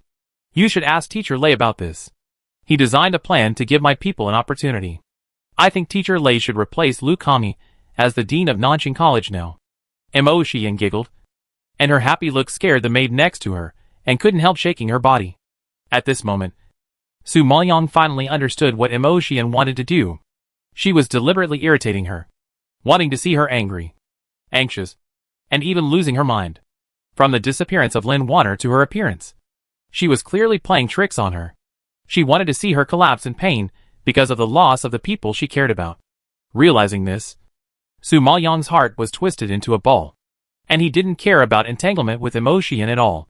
He suddenly turned around and ran out of the hall, out of Feng Mansion, took out the soul tablet, and shouted an order, "Quick! Go to Southern Sui. Teacher Wu and the Dean are in trouble." After she finished speaking, she immediately summoned the Blue Cloud Leopard and headed straight for the direction of the Southern Sui Kingdom, Nanjing Academy. At this time, the Nanjing Academy was in an uproar because the sudden disappearance of the Dean and Tutor Wu had dealt a heavy blow to the Nanjing Academy. You should know that the Dean Lu Kami and Wu Xinxing were both top masters in the Southern Sui Kingdom and the backbone of the academy. Almost no one could do anything to them, but they were suddenly killed. It was obvious that the murderer was not from the Southern Sui Kingdom. Thinking of this possibility, the students of the academy, and even the entire Southern Sui Kingdom, were in a panic. Therefore, all the students of the Nanjing Academy were organized by tutors Lei and Li to hold a meeting in the square early in the morning. Everyone, you should know that now that Dean Lu and Teacher Wu are missing, the college has no leader. But someone must come out to take charge of the overall situation. So we have to elect a new dean, and everyone can recommend a suitable candidate. Lei Cheng, the teacher standing on the stage, did not talk about how to use power to investigate the disappearance of the Dean and Teacher Wu, but instead asked to run for a new dean. Such a ruthless and ungrateful approach immediately made the students look at each other and whisper. Teacher Li, who had been waiting for this moment, followed and echoed, "Yes. Yes. Now Nanjing College is leaderless. And such a big thing has happened. Someone must stand up to lead us. I think the most qualified and suitable person for the position of dean is Teacher Lei. I nominate Teacher Lei as the dean." As soon as Teacher Li expressed his opinion, the teachers who followed Lei Cheng all raised their hands in agreement. Yes. The most qualified one is Teacher Lei. And we all support Teacher Lei. In this college, except for the Dean and Teacher Wu, other teachers have a tendency to be bribed by Lei Cheng. So at the critical moment, they all stood on Lei Cheng's side. Seeing this scene, there are still righteous students who stand up to object. Teacher Lei, the whereabouts of the Dean and Teacher Wu are unknown. Our top priority is to find them. What if the Dean is still alive, and he comes back? This is Teacher Li, who was standing by, shouted in order to please Lei Cheng. If they are missing, Teacher Lei will send people to find them. But Nanjing College is leaderless. What should we do without a leader? There are so many things in the college. Who will arrange them? Now the most authoritative person in the whole college is Teacher Lei. He is the dean who deserves it. Teacher Lei. Teacher Li, you are too unkind to do this. You should know that Teacher Wu's apprentice Su Maoyang is a disciple of the Jaime sect. If she knows that you are taking advantage of her behind her back, she will not let you go. Haha. I heard that she is just an outer disciple now, always being excluded by others. I don't think she is doing very well. Our Teacher Lei has now reached the primary general spiritual master, so he is not afraid of her. Teacher Li sneered, obviously not taking Su Maoyang seriously. Really? It seems that Mr. Li is very disdainful of me. A clear voice suddenly rose up. Chapter 317, Fighting Back to Nanjing Academy. Teacher Li suddenly turned around in fear, and saw the blue-dressed girl flying from the horizon. He was so frightened that his eyes were bloodshot. Su Maoyang. Everyone present looked at her in surprise, Before everyone could come to their senses, the slender figure had already arrived in front of him. Without saying a word, she swooped forward and punched hard, hitting Teacher Lee hard. With a loud bang, Teacher Lee's body was thrown into the air. Blood streaked across the arc and fell heavily to the ground. So violent. Everyone gasped when they saw this, and their eyes looking at Su Ma-young became more terrified than ever before. Teacher Lei was so angry that he trembled all over when he saw this scene. Unexpectedly, Su Ma-young appeared at this critical moment and injured Teacher Lee, who supported him. Lei Chung was furious. Su Ma-young, you dare to hurt the college instructor. I will kill you, Instructor Lei said, bursting out the spiritual power of a junior general spiritual master. Rushing towards Su Ma-young, Instructor Lei has recently been promoted to a junior general spiritual master, and has the potential to break through to the level of an intermediate general spiritual master. So he is very confident in what he says and does, and is not afraid of her at all. Because when Su Ma-young left Southern Sui Kingdom to go to the Jaime sect, she was just a heavenly spiritual master. It hasn't been long since then. Even if she has good talent and the resources in the sect are great, she will not reach the intermediate level of general spiritual master so quickly. Not to mention that she is just a low-level outer disciple, and she can't pose any threat to him. Therefore, he is so unscrupulous to take Su Ma-young's life. At this time, Su Ma-young raised her eyes and swept towards Instructor Lei with an extremely cold look. Seeing that the spiritual power in his hand was about to fall on her, she smiled lightly with a cold arc at the corner of her lips, and then suddenly raised her arm and punched out. Blood splattered, and the fist fiercely penetrated Master Lei's body, directly shattering his internal organs. Blood and flesh flying everywhere. Extremely cruel. Seeing this, the whole audience was silent, stunned by this fierce scene, and Master Lei's face also showed a look of horror. Obviously, he did not expect that he would be killed by Su Ma-young's punch. After this brief silence, the body with a hole in it fell straight down, with an extremely horrified expression. The whole audience was as silent as a cemetery, only to hear the body fall to the ground. A muffled sound, and immediately scared everyone with goosebumps. At this time, Master Lei struggled on the ground for a few times. Seeing Master Lei's tragic death and the fluctuating spiritual power in Su Ma-young's hand, he was already twitching with fear. After the shock, everyone who gradually came to their senses burst into amazement. Oh my god! She's a high-level general spiritual master. Su Ma-young is a high-level general spiritual master. It's only been a short time. I didn't expect that she has already been promoted to a high-level general spiritual master. Such strength is also the existence of a top disciple in Songyuan country. Too terrible. This person is a pervert.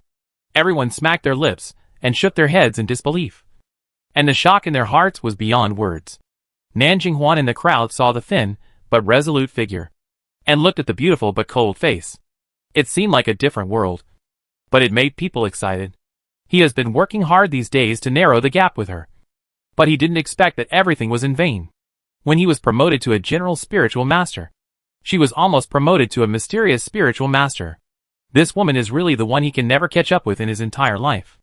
Although he wanted to accept his fate, he was unwilling to do so. At this time, Su Ma-young had already retracted his bloody arm, and then slowly walked towards Teacher Lee, who was not far away. Every step was very light, but it seemed to step on the tip of Teacher Lee's heart. It was a suffocating sense of oppression. He suddenly realized that he was so wrong. What low-level outer disciples? They were all lies. A high-level general spiritual master could be trained as an elite disciple. He was so stupid that he despised such a pervert, and was so stupid that he offended this pervert. This is probably the thing that Teacher Lee regretted most in his life. Don't kill me. Please don't kill me. Teacher Lee was already lingering, but he was still afraid of death and trembling for mercy. Su Ma-young raised his eyes slightly, and a hint of sinisterness leaked out of his eyes. He stared at him coldly, as if a poisonous snake was wrapped around his neck, making it difficult for him to breathe. Teacher Lee, aren't you afraid of me? Why are you shaking all over? I'm afraid of Miss Su. No, Su Zuzong. Please forgive me. I don't want to die. Teacher Lee shook his head in fear, shaking like a sieve. Su Ma-young looked at his cowardly appearance, curled his lips and sneered. You and Lei Chung conspired to kill my master. Do you think I will forgive you? She wanted to cut him into pieces.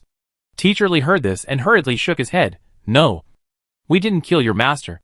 Teacher Wu and the dean are still alive. They were captured by Emoshian's people. They are not dead. You have to believe me. If they were really killed, you should have seen the bodies. But there are none. Hearing this, Su Maoyang's eyes flickered and narrowed slightly. Even if they are not dead, you will not escape death today. After the words fell, Su Maoyang didn't even give him a breath. She stretched out her hand to hold his head, twisted it hard, and twisted his neck directly, rolling on the ground with blood. Seeing this, everyone couldn't help but take a step back, as if they were a little afraid of Su Maoyang, who was full of murderous aura, and looked at her with some fear. And the ones who were trembling with fear were the instructors standing not far away. They were supporters of Lei Cheng, and wanted to nominate Lei Cheng as the dean. Now seeing the cold eyes suddenly shot at Su Maoyang, they were all scared, and waved their hands to explain. It's none of our business. We don't know anything. Lei Cheng forced us to choose him. We were forced to do nothing. The tearing plea for mercy was accompanied by a wronged and innocent cry. But it was disgusting when it reached Su Maoyang's ears. Before in the southern Sui kingdom, she had heard that Instructor Lei and Instructor Luo had the intention of rebellion. But because their strength was not as good as the dean, they had been forbearing. Now with the help of Emoshian, their fox tails were completely exposed. Fortunately, Luo Kui had died at the hands of Wang Feng. So only Instructor Lei and Instructor Li were left to stir up trouble. And the root of the trouble was inevitably this group of instructors fanning the flames behind the scenes. Now that Instructor Lei is dead, who among you is willing to come out and be the dean? Su Maoyang walked over slowly. His piercing eyes swept over each instructor present one by one, frightening the instructors to sweat profusely. Their legs softened, and they suddenly knelt down. No. No. No. We are not qualified to be the dean. The position of the dean still belongs to Lu Kongyi. We dare not covet it. All the instructors were so scared that they cowed out quickly, making a series of bangs. Chapter 318 Frightened to the point of incontinence. The students present sighed when they saw this. These teachers usually look high and mighty, but today they kowtowed and admitted their mistakes like stray dogs. You have to know that they are all old, but they kowtowed to a little girl. In the face of life and death, they threw away their dignity and face completely, which is really shocking. Su Maoyang stared at them coldly and walked slowly to them. The arm stained with Lei Cheng's blood was dripping with blood, and it fell in front of them bit by bit along the fingertips. It was unknown whether they kowtowed too hard or were stained with Lei Cheng's blood. The forehead was red, which was very eye-catching and terrible. Everyone was shocked by Su Maoyang's bloody violence just now. Now no one looked at their teachers and pleaded for them. Even breathing felt like risking their lives, because some of them were against Lu Kongyi and Wu Zhenqing, and some scolded and spread rumors about Su Maoyang behind her back. As for those who were close to Sun Yunwu, Su Jingshu and others and had made things difficult for Su Maoyang, they were already sweating coldly. They knew that Su Maoyang had good talent and strong strength, but they didn't expect that she had become so strong after not seeing her for such a long time. People like Su Maoyang would be enough to attract the attention of the sect even in Sanyuan country. I really don't know who is spreading rumors that she is an outer disciple who is excluded by others. If she is really an outer disciple, then Sanyuan country is really blind. Just as everyone was sighing, the spiritual power in Su Maoyang's hand instantly turned into a sharp sword. In front of one of the instructors, he gently waved it, and a silver light suddenly appeared, which frightened the instructor so much that his eyes rolled up, and he fainted. Su Maoyang frowned in shock. She was just scratching a piece of rag. Was it necessary to be so scared? Then she picked up the rag that was scratched from him, and gently wiped the bloody arm. Seeing this, the other instructors, who were so scared that their eyes were bloodshot, finally breathed a sigh of relief, as if they had been pardoned. They thought Su Maoyang was going to kill someone, but they didn't expect that she was just wiping the blood on her hands. However, seeing her cold and elegant posture with a sinister aura, their hearts were still beating up and down. After all, the death of Instructor Lei and Instructor Li was too bloody and cruel. The internal organs and the fallen head were not far in front of them. The expression of fear and pain was 3 times more terrifying than the devil from hell. Just looking at it, it is estimated that they will spend their whole life in nightmares. The girl in front of her is the Shura from hell. She turned Nanjing College into her Shura field without any effort. They were sure that if they had said a few more words when electing Lei Cheng just now, they probably wouldn't even have the chance to kneel here and tremble. Thinking of this, One of the elders in a gray gown was so scared that he urinated, and a light yellow liquid flowed out from under the gown. Everyone soon smelled the smell and covered their noses in surprise. It was too exaggerated that a respected mentor was frightened to urinate by a little girl. It was really unheard of. However, compared to another mentor who fainted, he was still good. At least, he was still conscious. Seeing that everyone was scared by him, Su Maoyang threw away the blood-stained rags and said coldly, "Is there really no one among you who is willing to be the dean? At this critical moment, even if they have the will, they don't have the courage, unless they are willing to die. No, we really don't. How dare we?" Everyone waved their hands in panic. Su Maoyang sneered, his eyes flashing coldly. "So you just don't dare? If you have the courage, will you accept it with peace of mind?" This group of tutors had been frightened to the point of collapse by Su Maoyang. Now hearing this, they almost cried, and couldn't say anything, just kowtowed. Seeing this, Su Maoyang raised his eyebrows slightly and restrained his murderous intent. After all, this Nanjing College is the hard work of Tutor Wu and the dean. Now that they are missing, the college still depends on these tutors to support it.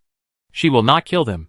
What's more, the two culprits have been brought to justice, and these minions are afraid that they are not qualified to participate in the case of Tutor Wu's disappearance.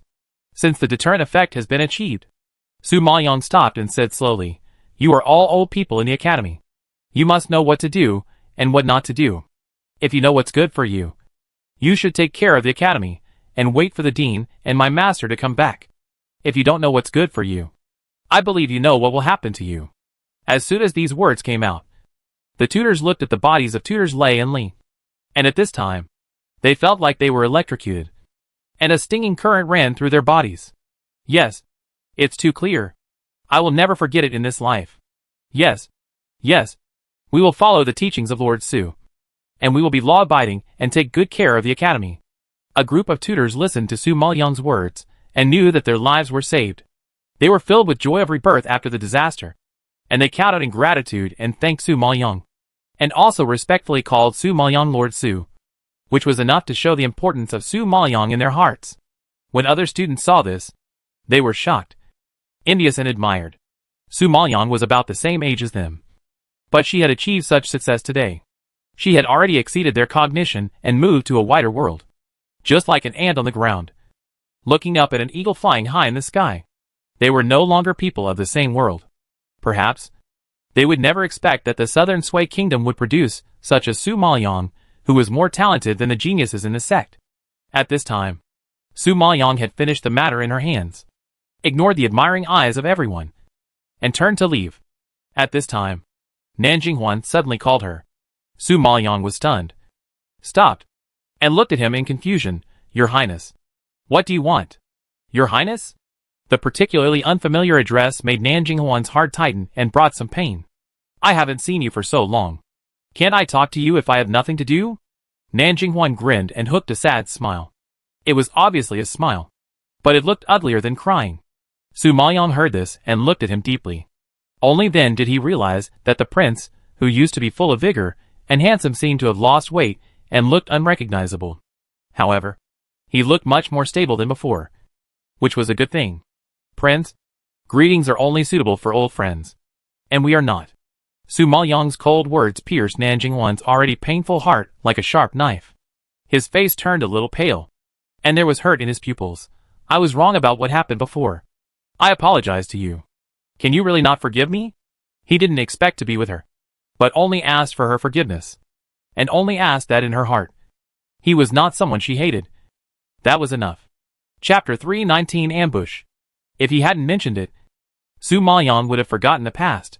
If she hadn't seen him standing in front of her, she would have almost forgotten him, because she didn't care about the person. She didn't have the energy to remember him. "Prince, you are joking. Since the past is over, I naturally don't take it to heart. Prince, don't feel guilty." Su Maoyang nodded lightly, turned around, and left regardless of his lost expression. She had also played a trick on Nanjing Huan, which was considered revenge. So since she left the Southern Sui Kingdom, the grudge between him and her had been cleared. Nanjing Huan was not stupid, and he understood that such indifference and alienation, not taking the past to heart, meant that she had never taken him to heart. It turned out that in her mind, he was not even a hated person, because he was nothing. Realizing this, Nanjinghuan smiled bitterly, tears flashing in the corners of his eyes, looking at her back as she left. He had a strong premonition that this might be the last time he saw her. Thinking of this, his heart seemed to have been dug out by her, and it hurt so much. Perhaps he would never meet a woman as outstanding as her in his life, a woman who made him unable to help himself. Suddenly, Nanjinghuan had an idea, and he immediately shouted, "Su Maoyang, I love you." Su Maoyang's footsteps paused slightly. The surprise in his eyes flashed, and then he still walked away without looking back. Nanjinghuan looked at the direction she left, and his whole heart seemed to be hollowed out, empty, with only numbness left. He knew that if he didn't say it today, he would never have the chance to say it again. Su Maoyang didn't expect Nanjinghuan to confess suddenly, because she knew this man. He loved himself the most. If he could abandon Su Yixue, he would naturally abandon other women. He was interested in her because he couldn't get her, so he longed for her. If he really got her, he would not cherish her. Such a confession, for her, not only did not move her, but she felt disgusted. However, everything here has nothing to do with her, and the people and things here are meaningless to her. Thinking of this, Su Maoyang sighed softly, but as soon as she stepped out of the gate of the academy, she heard Wang Feng's hoarse voice from the soul card. "Master, we were ambushed and suffered heavy casualties." Su Maoyang was shocked when he heard this, and asked in a low roar, "Where are you?"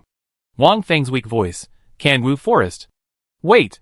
Su Maoyang's eyes condensed, and he waved his hand suddenly, summoned the Qingyan leopard, and quickly rushed to Canwu Forest.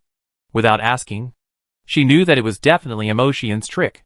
First, she used Lin Wanner to confuse the audience and divert her and the blood battle group's attention, then sent people to capture her master and the dean, and then took advantage of the blood battle group's movement to intercept and siege them halfway. Her calculations were really well calculated. Dare to target the people around her. It seems that Mo Xian and the Feng family really have no need to exist. When Su Maoyang arrived at the Canwu Forest, the blood battle group was entangled with the Feng family's secret guards. These secret guards were all at the level of high-level generals and spiritual masters, and they were considered the core strength of the Feng family, because two brothers of the blood battle group were lying on the ground, while the other side was unharmed. It was clear who was stronger and who was weaker. It looked like they couldn't hold out for much longer, and the blood battle group would be wiped out. This Mo Xian was really cruel, and wanted to cut off the firewood from under the cauldron. Thinking of this, Su Maoyang's anger instantly rose up, and he flew over, stretched out his hand, and released the Golden Lion King and the Heavenly Demon Marten. "Tear them apart for me, leaving no one alive," she roared fiercely, like thunder. The Feng family's secret guards suddenly saw a huge golden lion and a white ball rushing towards them fiercely. The rumbling roar shook the entire forest, and scared the Feng family's secret guards to retreat together. But they had no time to retreat. The sharp fangs of the Golden Lion King and the fists of the Heavenly Demon Marten had pierced their bodies. With a tearing sound, their bodies were instantly torn in half. The Demon Marten cut these people into pieces like peeling fruits. Blood and flesh flew everywhere. Blood splattered everywhere, and blood gushed out like a fountain, instantly dyeing the land red and gradually forming a blood river. The Golden Lion King simply and roughly swallowed the corpses into his stomach, chewing the corpses in his mouth, and a creepy crisp sound came out. Although the blood battle group had seen the power of the Golden Lion King, they were still shocked when they saw this scene, because they found that the Golden Lion King was already a first-level holy beast. You know, there is no holy beast in the entire Songyuan country. As for the snow marten flying around in the air, not quiet at all but violent, they were even more shocked. The Golden Lion King swallowed it into his stomach and did not pollute the environment. But the Demon Marten was simply an environmental destroyer. In addition to the bloody pieces of meat on the ground, there were even pieces of meat, almost all of which were its masterpieces. The horrible, disgusting and cruel scene was so horrifying that even the tough guys in the blood battle group, who had been living on the edge of a knife for years, couldn't help but turn around, their stomachs churning and retching. I really don't know how the snow ferret did it. Its fleshy white palms didn't seem to have any killing power, but they were sharper than a knife and cut people without mercy. At this time, Wang Feng asked curiously, "Master, when did you get such a ferocious snow ferret?" When the sky demon Martin heard the word snow ferret, its hair stood up instantly. It turned back and grinned at him. Hack your snow ferret. I'm the sky demon Martin. Wang Feng was injured and his face was not very good. This time, he was frightened by his fierce roar and turned pale as paper. This spirit beast can speak. Is it another 9th level spirit beast with intelligence? Deputy Leader Chen Ming asked curiously, covering his injured chest. The demon Martin was completely mad. And the whole person became irritable. Hack your 9th level spirit beast. I am an ancient beast. Everyone was silent when they heard the words ancient beast. After all, it was furry and chubby. And they really couldn't associate it with an ancient beast. The demon Martin looked at everyone in surprise, even with suspicion, and trembled with anger. And the fat on its body trembled. This scene was too funny. And it was completely inconsistent with its violent and cruel methods. And the shadows in everyone's hearts were also dispelled. At this time, Su Maoyang had no intention of explaining her spirit beast, but carefully looked at the brothers of the blood battle group, looking at them all injured, some seriously injured, and bleeding from the wounds, and then looking at the 2 bodies that had fallen on the ground. Su Maoyang's heart was tightly gripped, and she was a little breathless in pain. These 10 men have been with her for such a long time, helping her investigate and do things for her. Once she is in danger, they will definitely charge forward and put their lives aside. Su Maoyang has seen and remembered this kind of determination and selflessness. These people may not be strong or talented, but they are the most loyal people in the world to her. I don't know when it started. Su Maoyang, who has always been self-interested, can no longer abandon this group of men who may hold her back. Chapter 320. The funeral will begin after tonight. Because they are her brothers, her relatives, and even if they are useless, there is no reason to abandon them. Wang Feng looked at Su Maoyang's gloomy face, knowing that she must be in a very bad mood at the moment, and immediately knelt down to admit his fault. Master, I am useless. Not only can I not save Teacher Wu, but I am also surrounded by the Feng family. It is my fault. I am sorry to the master, and I put the master's master in danger. Wang Feng lost 2 brothers, and his mood should be worse than hers. But at this time, he knelt in front of her to plead guilty, taking all the sins on himself. Su Maoyang saw this and felt a sour nose. He quickly reached out to help him up. No. You are right. It is me who is wrong.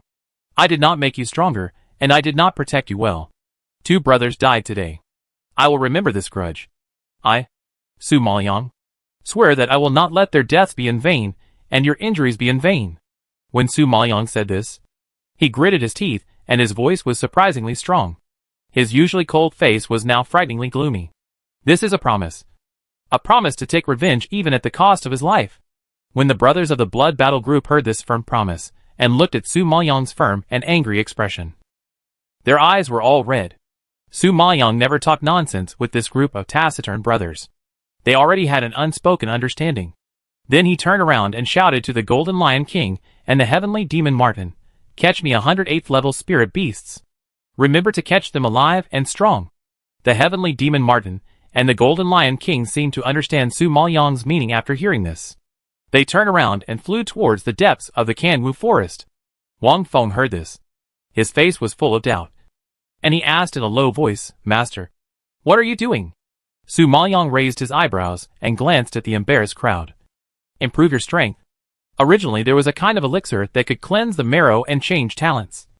But now her alchemist level is not enough. So she can't refine it. So she can only wait for the opportunity. When her mental power is strong, she plans to change their talents, so that they can also practice as if they were assisted by God. But for now, she can only use something else instead. The brothers of the blood battle group heard this, but they didn't react to what it meant.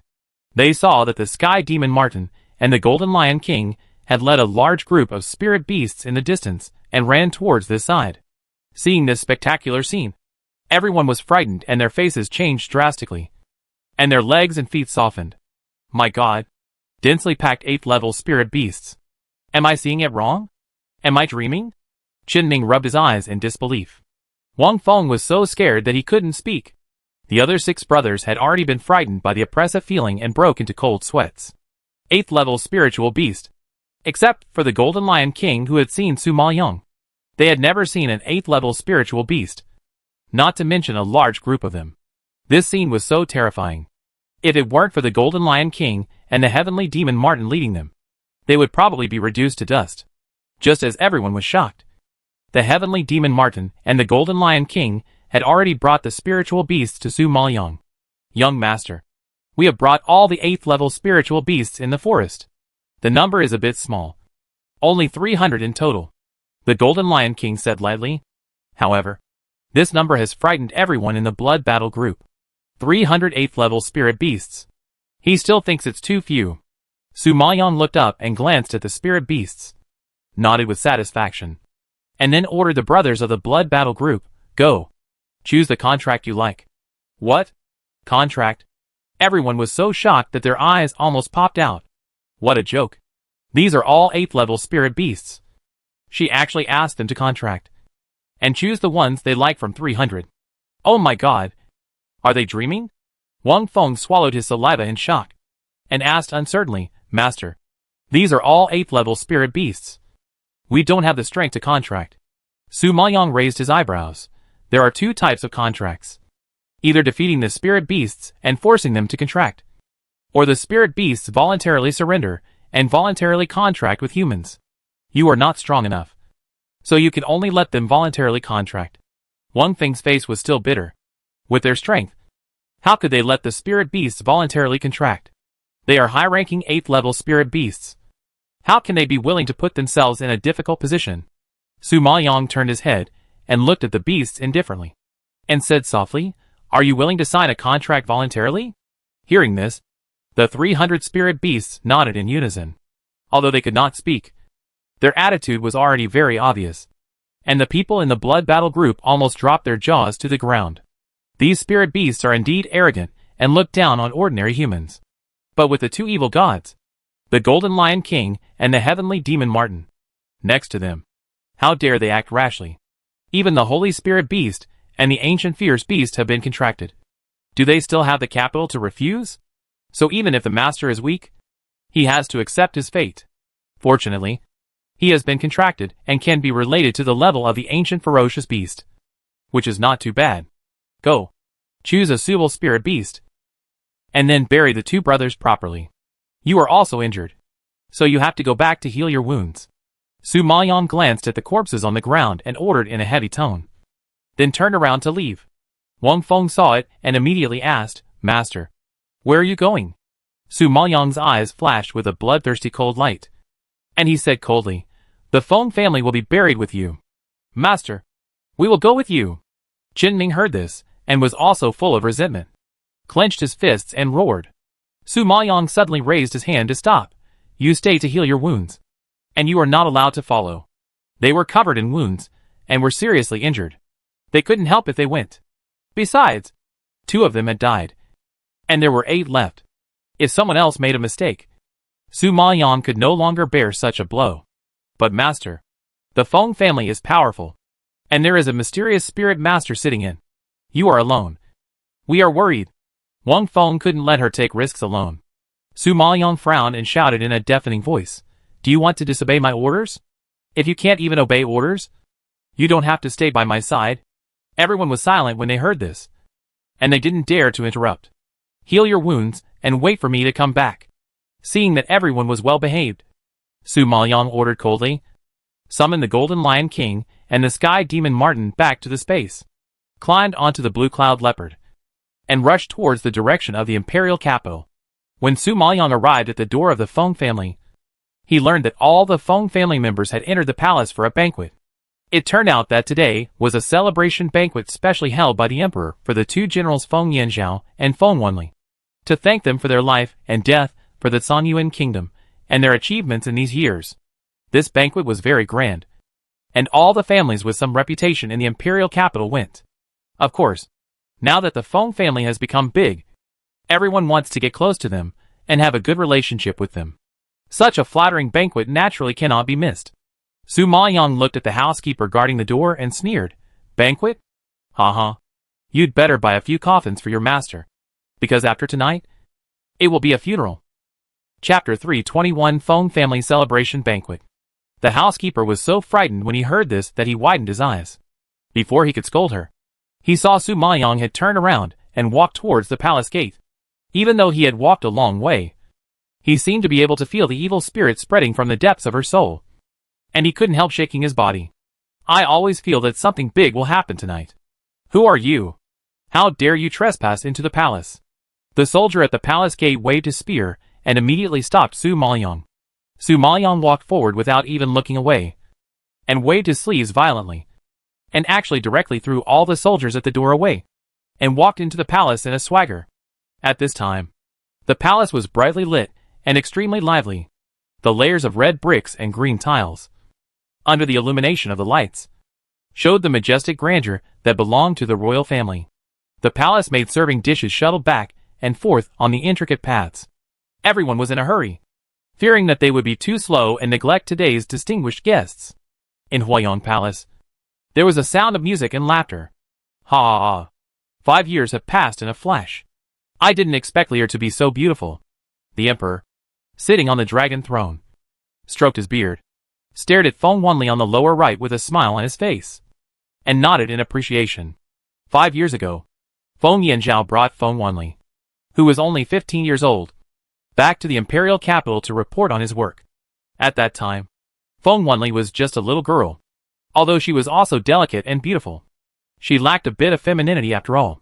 But now it seems that she is not only full of heroism, but also has the beauty that women dream of. She is indeed a beauty. The Feng family laughed when they heard the emperor's praise, and the head of the Feng family was even more proud of it. He looked at Feng Wanli with full pride. Feng Wanli was humble this time. Your Majesty, you are too kind. Lear just changed from a little girl to a woman. When the emperor heard this, he burst into laughter. Ha ha. Woman? Yes.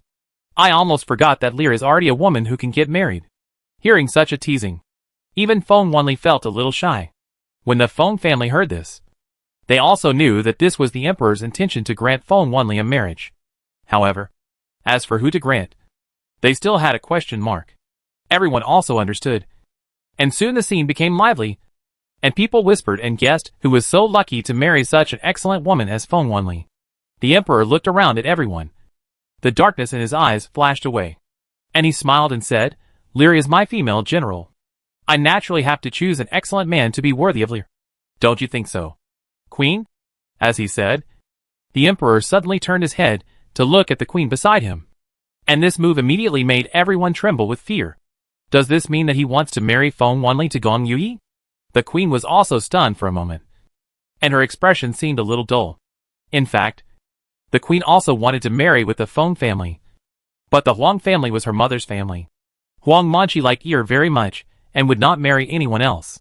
If she suddenly married with the Feng family, she would have a hard time explaining to the Huang family. After all, Feng Wanli's status was noble, and she could not be a concubine. If she really wanted to marry, she would definitely be the main wife. But how could Huang Manchi's personality be obeyed? The emperor's question actually made her a little embarrassed. When the emperor saw that she was hesitant, his face, which was originally happy, suddenly sank. By choosing Gong Yui to marry into the Feng family, he was thinking of passing the throne to Gong Yui. But the queen did not appreciate it. At this time, Concubine Hui, who was watching from the side, was extremely anxious. Feng Wanli was the daughter-in-law she had chosen for Gong Mayu. So how could she give her to someone else?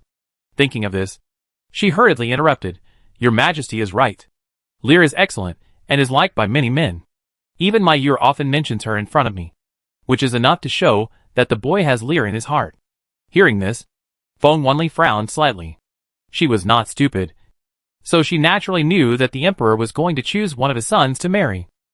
Realizing this, before the emperor could speak, she suddenly stood up and clasped her fists and said, Your Majesty, didn't you say you would reward me with gold, silver and jewelry today? I don't want any of these. I just want to ask your Majesty for one thing. If your Majesty agrees, Lear will thank you for your grace, and work hard for Song Yuan until her death.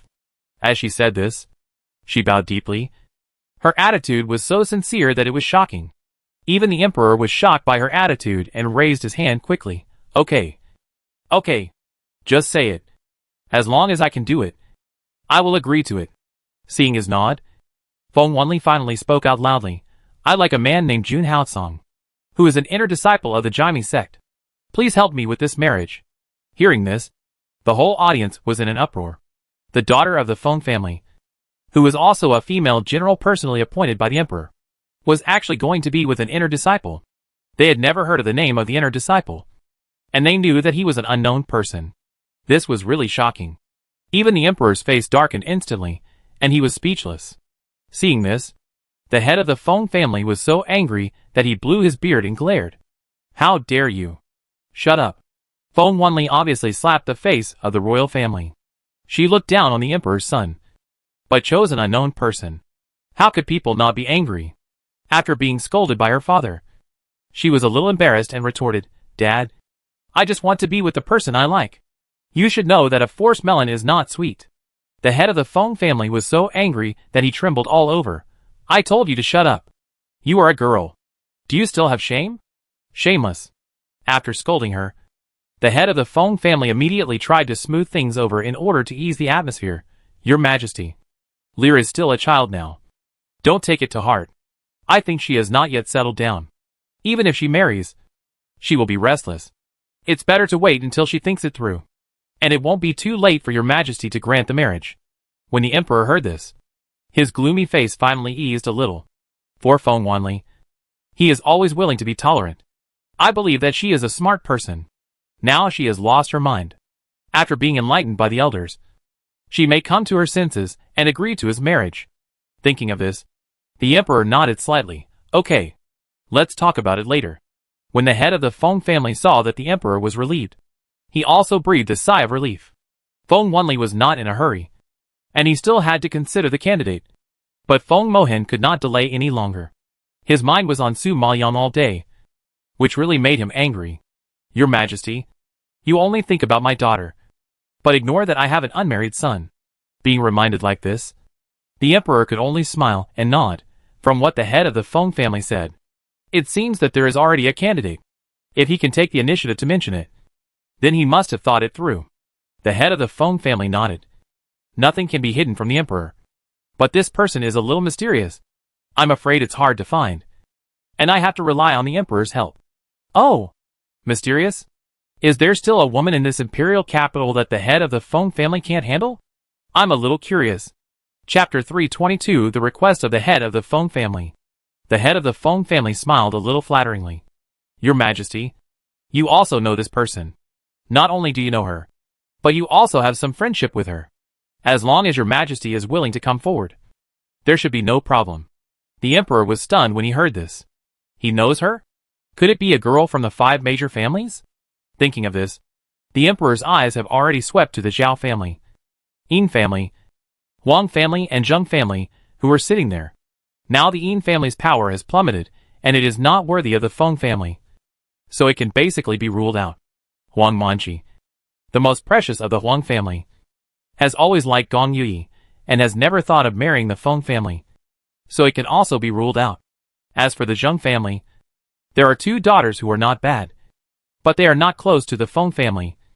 So the most likely one is the Zhao family. I heard that Zhao Yuqin of the Zhao family admired Feng Mohan since she was a child. In order to be with Feng Mohan, she spent a lot of effort to enter the Jaime sect. However, this quota was taken by Su Maoyang, and I am afraid that he was upset for a long time. However, judging from the intention of the head of the Zhao family, he failed to make peace with the Feng family, and it seemed that he wanted to marry Zhao Yuqin to Gong Yui. But the Huang family interfered, and he was forced to give up. After receiving the emperor's gaze, the people of the Zhao family understood a little. Zhao Yuqin, who was sitting in the seat, was so excited that she couldn't hide the smile on her face. In the past, the Feng family had never expressed their views on Feng Mohan's marriage, and seemed to have been in a wait-and-see state.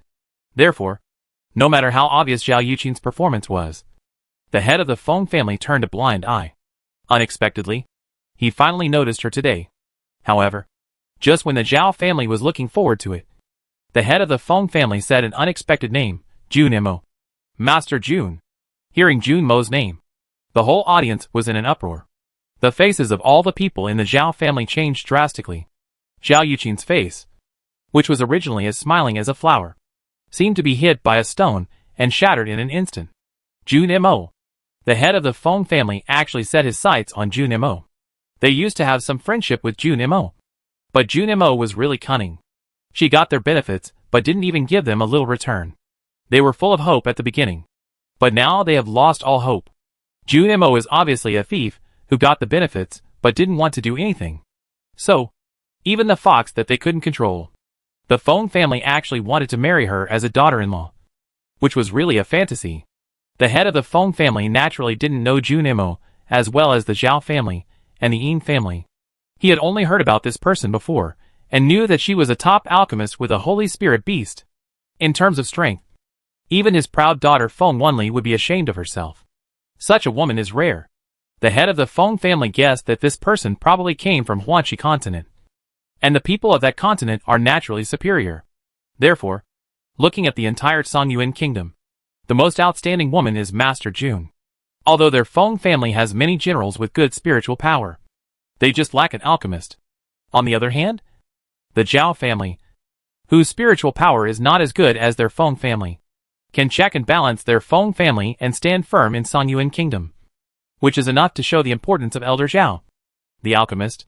If the Feng family can marry a top alchemist, then their Feng family will completely surpass the 5 major families. However, Junimo Shenlong is elusive and mysterious. It is estimated that it will be difficult to find her and let her agree to this marriage. However, since she was able to treat the emperor in the past, it means that she is not against the royal family and has some friendship with the emperor. If the emperor is willing to come forward, things will be much easier. The head of the Feng family thought that the emperor knew the whereabouts of this person. But unexpectedly, even the emperor was a little troubled. The emperor waved his hand and sighed helplessly. Feng Aiqing, you don't know that Master Jun's whereabouts are mysterious. Even I don't know where she is. How can I help you? The emperor had also wanted to win over Master Jun and let her marry into the royal family before. But he knew that Master Jun was arrogant and unrestrained and uncontrolled. If such a person married into the royal family, it is estimated that everyone would worship him like an ancestor, which would be a hindrance and inconvenience for him to act, because he knew very well that it was easy to invite a god, but difficult to send him away. Although he longed for Master Jun's strength, he also knew that such a strong man was not easy to control. So it was better to marry a woman who could be controlled and loyal. It's just that the head of the Feng family is too ambitious. Since his son and daughter are so outstanding, he naturally looks down on others. Your Majesty, I am not in a hurry. As long as your Majesty is willing to help, I will thank you for your grace. As he said this, the head of the Feng family actually walked out of his seat and bowed deeply to the emperor. His sincere and persistent attitude made everyone sigh. Feng Wanli felt a little sour when she heard her father praise Junimo so much. She couldn't help but spoil it. Father, I heard that Junimo is very ugly and not worthy of my eldest brother. Why do you insist on matchmaking this marriage? Feng Wanli has heard about Junimo's affairs in the past few days. Although she is a Danwan alchemist, her strength is only at the level of a general spiritualist. In addition, everyone said that she looks ordinary and is thin. She is really not up to the standard. You must know that her eldest brother is a child of heaven. Not only does he have a beautiful face, but he is also a powerful Xianling master. Perhaps because of her protective heart and pride, she felt that Junimo was not even as good as herself, let alone the best elder brother in her mind. The emperor frowned slightly when he saw this.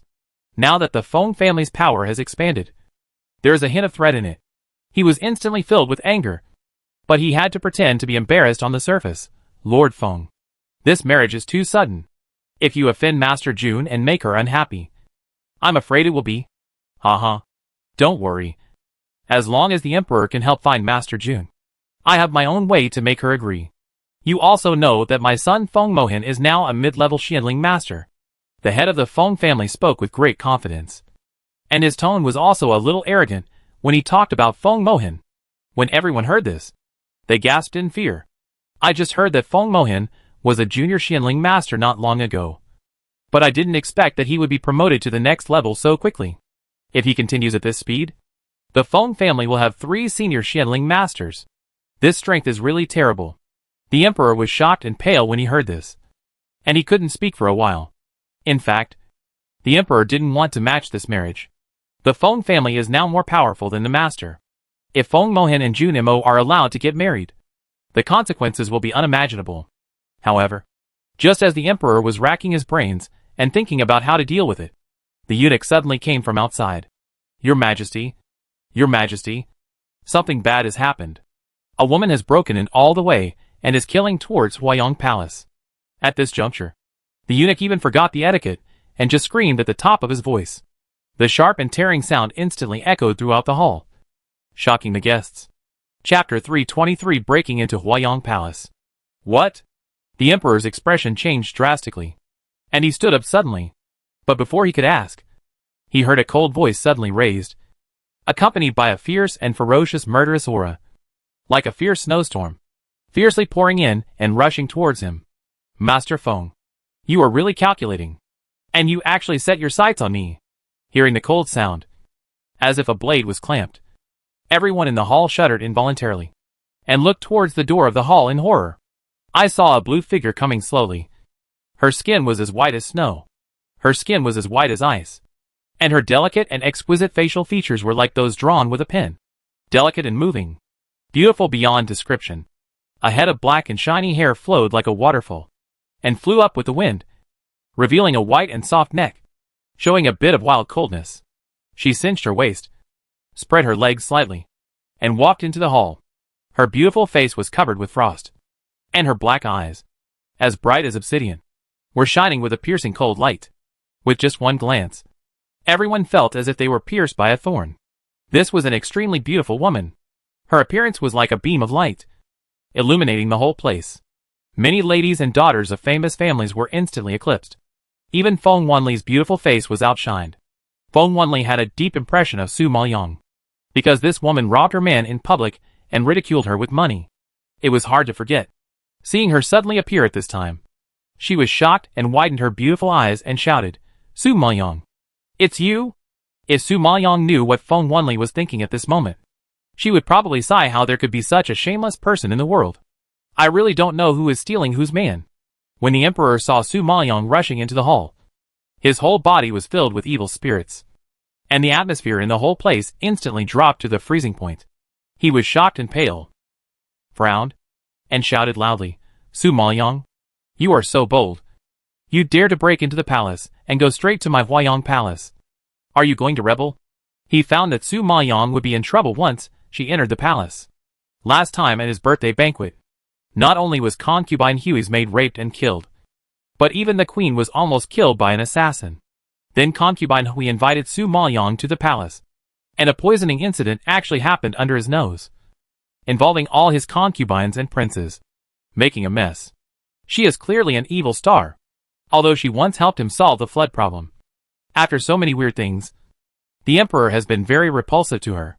Besides, today's banquet was held for the Feng family, and only the famous families in the imperial capital were invited. Sect disciples without status were not invited. But she barged in, completely ignoring the royal family and the Feng family, which was really disrespectful. Perhaps they were frightened by Su Maoyang's sudden appearance, and no one understood what Su Maoyang said. The head of the Feng family was furious when he saw Su Maoyang, and he didn't even think about her answer. Su Maoyang, this is our Feng family's celebration banquet. What are you doing here? The head of the Feng family was so angry that his face turned blue, and he stood up suddenly, pointing at his nose and cursing. At this time, wasn't she collecting corpses for the blood battle group? How could she suddenly appear here? The head of the Feng family couldn't figure it out, and the other two uncles of the Feng family were also surprised. Those were the elite troops they sent out. Logically, the blood battle group should have been killed at this time. Su Maoyang heard the words. His eyes, as thick as ink, turned coldly, and gently cast a sharp look at him, and the corners of his delicate lips slightly raised a strange arc, and his tone was cold, which made people feel inexplicably scary. I'm here to take my life. At first, the speed of speech was slow, but when it came to the word taking my life, the topic suddenly changed, and even the beautiful face that made people addicted flashed with sinister murderous intent. But before everyone could react, they saw a blue shadow flash by, as fast as lightning, and with a loud bang, the table next to the head of the Feng family was instantly overturned, and the plates and fruits on the table rolled to the ground, making a harsh sound. However, what was even more shocking was that the concubine beside Master Feng fell into Su Maoyang's hands in the blink of an eye. Mo Xian's already slender neck was being pinched by her at this moment. The scene was horrifying, and everyone was frightened and pale. This Su Maoyang was really bold. He even dared to pinch Master Feng's wife. Did he want to die? Everyone was frightened by her. And Master Feng was so angry that he trembled all over. His face had changed from anger to rage, and his eyes were filled with uncontrollable shock and horror. Su Maoyang, you are so brave. Let my wife go. At this time, Su Maoyang didn't care about Master Feng's rage at all. His dark pupils were stained with bloodthirsty cruelty. He stared at Mo Xian's beautiful face with heavy makeup, and his gloomy tone was terrifying. Mo Xian, I only ask you once. Where did you lock up my master and the dean? I believe this is the last time Su Maoyang patiently talked to her. Mo Xian was not as strong as Su Maoyang, and she was strangled to death by her. She was unable to move, but her eyes full of hatred were stubborn and refused to give in. Even if she had difficulty breathing and was on the verge of death, she still gritted her teeth and said, Su Maoyang, you will never know in this life. Hearing this, Su Maoyang's cold pupils dimmed slightly, gradually projecting a fierce murderous intent, and the fingers pinching her neck used 120% of their strength. No, she can't be strangled to death like this. She sent people to kill the two brothers of the blood battle group, and sent people to kidnap her most cared master. She had to settle this account with her. Thinking of this, Su Maoyang pinched her cheeks, forced her lips and teeth apart, and threw in a life-saving pill. Then he stretched out two fingers, moved them in front of Mo Xian's eyes, and slowly probed into her two resentful eyes.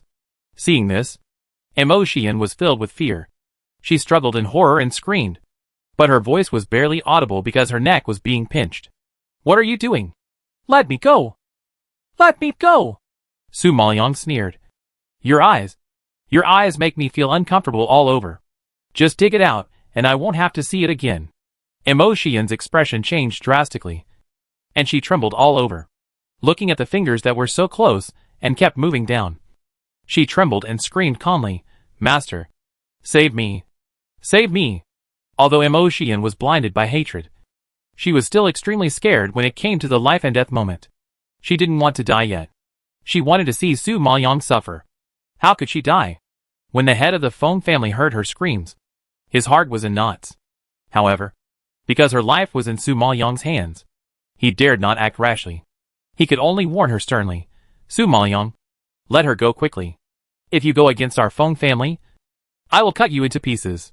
Chapter 324. What a terrifying strength. Listening to the gritting teeth roar of the Feng family head, Su Maoyang raised his eyebrows and sneered. Relying on you two high-level Xianling masters?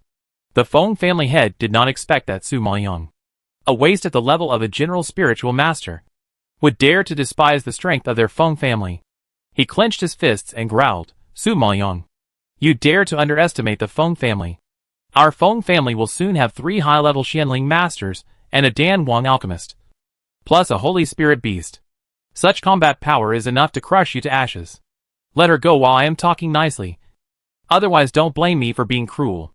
When Su Maoyang heard this, a strange smile suddenly appeared on his cold face. The deeper the smile, the sound came out of his throat, which made the Feng family head feel cold. After a long time, she slowly put away her smile, glanced at the Feng family master coldly, and a trace of contempt flashed across her eyes. It was obvious that she didn't take the Feng family master's words seriously. Then she saw 2 bent fingers fiercely piercing into Mo Xian's eyeballs, and 2 streams of blood shot out instantly, dyeing her slender jade fingers red in an instant, and also splashing on her cold jade-like pretty face, which immediately made her look like a devil from hell. Beautiful and dazzling, but also frightening. But she didn't care at all, and forcibly dug out Mo Xian's 2 eyeballs, fell to the ground, and rolled to the feet of the Feng family master. There was only a shrill scream that broke through the sky. The tearing sound changed from sharp to hoarse, and finally it was a wail and sob of agony. The head of the Feng family looked at Mo Xian, who had 2 bloody holes on her face. Her cheeks were already covered with blood, and her mouth was wide open, like a monster that wanted to eat people. Then he looked down at the eyeballs in front of him, and even he was shocked and took 2 steps back. The other guests were even more frightened. Their hair stood up coldly as if possessed. Seeing this bloody scene and hearing the tearing wailing, they were like a full-moon baby hearing thunder, and their bones were shattered. The women on the scene had black eyes and ears, and some fainted directly. However, Su Yang did not stop at this time. He took out a dagger from the space, gently scratched Emo Xian's cheek, and directly scraped off a layer of human skin as thin as a cicada's wing. He stretched out his hand to show the Feng family master. Feng family master, aren't you going to cut me into pieces? I wonder if your knife skills are as good as mine. At this time, Emo Xian had collapsed in pain, wailing and screaming endlessly. But she was kept alive by the life-saving pills. She could not die for a long time, and could only endure her inhuman torture. Seeing the bloody skin, everyone vomited, and the face of the Feng family master turned pale, not knowing whether it was because of anger or fear. He trembled all over and shouted loudly, "Kill her! Kill her!" Such hatred immediately awakened Feng Yuanhua and Feng Jinghao, who were sitting beside him. These two were the third and fourth brothers of the Feng family master. They were powerful and both were at the level of high-level general spiritual masters. They were the left and right arms of the Feng family master. Now they couldn't sit still after seeing this scene. Although they didn't like the new concubine of the Feng family master, Su Maoyang's move was a blow to the Feng family's face after all. And he used such a heinous method, which really couldn't be tolerated. Sure enough, the two received the order and rushed forward in an instant, stretched out their palms towards Su Maoyang, and slapped the fierce spiritual power. Su Maoyang felt the crisis coming, but he didn't even move his feet. He suddenly turned sideways and waved his sleeves. The violent spiritual power exploded like a bomb. There was a loud bang, and the silver light flashed, making the whole hall bright and dazzling. Everyone saw the blood mist dissipating. The Feng family, who were just so aggressive, were now exploded into mincemeat. Oh my god! Everyone who saw this scene couldn't believe their eyes, and covered their mouths in shock. Those were two high-level spiritual masters. In the blink of an eye, only fragments of mincemeat and blood mist were left. If they hadn't seen it with their own eyes, they really couldn't imagine what kind of person, and what kind of means they used to achieve such a brutal effect. But they could see clearly that Su Maoyang just used the simplest and crudest method, without any tricks, to end the lives of the third and fourth uncles of the Feng family. Su Maoyang is actually a high-level general spiritual master. At this time, the people on the field finally discovered the spiritual power lingering in her hands, and they shouted in shock. This shout immediately caused an uproar. Such a young high-level general spiritual master should be a genius carefully cultivated by the sect. Unexpectedly, she is just an outer disciple. If it is not that the Jaime sect is blind, it is that the woman in front of them is deep-minded, forbearing, and treacherous. They have seen too many arrogant geniuses, but they have never met a genius as low-key as Su Maoyang. Arrogance is not terrible, but what is terrible is her deepness and forbearance, because such people can always give the enemy a surprise attack, and one shot is fatal, and there is no possibility of turning over. Thinking of this, everyone felt as if they were on the edge of an abyss. Their hands and feet were cold, and they were speechless. At this time, the head of the Feng family also seemed to have suffered a great blow. His body trembled violently, and his face was unprecedentedly shocked. After losing two fierce generals in a row, the head of the Feng family was still able to stand without falling down, which already showed how powerful this person was. Seeing this, the emperor knew that he could not let it develop, and suddenly roared, "Come on! Catch Su Maoyang and kill him immediately!"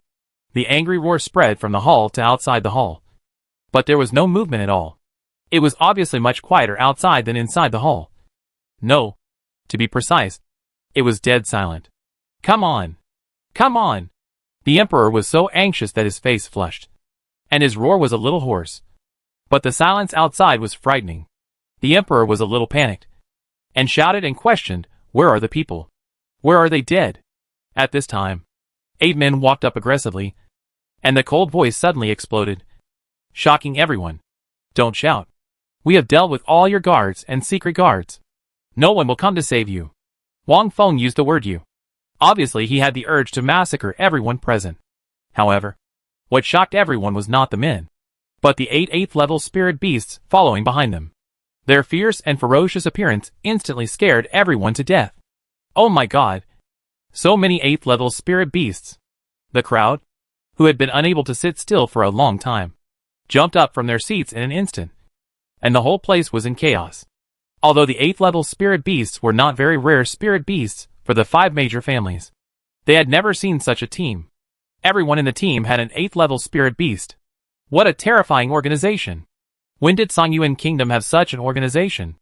Although they had seen 8th level spirit beasts, they had never seen so many of them. This was too exaggerated. At this time, the 8 spirit beasts raised their heads and howled, shaking the entire palace to the point of collapse. The fierce momentum had already shaken everyone's souls out of their bodies. Who are you? Why did you break into my palace?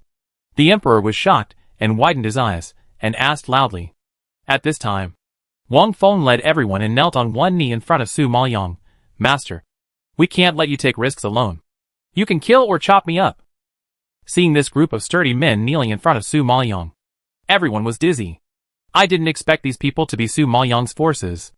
Chapter 325. She is Jun Mo. Everyone present was shocked by this scene. Only Gong Yui was the calmest, because he knew the blood battle group. Last time in the southern Sui Kingdom, he had a big fight with this group of people at the tomb.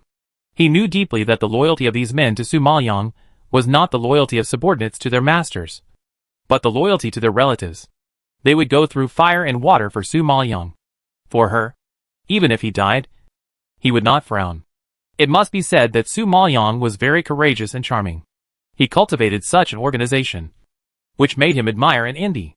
Gong Mayu on the side was also a little dazed at the moment. He looked down on Su Maoyang's humble status from the bottom of his heart. But he did not expect that this woman he despised from the bottom of his heart actually had such a powerful strength. A high-level general spiritual master. Even he could not catch up. You know, he is only a junior general spiritual master now. As for the group of men who exuded blood and murderous aura, and the ferocious 8th level spirit beasts behind them, such a lineup was actually led by Su Maoyang. She was just a woman, but she could control so many people. Gong Mayu shook his head in disbelief. However, when the head of the Feng family saw this situation, unprecedented fear surged in his eyes. He used to think that Su Maoyang was just a little girl, and a low-level outer disciple who could not be on the stage, and was really not to be feared. He naively handed this matter to Mo Xian to deal with, because he was the respected patriarch of the Feng family, and he didn't even bother to take action against a little girl, which seemed to insult his majesty. But now, he was wrong. Very wrong. This woman was not a little girl. She was simply a demon god, not to mention her strong strength, but also had such a sinister and vicious temperament. Fierce and sharp means, if he didn't kill her today, tomorrow, the Feng family would be in great trouble. We must not let it develop. Once it develops, the consequences will be something they cannot afford.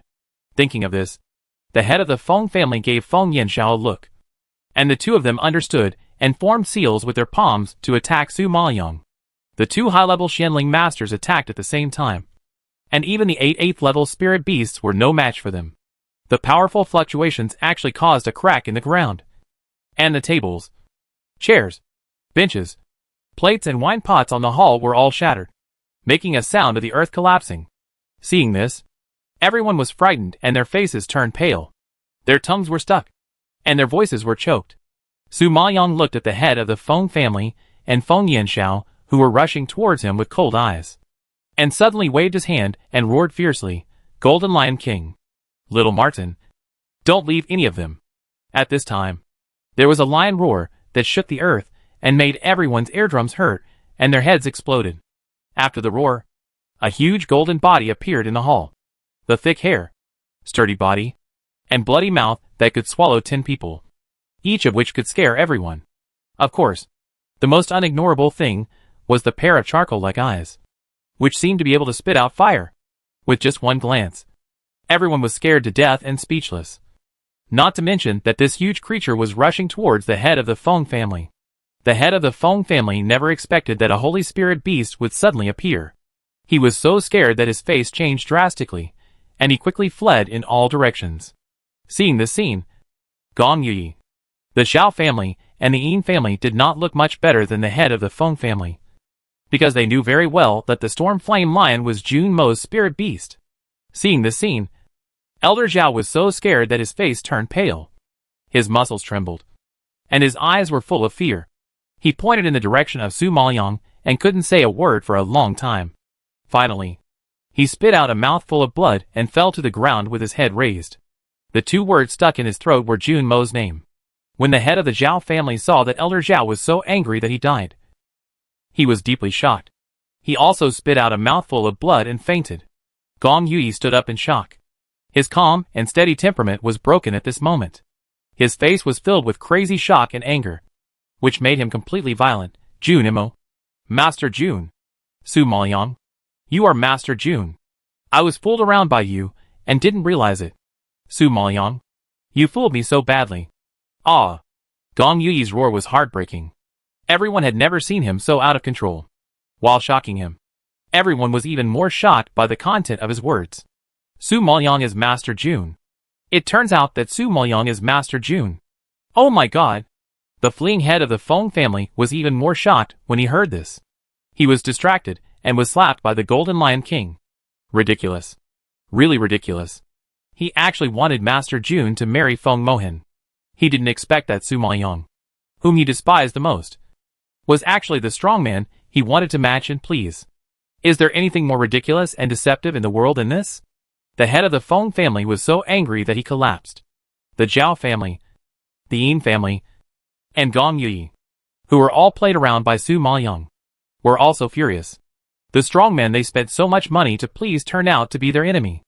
I'm afraid that no one who learned the news would not collapse and go crazy. This woman is too cruel, too vicious, and too cunning. She alone played several families in the palm of her hand. But they were unaware and enjoyed it. They are simply the stupidest people in the world. However, just as everyone was shocked, the Golden Lion King had already opened his mouth and swallowed the embarrassed Feng family leader. The backbone of the Feng family, the powerful high-level Xianling master, fell in an instant. In the blink of an eye, the situation was reversed, catching everyone off guard. At this moment, Feng Yanchao looked at the white mink that was waving his fist at him. At first, he was a little disdainful, but after being punched, he realized how powerful this mink was. Seeing her father being killed and her second uncle retreating step by step, Feng Wanli immediately helped and joined the battle. Today's events were too shocking. She never thought that this despised Su Maoyang actually had such strength. Although he was only a high-level general spirit master, the means of killing her third uncle and fourth uncle in seconds made even her feel creepy. If it were her, she really couldn't guarantee that she could kill him with one move. Feng Yanzhao was afraid that something might happen to Feng Wanli. So he turned around and yelled, "We are no match for this snow ferret. We must first capture the leader. Go and kill Su Maoyang." Feng Wanli was at least a junior Xianling master, and it was more than enough for her to kill Su Maoyang, a senior general master. So, whether they could survive depended on whether they could kill Su Maoyang. Feng Wanli got the order and immediately turned around and rushed towards Su Maoyang. The surging spiritual power in her body was like a net covering the sky and the earth. The silver spear in her hand crossed the sky, making a crackling sound, and stabbed Su Maoyang's heart fiercely. Chapter 326. Who dares to bully her? Everyone gasped when they saw this. Although Su Maoyang defeated two high-level generals, and was indeed very powerful, Feng Wanli was a junior Xianling master. Even if she didn't make a move, she would still have her own pressure. What's more, it can be seen that Feng Wanli tried her best. With such a devastating force, Su Maoyang is definitely not his opponent. Seeing this, everyone couldn't bear to look directly at it, and avoided their sight. They had already expected Su Maoyang's ending. However, Su Maoyang was extremely calm at this time. His eyes were like cold lightning.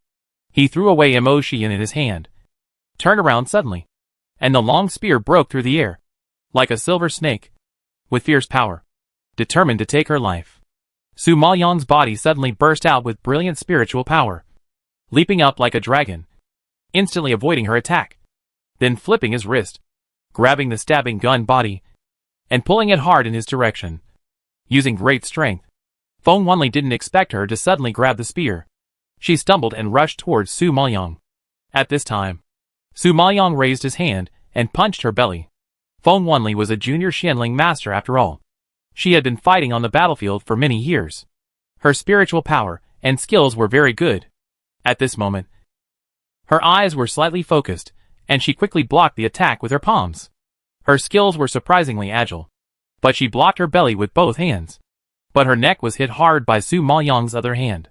A violent vibration made her brain dizzy, and her eyes went black. Before she could continue to defend, Su Maoyang's fist swung again, and hid her pretty face. At this time, everyone saw Feng Wanli spit out a mouthful of blood. Her body shot backwards and fell heavily to the ground, splashing dust all over the ground. At this time, she was grimacing in pain, and for a while, she couldn't even say a curse, and her beautiful face was as pale as paper, with a dark blue fist mark on her left cheek, and the corners of her mouth were full of vomiting blood. Her graceful body curled up on the ground, and there was no trace of her former heroic and beautiful shadow. When everyone saw this, they were all shocked and speechless, and their souls were still in shock. I didn't expect Su Maoyang to knock out a junior Xianling master with one punch. Oh my god! Did they see it wrong? How strong is she? Not only did she fight across levels, but she also won despite the pressure of the level. This is simply a pervert. Although Su Maoyang's move didn't kill Feng Wanli, it was a fatal blow to her, which was more painful than taking her life. Because she is arrogant. She is a rare existence among the younger generation except Feng Mohan. In addition, she has won battles in recent years, and her self-confidence has been growing. She has become arrogant, stubborn and conceited, and can't tolerate failure. Now she was defeated by a pariah from the southern Sui kingdom, and a high-level general spiritualist who is one level lower than her. Such a humiliation is enough to make her collapse. No, she doesn't believe it. She was at least a junior Xianling master. How could she be defeated by a senior Jiangling master? Unable to accept the defeat, Feng Wanli was in pain, but she was unwilling to admit defeat and struggled to get up from the ground. Although her body was shaking, she still wanted to show off her eloquence. Su Maoyang, I will not lose. Absolutely not. Whether it is spiritual power or Jun Haocong, I will not lose to you. I want to fight you. As she spoke, Feng Wanli staggered and rushed towards Su Maoyang. She was no longer calm and elegant, and she had turned into a crazy woman who was stimulated. Su Maoyang couldn't help but sigh that the junior Xianling master was really powerful. As an ancient spirit body, she had just used 100% of her spiritual power, but she only injured her severely. If it were someone else, their internal organs would have been shattered long ago, and there would be no chance for them to struggle and get up. Thinking of this, Su Maoyang frowned slightly, somewhat dissatisfied with the spiritual power that failed to kill her in one blow. Looking at the attacking Feng Wanli, a cold light floated in her beautiful eyes, and a spiritual power ball gradually brewed in her hand.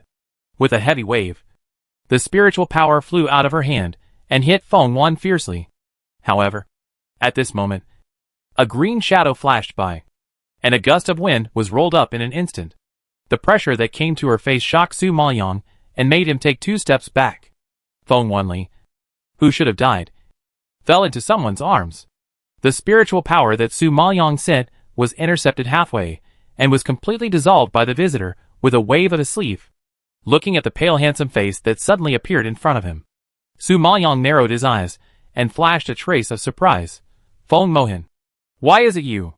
However, before Feng Mohan could speak, a familiar voice came from behind. Disciple.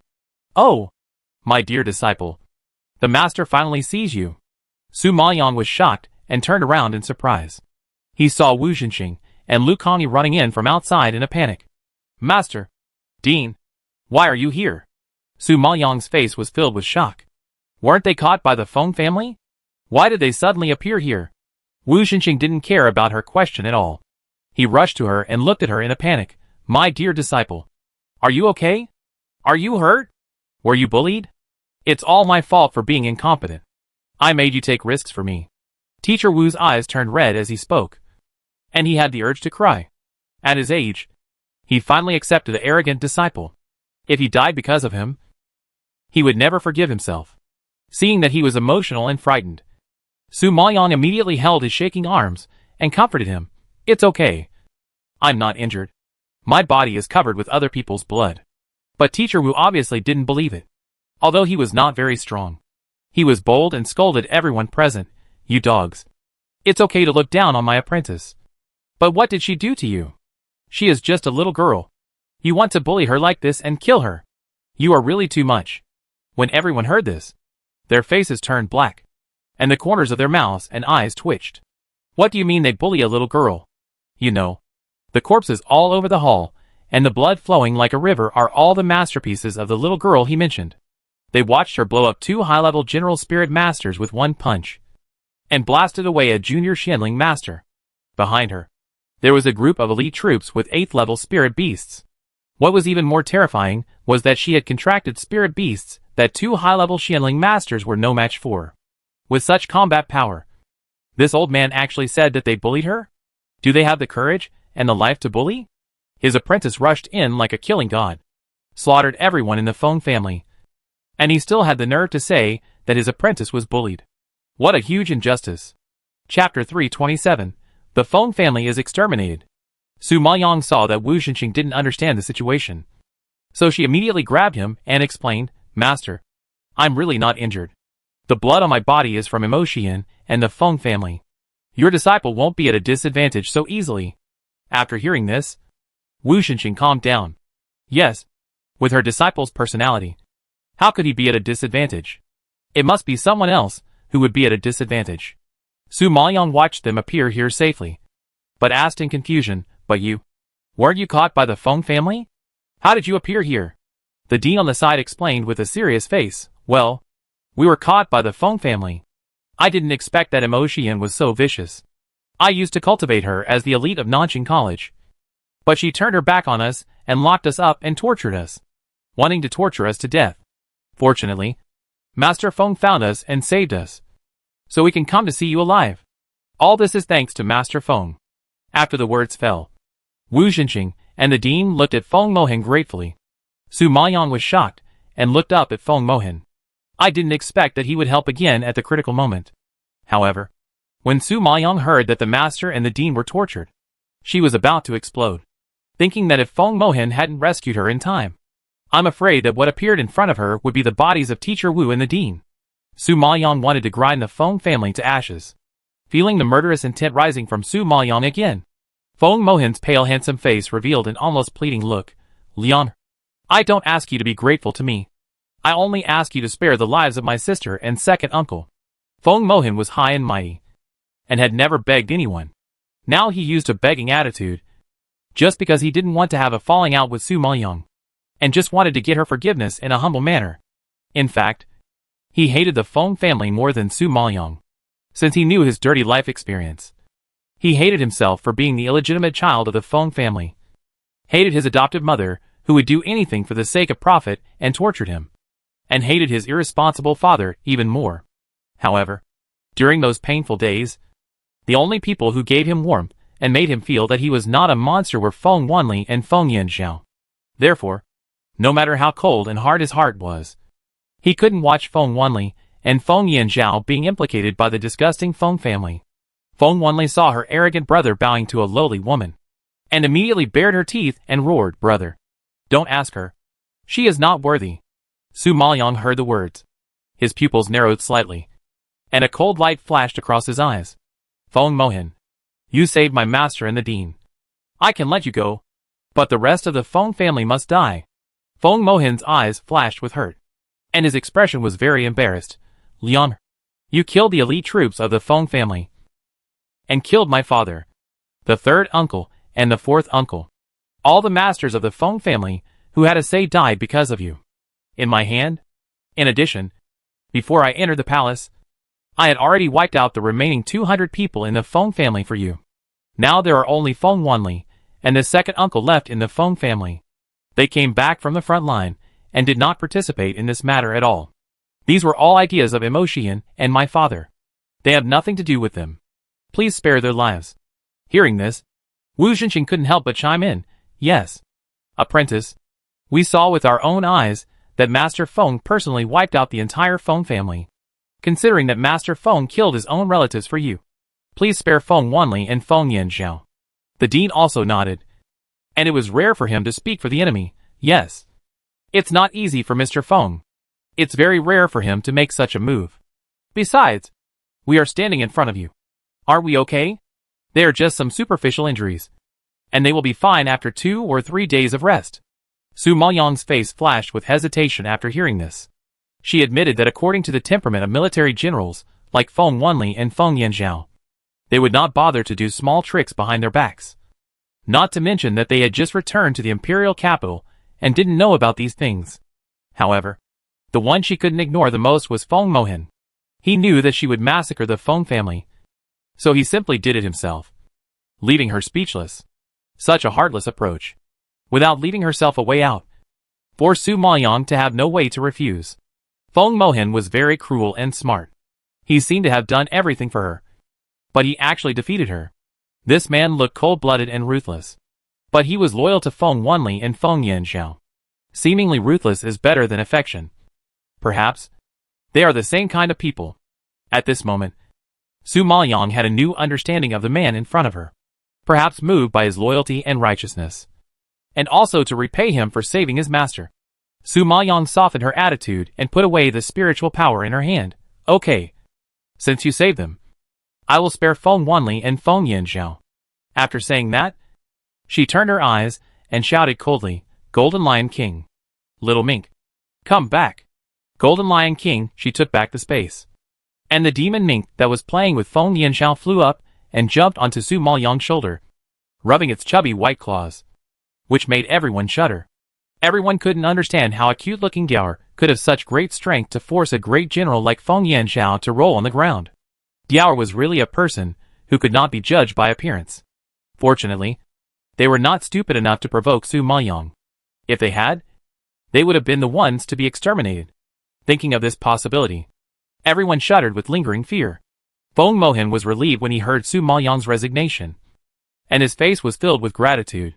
He knew that Su Maoyang would not be so cruel. Maybe Su Maoyang had feelings for him. Otherwise, why would she let Feng Wanli and Feng Yanxiao go for his sake? So far, Feng Mohan still dreams of getting Su Maoyang. At this time, Su Maoyang directly ignored Feng Mohan's affectionate eyes, turned his eyes to Mo Xian who was lying on the side, rolling in pain, and ordered Wang Feng behind him. She killed your two brothers. I will hand her over to you. You can decide whether to skin her or chop her into pieces. Anyway, don't let me see her again in the future. Wang Feng accepted the order and clasped his fists, gave Chen Ming and others a wink, and walked forward to grab Mo Xian and dragged her out. The Blood Battle Group was a group of people who killed people without blinking an eye. Mo Xian fell into their hands. It was obvious that she would be very miserable. Su Maoyang was relieved, watching a group of 8th level spirit beasts walk away.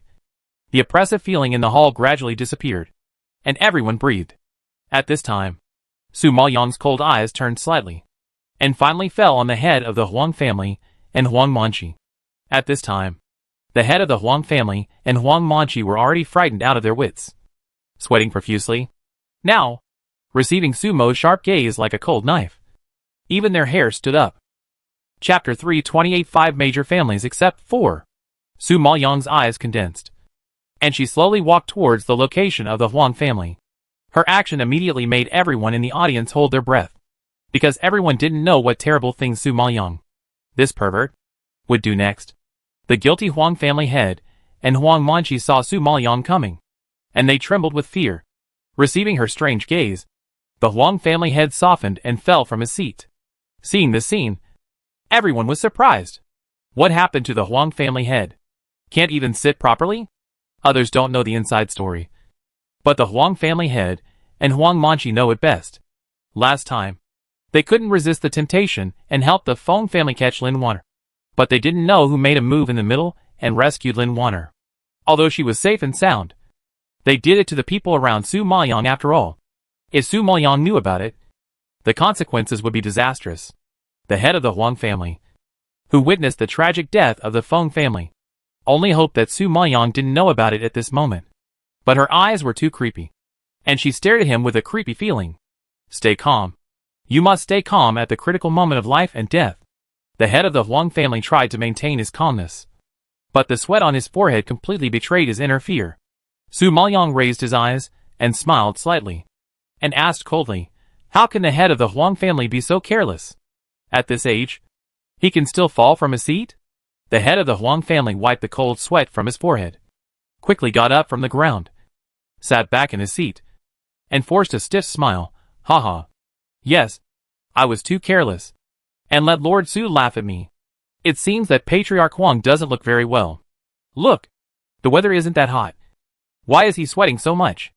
Is he sick? Su Maoyang said as he walked up to him and looked down at him. An inexplicable sense of oppression came over them, making Patriarch Huang and Huang Manchi feel uncomfortable. No. No. Maybe I drank too much and my body is a little hot. It's nothing. Patriarch Huang waved his hands quickly, his voice trembling. Su Maoyang sneered when he heard this. So that's how it is. I thought that the head of the Huang family had done something wrong. Hearing this, the head of the Huang family, who had been holding on and trying to escape this disaster by chance, fell to the ground again and kowtowed to Su Maoyang to admit his mistake. Lord Su, please spare me. Lord Su, please spare me. We were forced to do it. It was that bitch Mo Xian who forced us. We were wrong and we will never dare to do it again. Please spare me.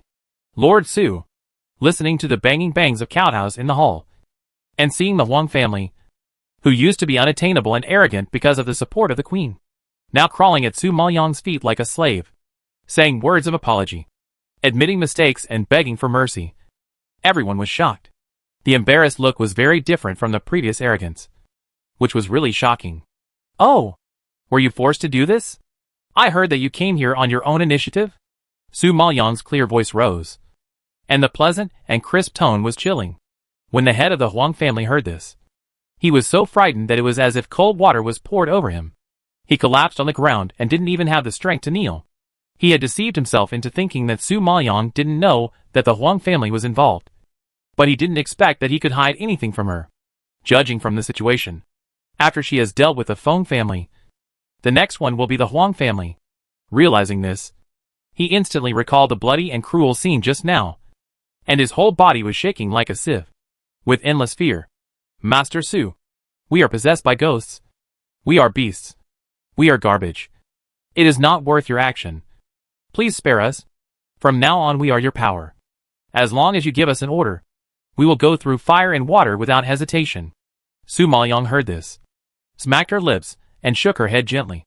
Such words of loyalty to death spit out from other people. She could still believe 3 points. But from this old guy's mouth, she didn't believe it at all. Master Huang, you have to bear the consequences of what you have done. If you are really forced, go to the underworld to ask the Feng family for an explanation. Su Maoyang's cold voice immediately frightened Master Huang and Huang Manchi pale.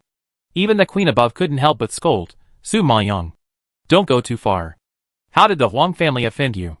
You want to kill them all? Su Maoyang raised her eyes and shot cold eyes at her.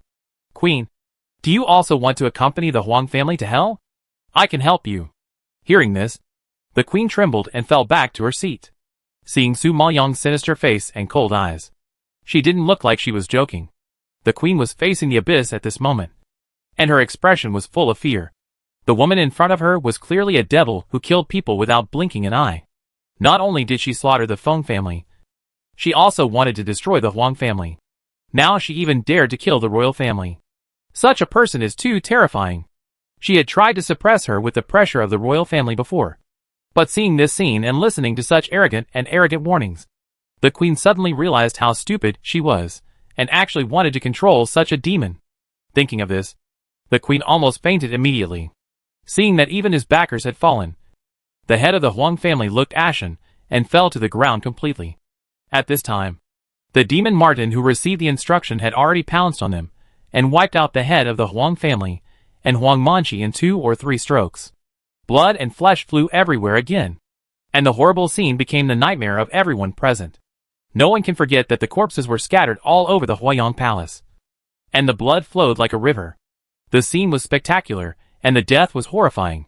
No matter how many years have passed, when someone mentions the massacre in Huayang Palace, everyone has to tremble. And the 3 words about Su Maoyang have also become a name that Songyuan Kingdom is afraid of. Among the 5 major families, the Yin family and the Zhao family both fell. The Feng family was wiped out, and the Huang family was destroyed. No one expected that the final winner would be the Zheng family, which has always been unknown. The Zheng family supported Concubine Hui and Gong Mayu. Such a dramatic situation was beyond everyone's expectations, and was incredible. When the head of the Zheng family saw this, he was ecstatic. Perhaps it was because Su Maoyang had cleared the obstacles that had been unshakable for many years for him, and he had some good feelings for her. At this time, he stood up and performed a great ceremony towards Su Maoyang. Miss Su, how old are you this year? Without saying anything, He asked about age, which immediately made Su Maoyang frown in confusion. 19. Although she was puzzled, she still answered truthfully. Hearing this, the head of the Zheng family nodded with satisfaction and said with a smile, Miss Su, I have 2 sons, in their early 20s, handsome in appearance. Although they are not as strong as you, they are definitely down-to-earth and honest people. If you don't mind, can you consider marrying into the Zheng family? The old fox of the Zheng family looked at such a powerful person and immediately wanted to win him over. Perhaps he didn't understand Su Maoyang's dark methods, so he had such an absurd idea. However, just when everyone was expecting Su Maoyang to answer, a low and cold voice suddenly came from the door of the hall. Who is trying to hit on my woman? Chapter 329, They are husband and wife. At this time, a man in a jet-black robe came to the palace gate. His stunning face attracted everyone's attention at once. His pair of ice-blue eyes shone with a strange luster like crystals immersed in ice water. The corners of his eyes were slightly raised, outlining the charm of male and female. His straight and delicate nose bridge, rosy lips, and gently pursed his cold arc, perhaps because his skin was too fair and delicate. His long and thick eyelashes cast a light shadow under his eyes, highlighting the sharp outline like a knife. A rare softness, even though he looked more beautiful than a woman. His tall and straight figure like a benchmark still exuded a kingly aura that shocked the world. Unlike Gong Yi and the Emperor, it can be said that even the Emperor could not catch up with 1/10 of this man's momentum. At this time, people who knew Jun Haocong were immediately amazed. Hey, isn't that Jun Haocong, the inner disciple of the Jaime sect? Yes, I heard that Jun Haocong seems to be from the southern Sui kingdom. He doesn't have any background, and the only thing he can show off is the status of an inner disciple. Yes, I heard that he is Su Maoyang's lover. During the Ice God Festival, he even prepared a lake of lanterns for Su Maoyang. Everyone who participated in the Ice God Festival that day had seen the grand scene, and they had to admit that it really took a lot of thought. When the head of the Zheng family heard this, he frowned with a puzzled look on his face. I didn't expect Su Maoyang to have a lover. It was really a mistake. However, an inner disciple with no background is really not to be feared. He is just a little more beautiful on the surface. Thinking of this, the Zheng family head looked at Jun Haocong with some contempt, and looked at him carefully with a scrutinizing look. At this time, Jun Haocong had come to Su Maoyang's side, and pulled her into his arms. His blue eyes flashed with an unknown light, and swept coldly towards the Zheng family head. This look was sharper than Su Maoyang's, and the Zheng family head was immediately shocked and swallowed his saliva. This young man? Men and women should not be intimate, let alone in public. This move really ruins Miss Su's reputation. Please respect yourself. The Zheng family head was pedantic and old antique. Seeing the ambiguous behavior of the two people without regard for others, he really couldn't stand it and accused them. Feng Wanli and Feng Mohan were also unhappy. Feng Mohan was reserved and did not speak. But Feng Wanli could not control her temper and yelled, Su Maoyang, let him go quickly. He is my man. Don't take advantage of him. Feng Wanli is really shameless. It's okay to talk about her man all the time, but she actually said that Su Maoyang took advantage of Jun Haocong. Is it wrong? It was Jun Haocong who forced her to be imprisoned in his arms as soon as he came. If anyone wants to let her go, it should be Jun Haocong. However, Jun Haocong ignored Feng Wanli at all, as if he didn't see this person, and replied coldly to the Feng family head, she is my wife who was married in a formal ceremony. I think it's not your turn as an outsider to interfere in the affairs between us. What? You are already married? The head of the Zheng family was shocked, and his body shook. Obviously, he was hit hard. But Feng Wanli was hit even harder. No! Impossible. I don't believe it. Haocong, you are lying to me. Right? Feng Wanli, who was ignored from beginning to end, asked loudly to herself. It made Su Maoyang feel a little sick, as if she was an innocent girl who was deceived. This woman's paranoia is more serious than her brother's. It's really hereditary. Even Wu Zhenxing couldn't stand it anymore. He frowned and scolded, why would I lie to you? As everyone knows, my apprentice is the princess of the 9th prince of southern Sui, and the Jun Haocong you mentioned is the 9th prince of southern Sui. They got married a year ago. They are an old couple. It's none of your business to be intimate with a couple. Why are you yelling? Hearing Wu Zhenxing's words, The whole audience was in an uproar. Everyone only knew that they were from Southern Sway, but they didn't know that these two people also had prominent identities in Southern Sway. They were actually the 9th prince and the 9th princess. It was incredible. Feng Wanli couldn't accept it at all and shook her head. No. How can it be? How can it be like this? I won't allow it. I won't allow it. She had never liked a man in her life. And she knew that it was very difficult to like someone. Not to mention that she was such an excellent woman. And it was harder than climbing to the sky to find a man she admired. Now she finally liked someone. But she found out that he was someone else's husband. Such a blow seemed to break her down. And she stepped back in exhaustion. Humph. Who do you think you are? Can you say no? The couple is deeply in love, sharing life and death, and has experienced things you can't imagine. How can you say no and then no? You look like a decent person. So I advise you to give up this idea and find another family to marry. Otherwise, it would be like a toad wanting to eat swan meat, which would delay your own happiness. Wu Jinqing spoke very venomously, without mercy at all. In just a few words, Feng Wanli was washed green and red. And she couldn't hold her face. She stared at Su Maoyang fiercely with her angry scarlet eyes, gnashing her teeth in anger, and hated her, even if they were married. So what? As long as she wanted, she could still take her away. However, Su Maoyang and Jun Haocong didn't take Feng Wanli seriously at all. To them, she was just an insignificant clown. Feng Wanli was stimulated, and the other person on the field was also in a bad mood. Gong Huayu looked at Su Maoyang and Jun Haocong hugging each other, and his heart was in severe pain. His handsome face was 3 times uglier than the injured Feng Wanli. He really didn't expect that the two of them were actually the prince and the princess. At the beginning, he scolded them for being a dog and a woman. Shameless. He didn't expect that they were a legitimate couple, and they didn't need outsiders to point fingers at anything they did. Now, although he knew that Su Maoyang was not the kind of woman who was fickle and casually got together with men, his heart was more uncomfortable than before, because she was already someone else's wife. There was no possibility for him to be with her anymore. He had thought that if he had nodded and agreed readily when his mother mentioned the marriage, the situation would have been different. But now he knew that even if he agreed at that time, Su Maoyang would not become his woman, because she did not belong to him at all. Thinking of this, Gong Huayu gradually tightened his fingers, with a complex and unwilling look in his eyes. The head of the Zheng family, who knew the truth, did not give up his previous idea. It was really Su Maoyang who was too powerful. He was a little impatient for this person to join him. He was a little anxious and advised, Miss Su, our Zheng family does not mind that you have been married before. As long as you are willing to come to our Zheng family will definitely welcome you warmly. Although my 2 sons are not talented, they are at least inner disciples of the soul-devouring Hall.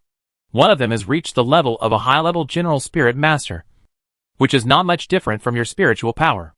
It is much better than the man in front of you, who has only appearance but no strength. You might as well consider it carefully. Chapter 330 Slap in the Face. Wu Jinqing and Lu Kongyi were stunned by what the Zheng family said. They scratched their ears in disbelief and looked at him in shock. Did they hear it wrong? This old man from the Zheng family actually despised Jun Haocong for being weak. He also said that he only had beauty but no strength. Is he sure he was describing Jun Haocong? The two were stunned, while Su Maoyang laughed out loud and teased softly, I didn't expect that in other people's minds. You are a gigolo. Seeing Su Maoyang gloating, Jun Haocong's face darkened. She even said the word giant meal. It seems that he has been too gentle to her during this period and spoiled her to the sky. In addition to the shocked Wu Jinqing and Lu Kongyi, even Gong Yuyi stared at the Zheng family master with a look of looking at a fool. Last time he was in the tomb, he witnessed Jun Haocong fighting with a man with red hair and purple eyes. The power of crushing withering is definitely not possessed by people in this plane. At first, he suspected that Jun Haocong was from Huanqi continent, but he gradually discovered that this person's identity was not that simple. It is very likely that even Huanqi continent cannot accommodate such a big Buddha. So Gong Yuyi had to guess that he was from the upper plane. But this guess is too terrible. He dare not think deeply. The upper plane is not something that ants like them can covet. However, such a super strong man was actually regarded as a vase without strength by the head of the Zheng family. It was simply blind. At this time, the head of the Zheng family obviously did not know these thoughts. in order to break up Su Maoyang and Jun Haotsong. He persisted in persuading, "Miss Su, you are a smart person. You know that the face is easy to age. If there is nothing real, all love is floating clouds. If you can't make up your mind now, our Zheng family can wait for you slowly. And think about it later." This time, before the head of the Zheng family finished speaking, Jun Haotsong frowned slightly and cursed impatiently, "Noisy." The two cold words burst out, and he waved his arm and raised a fierce energy. In a breath, he blasted the head of the Zheng family, who was a senior Xianling master, away and smashed him on the jade wall of the palace with a bang. Seeing this, everyone was shocked. The black-clothed man in front of them didn't even use his spiritual power, but he beat a senior Xianling master away. Oh my god! Are they dreaming? Su Maoyang, who is so powerful, also used 100% of his spiritual power to beat a junior Xianling master away. And the man in front of him didn't even use his spiritual power, but he beat a senior Xianling master away. What kind of abnormal level of strength is this? Others are strong. At least they know the specific level. But this man in front of them, everyone, they didn't even know his specific level. They only knew that his strength, which they couldn't see, must be higher than their own. However, seeing that the head of the Zheng family, a high-level Xianling master, was beaten to a pulp and had no power to fight back, this strength was likely higher than that of an Imperial Spirit Master, or even a Zoned Spirit Master. Thinking of this possibility, everyone shuddered, and the look they looked at Jun Haotsong instantly changed from contempt to fear. The man in front of them was even more terrifying than Su Maoyang, and they were so stupid to despise him. Thinking of the stupid idea just now, everyone was regretful and glad that they didn't do anything out of the ordinary to make this man angry. Otherwise, the consequences would be disastrous. Sure enough, there was no soft persimmon around Su Maoyang. Thinking about it carefully, it was true. How could such an excellent person like her be interested in someone who only had appearance but no inner qualities? It was just that Jun Haotsong's strength was indeed too surprising. Feng Mohan knew that Jun Haotsong was powerful, but he had never seen him take action, and he didn't know how powerful he was. Today, he saw that this person had not even used his spiritual power, but he had already had such a great impact. What if he used spiritual power? At this moment, facing Jun Haotsong's cold face, Feng Mohan began to feel uncertain, and the one who was hit the hardest in the audience was Gong Mayu. Some time ago, Gong Mayu looked down on Jun Haotsong the most. For a prince like him who was born with a golden key, his innate sense of superiority made him feel that he was superior to others. He could even ignore people from the 5 major families, let alone just a sect disciple without background. However, Jun Haotsong was not only not a vase in his eyes, but also a super strong man who surpassed the high-level Xianling master. Such a cognition made Gong Mayu pale and shaky. Thinking about it now, he was really naive and ridiculous before. He jumped around like a clown in front of Su Maoyang and Jun Haotsong from beginning to end. He was self-righteous and unattainable, but he didn't expect that he was nothing in the eyes of others. No wonder Su Maoyang and Jun Haotsong always ignored him, and their eyes often carried contempt and disdain that made him crazy.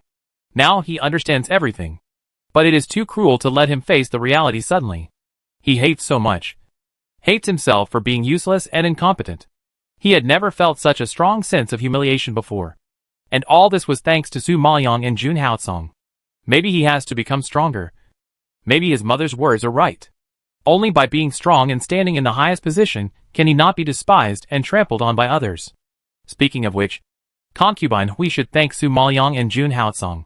If it weren't for the blow they gave to Gong Mayu, her son, who she persuaded with great care, would never be able to wake up. Su Maoyang and Jun Haotsong naturally didn't know what Gong Mayu was thinking. At this moment, they only had each other in their eyes. Jun Haotsong ignored the shocked eyes of the crowd and looked down at Su Maoyang. His ice-blue eyes were filled with rare tenderness, and the corners of his hard lips also gently raised a doting arc. His low voice seemed to have a bewitching charm. The people and smells here are too disgusting. Let's go! Su Maoyang smiled sweetly, nodded slightly, and shouted to Teacher Wu and the Dean, "Let's go!" After the words fell, the two of them left the hall together. The warm and beautiful backs made others envious, and Feng Wanli immediately clenched her fingers. Wu Xinqing and Lu Kongyi saw that they had left, so naturally there was no reason to stay here. Besides, These dogs in front of them were really disgusting. So they quickly walked out. It was late now, and it was pitch black when they walked out of the palace. There were only 2 carriages parked at the gate of the palace. Jun Haotsong stepped forward, jumped on the carriage, and stretched out his hand to Su Maoyang. Su Maoyang didn't expect that he was so thoughtful that he even prepared a carriage for her and Wu Zhenxing. Then she felt warm in her heart, grabbed Jun Haotsong's hand, and got on the carriage. At this time, Jun Haotsong turned to Teacher Wu and the dean behind him and said, "You can take the carriage back to Southern Sui. I have arranged secret guards to protect you on the road." Wu Zhenxing and Lu Kongyi nodded gratefully. Their Maoyang girl is so lucky. She has a man like the 9th prince who cares about her carefully and considerately. And even they are also blessed. It can be seen that even Feng Mohan likes her from the bottom of his heart, because they have never seen anyone kill their relatives for the woman they love, no matter what the motive is. It can be seen that Feng Mohan is deeply in love. Chapter 331 The Death of Yunxiang. Wu Zhenxing thought that Su Maoyang was protected by so many people, and nodded with peace of mind. Although he was reluctant to leave her, he and Lu Kongyi had to go back to clean up the mess of the Southern Sui kingdom. So they had to leave first. "Apprentice, take care of yourself. Remember to think of your master." Wu Zhenxing's eyes were a little wet, and tears were about to burst out. In order to prevent Su Maoyang from seeing, he got into the carriage. The dean also took a deep look at Su Maoyang, sighed softly, and got on the carriage. She is a hawk soaring in the sky, destined to need a wider sky. They will only become her stumbling blocks if they follow her. So, it's better to leave. Watching their carriage leave, Su Maoyang suddenly felt a sour feeling in her heart. She knew that it was called reluctance. After this incident, all the worries and fears she had buried in her heart came out. She was still too weak. Not only could she not protect the people around her, but she also implicated them. Jun Haotsong saw what she was thinking, and felt a pain in his heart. He held her cold hand and warmed it in his hand. "I'm sorry. I'm late." Su Maoyang retracted his gaze, smiled and shook his head. "No. I know there are many things in Joyo continent that need you to deal with. You must be entangled and can't get away. I don't want you to do it in your current body, even if you don't use spiritual power. Because I'm afraid? I'm too afraid." Jun Haotsong knew that this incident cast a shadow on Su Maoyang's heart. He hugged her in his arms with heartache, touched her hair, and whispered, "Don't be afraid. I won't let anything happen to me. Because of you, I am now very afraid of death." Su Maoyang chuckled when she heard this. Her heavy heart became lighter because of his words. Just thinking about how many people she had killed today and how much blood she had stained, and seeing everyone in the hall staring at her as if she were a monster, Su Maoyang couldn't help but want to know Jun Haotsong's thoughts. "I slaughtered so many people. Am I cold-blooded and cruel?" For some reason, in the hall, she was filled with the pleasure of killing and bloodthirsty, filling her nerves and permeating her limbs, making her almost lose control. If Feng Mohan hadn't stopped her in time, she probably wouldn't have been able to stop it all. Realizing this, Su Maoyang was a little scared, afraid that she would become a monster full of killing. Jun Haotsong didn't expect her to ask this. He smiled and kissed her on the forehead, denying, "Silly girl. You risked your life for the brothers of the blood battle group, for Teacher Wu and the Dean, and rushed to save them. How can you be considered cold-blooded? You are more loyal than those people in the hall. Also, I want you to know that no matter what you did, whether it was right or wrong, no matter who you killed or how many people you killed, I will stand by you. No doubt." Hearing such heartwarming and protective words, Su Maoyang's eyes were a little moist, and she couldn't help but hug him tighter. In this world, it is estimated that only Jun Haotsong can pamper herself, support herself, and believe in herself unconditionally. Even she herself was surprised. She was so strong at ordinary times, but now she became particularly fragile once she nestled in Jun Haotsong's arms. She seemed to have become accustomed to relying on him, and even coveted his tenderness, and became more and more inseparable from him. But recently Jun Haotsong has been leaving more and more frequently. She knew that Joyo continent couldn't wait any longer and wanted him to go back urgently. She knew that once he went back, he would face great danger. If he didn't cure his cold, how could she feel at ease? Thinking of this, Su Maoyang had made up her mind. It seemed that she had to put the matter of going to Huanxi continent on the agenda. The carriage drove all the way to the desolate sect in the night. When the two arrived at the gate of the desolate sect, they saw that the sect was brightly lit. which was different from the usual dark and quiet night. It seemed that a strange atmosphere was brewing. Why do I feel something is wrong? Su Maoyang frowned, glanced at Jun Haotsong, and then strode into the sect and walked towards her own yard. Su Maoyang quickly came to her own yard. But Yunxiang, who was supposed to come out to greet her, was not there. Every time she returned to the sect, she could always see Yunxiang greet her happily. But not today. Such an abnormal phenomenon made Su Maoyang frown even more tightly. She had a bad feeling in her heart. She rushed forward and pushed open the door. What came into view was Yunxiang, who had already died in a pool of blood. Seeing this scene, Su Maoyang was shocked, as if she had been struck by thunder. She was completely shocked. Her head buzzed and went blank. She rushed forward to help Yunxiang up. Yunxiang! Yunxiang! She screamed twice in disbelief, and her eyes turned red because of Yunxiang's pale face. Although she and Yunxiang had known each other for a short time and had little contact, this girl had been serving her wholeheartedly during this period. When she first entered the sect, this girl was beaten by the kitchen manager in order to get her some food. The shocking whip marks and wounds were still vivid in her mind. Now she has money. She can eat and wear good clothes. But Yunxiang doesn't have the life to enjoy it. Thinking of this, Su Maoyang was furious. It was Jun Haotsong beside him who reminded him calmly. Yunxiang cut her wrists and died of excessive bleeding. Cut her wrists. Su Maoyang woke up when he heard it, and suddenly looked down at her wrists. Sure enough, there was a deep and long scar on her wrist, which immediately stung Su Maoyang's eyes.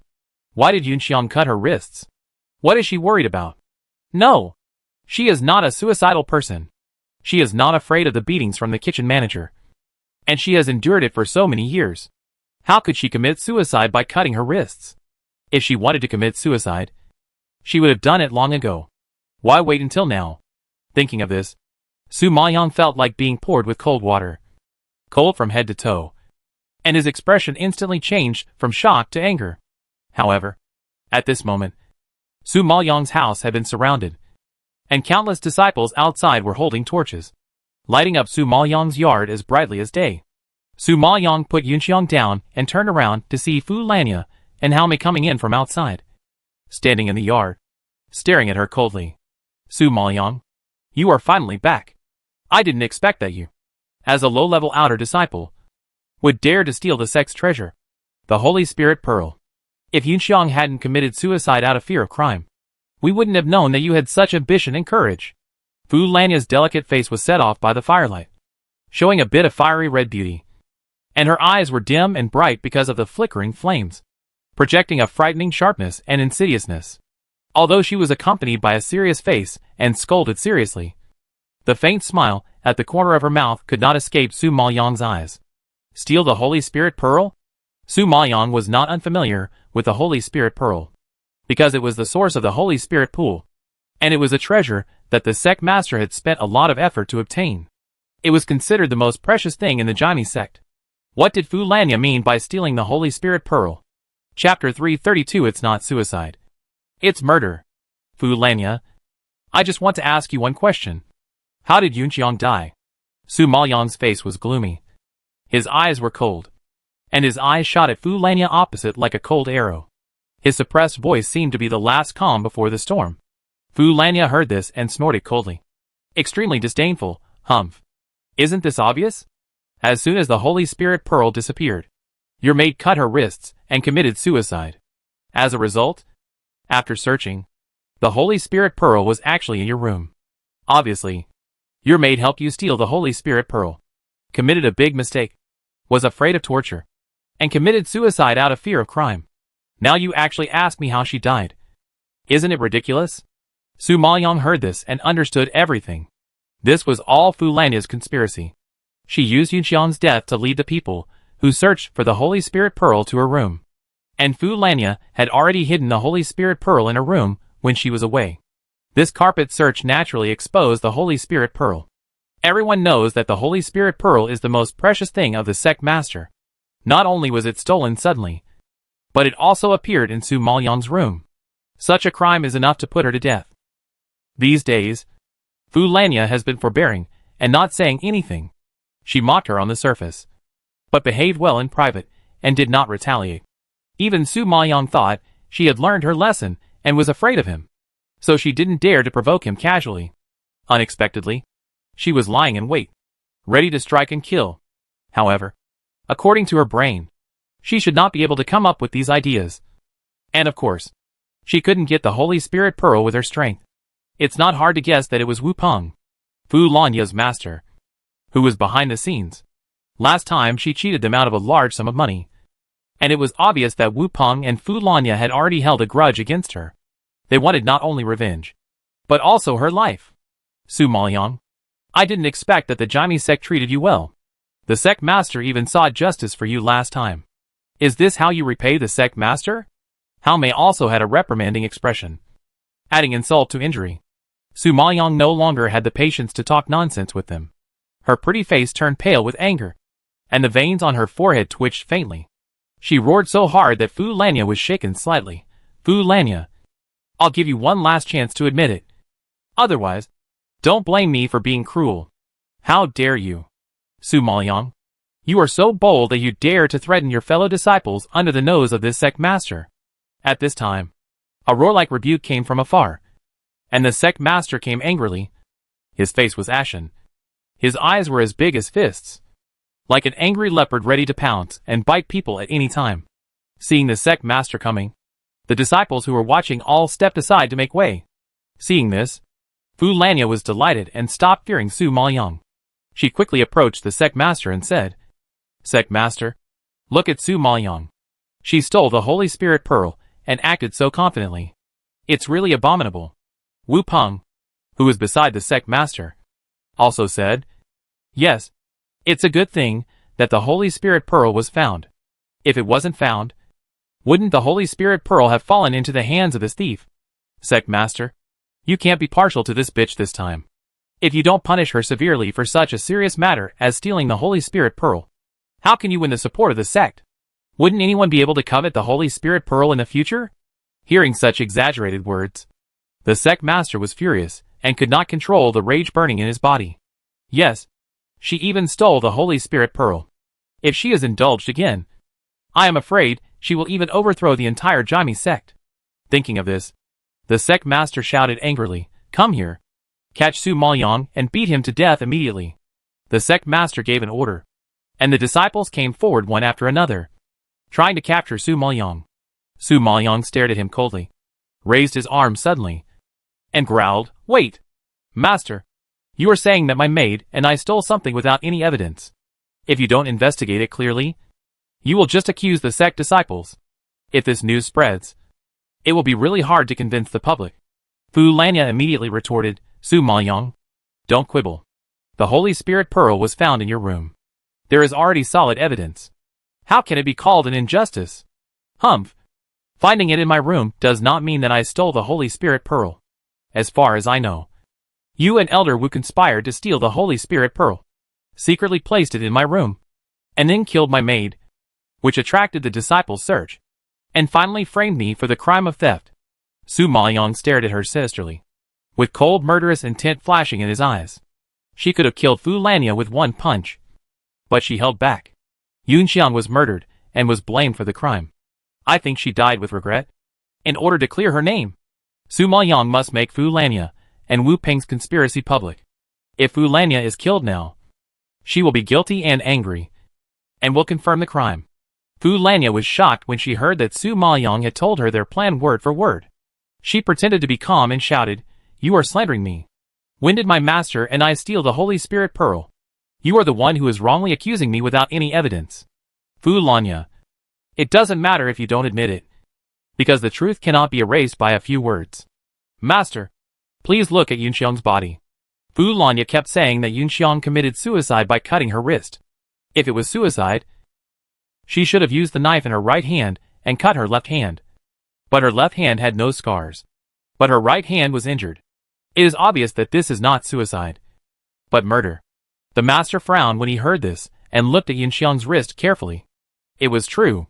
Fu Lanya and Wu Peng were shocked when they saw this, and a layer of cold sweat appeared on their foreheads in an instant. They didn't expect Su Maoyang to have such a keen insight, which was really scary. Fu Lanya didn't think so carefully at the time. After killing Yunxiang, She casually cut her wrist with a knife, and didn't consider the left hand and right hand problem mentioned by Su Maoyang at all. Now that she was mentioned by her, she was really panicked. What if Yunxiang is left-handed? You can't prove anything just by your left and right hands. This is not evidence at all. Wu Peng was older and calmer than Fu Lanya. He immediately refuted. The clan leader listened and nodded, thinking it made sense.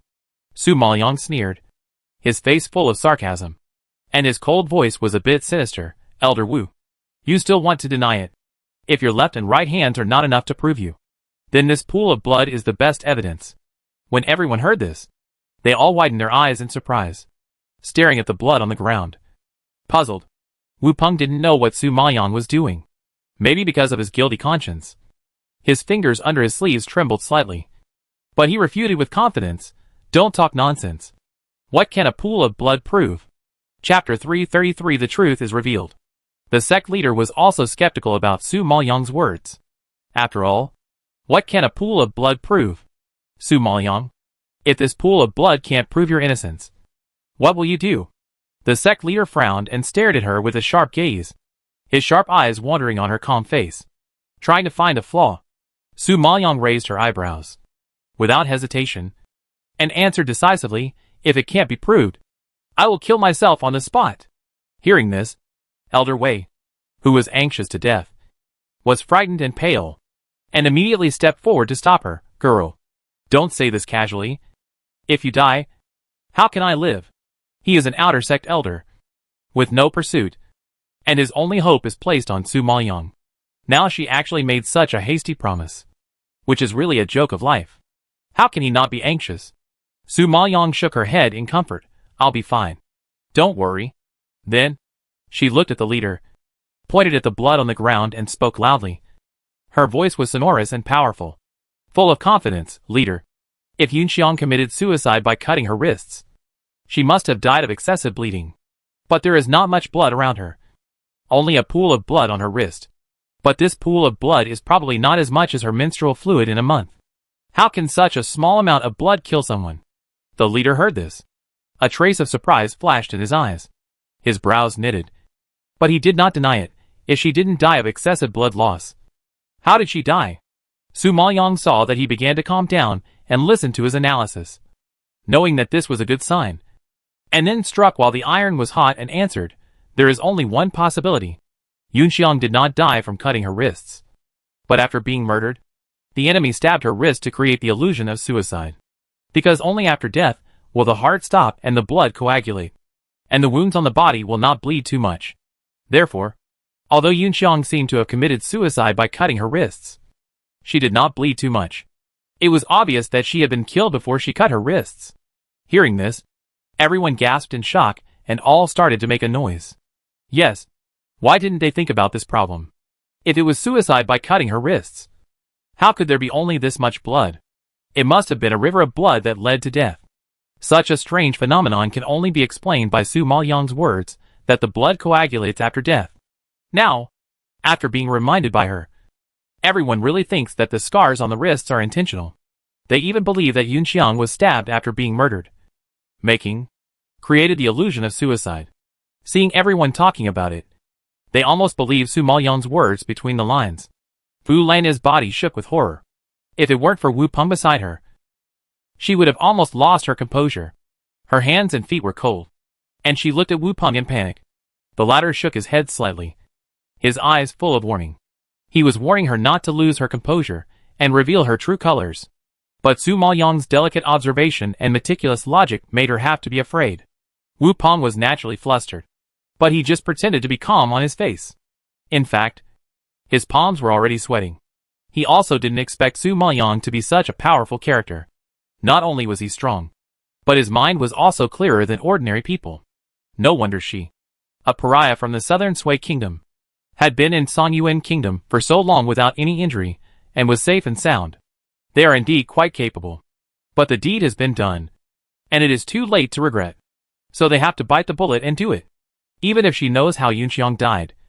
As long as she can't get evidence to prove that they did it, there is nothing she can do to them. When the clan leader heard this, he also realized that things were not as simple as he thought. This matter is indeed full of loopholes and indescribably weird. Su Maoyang, you keep saying that Yunxiang was murdered. So how did she die? The clan leader's angry face has calmed down. And now, he just wants to know the truth. Su Maoyang raised his eyebrows, and glanced at Wu Peng beside the clan leader. His bright eyes like obsidian flashed a cold light, which made the latter feel creepy. Then, she opened her red lips, and gave an answer that shocked everyone. Just now, I lifted her clothes and checked Yunxiang's body. I found a black palm print on her chest. It was obviously hit by the Sky Erosion Dark Sand Palm. What? The Sky Erosion Dark Sand Palm is Elder Wu's unique secret skill. Yes, this martial art is his famous skill. Everyone cast a surprised and strange look at Wu Peng, pointing at him. And even the master of the sect stared at him gloomily, his eyes full of suspicion. Seeing this, even the calm Wu Peng could not remain calm anymore. His face flushed with anger. His eyes bulged, and he stared at Su Maoyang fiercely, shouting wildly, "Su Maoyang, you are slandering me. Yunxiang has no other injuries except the wound on her wrist. You are simply framing her." Wu Peng was very cautious this time, just to avoid leaving scars for them to trace. So he did not use force on Yunxiang, but let Fu Lanya use a secret poison, so that no one could see the signs of poisoning after death. If Su Maoyang hadn't discovered the bloodstain, everyone would have thought that Yunxiang had committed suicide by cutting her wrists, because she only had a wrist wound and nothing else. Wu Peng was very thoughtful, but he didn't expect that he would be wrong by Su Maoyang. How could this be? Watching Wu Peng run away, Su Maoyang curled his lips and smiled triumphantly. His eyes, which were shining with cold light, suddenly showed a look of sudden enlightenment. His cold voice and sharp questioning forced Wu Peng to have nowhere to hide. "Elder Wu, how do you know that Yunxiang has no other wounds? Did you check in advance? Or, you know the inside story?" Su Maoyang roared fiercely, shocking everyone on the spot. And the look he gave Wu Peng was even more astonished. Yes, Wu Peng just said categorically that Yunxiang had no other wounds. He either checked in advance or knew the inside story. Otherwise, how could he be so sure? You know, even if a woman is dead, a man cannot casually check a woman's naked body. This is against the rules and etiquette. Unless he is a professional forensic doctor, a man is not allowed to desecrate the corpse at will. What's more, as far as they know, Wu Peng has never stepped into this yard after Yunxiang's death. And the sect leader has also ordered that no one else is allowed to approach the yard, just waiting for Su Maoyang to come back and catch the turtle in the jar. So Wu Peng has no chance to check. In order to avoid suspicion, Wu Peng also deliberately stayed away from Su Maoyang's yard, trying to create an alibi. But he didn't expect to be self-defeating and got himself into trouble. After receiving the accusations from everyone and watching Su Maoyang's eyes flash, Wu Peng suddenly realized it. She did it on purpose. Yunxiang had no other wounds on her body. She deliberately said that Yunxiang was hit by the Sky Erosion Dark Sand Palm just to anger him. He got so anxious that he couldn't help but open his mouth to refute. But he didn't expect to let the cat out of the bag. Chapter 334. Get out of here. I don't know you. If the sect master still can't figure out what's going on after hearing this, he'd be a fool. Wu Peng, you're so bold that you actually did something so outrageous. Stealing the Holy Spirit Pearl, killing the maid, framing others, and you can be torn into pieces for every crime. The sect master's roar was like thunder, branding Wu Peng's heart, scaring him so much that his legs softened and he knelt on the ground. Sect master, it's unfair. It's unfair. I didn't do it. I was framed by Su Maoyang. Even before death, Wu Peng was still struggling. Fu Lanya beside him was so scared that she couldn't speak, and she just kept kowtowing on the ground. Su Maoyang snorted coldly, "Elder Wu, I just deliberately provoked you, and you exposed yourself. How can you say that I wronged you? You have done so many bad things, and you played the master with your hands. Now you come to cry for injustice. Do you really think the master is a fool?" The master was furious when he heard this. His face was black and blue, and his hair stood up in anger. He gritted his teeth and kicked Wu Peng away. "Elder Wu, I valued you before and turned a blind eye to everything. I didn't expect that you would repay me like this. Do you think I am easy to fool, and you are getting more and more aggressive?" The master has always been very caring towards Wu Peng, which can be seen from the last time Fu Lanya violated the sect rules and hurt people. The master favored Fu Lanya for Wu Peng's sake. If it weren't for Su Maoyang's eloquence and aggressiveness, the master would not give justice at all. but would cover up and indulge Fu Lanya. But this time, Wu Peng really disappointed him. Master. No. You have to believe that I was wronged. I never touched the Holy Spirit Pearl. Nor did I kill Su Maoyang's maid. It was all Su Maoyang's trick. And it had nothing to do with me. Su Maoyang sneered when he heard this. Master. I was not in the sect these 2 days. But the Holy Spirit Pearl was suddenly found. Isn't it obvious that someone wanted to frame me while I was away? She turned her head and looked at the disciples present. You could all recall who first discovered Yunxiang's death. And who led the searchers to my room. Hearing this, everyone looked at Itsue in the next yard in surprise. Itsue knelt down in fear when everyone looked at her like this. And explained in panic, I am innocent. At noon today, I met Luer next to Fu Lanya in the kitchen. Luer knew that I and Yunxiang were neighbors. So she asked me to tell Yunxiang to go to Fu Lanya's yard. Who knew that when I went to find Yunxiang, I found that Yunxiang was dead. I was so scared at the time that I screamed, which attracted the search team outside. After Itsue said this, the truth was basically revealed. It was obvious that Fu Lanya deliberately let Luer pass the message and let Itsue discover Yunxiang's death, in order to draw out the Holy Spirit Pearl. Elder Wu, Fu Lanya, if you don't want others to know, you must not do it yourself. No matter how cautious you are, you will always be exposed. Su Maoyang stared at Fu Lanya and Wu Peng with contempt, his tone cold and without a trace of emotion. Seeing this, the leader had no room for maneuver and roared in anger, Come here. Drag Wu Peng and Fu Lanya out and torture them to death. Hearing this, Wu Peng and Fu Lanya were completely panicked. Don't kill me. Don't kill me. Fu Lanya yelled wildly, and opened her fangs and claws to capture her disciples. However, at this moment, a disciple suddenly ran over from a distance, panting to report to the sect master, Master, a large group of people came to the gate of the Jaime sect. I heard that they are from the Zheng family. The sect master was shocked and frowned and asked, Zheng family? Could it be the Zheng family? One of the 5 major families? The disciples nodded repeatedly. That's right. The sect master's eyes flashed with doubts. And after a moment of silence, he nodded, Please let them in. Although the Jaime sect was not closely connected with the forces in the imperial capital, he had heard of the names of the 5 major families. Such a big family suddenly came to the door in the middle of the night. There must be something important. So there is no reason to refuse the 5 major families. With the permission of the sect master, the disciple immediately turned around and ran away.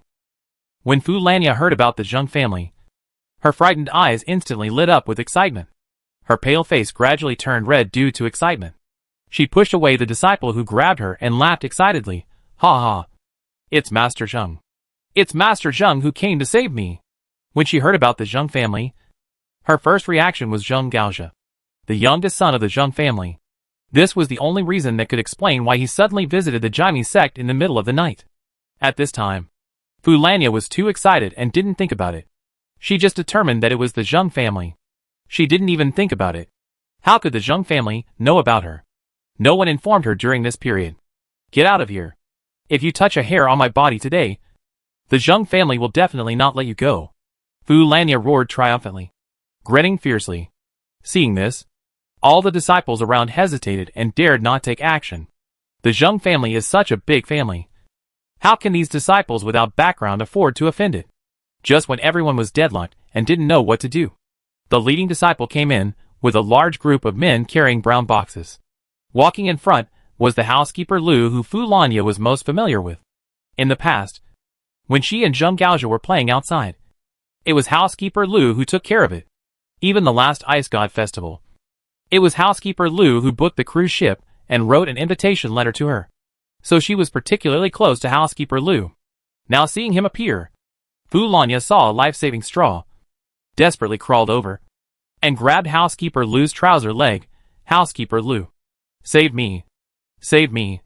I don't want to die. They framed me. I am wronged. Housekeeper Lu looked at Fu Lanya kneeling on the ground, crying and begging him, and was stunned for a moment. Miss Fu, what are you doing? The clan leader wants to kill me. They wrongly accuse me of stealing the Holy Spirit Pearl and want to torture me to death. Young Master Zheng said he would marry me. He will definitely not watch me die. Steward, please help me. Fu Lanya placed all her hopes of survival on Steward Lu.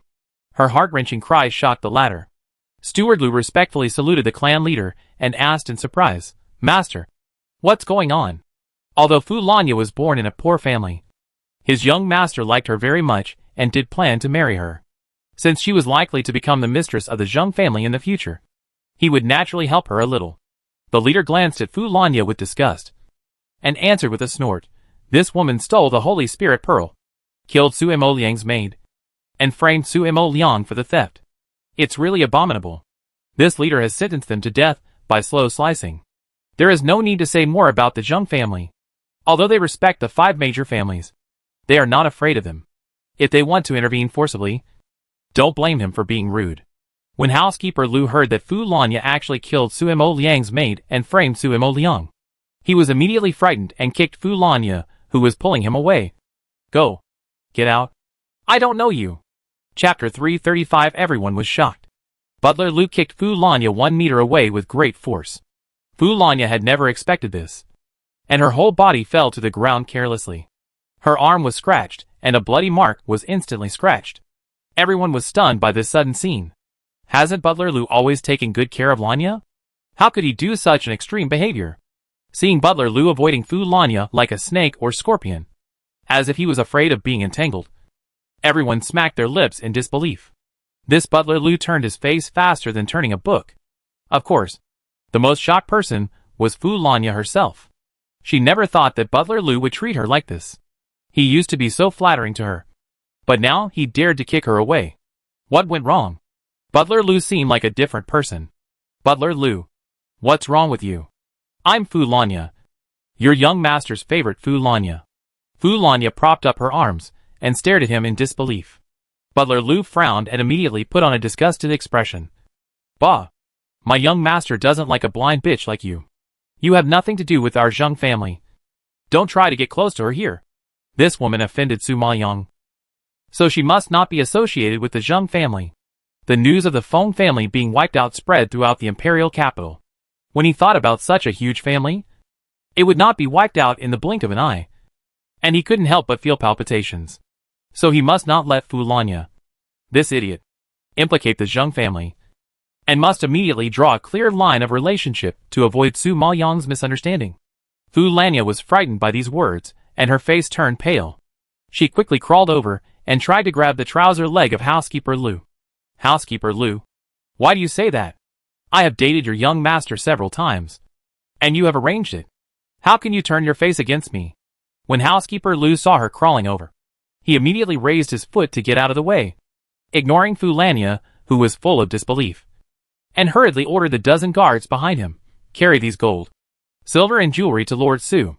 After the words fell, the 12 guards started to move, and soon several large brown boxes had landed steadily in front of Su Maoyang.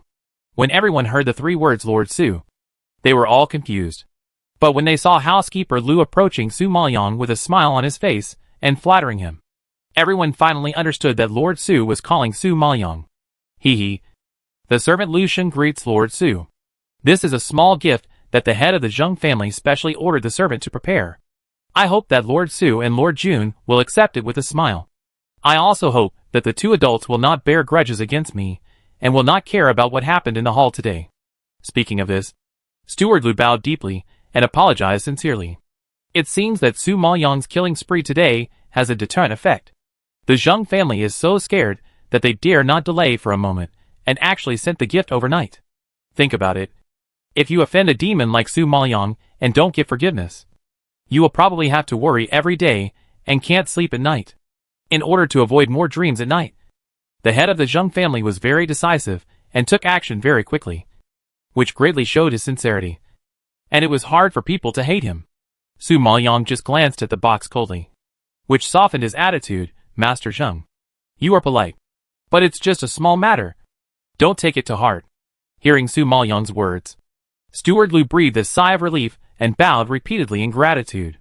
When everyone saw this, they gasped in shock, at a loss, like a clay sculpture or a wooden sculpture, completely stunned. Did they hear it wrong? The head of the Zheng family actually sent so many gifts to please Su Maoyang. Oh my god! What is going on? When did Su Maoyang become so powerful that even the people of the 5 major families had to kowtow and fawn on him? After all, the Jiami sect is a distance away from the imperial capital, and it is not aware of the major events that happened in the imperial capital today. Therefore, in everyone's eyes, Su Maoyang is just an outer disciple of low status. But now, he has received such courtesy from the 5 major families. How can it not be surprising? Fu Lanya couldn't accept it and widened her eyes, yelling, "Butler Lu, you are crazy. You actually went to please Su Liang. That bitch." Butler Lu turned around and growled with a sinister look, "Shut up. Master Su is the Dan Wang alchemist who owns the Storm Flame Lion. With such a noble status, you actually called her a bitch. You are really an ignorant fool." Hearing this, Fu Lanya was shocked and retorted at the top of her voice, "Butler Lu, you are wrong. The alchemist who owns the Storm Flame Lion is Master Jun Imo, not Su Liang. She is just a pariah from the southern Sui kingdom. You recognize the wrong person." Butler Lu suddenly looked at her with a sad and pitiful look, and then shook his head, feeling sorry for his young master. He never knew that the woman in front of him could be so stupid. He had really misjudged her before. He thought that although Fu Lanya was not of high status, at least her strength, appearance and brains were all excellent. But now it seems that Su Maoyang is Jun Imo. "You idiot!" Steward Lu cursed in a low voice. Fu Lanya was shocked as if struck by lightning. Her body was trembling. Her face was pale, and she looked at Su Maoyang with horror. "Jun Imo! You are Jun Imo!" The blow was too great. Fu Lanya was like a demon, muttering to herself, and her terrified eyes almost popped out. She could never have imagined that Master Jun, who was said to be so amazing and was wooed by the 5 major families, was Su Maoyang, whom she had always looked down upon.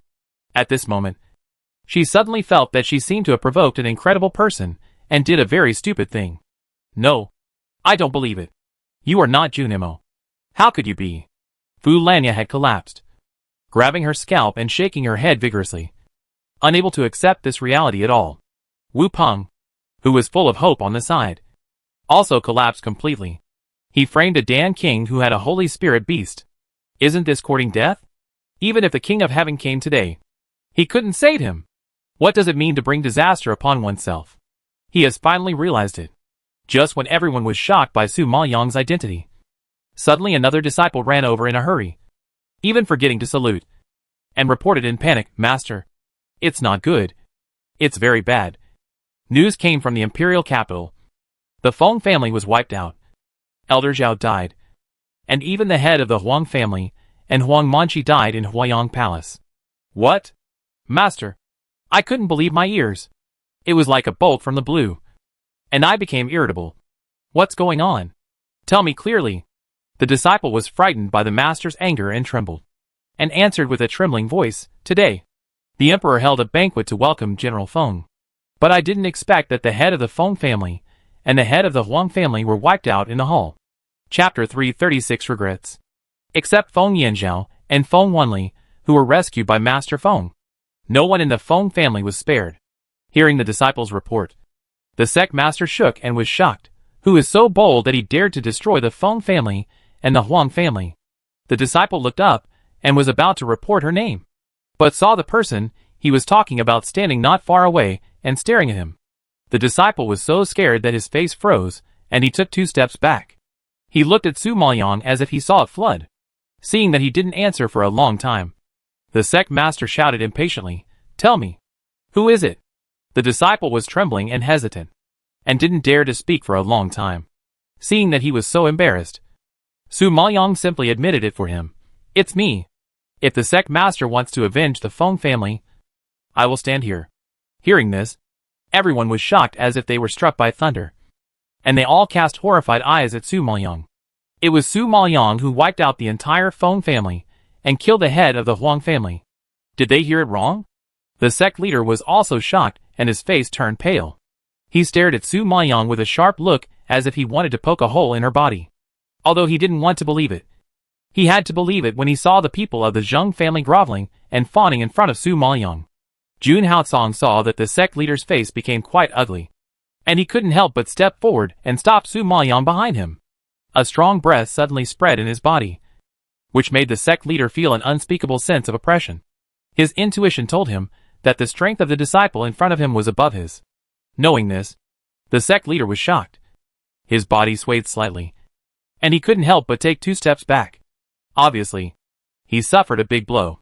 To be honest, he actually had some impression of this man. It is said that he was a disciple accepted by Elder Jin some time ago. Last time, Fu Lanya injured Su Mo Liang and violated the rules. He saw this man carrying Su Mo Liang in with his own eyes. He paid some attention to him at that time. He didn't expect that this man actually had such a strong strength. But he was low-key as an ordinary disciple. What was his intention? The master's brain had been running fast. Even if he was angry that Su Mo Liang had destroyed his disciple's family, he didn't dare to do it casually because of the man in front of him. Because he knew that he would definitely lose. If he did, he would be the next one to be destroyed. Realizing this, the master restrained his breath, suppressed his anger, and tried to calm himself down. My disciple is Feng Mo Hin, not the Feng family. How the Feng family has nothing to do with me. Su Mo Liang raised his eyebrows in surprise. He didn't expect that this master was still a smart man. He was a man who could bend and stretch.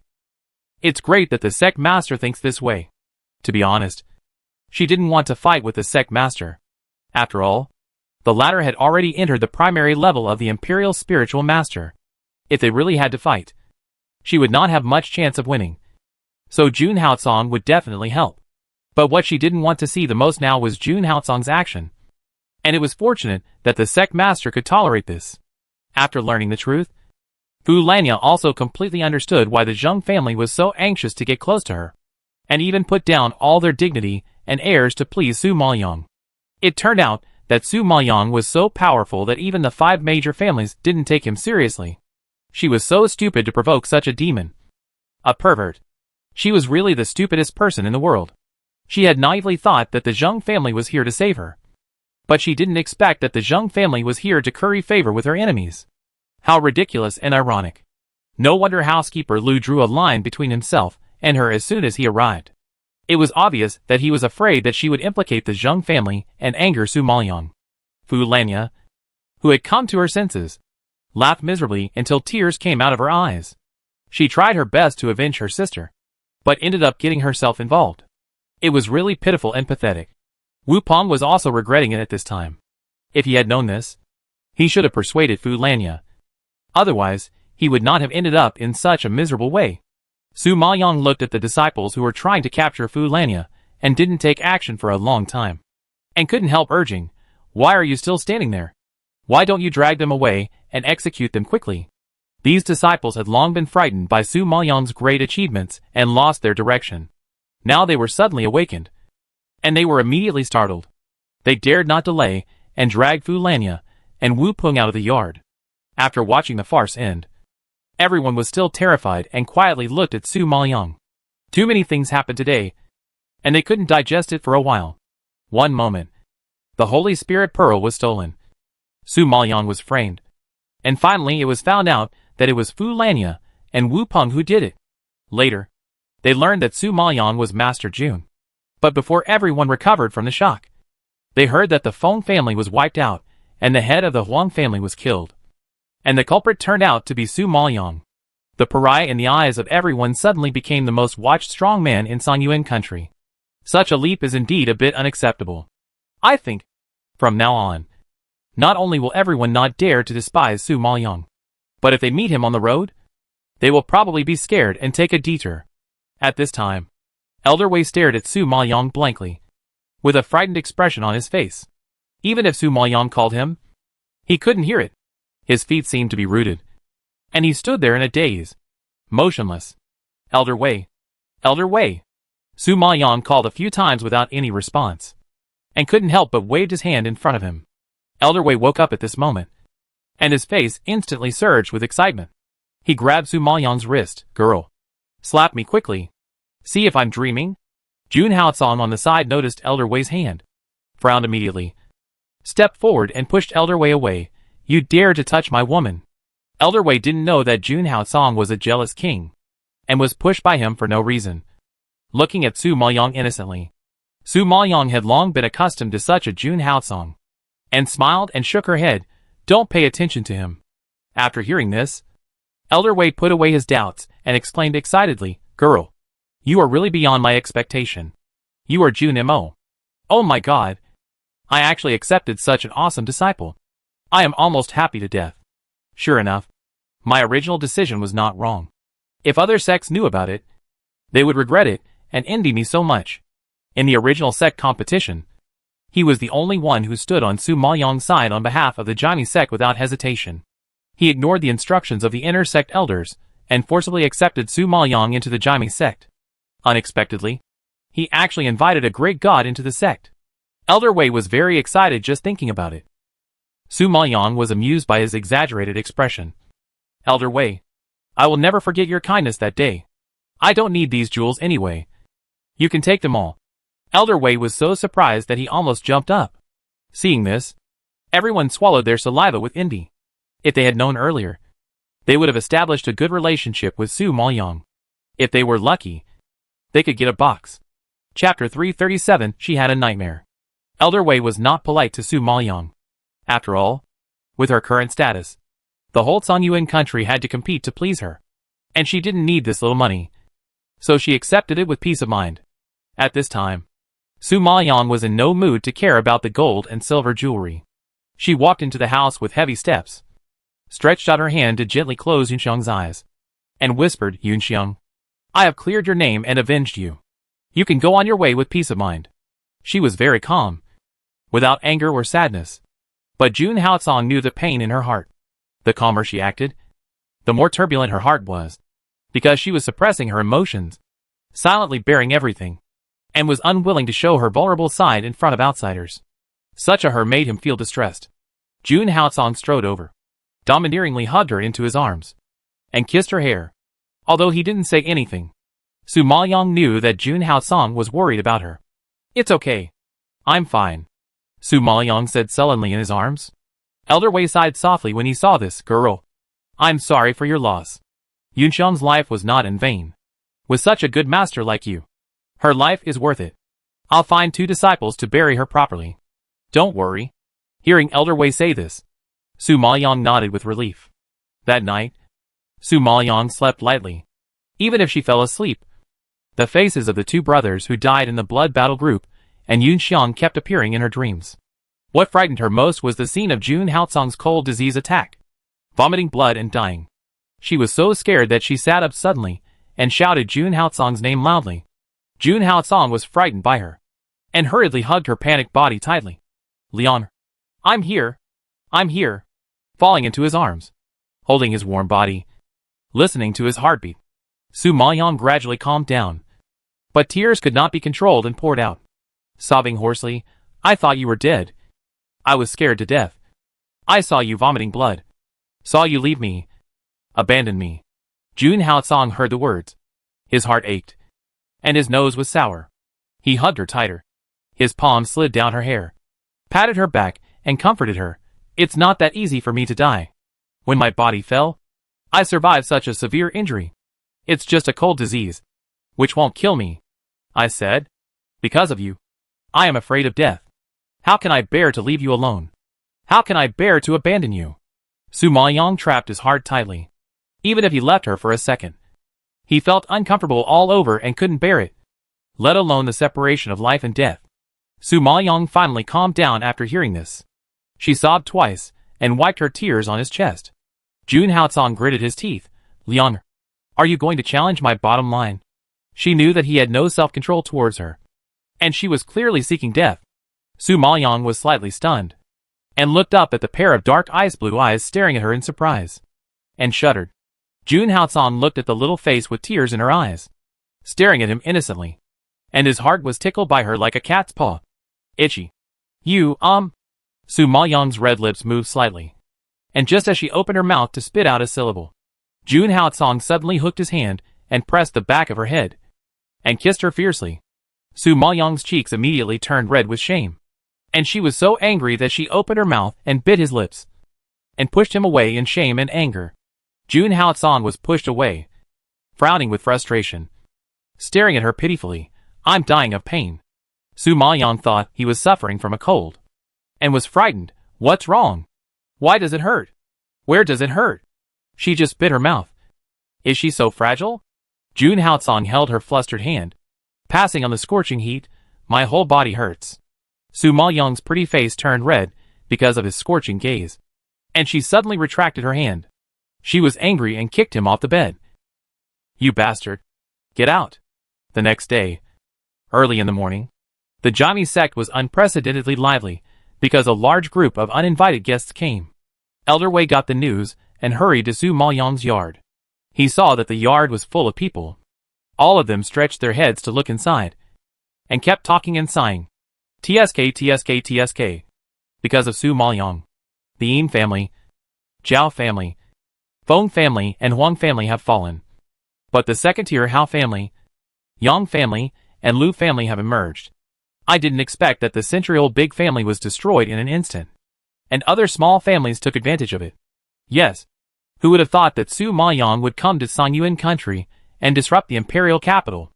All forces were reshuffled. And even the imperial power was in jeopardy. Speak softly. Don't let her hear you.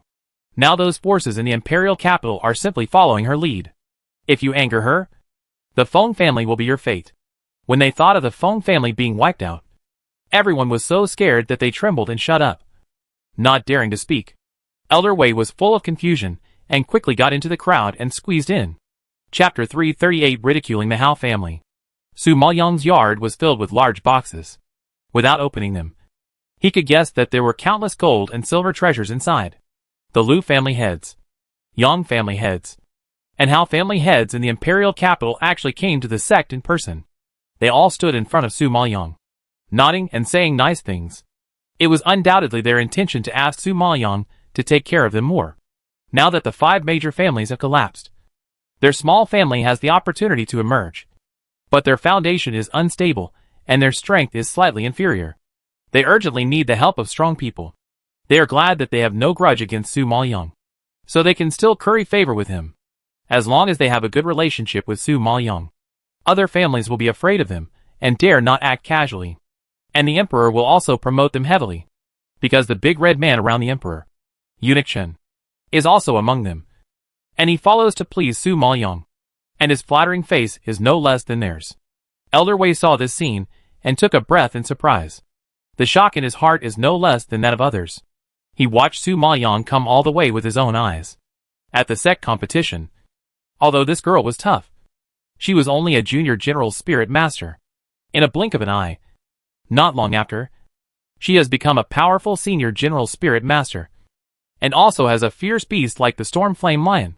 With a wave of her hand, she can decide the fate of senior mysterious spirit masters and affect the development of the imperial capital of Songyuan Kingdom.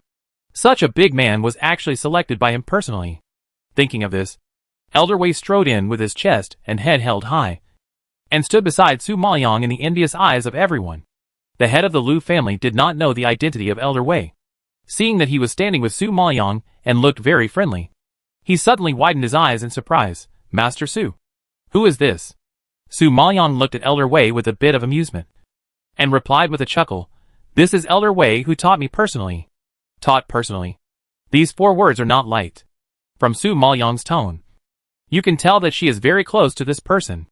Several family heads and Eunuch Chen heard this, and hurriedly bowed and saluted. Showing great respect, Wei Feng, an elder of the outer sect, had never received such courtesy before. And now, he was so happy that his mouth was about to burst with laughter. Although he had no ability in this life, he had a good eye. He had climbed up to such a big Buddha, and he would have a good life in the future. Seeing him happy, Su Maoyang was also in a good mood. She said to the head of the Lu family, the head of the Yang family and Eunuch Chen, I accept these gifts. I understand the intentions of the emperor and the 2 families. If you need Su's help in the future, Su will do his best. If she rejected their kindness, it would seem a bit unkind. So she simply nodded and accepted it. Su Maoyang's principle is that as long as it does not threaten his own interests, everything else is easy to talk about. When the head of the Lu family, the head of the Yang family, and the Eunuch Chen heard this, their uneasy mood was swept away, and they burst into laughter. And the atmosphere was very harmonious. The head of the Hao family, who was left aside, was a little anxious. Sir Su, look at these gifts of mine. The head of the Hao family pulled an awkward smile. pointed to the box beside him, and asked tentatively. Su Maoyong didn't even look at it, but stared at him coldly, and said lightly, Master Hao, you should carry these things back. I don't need them. Sir Su, this is a gift I specially prepared for you. I have carried it to the Jaime sect. There is no reason to carry it back. You even accepted their gifts. So it doesn't matter if you accept our Hao family's gifts as well. The head of the Hao family was a little confused. Su Maoyong was always friendly to others. Why was she so cold to him? Their Hao family had never offended her before. Su Maoyong raised her eyebrows, glanced at Hao Mei, who had been following behind the head of the Hao family, and had been silent and nervous, and said softly, I dare not accept your Hao family's things. What if one day the daughter of your family wrongly accused me of stealing your things and sarcastically said that I was not presentable? Then it would be a joke. Hearing this, the head of the Hao family immediately smelled something wrong, turned around and glared at Hao Mei, and shouted, What's going on? He didn't expect that he didn't offend Su Maoyong, but his daughter was behind him. Looking at Su Maoyong's attitude, he knew that there was a lot of grudges between her and Hao Mei. Ever since Hao Mei knew Su Maoyong's identity, she has been trembling with fear. Now she was scolded, and she was even more frightened and trembling all over. Hao Mei hesitated for a long time, and couldn't explain clearly. If her father knew what she had done to Su Maoyong before, she would definitely be beaten to death. When the head of the Hao family saw her like this, he guessed it without asking. He was immediately furious and roared, You bastard! Kneel down! Hao Mei's legs softened after being yelled at by him, and she knelt down immediately. Father, I was wrong. I was wrong. You should apologize to Lord Su. The head of the Hao family was so angry that he blew his beard and glared. He didn't expect to give birth to a useless thing.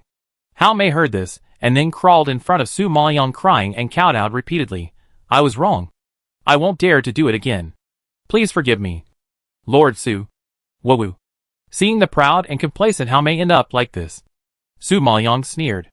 This person used to do all kinds of dirty things, which was really disgusting. She really didn't have the kindness to associate with him. Master Hao, why are you doing this? So many people are watching, and you asked your daughter to kneel and kowtow to me. Others thought I did something to her. Your face is not good, and mine is not good either. You know, this is the Jaime sect, not the imperial capital. You should leave this morning.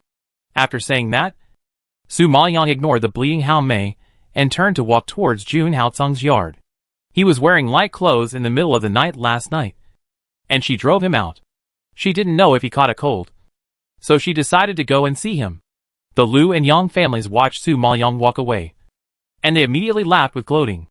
Master Hao, don't embarrass yourself here, and take your precious daughter back quickly. If you anger Lord Su, you will suffer in the future. Hearing the sarcasm of the Lu and Yang families, Master Hao was so angry that he kicked Hao Mei. Everything he had carefully prepared was ruined by this evil creature. Now that he has offended Su Maoyong, will their Hao family still have a foothold in the imperial capital? Thinking of this, Master Hao wanted to cut Hao Mei into pieces.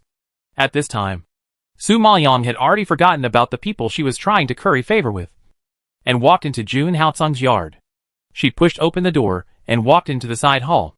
As soon as she opened the curtain, she saw a fair and strong naked body. The tight muscles, the sexy back curve, the perfect waist without a piece of loose flesh, and the tight and well-shaped buttocks were simply exciting. Chapter 339 War breaks out. Su Maoyong gasped in fear, immediately covered her eyes, and turned away. Why? You haven't seen it before. Why are you shy? Jun Haocong looked at her shy appearance, laughed softly. His voice was hoarse, and seemed a little ambiguous. Why are you always like this? You? Su Maoyong was so angry that he didn't know what to say. This is all your fault. You didn't help last night, and kicked me out. I was really uncomfortable, so I took a bath. Who knew you suddenly came in? I suspected that every time you knew I was taking a bath, so you deliberately chose this time to come in. Jun Haocong teased softly. Su Maoyong was angry and yelled, Bah! Who wants to peek at you taking a bath? You put on your clothes quickly. She was usually cold, and she would only blush and get angry in front of him when she was shy. But Jun Haocong damn liked her so lively and interesting, and his desire to tease her was even stronger. Okay, I'm dressed. Turn around. Jun Haocong chuckled. Su Maoyang heaved a sigh of relief when she heard that, and turned around. But Jun Haosong hadn't put on his clothes at all, and was still standing there naked. She was so angry that she turned back again, and yelled with hot cheeks, "Jun Haosong, you dare to lie to me." In fact, she had seen many naked men in the 21st century, but she didn't know why she was so embarrassed to dig a hole in Jun Haosong's perfect and impeccable figure. Maybe it's because she likes this man. When she didn't like Jun Haosong at the beginning, she could still be indifferent, and she even dared to pinch him below. But when she really liked this man, her shyness as a girl came out, and she seemed a little shy. Jun Haosong walked over slowly with a smile on his face, picked her up from behind, and threw her heavily on the bed. "You are so shy. What should we do on our wedding night? I think we should practice in advance." As he said this, Jun Haosong ignored Su Maoyang's objection and shamelessly pounced on her to kiss her. Su Maoyang's face was red enough to bleed, and she struggled hard for a few times. But Jun Haosong held her tightly, pressing heavily on her like black iron, and she couldn't push him away at all. There was really no way. She could only roll to the side. When the two rolled, the angle suddenly changed, and Jun Haosong was on the bottom, and Su Maoyang was on the top. Su Maoyang got the chance and immediately propped herself up and wanted to get up. But Jun Haosong held her tightly, making her unable to move. Now she was riding on Jun Haosong, unable to move or get down. Just like this, staring at each other. "So, you like this position? Then let's do it on the wedding night." Jun Haosong raised his eyebrows and said jokingly. Su Maoyang gritted his teeth in anger, and just as he was about to curse, a voice suddenly came from outside. "Master, is it?" Wang Feng walked into the side hall and shouted. But before he could say the last word, he was choked by the scene in front of him. He went to Su Maoyang's yard to look for someone, but didn't see her. He heard that she came to Jun Haosong's yard, so he came all the way here. But what did he see? Is it sure that it was his master? His master was riding on Jun Haosong's body in a domineering manner, and Jun Haosong under him was naked, looking like he was eaten up by her. The scene was too beautiful. He dared not look. You guys continue." Wang Feng was so shocked that his eyes opened wide. His face was stiff. He was stunned for a moment. Then he reacted immediately and turned around and walked out. He really didn't expect his master to be so tough, stripping Jun Haosong's clothes and riding on him. TSK. TSK. TSK. His master likes this.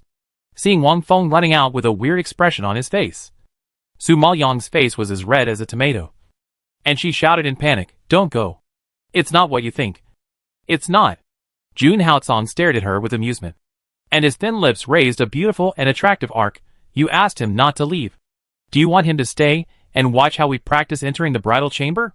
Su Maoyang looked at his happy and complacent expression, gnashed her teeth in anger, lowered her head, and bit his neck hard, then broke free from his restraints, jumped off the bed, and chased him out.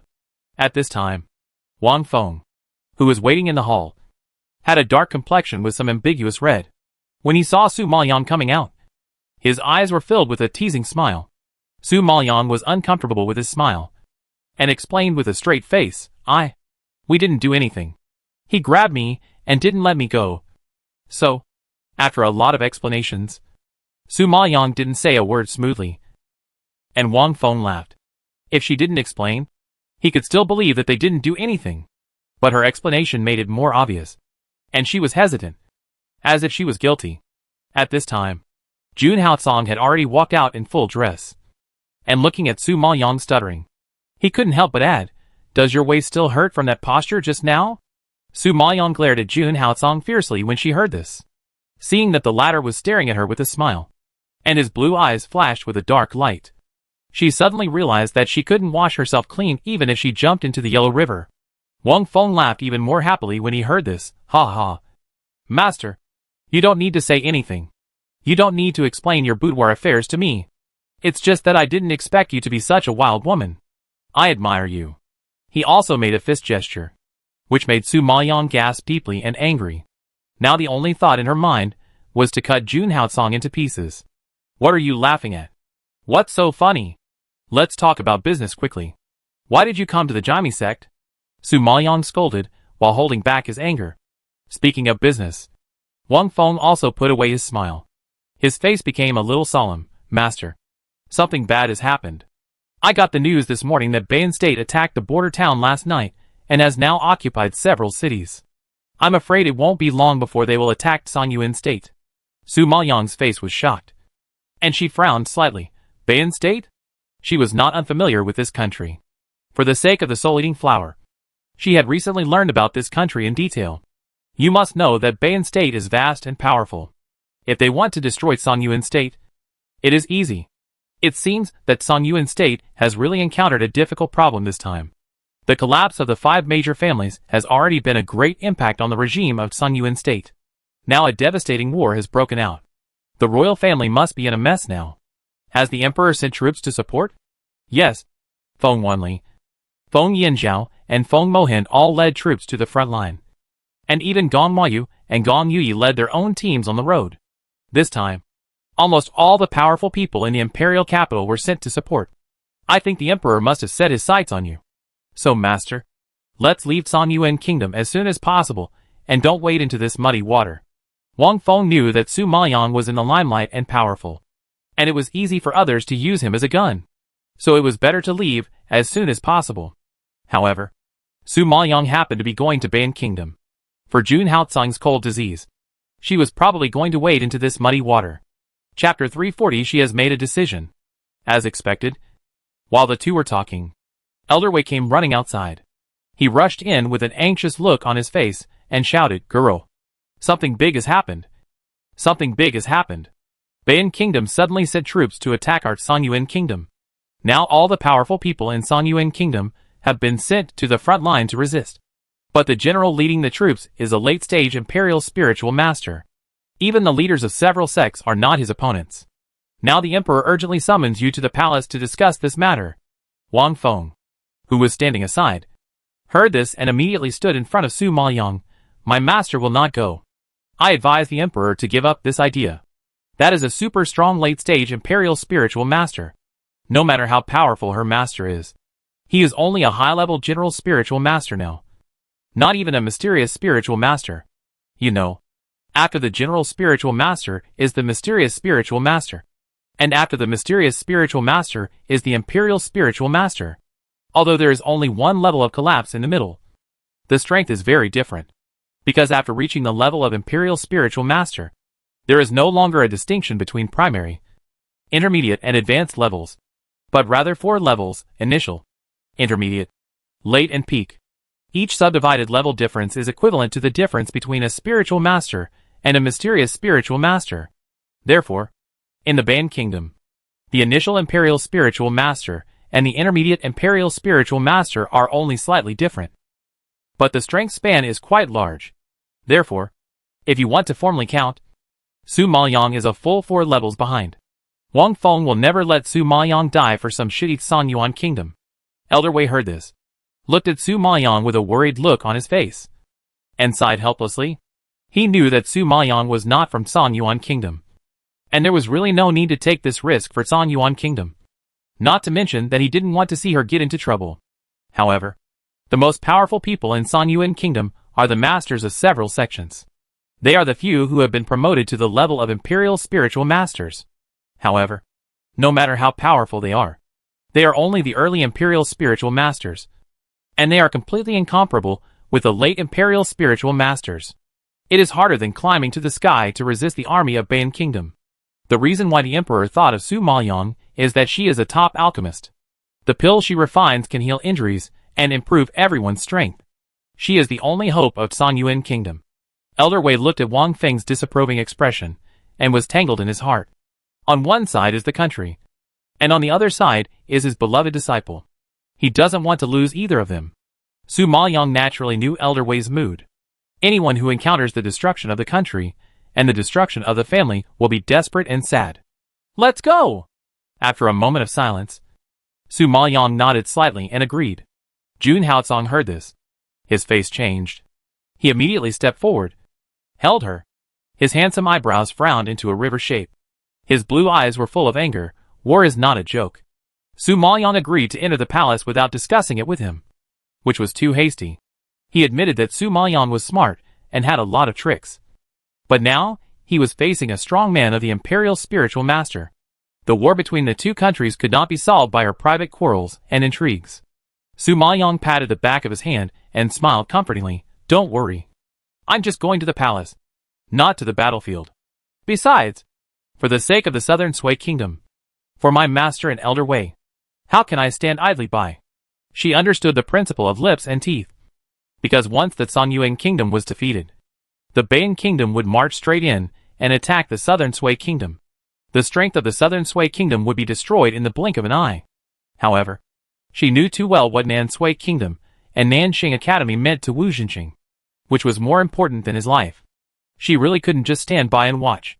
Seeing the determination in Su Maoyong's eyes, Jun Haocong felt a sour feeling in his heart, and his face was particularly ugly. Su Maoyong always fought for the people around her who were good to her.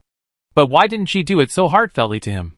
However, he didn't know that the main reason why Su Maoyong decided to go to the front line was not for Wu Zhenxing or Elder Wei, but to help him get the soul-devouring flower. His cold disease had become Su Maoyong's heart disease, and she had no time to delay. Taking advantage of this battle, she could legitimately go to the border of Baitsong, and then find the right opportunity to sneak into Beian Kingdom. In this way, Jun Haocong would not discover her purpose and would not stop her. So, this is a great opportunity. Looking at the hand that was tightly holding his arm and refused to let go, Su Maoyong laughed. I will be fine. Just like you can't let me go. And neither can I. Jun Haocong looked at the pair of affectionate black eyes. His heart softened, and he gently let her go. I'll wait for you. Yeah. Okay. Su Maoyong smiled, so bright that he dazzled his eyes. Then, she and Elder Wei walked out of the yard quickly, gradually fading out of his sight. For some reason, he looked at her back as she left, as if he had returned to the time when they escaped death and returned to the palace. He stood under the tree and watched her leave. It had been a long time since she left. Su Maoyong walked on the streets of the capital, and suddenly found that the streets that were once bustling with traffic were deserted, with only messy stalls on both sides, and vegetables and fruits scattered all over the ground. All the doors and windows of restaurants and shops were closed, and some people had even packed up and fled. However, if they really lost this battle, where could they escape to?